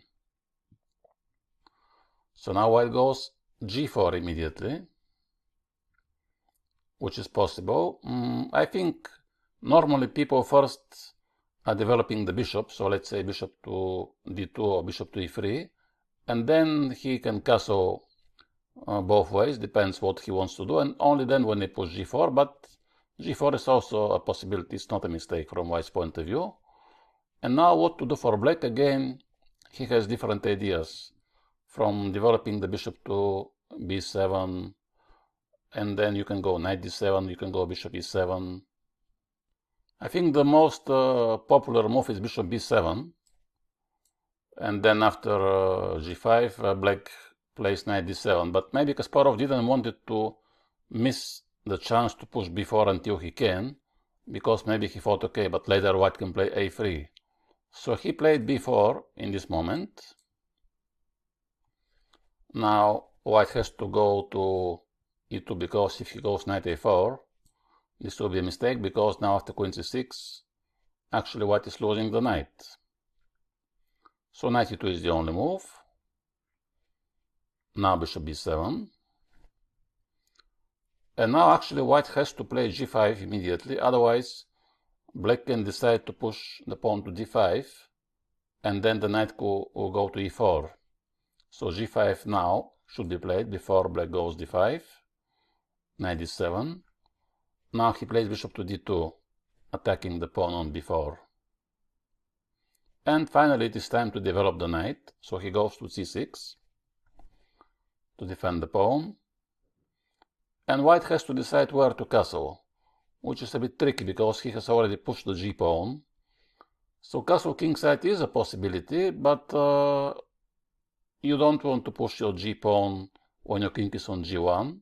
So this is kind of risky, but to castle queenside also looks a bit dangerous, because black can push a5, a4, a3 or b3. So everywhere there could be some potential danger for the white king. So he goes knight to d4, which is, I think, kind of waste of time, because this is not attacking anything, and this is not helping white to develop his pieces. And here black has two good possibilities. He can either take on d4, or he can play knight c5. He played knight c5, because now he wants to put pressure on the e4 pawn. And actually already I think black has equalized. Now white took on c6, which I think is also not the best move, because actually for the last two moves white has moved the knight from b3 to c6, which is again not helping his development, and black has improved. First the knight went to c5, now the queen goes to c6. Already the pawn on e4 is under attack. White goes knight d4. And here Kasparov has played a bit strange move to me, which is queen d7. I think the most natural is queen b6, because this is a good square for the queen. First, she is defending the pawn. Second, she is attacking on this diagonal, so the knight could be in danger. Now knight e4 is some threat. Probably he thought that after bishop e3, the queen is not so in good position on this diagonal, because there could be some potential pins with knight d3. But bishop e3 is also kind of waste of time, and I don't know if it's so dangerous for black. He went queen d7, and d7 is an unusual square for the queen in Sicilian. And now First of all, white maybe could have taken this pawn on b4. I don't know exactly what was the idea of Kasparov. Maybe some kind of d5, I suppose. Because now knight d3 is a threat. So every move except bishop c5 is actually very bad, because black wants to take on e4, also he wants to take on d3. So white has to take on c5. Now black also has to take here, and white has to play knight d3. And after bishop to b6, for example, I am not sure if black has enough compensation for the pawn, because now white can just castle queenside. Yes, black has the pair of bishops, but it's a little bit risky, I think, to sacrifice the pawn. Anyway, white actually decided not to take it, so he castled. And here the queen on d7 is actually kind of useful, because now another unusual move for Sicilian, which is queen a4. And this idea is very concrete, because now white has to defend. King b1 is the only move. And Kasparov has found a very, very strong idea. Probably maybe he thought this in his mind when he played queen d7, when he sacrificed the b pawn, so he was hoping that maybe white will not take the pawn. And now he found the move b3, which is attacking the knight on d4. That's why white has to take with the knight, the only move. And now black takes, knight takes e4. So he managed to exchange his b pawn for the e pawn, and also he has a very good knight on e4. Now knight c3 is a threat on knight d2 because the bishop is on b7. And for white it's very difficult to not lose any material. He found the best move, which is queen f1. And this was the moment when Kasparov had to decide how to continue with his game. He can, of course, win the exchange, but this will mean that he has to trade his most active pieces, the knight and the bishop. And then maybe he was kind of afraid that white can have some compensation after, let's say, bishop takes, queen takes, because now the rook is hanging. And if you play d5, then white can play move like f5, for example. Then he can bring the rook to e2, the knight can go to d4 maybe at some occasions. So there could be some pressure on these pawns. And also now you have to play very fast the bishop somewhere into castle. But even when you castle, there could be some attack on the diagonal, there could be some g6 move. So he didn't like so much this line. And then, if not, what to do? He has to develop. Also, he has to prevent this f5 idea. So he came up with the move g6. And now the game is very complicated. White has to move the bishop, probably to e3. I think it will be better. He played bishop e1, which is kind of passive move. And now after bishop g7, black again has advantage. And it was a very, very long game. Now white has pushed the pawn, black castled, and h5 was played. And here Kasparov has made a mistake. He played the move knight c5. And actually it gave time to white to start his attack on the h-file. Here he should have played move like rook to c8, for example, rook f to c8, and just keep the knight on e4. He decided to go to c5 and take the bishop, which was not needed.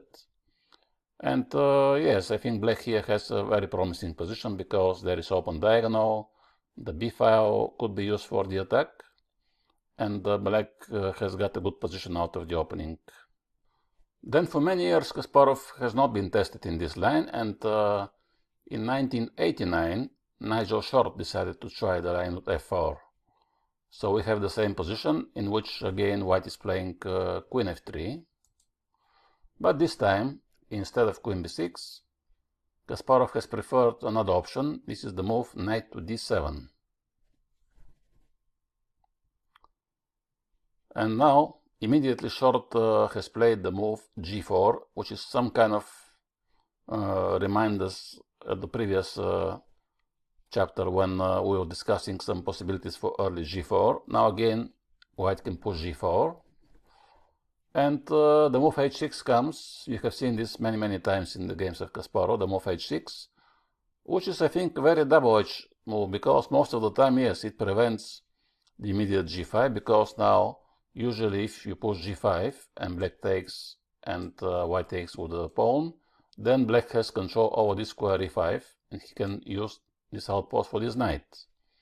So from that point of view, this is slowing down a little bit the attack of white, but eventually, in the future, if white managed to, let's say, develop the bishop and castle and play h4 and then g5, it will be not so good for black to take on g5, because this will open after g5 the h-file, and obviously black has to castle somewhere. In most of the times he castles kingside. So the move h6 sometimes means that the black king will stay in the center for a very long time, and black has to be ready to actually play with the king in the center. So after h6, Short decided to play bishop e2. This is kind of unusual position, and there are not so many games, so we cannot talk about that there is a long theoretical line. Not so many people have tried this setup with white to play early queen f3 and g4, and especially with the move h6, so bishop e2 is a possible move. White wants to develop, although usually, like it was in the previous game, in this setup white is putting the bishop on d3 instead. I'm not sure about this combination queen f3 and bishop e2, what exactly is the plan. And now Kasparov is back to the other idea, queen b6.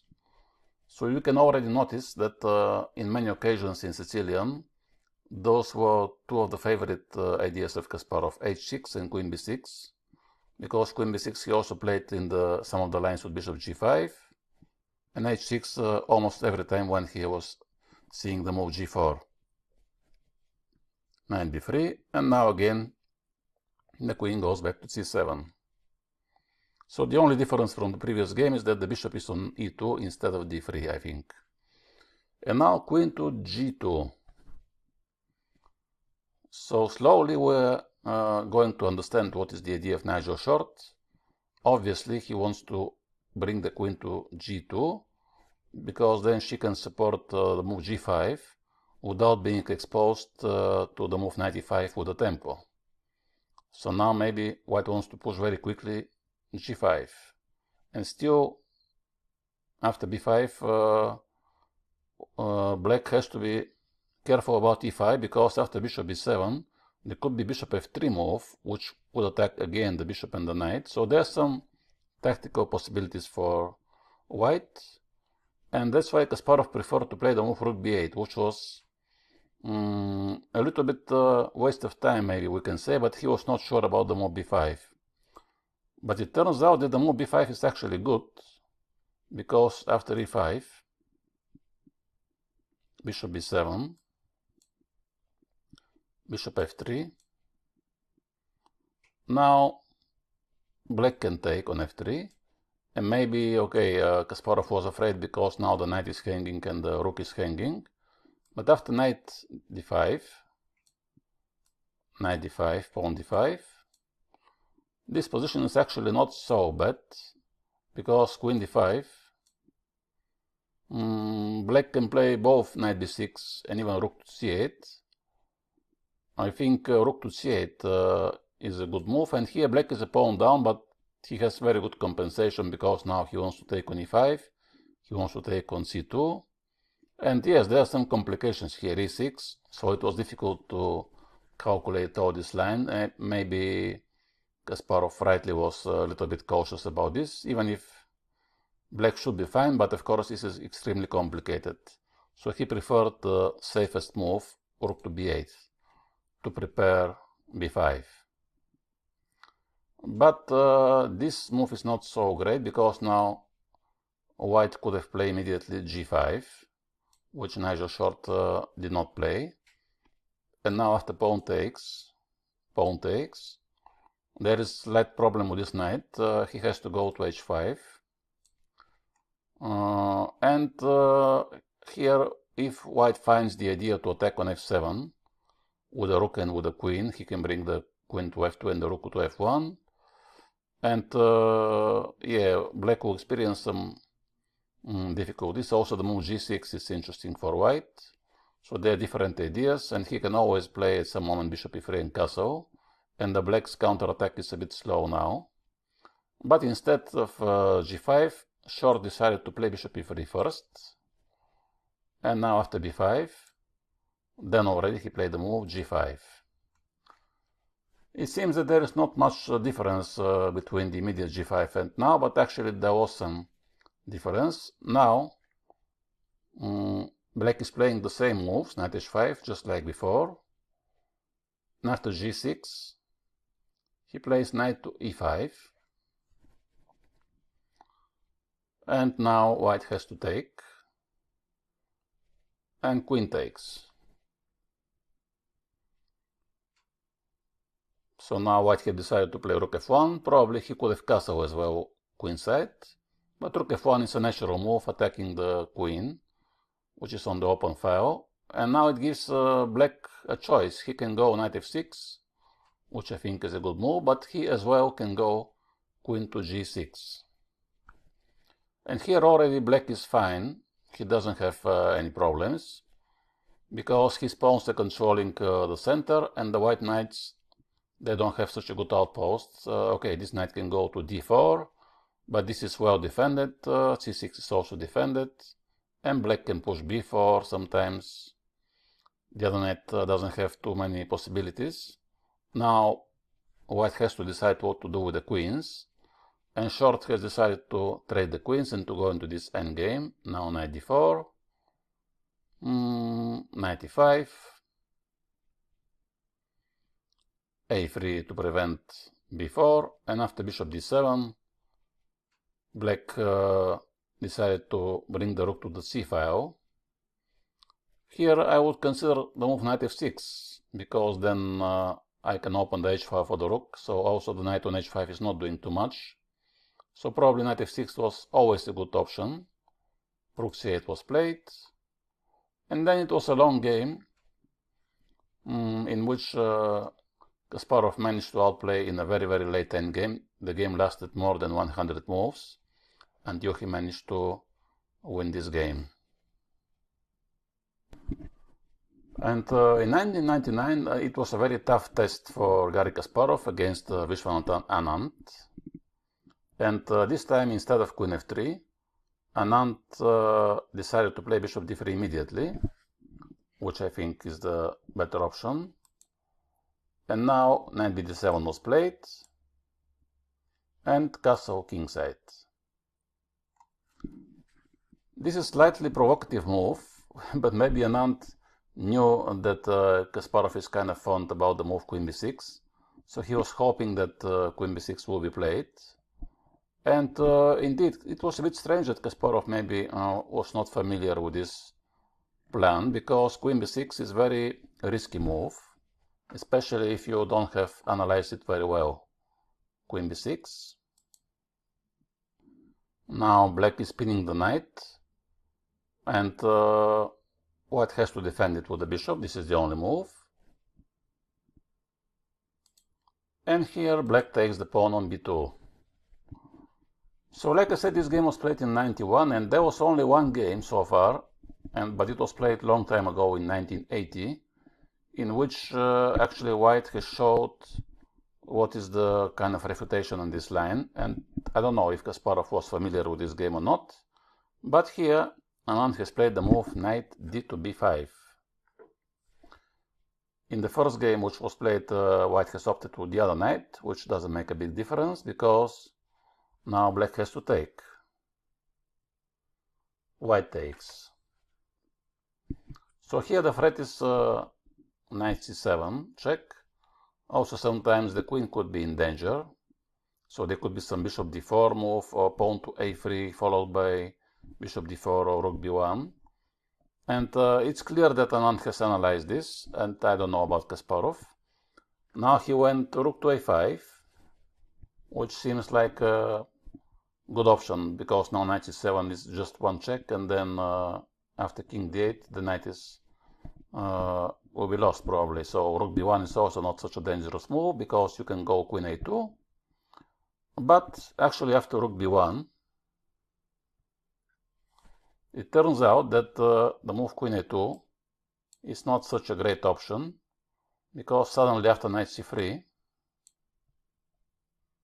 the queen has only one square to go to a3, and then after rook to b3, black is losing the queen, and it's only for one rook. He even cannot take some big material, rook and bishop for the queen, but white has advantage, very big advantage.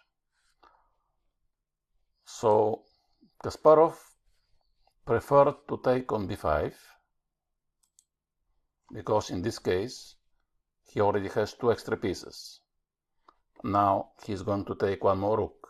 So this is rook and two knights for the queen, which is great for black if he can develop his pieces and without problem, and to finish his development. But this is very concrete position, and now there is only one problem for black, that he accounts the move queen a1. And then the rook is in trouble, and also the problem is that you have only two possibilities to play rook to b4 and rook b6. But if rook b4, he accounts the move queen to c3, which is attacking both the bishop and the rook. And then, because of this, you have to go rook to b6. And now after bishop takes, knight takes, this is already three pieces for the queen, which is still okay in general. Now rook b1 is, I think, a good move for white, but also queen c3, which was played, is also a good move with the threat rook b1. So now what to do? Black has big problems here. He has to develop somehow. So he goes bishop e7, hoping to castle and then to defend everything. But now comes rook to b1. You cannot move the knight because he is defending the bishop. So you have to defend the knight. Then if here white plays a4, black will castle, and after a5 he will just play knight a8 and hoping that everything is okay. But the pawn is hanging on g7. This is also a problem. So white takes, and now there is no castle. Bishop f6, queen h6, and somehow black has to develop his pieces, king e7. But now white has too many pawns. This is the problem, that he has one pawn extra, but he can push now sometimes g4, g5, sometimes a4, a5, and also black don't have some good counterplay. And actually the game was not so long after bishop b5. Now sometimes white wants to take on d7, rook g8. This is actually the big mistake in the game here. Probably if black was playing the move e5, then he could prolong the game for a long time, because then actually white has advantage, but it's not such a big advantage. The problem was with rook g8, that now here comes rook d1, and sometimes now white wants to play e5 and then bishop d7, and then it could be hanging sometimes on rook d7 and queen f6, so it's difficult to develop. e5 was played now, but after f5 the pawn on d6 is hanging, so there is no time for bishop g5 move, and here is very difficult to move. And after knight c5, Kasparov was hoping that this will help him to finally develop his pieces, but Anand has found a very nice combination, which is not so difficult to spot. Rook takes d6, and then after king takes queen f6, white is totally winning. And after bishop g5, the problem is that after queen h7 now the rook is hanging, and then after a few more moves, knight e4, rook b6, rook d8, because the rook was hanging, bishop d3, and black managed to give this check, of course not king h1, but here white has too many pawns, and after the very elegant move c3, black resigned because in case of rook e4 it will be f6 check and queen takes e4. So this was a bit unfortunate game for Kasparov, even if he had actually at some moment playable position, he missed this tactic rook d6, but overall the move queen b6 was very risky in the opening, and instead of queen b6 black should just develop here to play something like b5. In 1992 there was another battle between Nigel Short and Garry Kasparov. This was at the European Championship when England met Russia, and again Kasparov decided to play queen b6, and this time instead of the move knight b3, Short decided to play something different, and this is the move a3. It looks very strange, but actually the idea is that now in case black takes the knight, then bishop e3, and now the idea of a3 is to defend the square b4, so now there is no queen b4, and suddenly black has to resign. Of course black can play something else, and then you might say, yes, a3 is good trap, but if black don't fall into this trap and he develops, then white has to move something again. But some people think that a3 is useful move anyway, so they're happy to play this, and now they wait to see what black will do with his knight. And when he goes to c6, like Kasparov did, then already they go knight b3, which is actually transposing, I think, the game into this Sicilian with queen b6, because then usually the knight is always on c6. Now queen c7. You already saw this idea from the previous games, queen b6 and queen c7, in order to be able to push b5. Bishop d3. And now instead of playing b5, which I think is the main move, or bishop e7, Kasparov had found another plan, which is to play the pawn to g6, which is kind of unusual plan, especially when you have pushed already so many pawns, because yes, you play g6 in the dragon Sicilian, but then the pawn is on e7. This pawn also is not on a6, because when you push e6 and d6, sometimes there could be a pressure on the pawn on d6. That's why usually the bishop stays on e7. When he moves to g7, usually black prefers to keep the pawn on e7 here to defend d6. But maybe Kasparov thought that because the bishop is on d3, so it's very less likely that there will be some big pressure on the d file against the pawn on d6. And when he plays g6 and bishop g7, this could help him to prevent the possible attacks with the pawn with g4, g5, f5, and so on. So it makes some sense actually the move g6. And again, just like in one of the previous games, there is not much theory already after 10 moves. In Sicilian, this is almost like a new position. And now white has to decide what to do, where to castle. He can play like he usually plays bishop e3 and castle queenside, but he can also castle kingside, which is more safe. And in the end, because maybe Short was kind of afraid that when the bishop goes to g7 there could be some problems on the diagonal, so he chose to castle kingside. Black has to develop, so he goes bishop g7. White also has to develop, and finally black castles. And I think this is okay for black, because usually in this kind of positions the only possible threat and danger for black is if white tries to attack his king, but I don't think now that white has some attacking chances. So then the game is in the center, where usually black is fine, he doesn't have any problems, and he can prepare his usual plan with d5. Now knight d1 was played.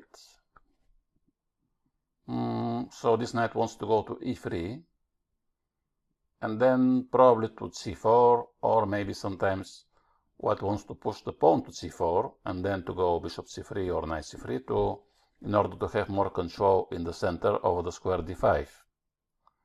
So here Kasparov has to decide which pawn to push. He can play d5, b5, e5, those three possibilities, I think all of them are, good for black. B5 and D5 are somehow more natural and more useful, more popular choice for black. B5, bishop B7, and then D5 and knight E4, something like this. But he chose to play E5, which is also good, although in this pawn structure, not many people would play E5 because usually white has a very good move F5. So black has to calculate very well what is going on in case of F5. Because now if nothing happens, white wants to play G4 and then G5 and then F6. So there has to be something very quick, and this usually is the move D5. And I think here also black has to play D5, because now if white takes on D5, then there is this another typical idea, E4. Now white has to take, and here you can play knight to E5. The queen has to defend the bishop. So if she goes to E2, now there could be some problem on the diagonal, so you can try to go with some of the knights on G4. Let's say this knight to G4, and now also rook E8 is a very big threat. And if he plays, I think the only move is bishop F4. Now after queen B6, check. I think now rook E8 is coming. So this is very dangerous for white. He can lose here material. That's why maybe, this was the idea of Kasparov, to try to complicate the game, because he was expecting maybe the move F5, and then after D5, those complications should be good for black. But Short decided to play more safe, and he went knight E3. So he doesn't want to allow this D5 break. And now already he wants to push F5. That's why black has to take on F4. And now after queen takes, he has to develop, so he goes bishop to E6. And now black wants to use this outpost C5 for his knight, so this knight will go to E5. Sometimes also the other knight can go to D7 and E5. Also he can play moves like knight H5 to attack the queen and then to take on B2. That's why white decided to play queen H4 to avoid maybe this plan with knight H5. And now he wants to take on F6 with the rook. So there are two possibilities now for black, either to play knight D7, knight E5, which I think is good, either to go queen to D8. Queen D8 was played in the game, which is also good, defending the knight, although I think maybe knight D7 was okay, but Kasparov wanted to keep his knight, I guess, closer to his king, just in case, to have more defenders. Now white has to develop his rook, so he goes rook E1. And now already black goes knight D7. So this could be some transposition, I think, in case of he was playing on the previous move knight D7. And just like in the previous game, which we have seen between Short and Kasparov, again, the Englishman decided to exchange the queens. But this endgame actually is slightly better for black, I think, because of the bishop of G7. And now knight A5 was played. White wants to attack on B7, so black is forced to take. Bishop take is the only move. Rook C8 is the only move. And after C3, yes, now white managed to defend all the pawns. But now black could have played knight C5 and then knight B3, for example, in case of bishop C2 or bishop B3. So his knight will be very good on C5. Kasparov had another idea to go bishop H6, which I don't know was it the best possibility, but still after knight D5, he decided to take and go into this endgame. He brings now the knight to E5. So here black has some slight advantage. And after bishop D2, rook D1, bishop E3 check. Now black has pushed F5, and slowly he started to push his pawns on the king side. And in the end, he managed to win this game, even if in the moment this is close to equal, but I think white has some problem with the bishop on a5. So later he went on b4, but it was kind of out of the game, and short has made a mistake in the endgame, and he lost the game. There was another game between Viswanathan Anand and Garry Kasparov in 92, and again we have the same line with queen b6. Anand has played also a3, just like short. But this time, instead of playing knight c6, black is playing knight bd7. Because now, already, at some moment white has to develop his pieces, and he cannot stay forever with this knight on d4, which is hanging in the air. So he decided to play now knight to b3. And then, this is like I told you before. Anyway, white has to play knight b3. So imagine after knight b3, queen c7 to play the move a3. And black plays knight d7.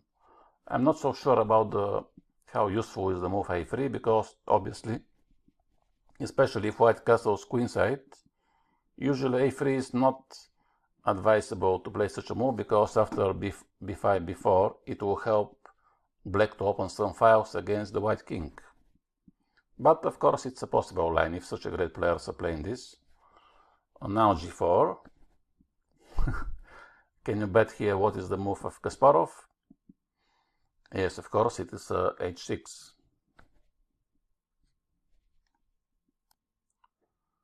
But here comes h4.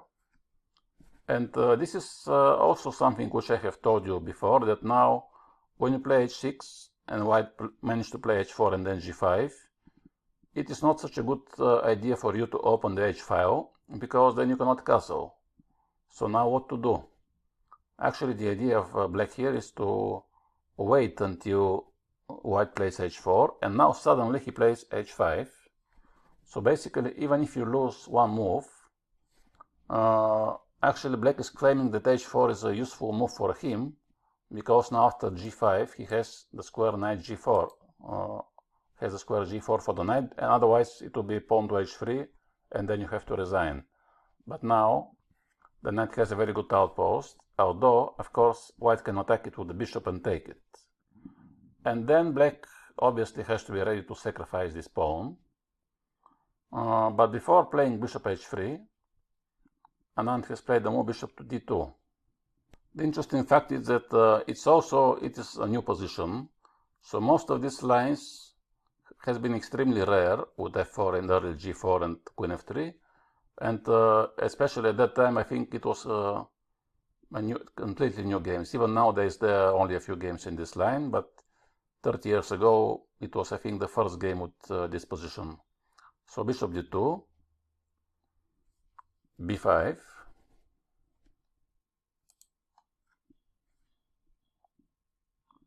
and now white wants to take this pawn, bishop h3, and here black has to choose what is his plan. He can play, like usual, knight c5, bishop b7 to try to put pressure on the pawn on e4, or he can play also knight to b6 and then knight to c4, because then he will put pressure on the pawn to b2 and the knight on c3 and also on the pawn to a3 sometimes.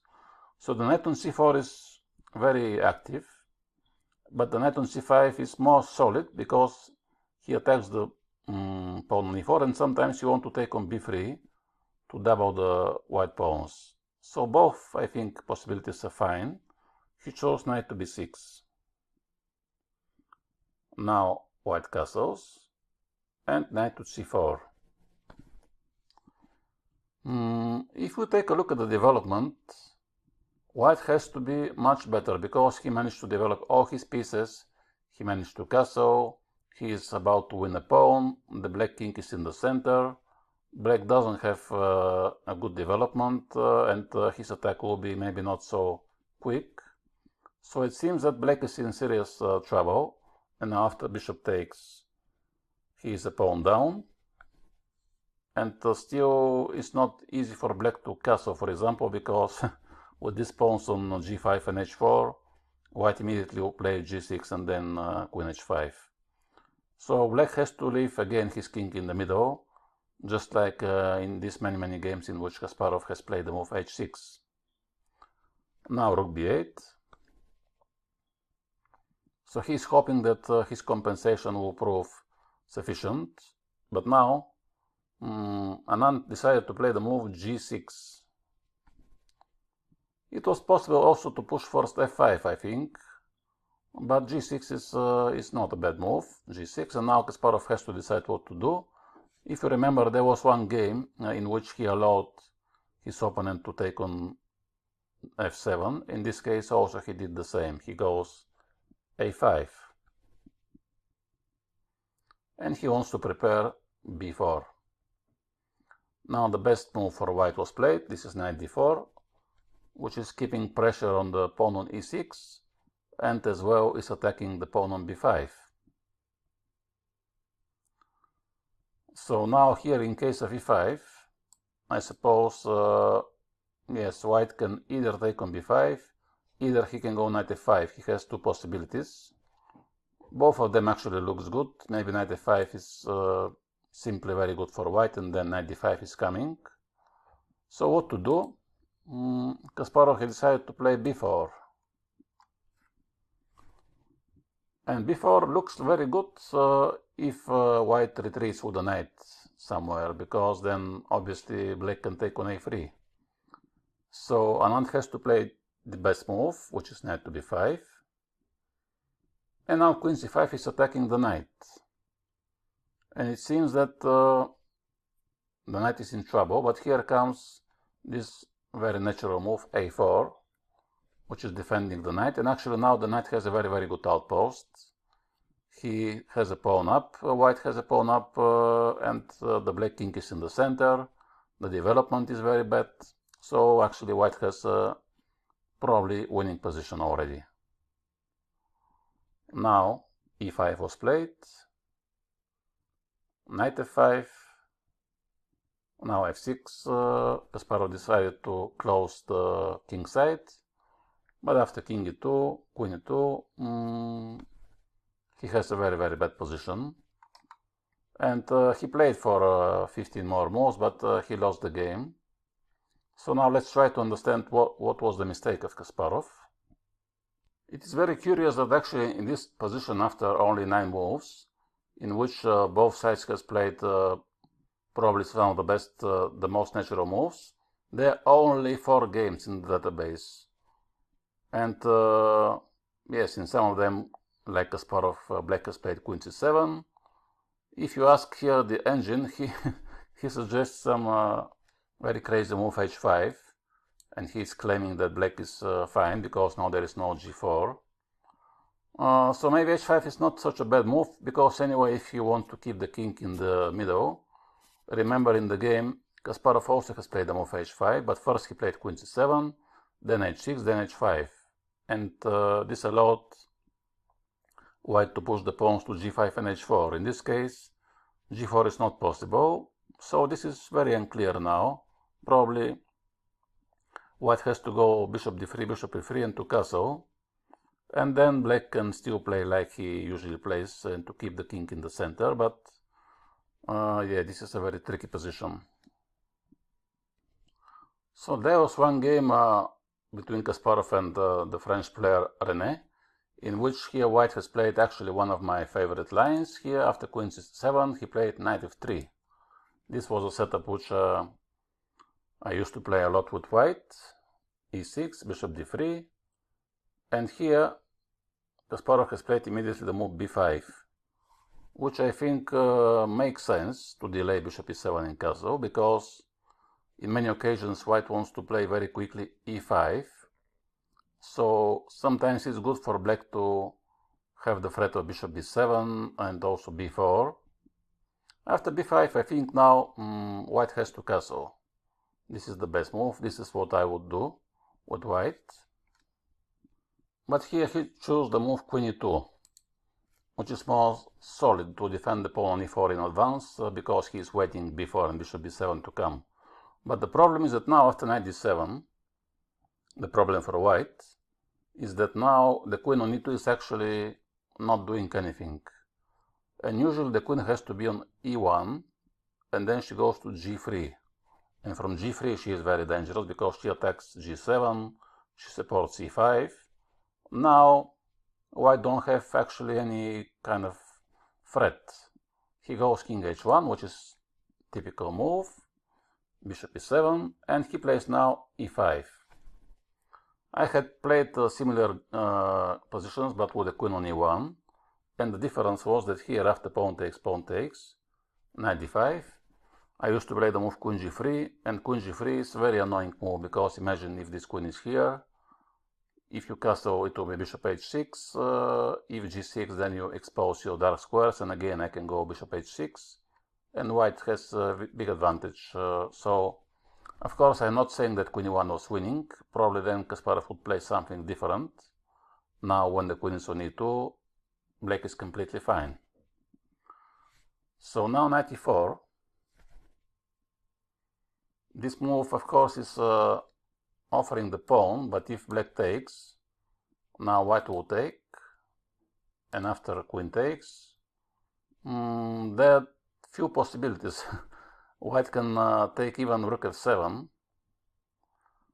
because now if you take the rook, there is knight g5 check, and then okay, you have to sacrifice the queen, or even white can take bishop b5, because the bishop is hanging, and in case of pawn takes, queen takes b5, queen b7 will follow. So it will be risky to take this pawn, and Kasparov, rightly so, decided to castle. Now already he can think about taking this pawn. So white immediately tries to attack on h7. And now black has to choose between h6 and g6. Much better is h6, because this is attacking the knight. Now white continued with his adventure. He played knight to h7. Just, yes, I want to show you that queen e4, which looks very dangerous, because now white wants to checkmate. But actually, here black has a very good solution. He can move the knight to f6, and then the queen has to retreat, or if she goes to h4, for example, now I can simply take on e5.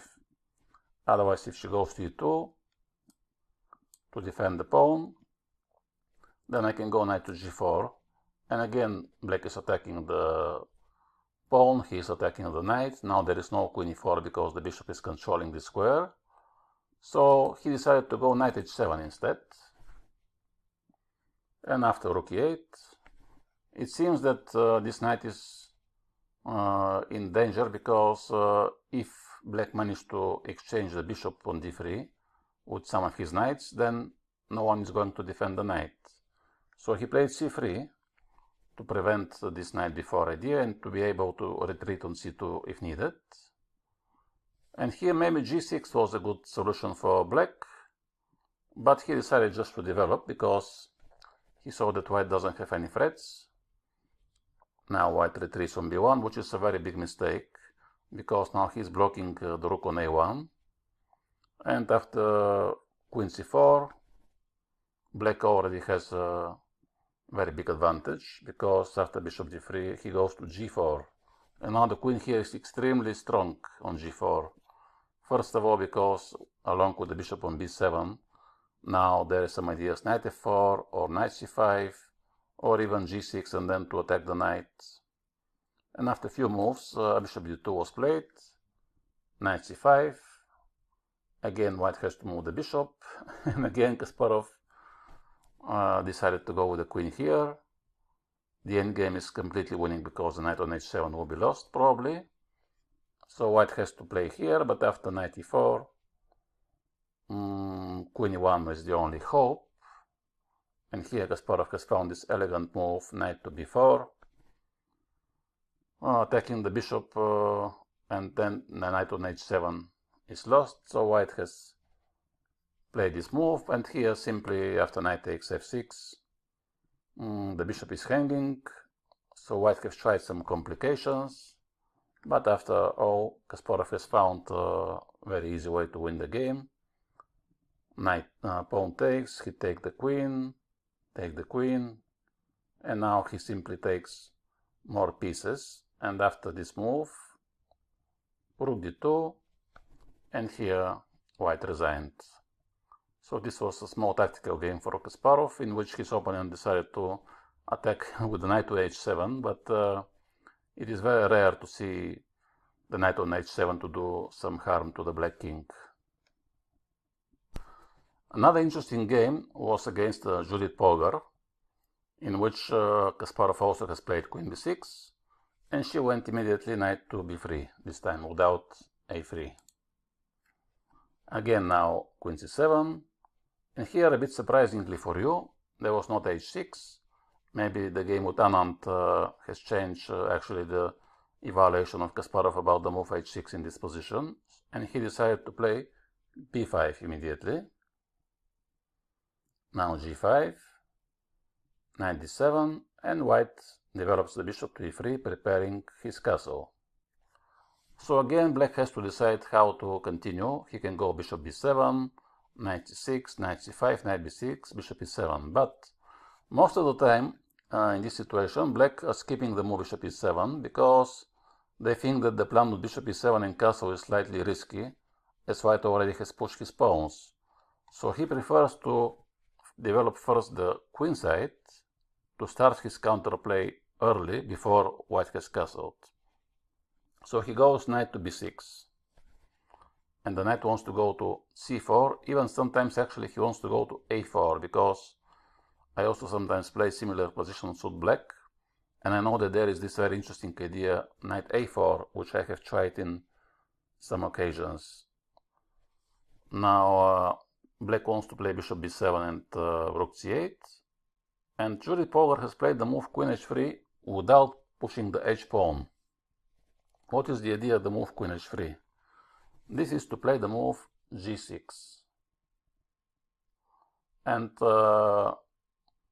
yes, now black can play many moves, but let's say if you play something like bishop b7, g6, there is also this very famous trap in case of, let's say, rook to c8. Suddenly now, white plays queen to h7. And after rook takes, pawn takes, white is promoting his pawn. So of course Kasparov knew about this idea, and he went b4. The knight has to retreat to e2. And I think this is already a good position for black, because now he can jump immediately on c4, which he did. And if white plays bishop to d4, simply here black will play e5, and he is already almost winning, especially with the queen on h3. So he has to leave the bishop and go king b1. And here e5 I think was a good move for black, but bishop b7 is also a good move, attacking the pawn. He has two good possibilities. White has to defend the pawn, but Judith Polgar decided to play knight d4 rather to play something like bishop g2. So she is ready to sacrifice the pawn, because in case of bishop e4, white has now bishop takes, queen takes, and now here comes knight to d2. So you have to defend the bishop somehow. Let's say queen goes to d5.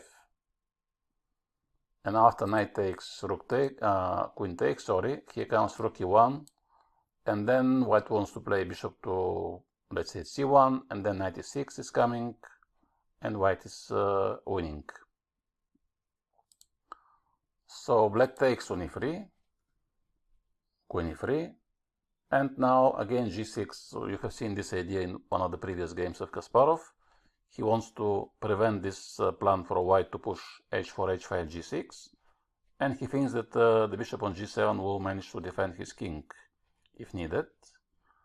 Now again Polgar is not playing h4, she is playing bishop h3, preparing probably some sacrifices on e6. Maybe she wants to take bishop e6 and then knight e6 and then to push the pawns f5. That's why Kasparov pins this knight, just in case. And here probably white should have played queen e2 to retreat with the queen, or queen d3, so she can keep the threat of sacrificing on e6 in some occasions. She played rook f1. Maybe because she was expecting only moves like bishop g7, and then white wanted to push f5 very quickly to put pressure on e6. But Kasparov has found a surprising move, which is actually maybe one of the best, to castle queenside, which is extremely rare, of course, idea in Sicilian. And now what to do? White has to try to open the c file. So c3 is a good move. King b8. Pawn takes, queen takes. So black has to develop now to go bishop g7 and then rook to c8. So the battle is for the c file, rook c1. And now knight c6 is some kind of threat. So black goes knight c5 because he wants to cover the c file. Now white moves rook d1. Again, he's sacrificing the e pawn, but if you take with the bishop, here surprisingly white will take your bishop. And now after knight takes, knight c6 check, and black is losing a piece. That's why black went bishop e7, and it was a very long game in which Kasparov managed to outplay his opponent in the endgame and to win the game. And finally, there was one more game between Judith Polgar and Kasparov in this line in the same year, but this time after queen b6, Polgar decided to play a3, and after knight c6, instead of playing the move knight to b3, which most of the people were playing, she invented a new idea, which was the move knight takes c6. I think I have seen this idea also in the games of the English players like Michael Adams and Nigel Short in some occasions, but not against Kasparov. And then the point is that after pawn takes, the b2 pawn is hanging. But white is playing the move b3, which is completely different plan in Sicilian. It's very rare to see in Sicilian white to play b3, especially in the lines with d4. So now, bishop b7, bishop b2, d5. Again, black has decided to skip the move bishop e7 in castle and first to develop his queen side. So you can see this is some kind of trend in the games of Kasparov. Now bishop d3, white is developing, and black is playing c5, which is the sharpest move because now immediately there is some pressure on e4, and also black wants to push c4, and then the bishop is hanging.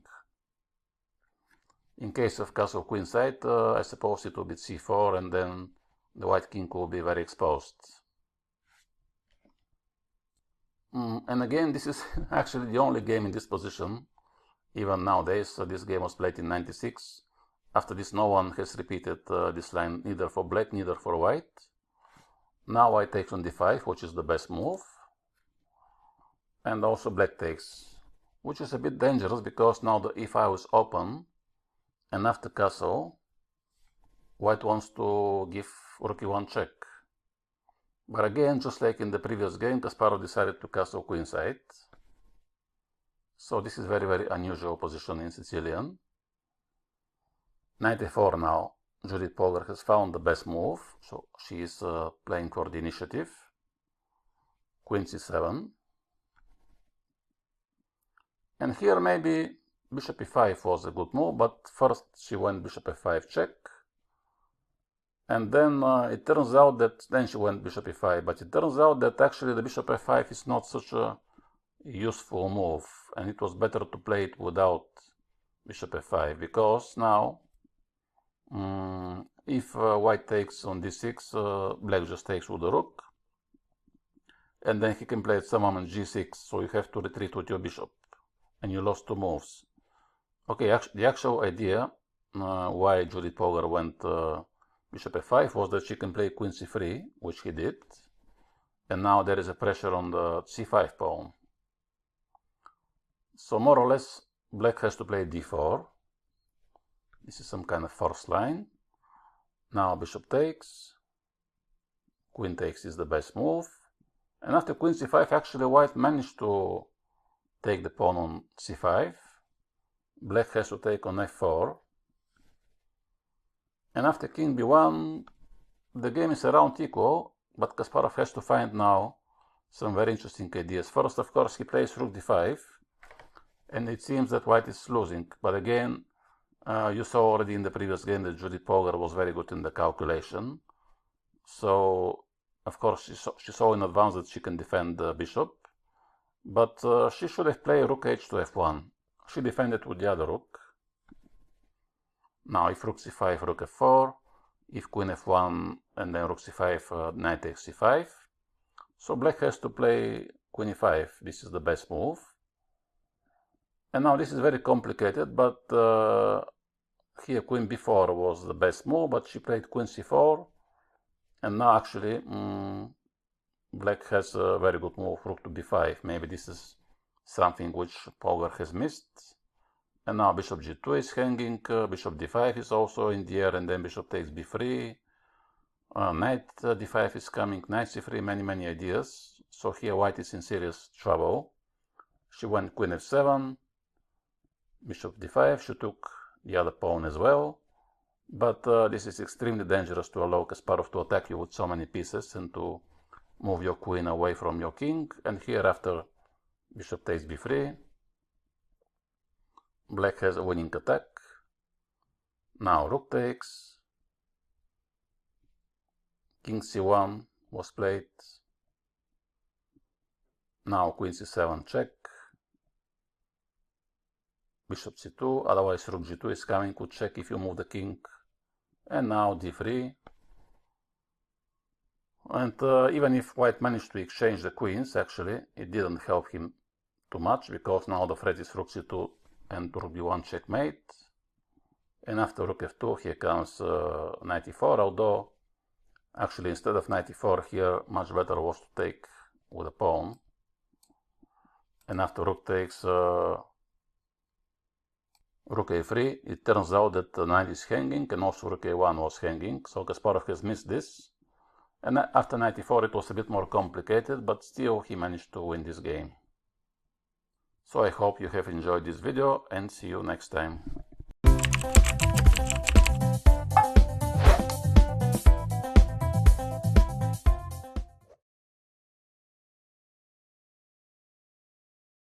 Hello and welcome back to this course, which is dedicated to the Sicilian Najdorf. And today we're going to conclude the course with some games of Kasparov in the lines which are not so popular. And I would like to start with a line in Sicilian where white is playing the move g3. So he had only few games in this line, and actually all of them were in some minor tournaments, rapid games, or even there are some games which are against good grandmasters, but they are played in the simuls because Kasparov can afford to give a simul to grandmasters with, let's say, 2600 or 2650.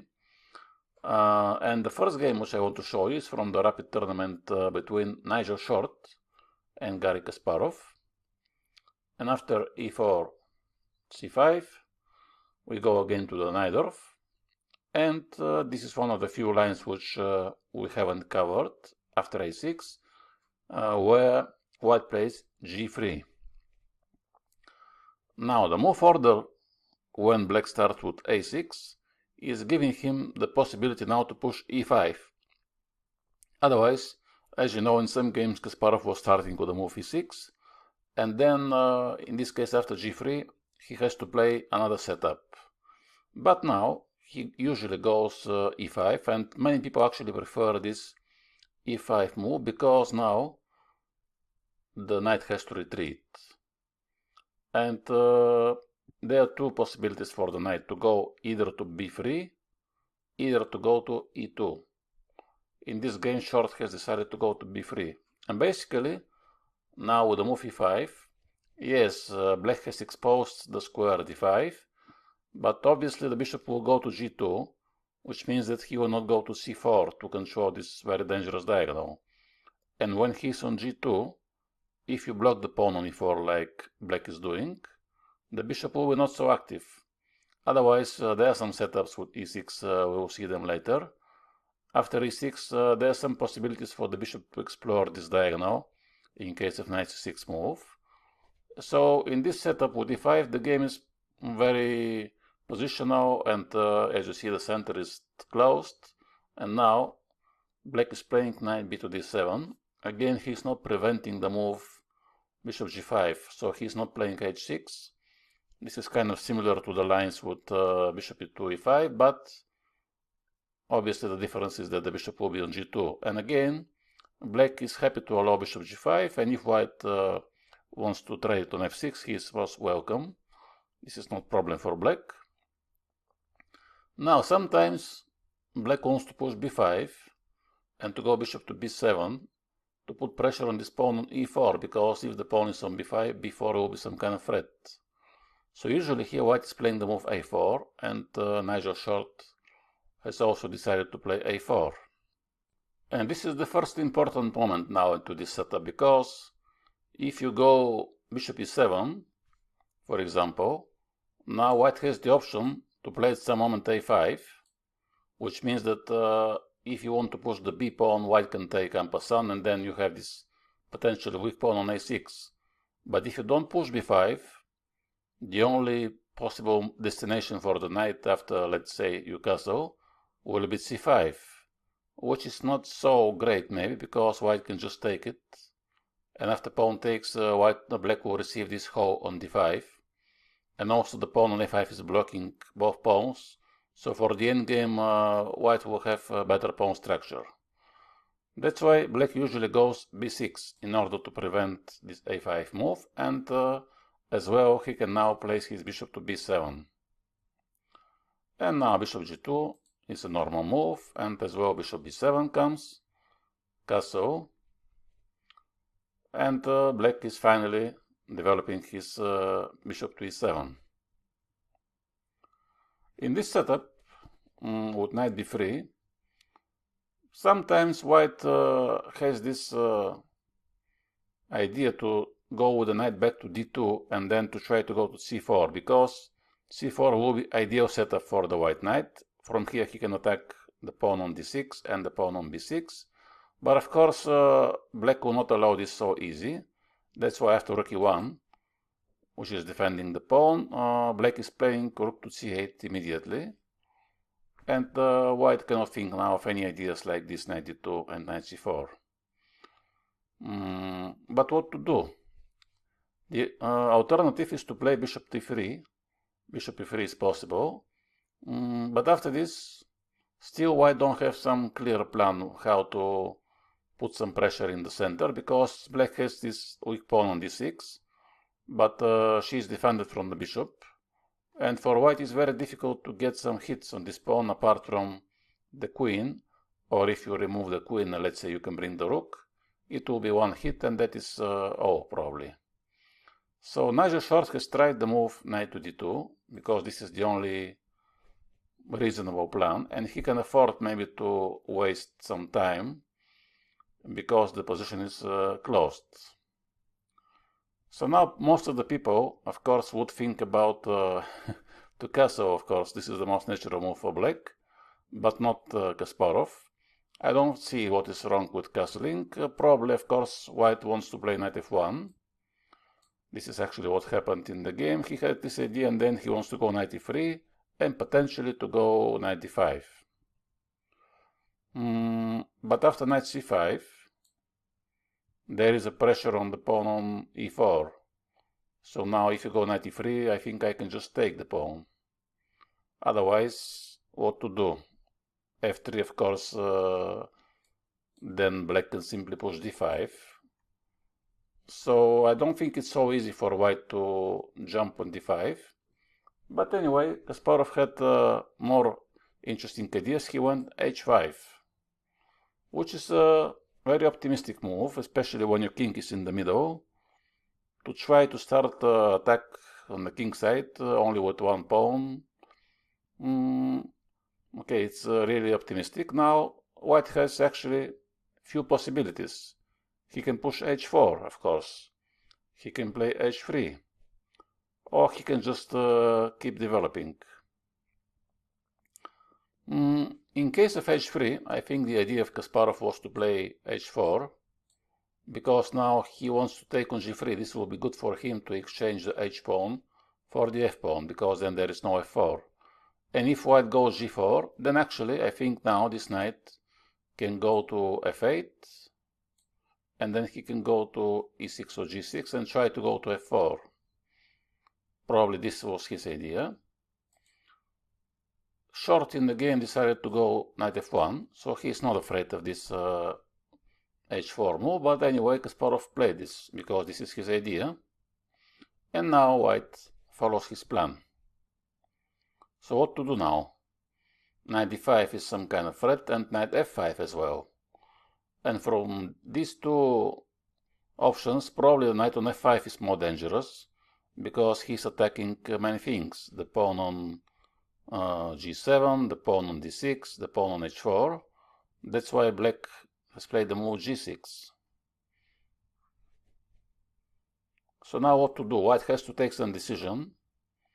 And the most logical seems to jump with some of the knights in the center, probably with the knight from e, to make space for the bishop.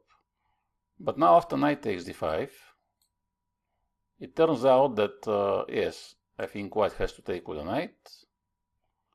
And now black has the option to take on d5, because this pawn structure, when white takes with the pawn, is actually better for black, because now the pawn on d6 is not weak. Black has this outpost c5 for his knight. He can later also push moves like f5 to take this square, and then to castle, to go bishop f6, e4, and actually he has better pawn structure, and he has more opportunities to activate his pieces. As well, he has the c file. So probably white has to take with the queen, but then maybe even black can take this pawn, and even if white has some temporary activity on the right squares, I am not sure that he has enough compensation. So in the end, Short decided just to play some waiting move. He went rook e2. Now already he wants to play knight d5, and take with the queen in the end, and this would defend the pawn on c2. So what to do now? If you castle, of course, after knight d5, white has maybe one slight advantage. If you don't castle, what to do? Knight c5 is some possible option, but then again he can jump knight d5. Kasparov took the best decision, which was to take on g3, and now he made this typical sacrifice, rook takes c3, which proved to be, I think, the best solution, because now he is destroying the pawn structure of white, and of course he is taking one pawn as a compensation. Knight takes c4. So now the threat is knight takes c3, of course, and white has to defend the pawn. So the most natural move has been played in the game. This is bishop to b2. And here probably f5, I think, looks to me like the most obvious move, because you have to defend the knight and to keep this outpost, and also to gain more space with the pawn, because then it's some moments later maybe you can push the pawn even further. But then probably Kasparov didn't like the move knight d5, and it is very complicated now, so he decided to move the knight to f6. So the pawn is staying on f7, but he's protecting the square d5 with the knight, and now knight d5 is not possible. So of course now white has to fight for this square, and Short has found the best move, which is c4. And now I think white has slightly better position, because he has some active pieces now, and he has this possibility to go to d5. Still he has exchange check for one pawn. Now queen to c8. The idea, I guess, is that if the knight jumps to d5, the pawn on c4 will be hanging. But even after this, white actually should go to d5, and he played knight d5. And now black has to find some good moves, because otherwise he might be in trouble. And I think the best is to eliminate this knight, so Kasparov took this knight. White takes on d5. And now there was a possibility to play knight c3. And after bishop takes, queen takes, maybe this was one of the ideas of Kasparov. But it turns out that after rook b1, Black has some difficulties here to defend the pawn. White can also bring the other rook to attack on the b file or even the queen. And also the bishop on b7 is not so active. He's just hitting the pawn. So here White has advantage. That's why he decided to keep the knight. And I think here again he could have tried knight c5 or even f5. He went knight g5. The only idea of this move which I see is to give this check. But the knight on g5 is actually in a very bad position. I don't like this move at all. Now White goes c4. Probably queen d3 was a good enough move. c4. The idea of this move is that if black takes, now after rook to c2, for example, the queen doesn't have too many squares. So if you go to b3, of course it will be rook c8 check. If you go to b4, it will be bishop a3, and then rook c7 is coming, so it is not good to take this pawn. Now maybe White has the idea to push a5 in some occasions to remove the b pawn, so later he can try to push c5, and then when you take, maybe he can push d6, or to hit the pawn on e5 with the bishop. That's why Kasparov decided to block the pawn structure like this, a5. But now, of course, White has big advantage. But as this was a rapid game, after big complications, Kasparov somehow managed to squeeze here the victory in this difficult situation. His idea was correct with exchange sacrifice on c3, but the move knight g5 was in the wrong direction. And also, like I said before, maybe f5 was a good move. The next game which I found of Kasparov in this line against g3 was against Sergei Movsesyan. And here, after g3, once again Kasparov has opted for the move e5. And White also went knight to b3, knight d7, and this time White decided not to play a4 like Nigel Shore did, so he simply went bishop g2. And the situation now is a bit tricky, because it seems that the most obvious move is b5, but then if you go b5, sometimes White can push a4 to attack the b5 pawn. And when you go b4, he will go knight d5. So you have to evaluate, or you have to know, of course, very well, should black play b5, or maybe he should simply play bishop e7 in castle first. And actually b5 is a good move. So Kasparov has played b5.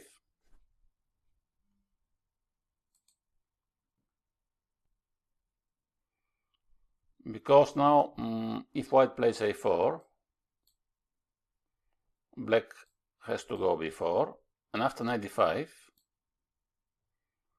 now black has two options. He can simply play a5, or he can take knight takes d5. Most people take with the knight, and now White has a choice. Usually he takes with the pawn, but this is, I think, good for black. Like I told you, because now the pawn on d6 is not weak. And here after a5, for example, I think black already even has slightly better chances, because I don't see any reasonable plan for White.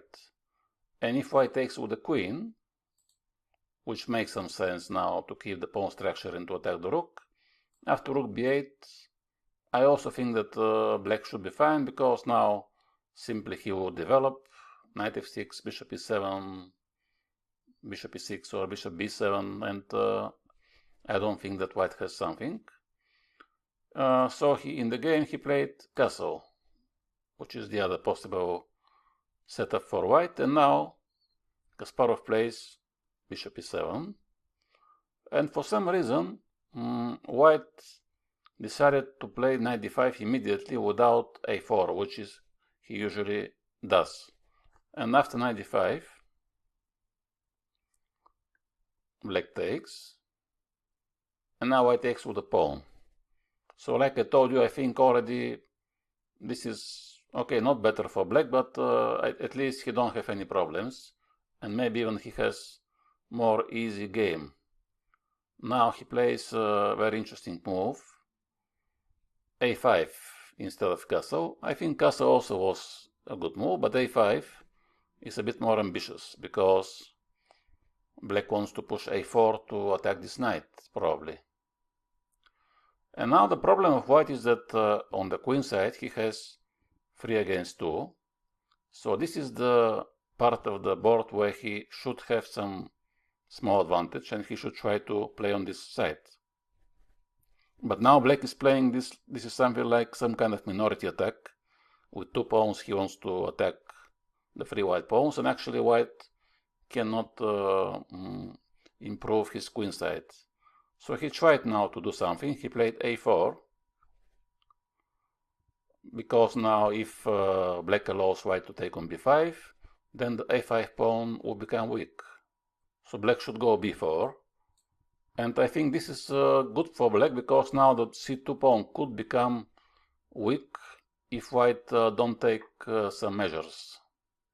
So I think white should prepare somehow maybe c3 before black goes castle, bishop a6, and then he brings the rook to c8 and queen c7 to put a really big pressure on the c2 pawn. So he plays actually indeed bishop d2. Probably he will try to play c3. And now Kasparov took an interesting decision. Instead of playing the most natural move, castle, which is maybe, objectively speaking, even the best, he played the move bishop g5, which is a bit of slow move, and the idea is well known, because the bishop on e7 is not so good. So in many occasions when black has this pawn structure d6 and e5, he wants to go to g5 in order to trade this bishop, because he has these pawns on dark squares, and he wants to keep only the light square bishop who can move between the pawns. But I don't think that this bishop actually was so bad, because black could have played castle, and then let's say at some moment to prepare f5 and then to put the bishop on f6, and after this to prepare the move e4. So this would allow the bishop to go to the big diagonal. But okay, bishop g5 is also a possible move. And now I decided to play f4, which was maybe the move which Kasparov was expecting and hoping for. And now black goes back to f6. So basically he is claiming that he hasn't lost a move by going to g5 and back, because now if white takes, then black probably will take both with knight and the bishop is good, but maybe with the knight will be better. And then the knight has a very, very nice outpost. He can go to c4. The bishop also has this diagonal, so the pawn on b2 is actually quite weak. Let's see now, in case of knight d4, black will castle. And then if white tries the move knight c6, after queen b6 check, I think black has a very good position. So what to do after bishop f6? Sicilian decided to follow his idea of the move bishop d2, and he played c3, hoping to get rid of this potentially weak pawn. Now black takes on c3, and white takes with the bishop, and finally Kasparov has decided to castle. So here white has to decide what is the best plan for him, and there are different possibilities. He can play a move like king h1 to avoid the potential queen b6 check, which could be quite unpleasant when there is a knight on b3. Also he has this dilemma with the knight, that he is in not such a bad position, because he attacks the pawn on a5, and black has to protect the pawn both with the rook and with the queen. But from the other hand, he doesn't have any good outposts, and his good outposts are this on e4 and c4. So he can try to go to d2, so he can go back to c4 or e4, but then this would allow, if the knight goes to d2, the black knight to take the square c5, which will be very good for black. And as well, after the move bishop a6, actually for the knight it's impossible to go to c4 anyway. So in the end he decided to play a little bit strange move to me, rook a3, which put the rook in a very bad situation without actually any idea for the rook.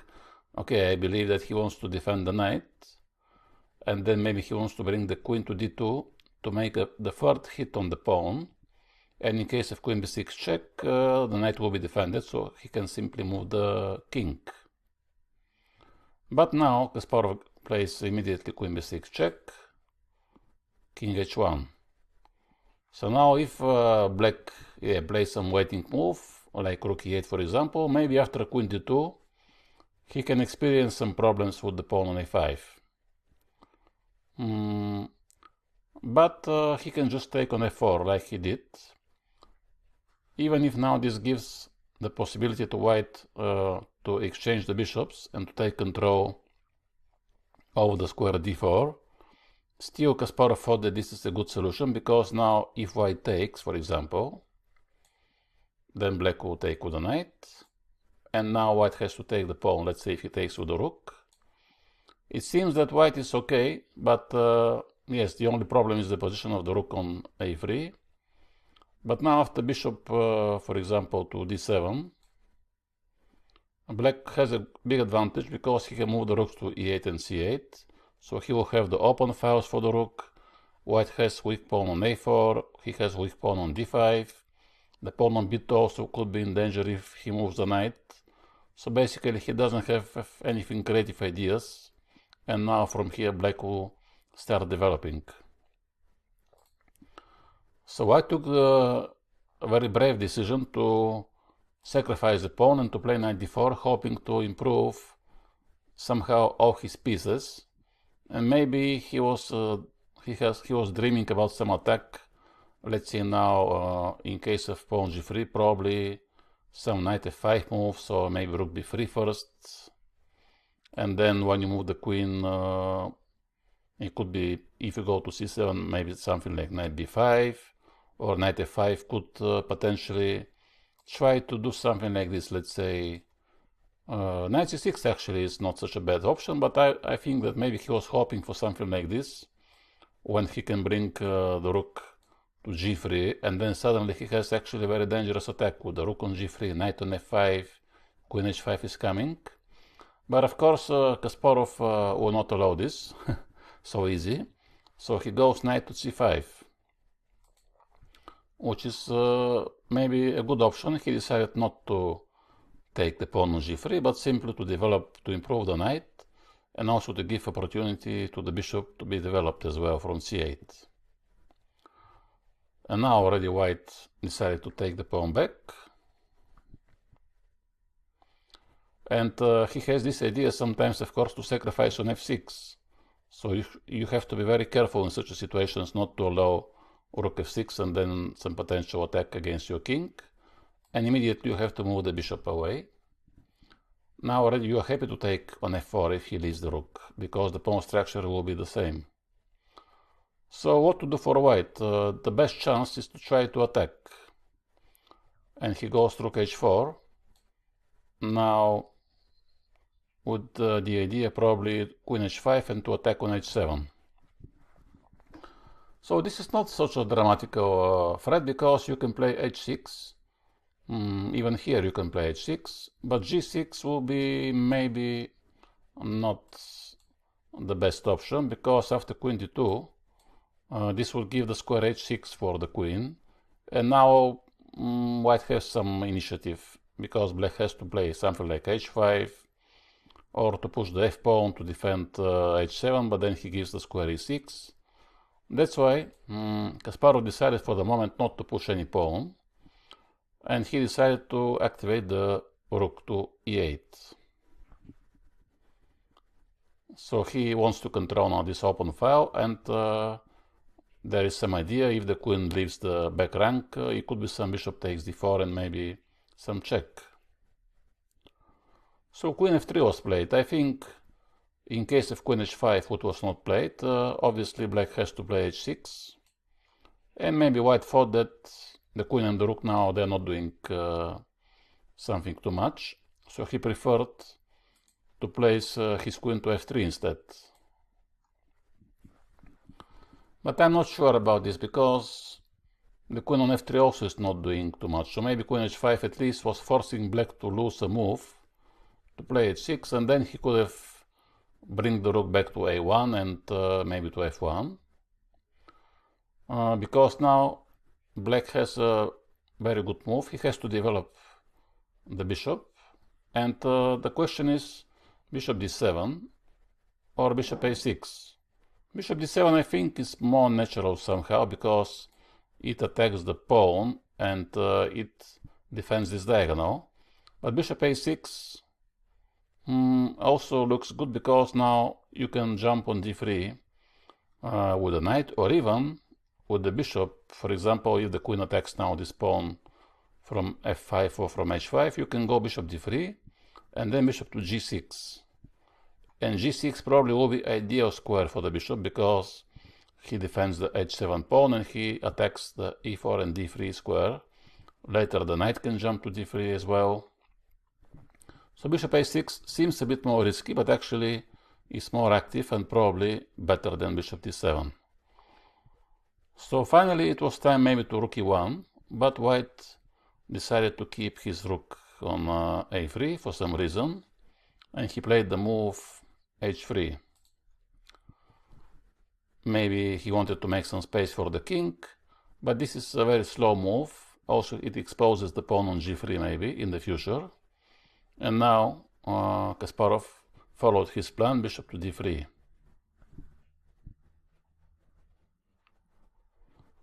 King h2, and the bishop, like I said, went to g6. And now white has to do something. He has finished with the empty moves like h3, king h2, and he decided to jump with the knight f5. But here black has a very good position. He decided to take on c3. Now you cannot take with the queen because the knight is hanging. Rook takes c3. And after rook to b8, after this black has won the b pawn and won as well the game. So it was not such a difficult game for Kasparov in this line. And the third and the final game which I have managed to find in this line on g3 of Kasparov was, like I said, in some kind of simu against the national team of Argentina, against Hugo Spangenberg. And here again Kasparov went e5, but this time white decided to play knight e2, which is actually the most popular move for white, and maybe this is actually better than knight to b3. Because the knight on b3, you saw that in both games he don't have anything creative on this side, he don't have any idea. But the knight on e2, sometimes he wants to go to g3. For example, white can play at some moment h3 and g4, and to bring the knight to g3. Or if later you decide to go knight d5 and capture with something, then the knight can go to c3, which is, I think, also a better option than b3. So now already the move b5 maybe it's not so important like it was before, because when the knight goes to g3, he always defends the pawn on the e4. So Kasparov decided to play bishop e7, which is the main move. Bishop g2. And here again you have to decide about b5 and or castle. This is the main alternative. Obviously white decided not to play a4, so he's not preventing b5. So then why not b5 to gain more space? So b5 was played. Nowadays most of the people prefer not to go b5 immediately. So they go castle, knight bd7. Even there is a completely different plan when the bishop goes to e6 instead. But b5 I think is not such a bad move, it's okay. Castle, bishop b7. So now let's see what is the difference when the knight is on e2. We already have seen a similar position with the knight on b3. Now white has this very typical plan. Now he plays h3. black has to develop, so he goes knight d7. There are some people who play here h5, and they are not afraid to play this move. The idea is to prevent g4 and knight g3, which is the main plan for white, but obviously now when black castles, it will be a bit strange with the pawn on h5, so not everybody is too happy to push the h-pawn. And Kasparov decided to play more natural moves, knight d7, g4. And here again black has different options to castle, to go knight to b6 or knight c5. And he decided to play b4, which is the most ambitious move. But now there is a slight difference from the previous line, because like I said, when the knight is on e2, pawn takes, first he supports the move c4, which we have seen in the previous game that white wanted to play c3, and also he can go sometimes to g3 and then to f5 or to e4. So I think somehow it's more ambitious when the knight is on e2. And now after castle, white goes knight to g3, and black has to find what is the best plan, what to do, because now for white the moves are obvious. He wants to go knight e4, and then he has different ideas. He wants to attack probably this pawn. He could try bishop d2 and c3 like in the previous game. He can try also a3. He can try even sometimes when the knight is on e4, even f4 could be a move, especially if this knight moves away from the e5 square. So black can try to play g6 and f5. But then after g6 probably bishop h6 will come. And if you move the rook away from the f5, f5 will be impossible. And most people play either rook e8, which was played in the game, or g6. There was also original idea of Peter Svidler, who went 2 times queen b8, and then he went bishop d8 and bishop b6. But rook e8 is, I think, the most popular move which has been played in this game. And now white has found the best move, which is a3. And black has some problems now because his pieces are a bit passive, especially the bishop on b7. And now he don't have some active plan. He decided to play a5 to keep the pawn on b4. Now white develops his bishop to e3. And here this is the critical moment maybe in the game, because now black has to find very quickly some good plan, otherwise white can improve very easy. And Kasparov has played bishop a6. He wants to activate his bishop. Rook e1 is the only move. And now he plays this queen b8 move. So maybe now he also wants to go with a bishop to d8 and to b6, because like in the previous game when he went to g5, in this kind of positions black is usually very happy to exchange the dark square bishops, because especially with the pawn on d5 the white bishop is not so dangerous. So now white takes on b4, pawn takes b4, and he plays the move b3, which is actually good. It seems that this is some kind of maybe strange move, because imagine now that black managed to exchange a lot of pieces and he goes into some kind of rook endgame. Then obviously the pawn on c2 is very easy target, because when you bring the rooks on the c file, white has to defend them.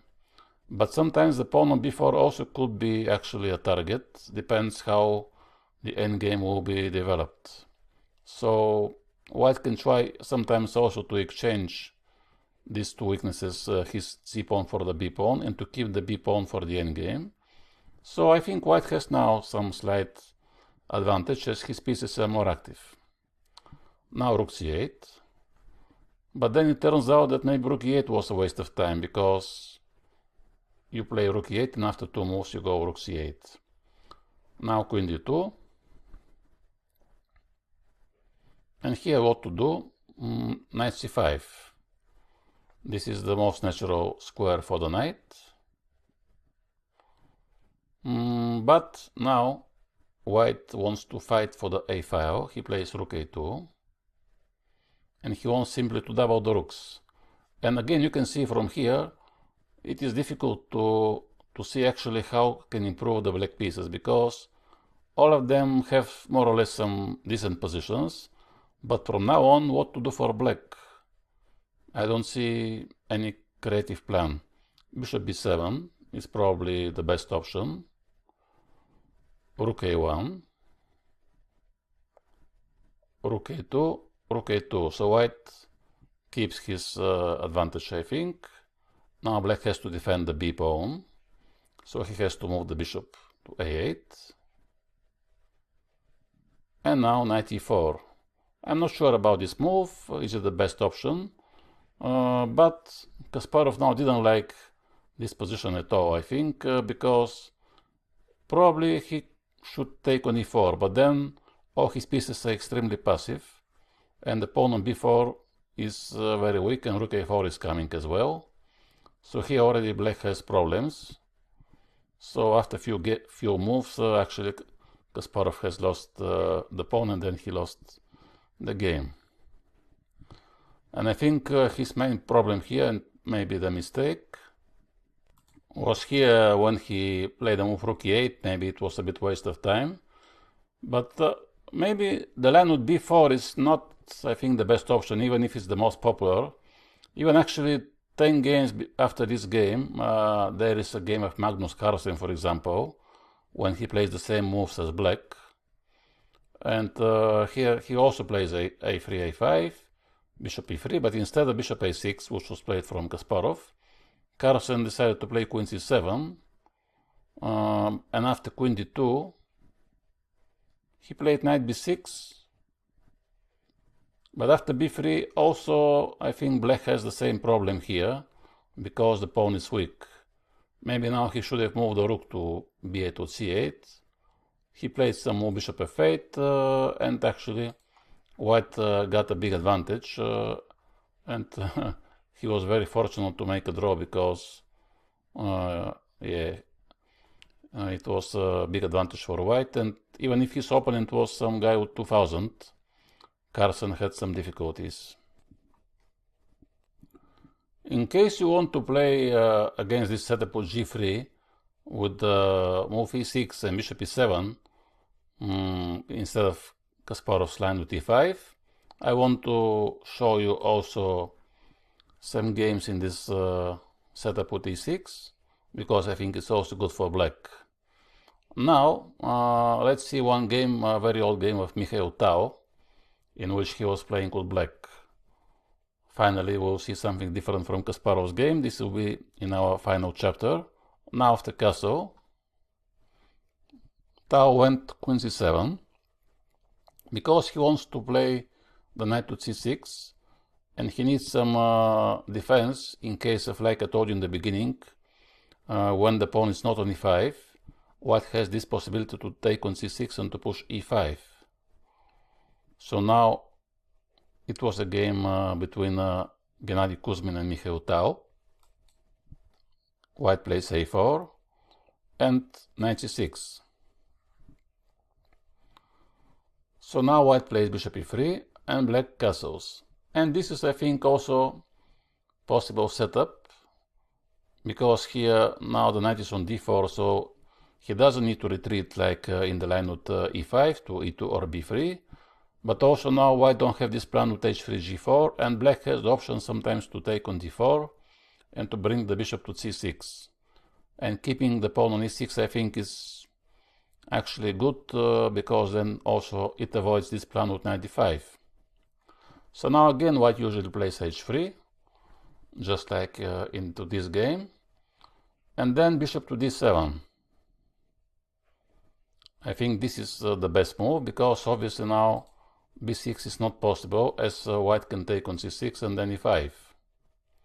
So you have to develop the bishop to d7, and now the plan is sometimes to take on d4, like I said, and bishop c6, or if the queen goes to d2, let's say, then black can play knight e5, and white has to go b3, and after rook c8, black has very good pressure on the c file. That's why white decided to play queen to e2, because I think he was expecting this knight e5 to happen, and then at least when the knight jumps to c4, this will be without a tempo. Here I think black has equal position, he doesn't have problems, and there are different ideas now. Most of the people play rook to c8, which is the most natural move, but Mikhail Tal decided to play the move rook to b8, which is also interesting move, and obviously the idea is to prepare, I guess, b5. So now after knight takes, he wants to prepare the move b5, which I think is a good plan. White has played rook to d1,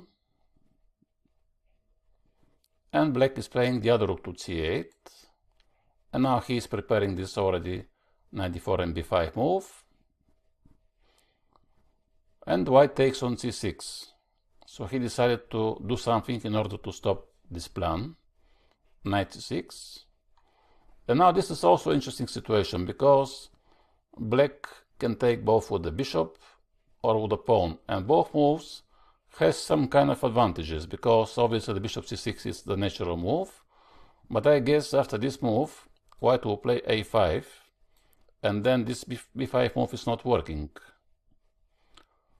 That's why Tao decided to take with the pawn, because now first he opens the b file, and second he prepares d5 or c5.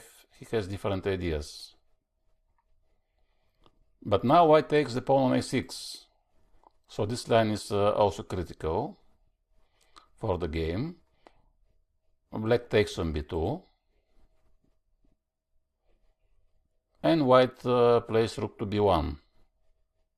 Maybe a5 was a better move, but it requires a lot of calculation, because then obviously it seems that black can take the pawn, and then he's attacking the knight.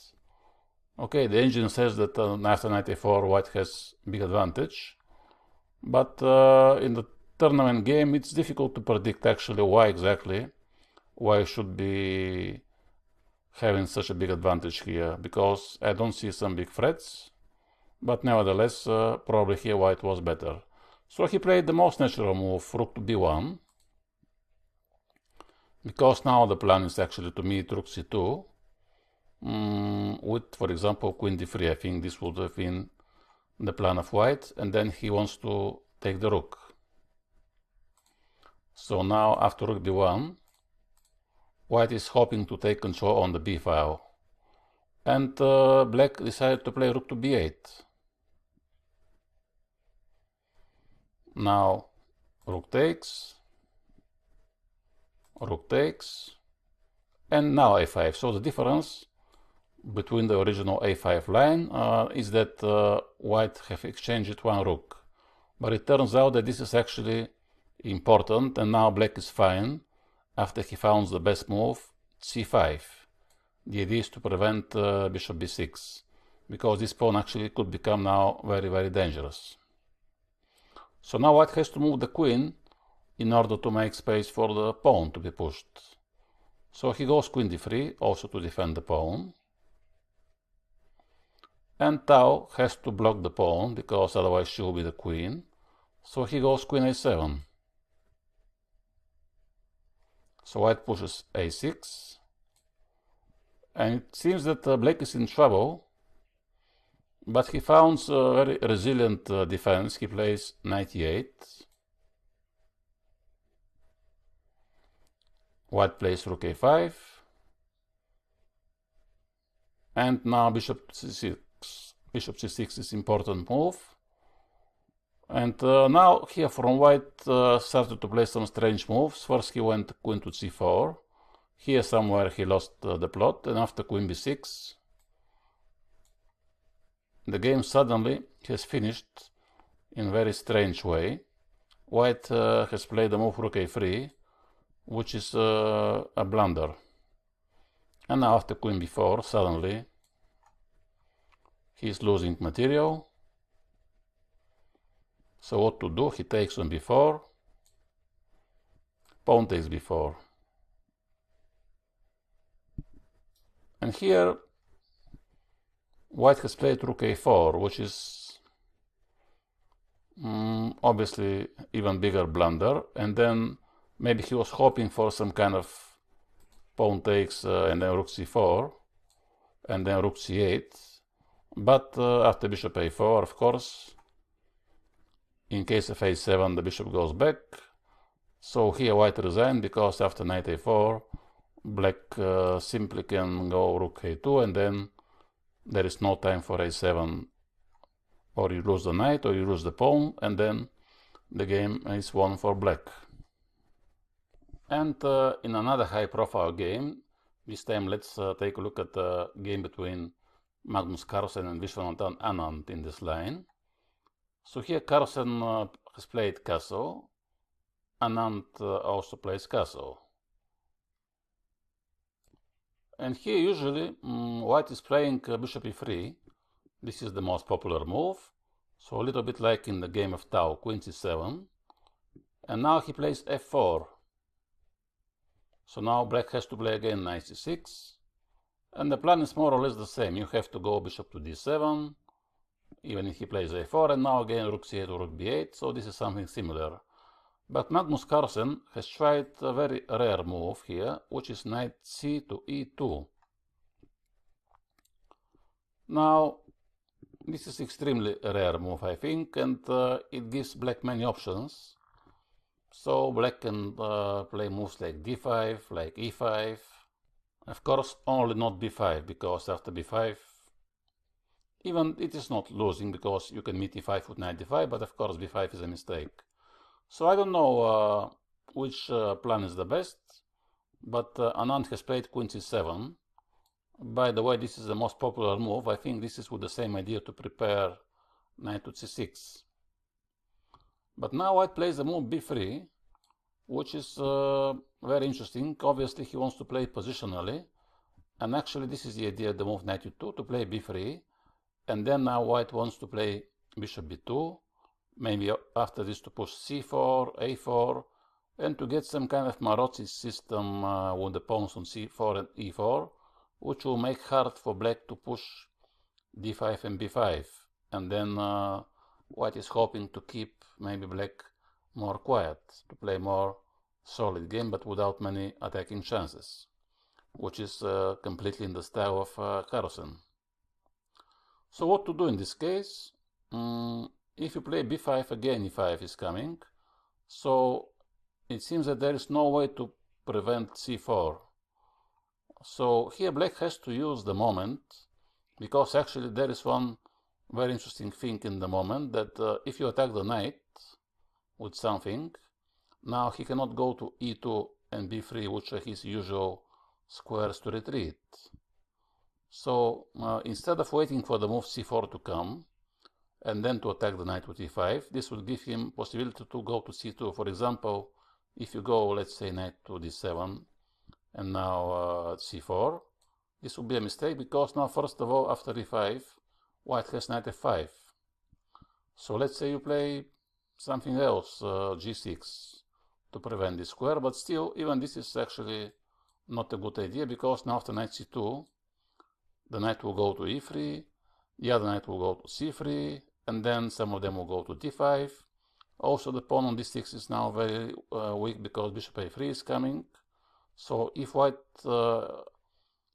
passes this moment, if he managed to play c4, he will have advantage. So now black has to play e5, because the knight has to go to f3, is losing the pawn. So this is only knight f5. And this is actually what people usually do. They play e5 like Anand has did, and now black has to take the knight. Carlsen took the bishop, and again you have to be very creative, because now white wants to play c4 and knight c3 and then bishop a3, and if he can take control over these two squares, the bishop is extremely strong. After c4, knight c3, he can also push g4, g5. So black has to play something very active, and he plays d5. Actually, this is a very old idea from the 70s, so I guess both players were familiar with this line, even if in the database you can find only 3 or 4 games into this line. So now white has to take, which he did, and black has actually a choice. He can play rook to d8, which was the move in the game. Also, he can even play knight c6. But rook d8 is probably the most natural move. Now the only defense for white is of course c4. And black takes on d5. Pawn takes d5. And now he plays queen to a5, which is attacking the pawn on d5. So temporarily he is pawn down, but for white it's impossible to defend the pawn on d5. So Carlsen has to do something. He played queen d2 because he wants to force actually black to take with the queen on d5 or to exchange the queens. Otherwise, if black takes with the rook and then goes knight c6 and double the rooks on the d file, he can even pretend for some advantage. Now black has to exchange the queens. Bishop takes, and he takes the pawn back. White moves the bishop to e3, and after knight c6, here Anand has offered a draw, and Magnus Carlsen decided to accept this draw. This game was played in 2011. You know that usually Carlsen is famous for this, that he's playing even completely equal positions, and most of the time even he wins them. But here maybe he didn't show any chance to play for a win, because he even has a double pawns, so it is very difficult to even to think of some idea how white can try to play for a win. And for black also it's not easy to play for a win, because white can exchange the rooks and then he can go knight c3, knight e4. So also black doesn't have some objects to attack, and the game is completely equal. So this is also some interesting line for black. And finally, we have to finish this course. I have tried to show you most of the important games for Garry Kasparov in all the popular lines in Sicilian Najdorf. Of course, sometimes Kasparov was playing other openings. Even in Sicilian he was playing Sveshnikov, Dragon, also other first moves.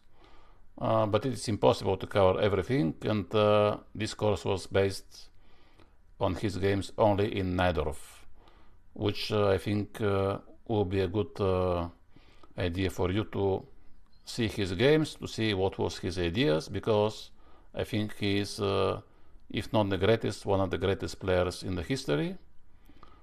And I hope that you have enjoyed this course, and see you next time.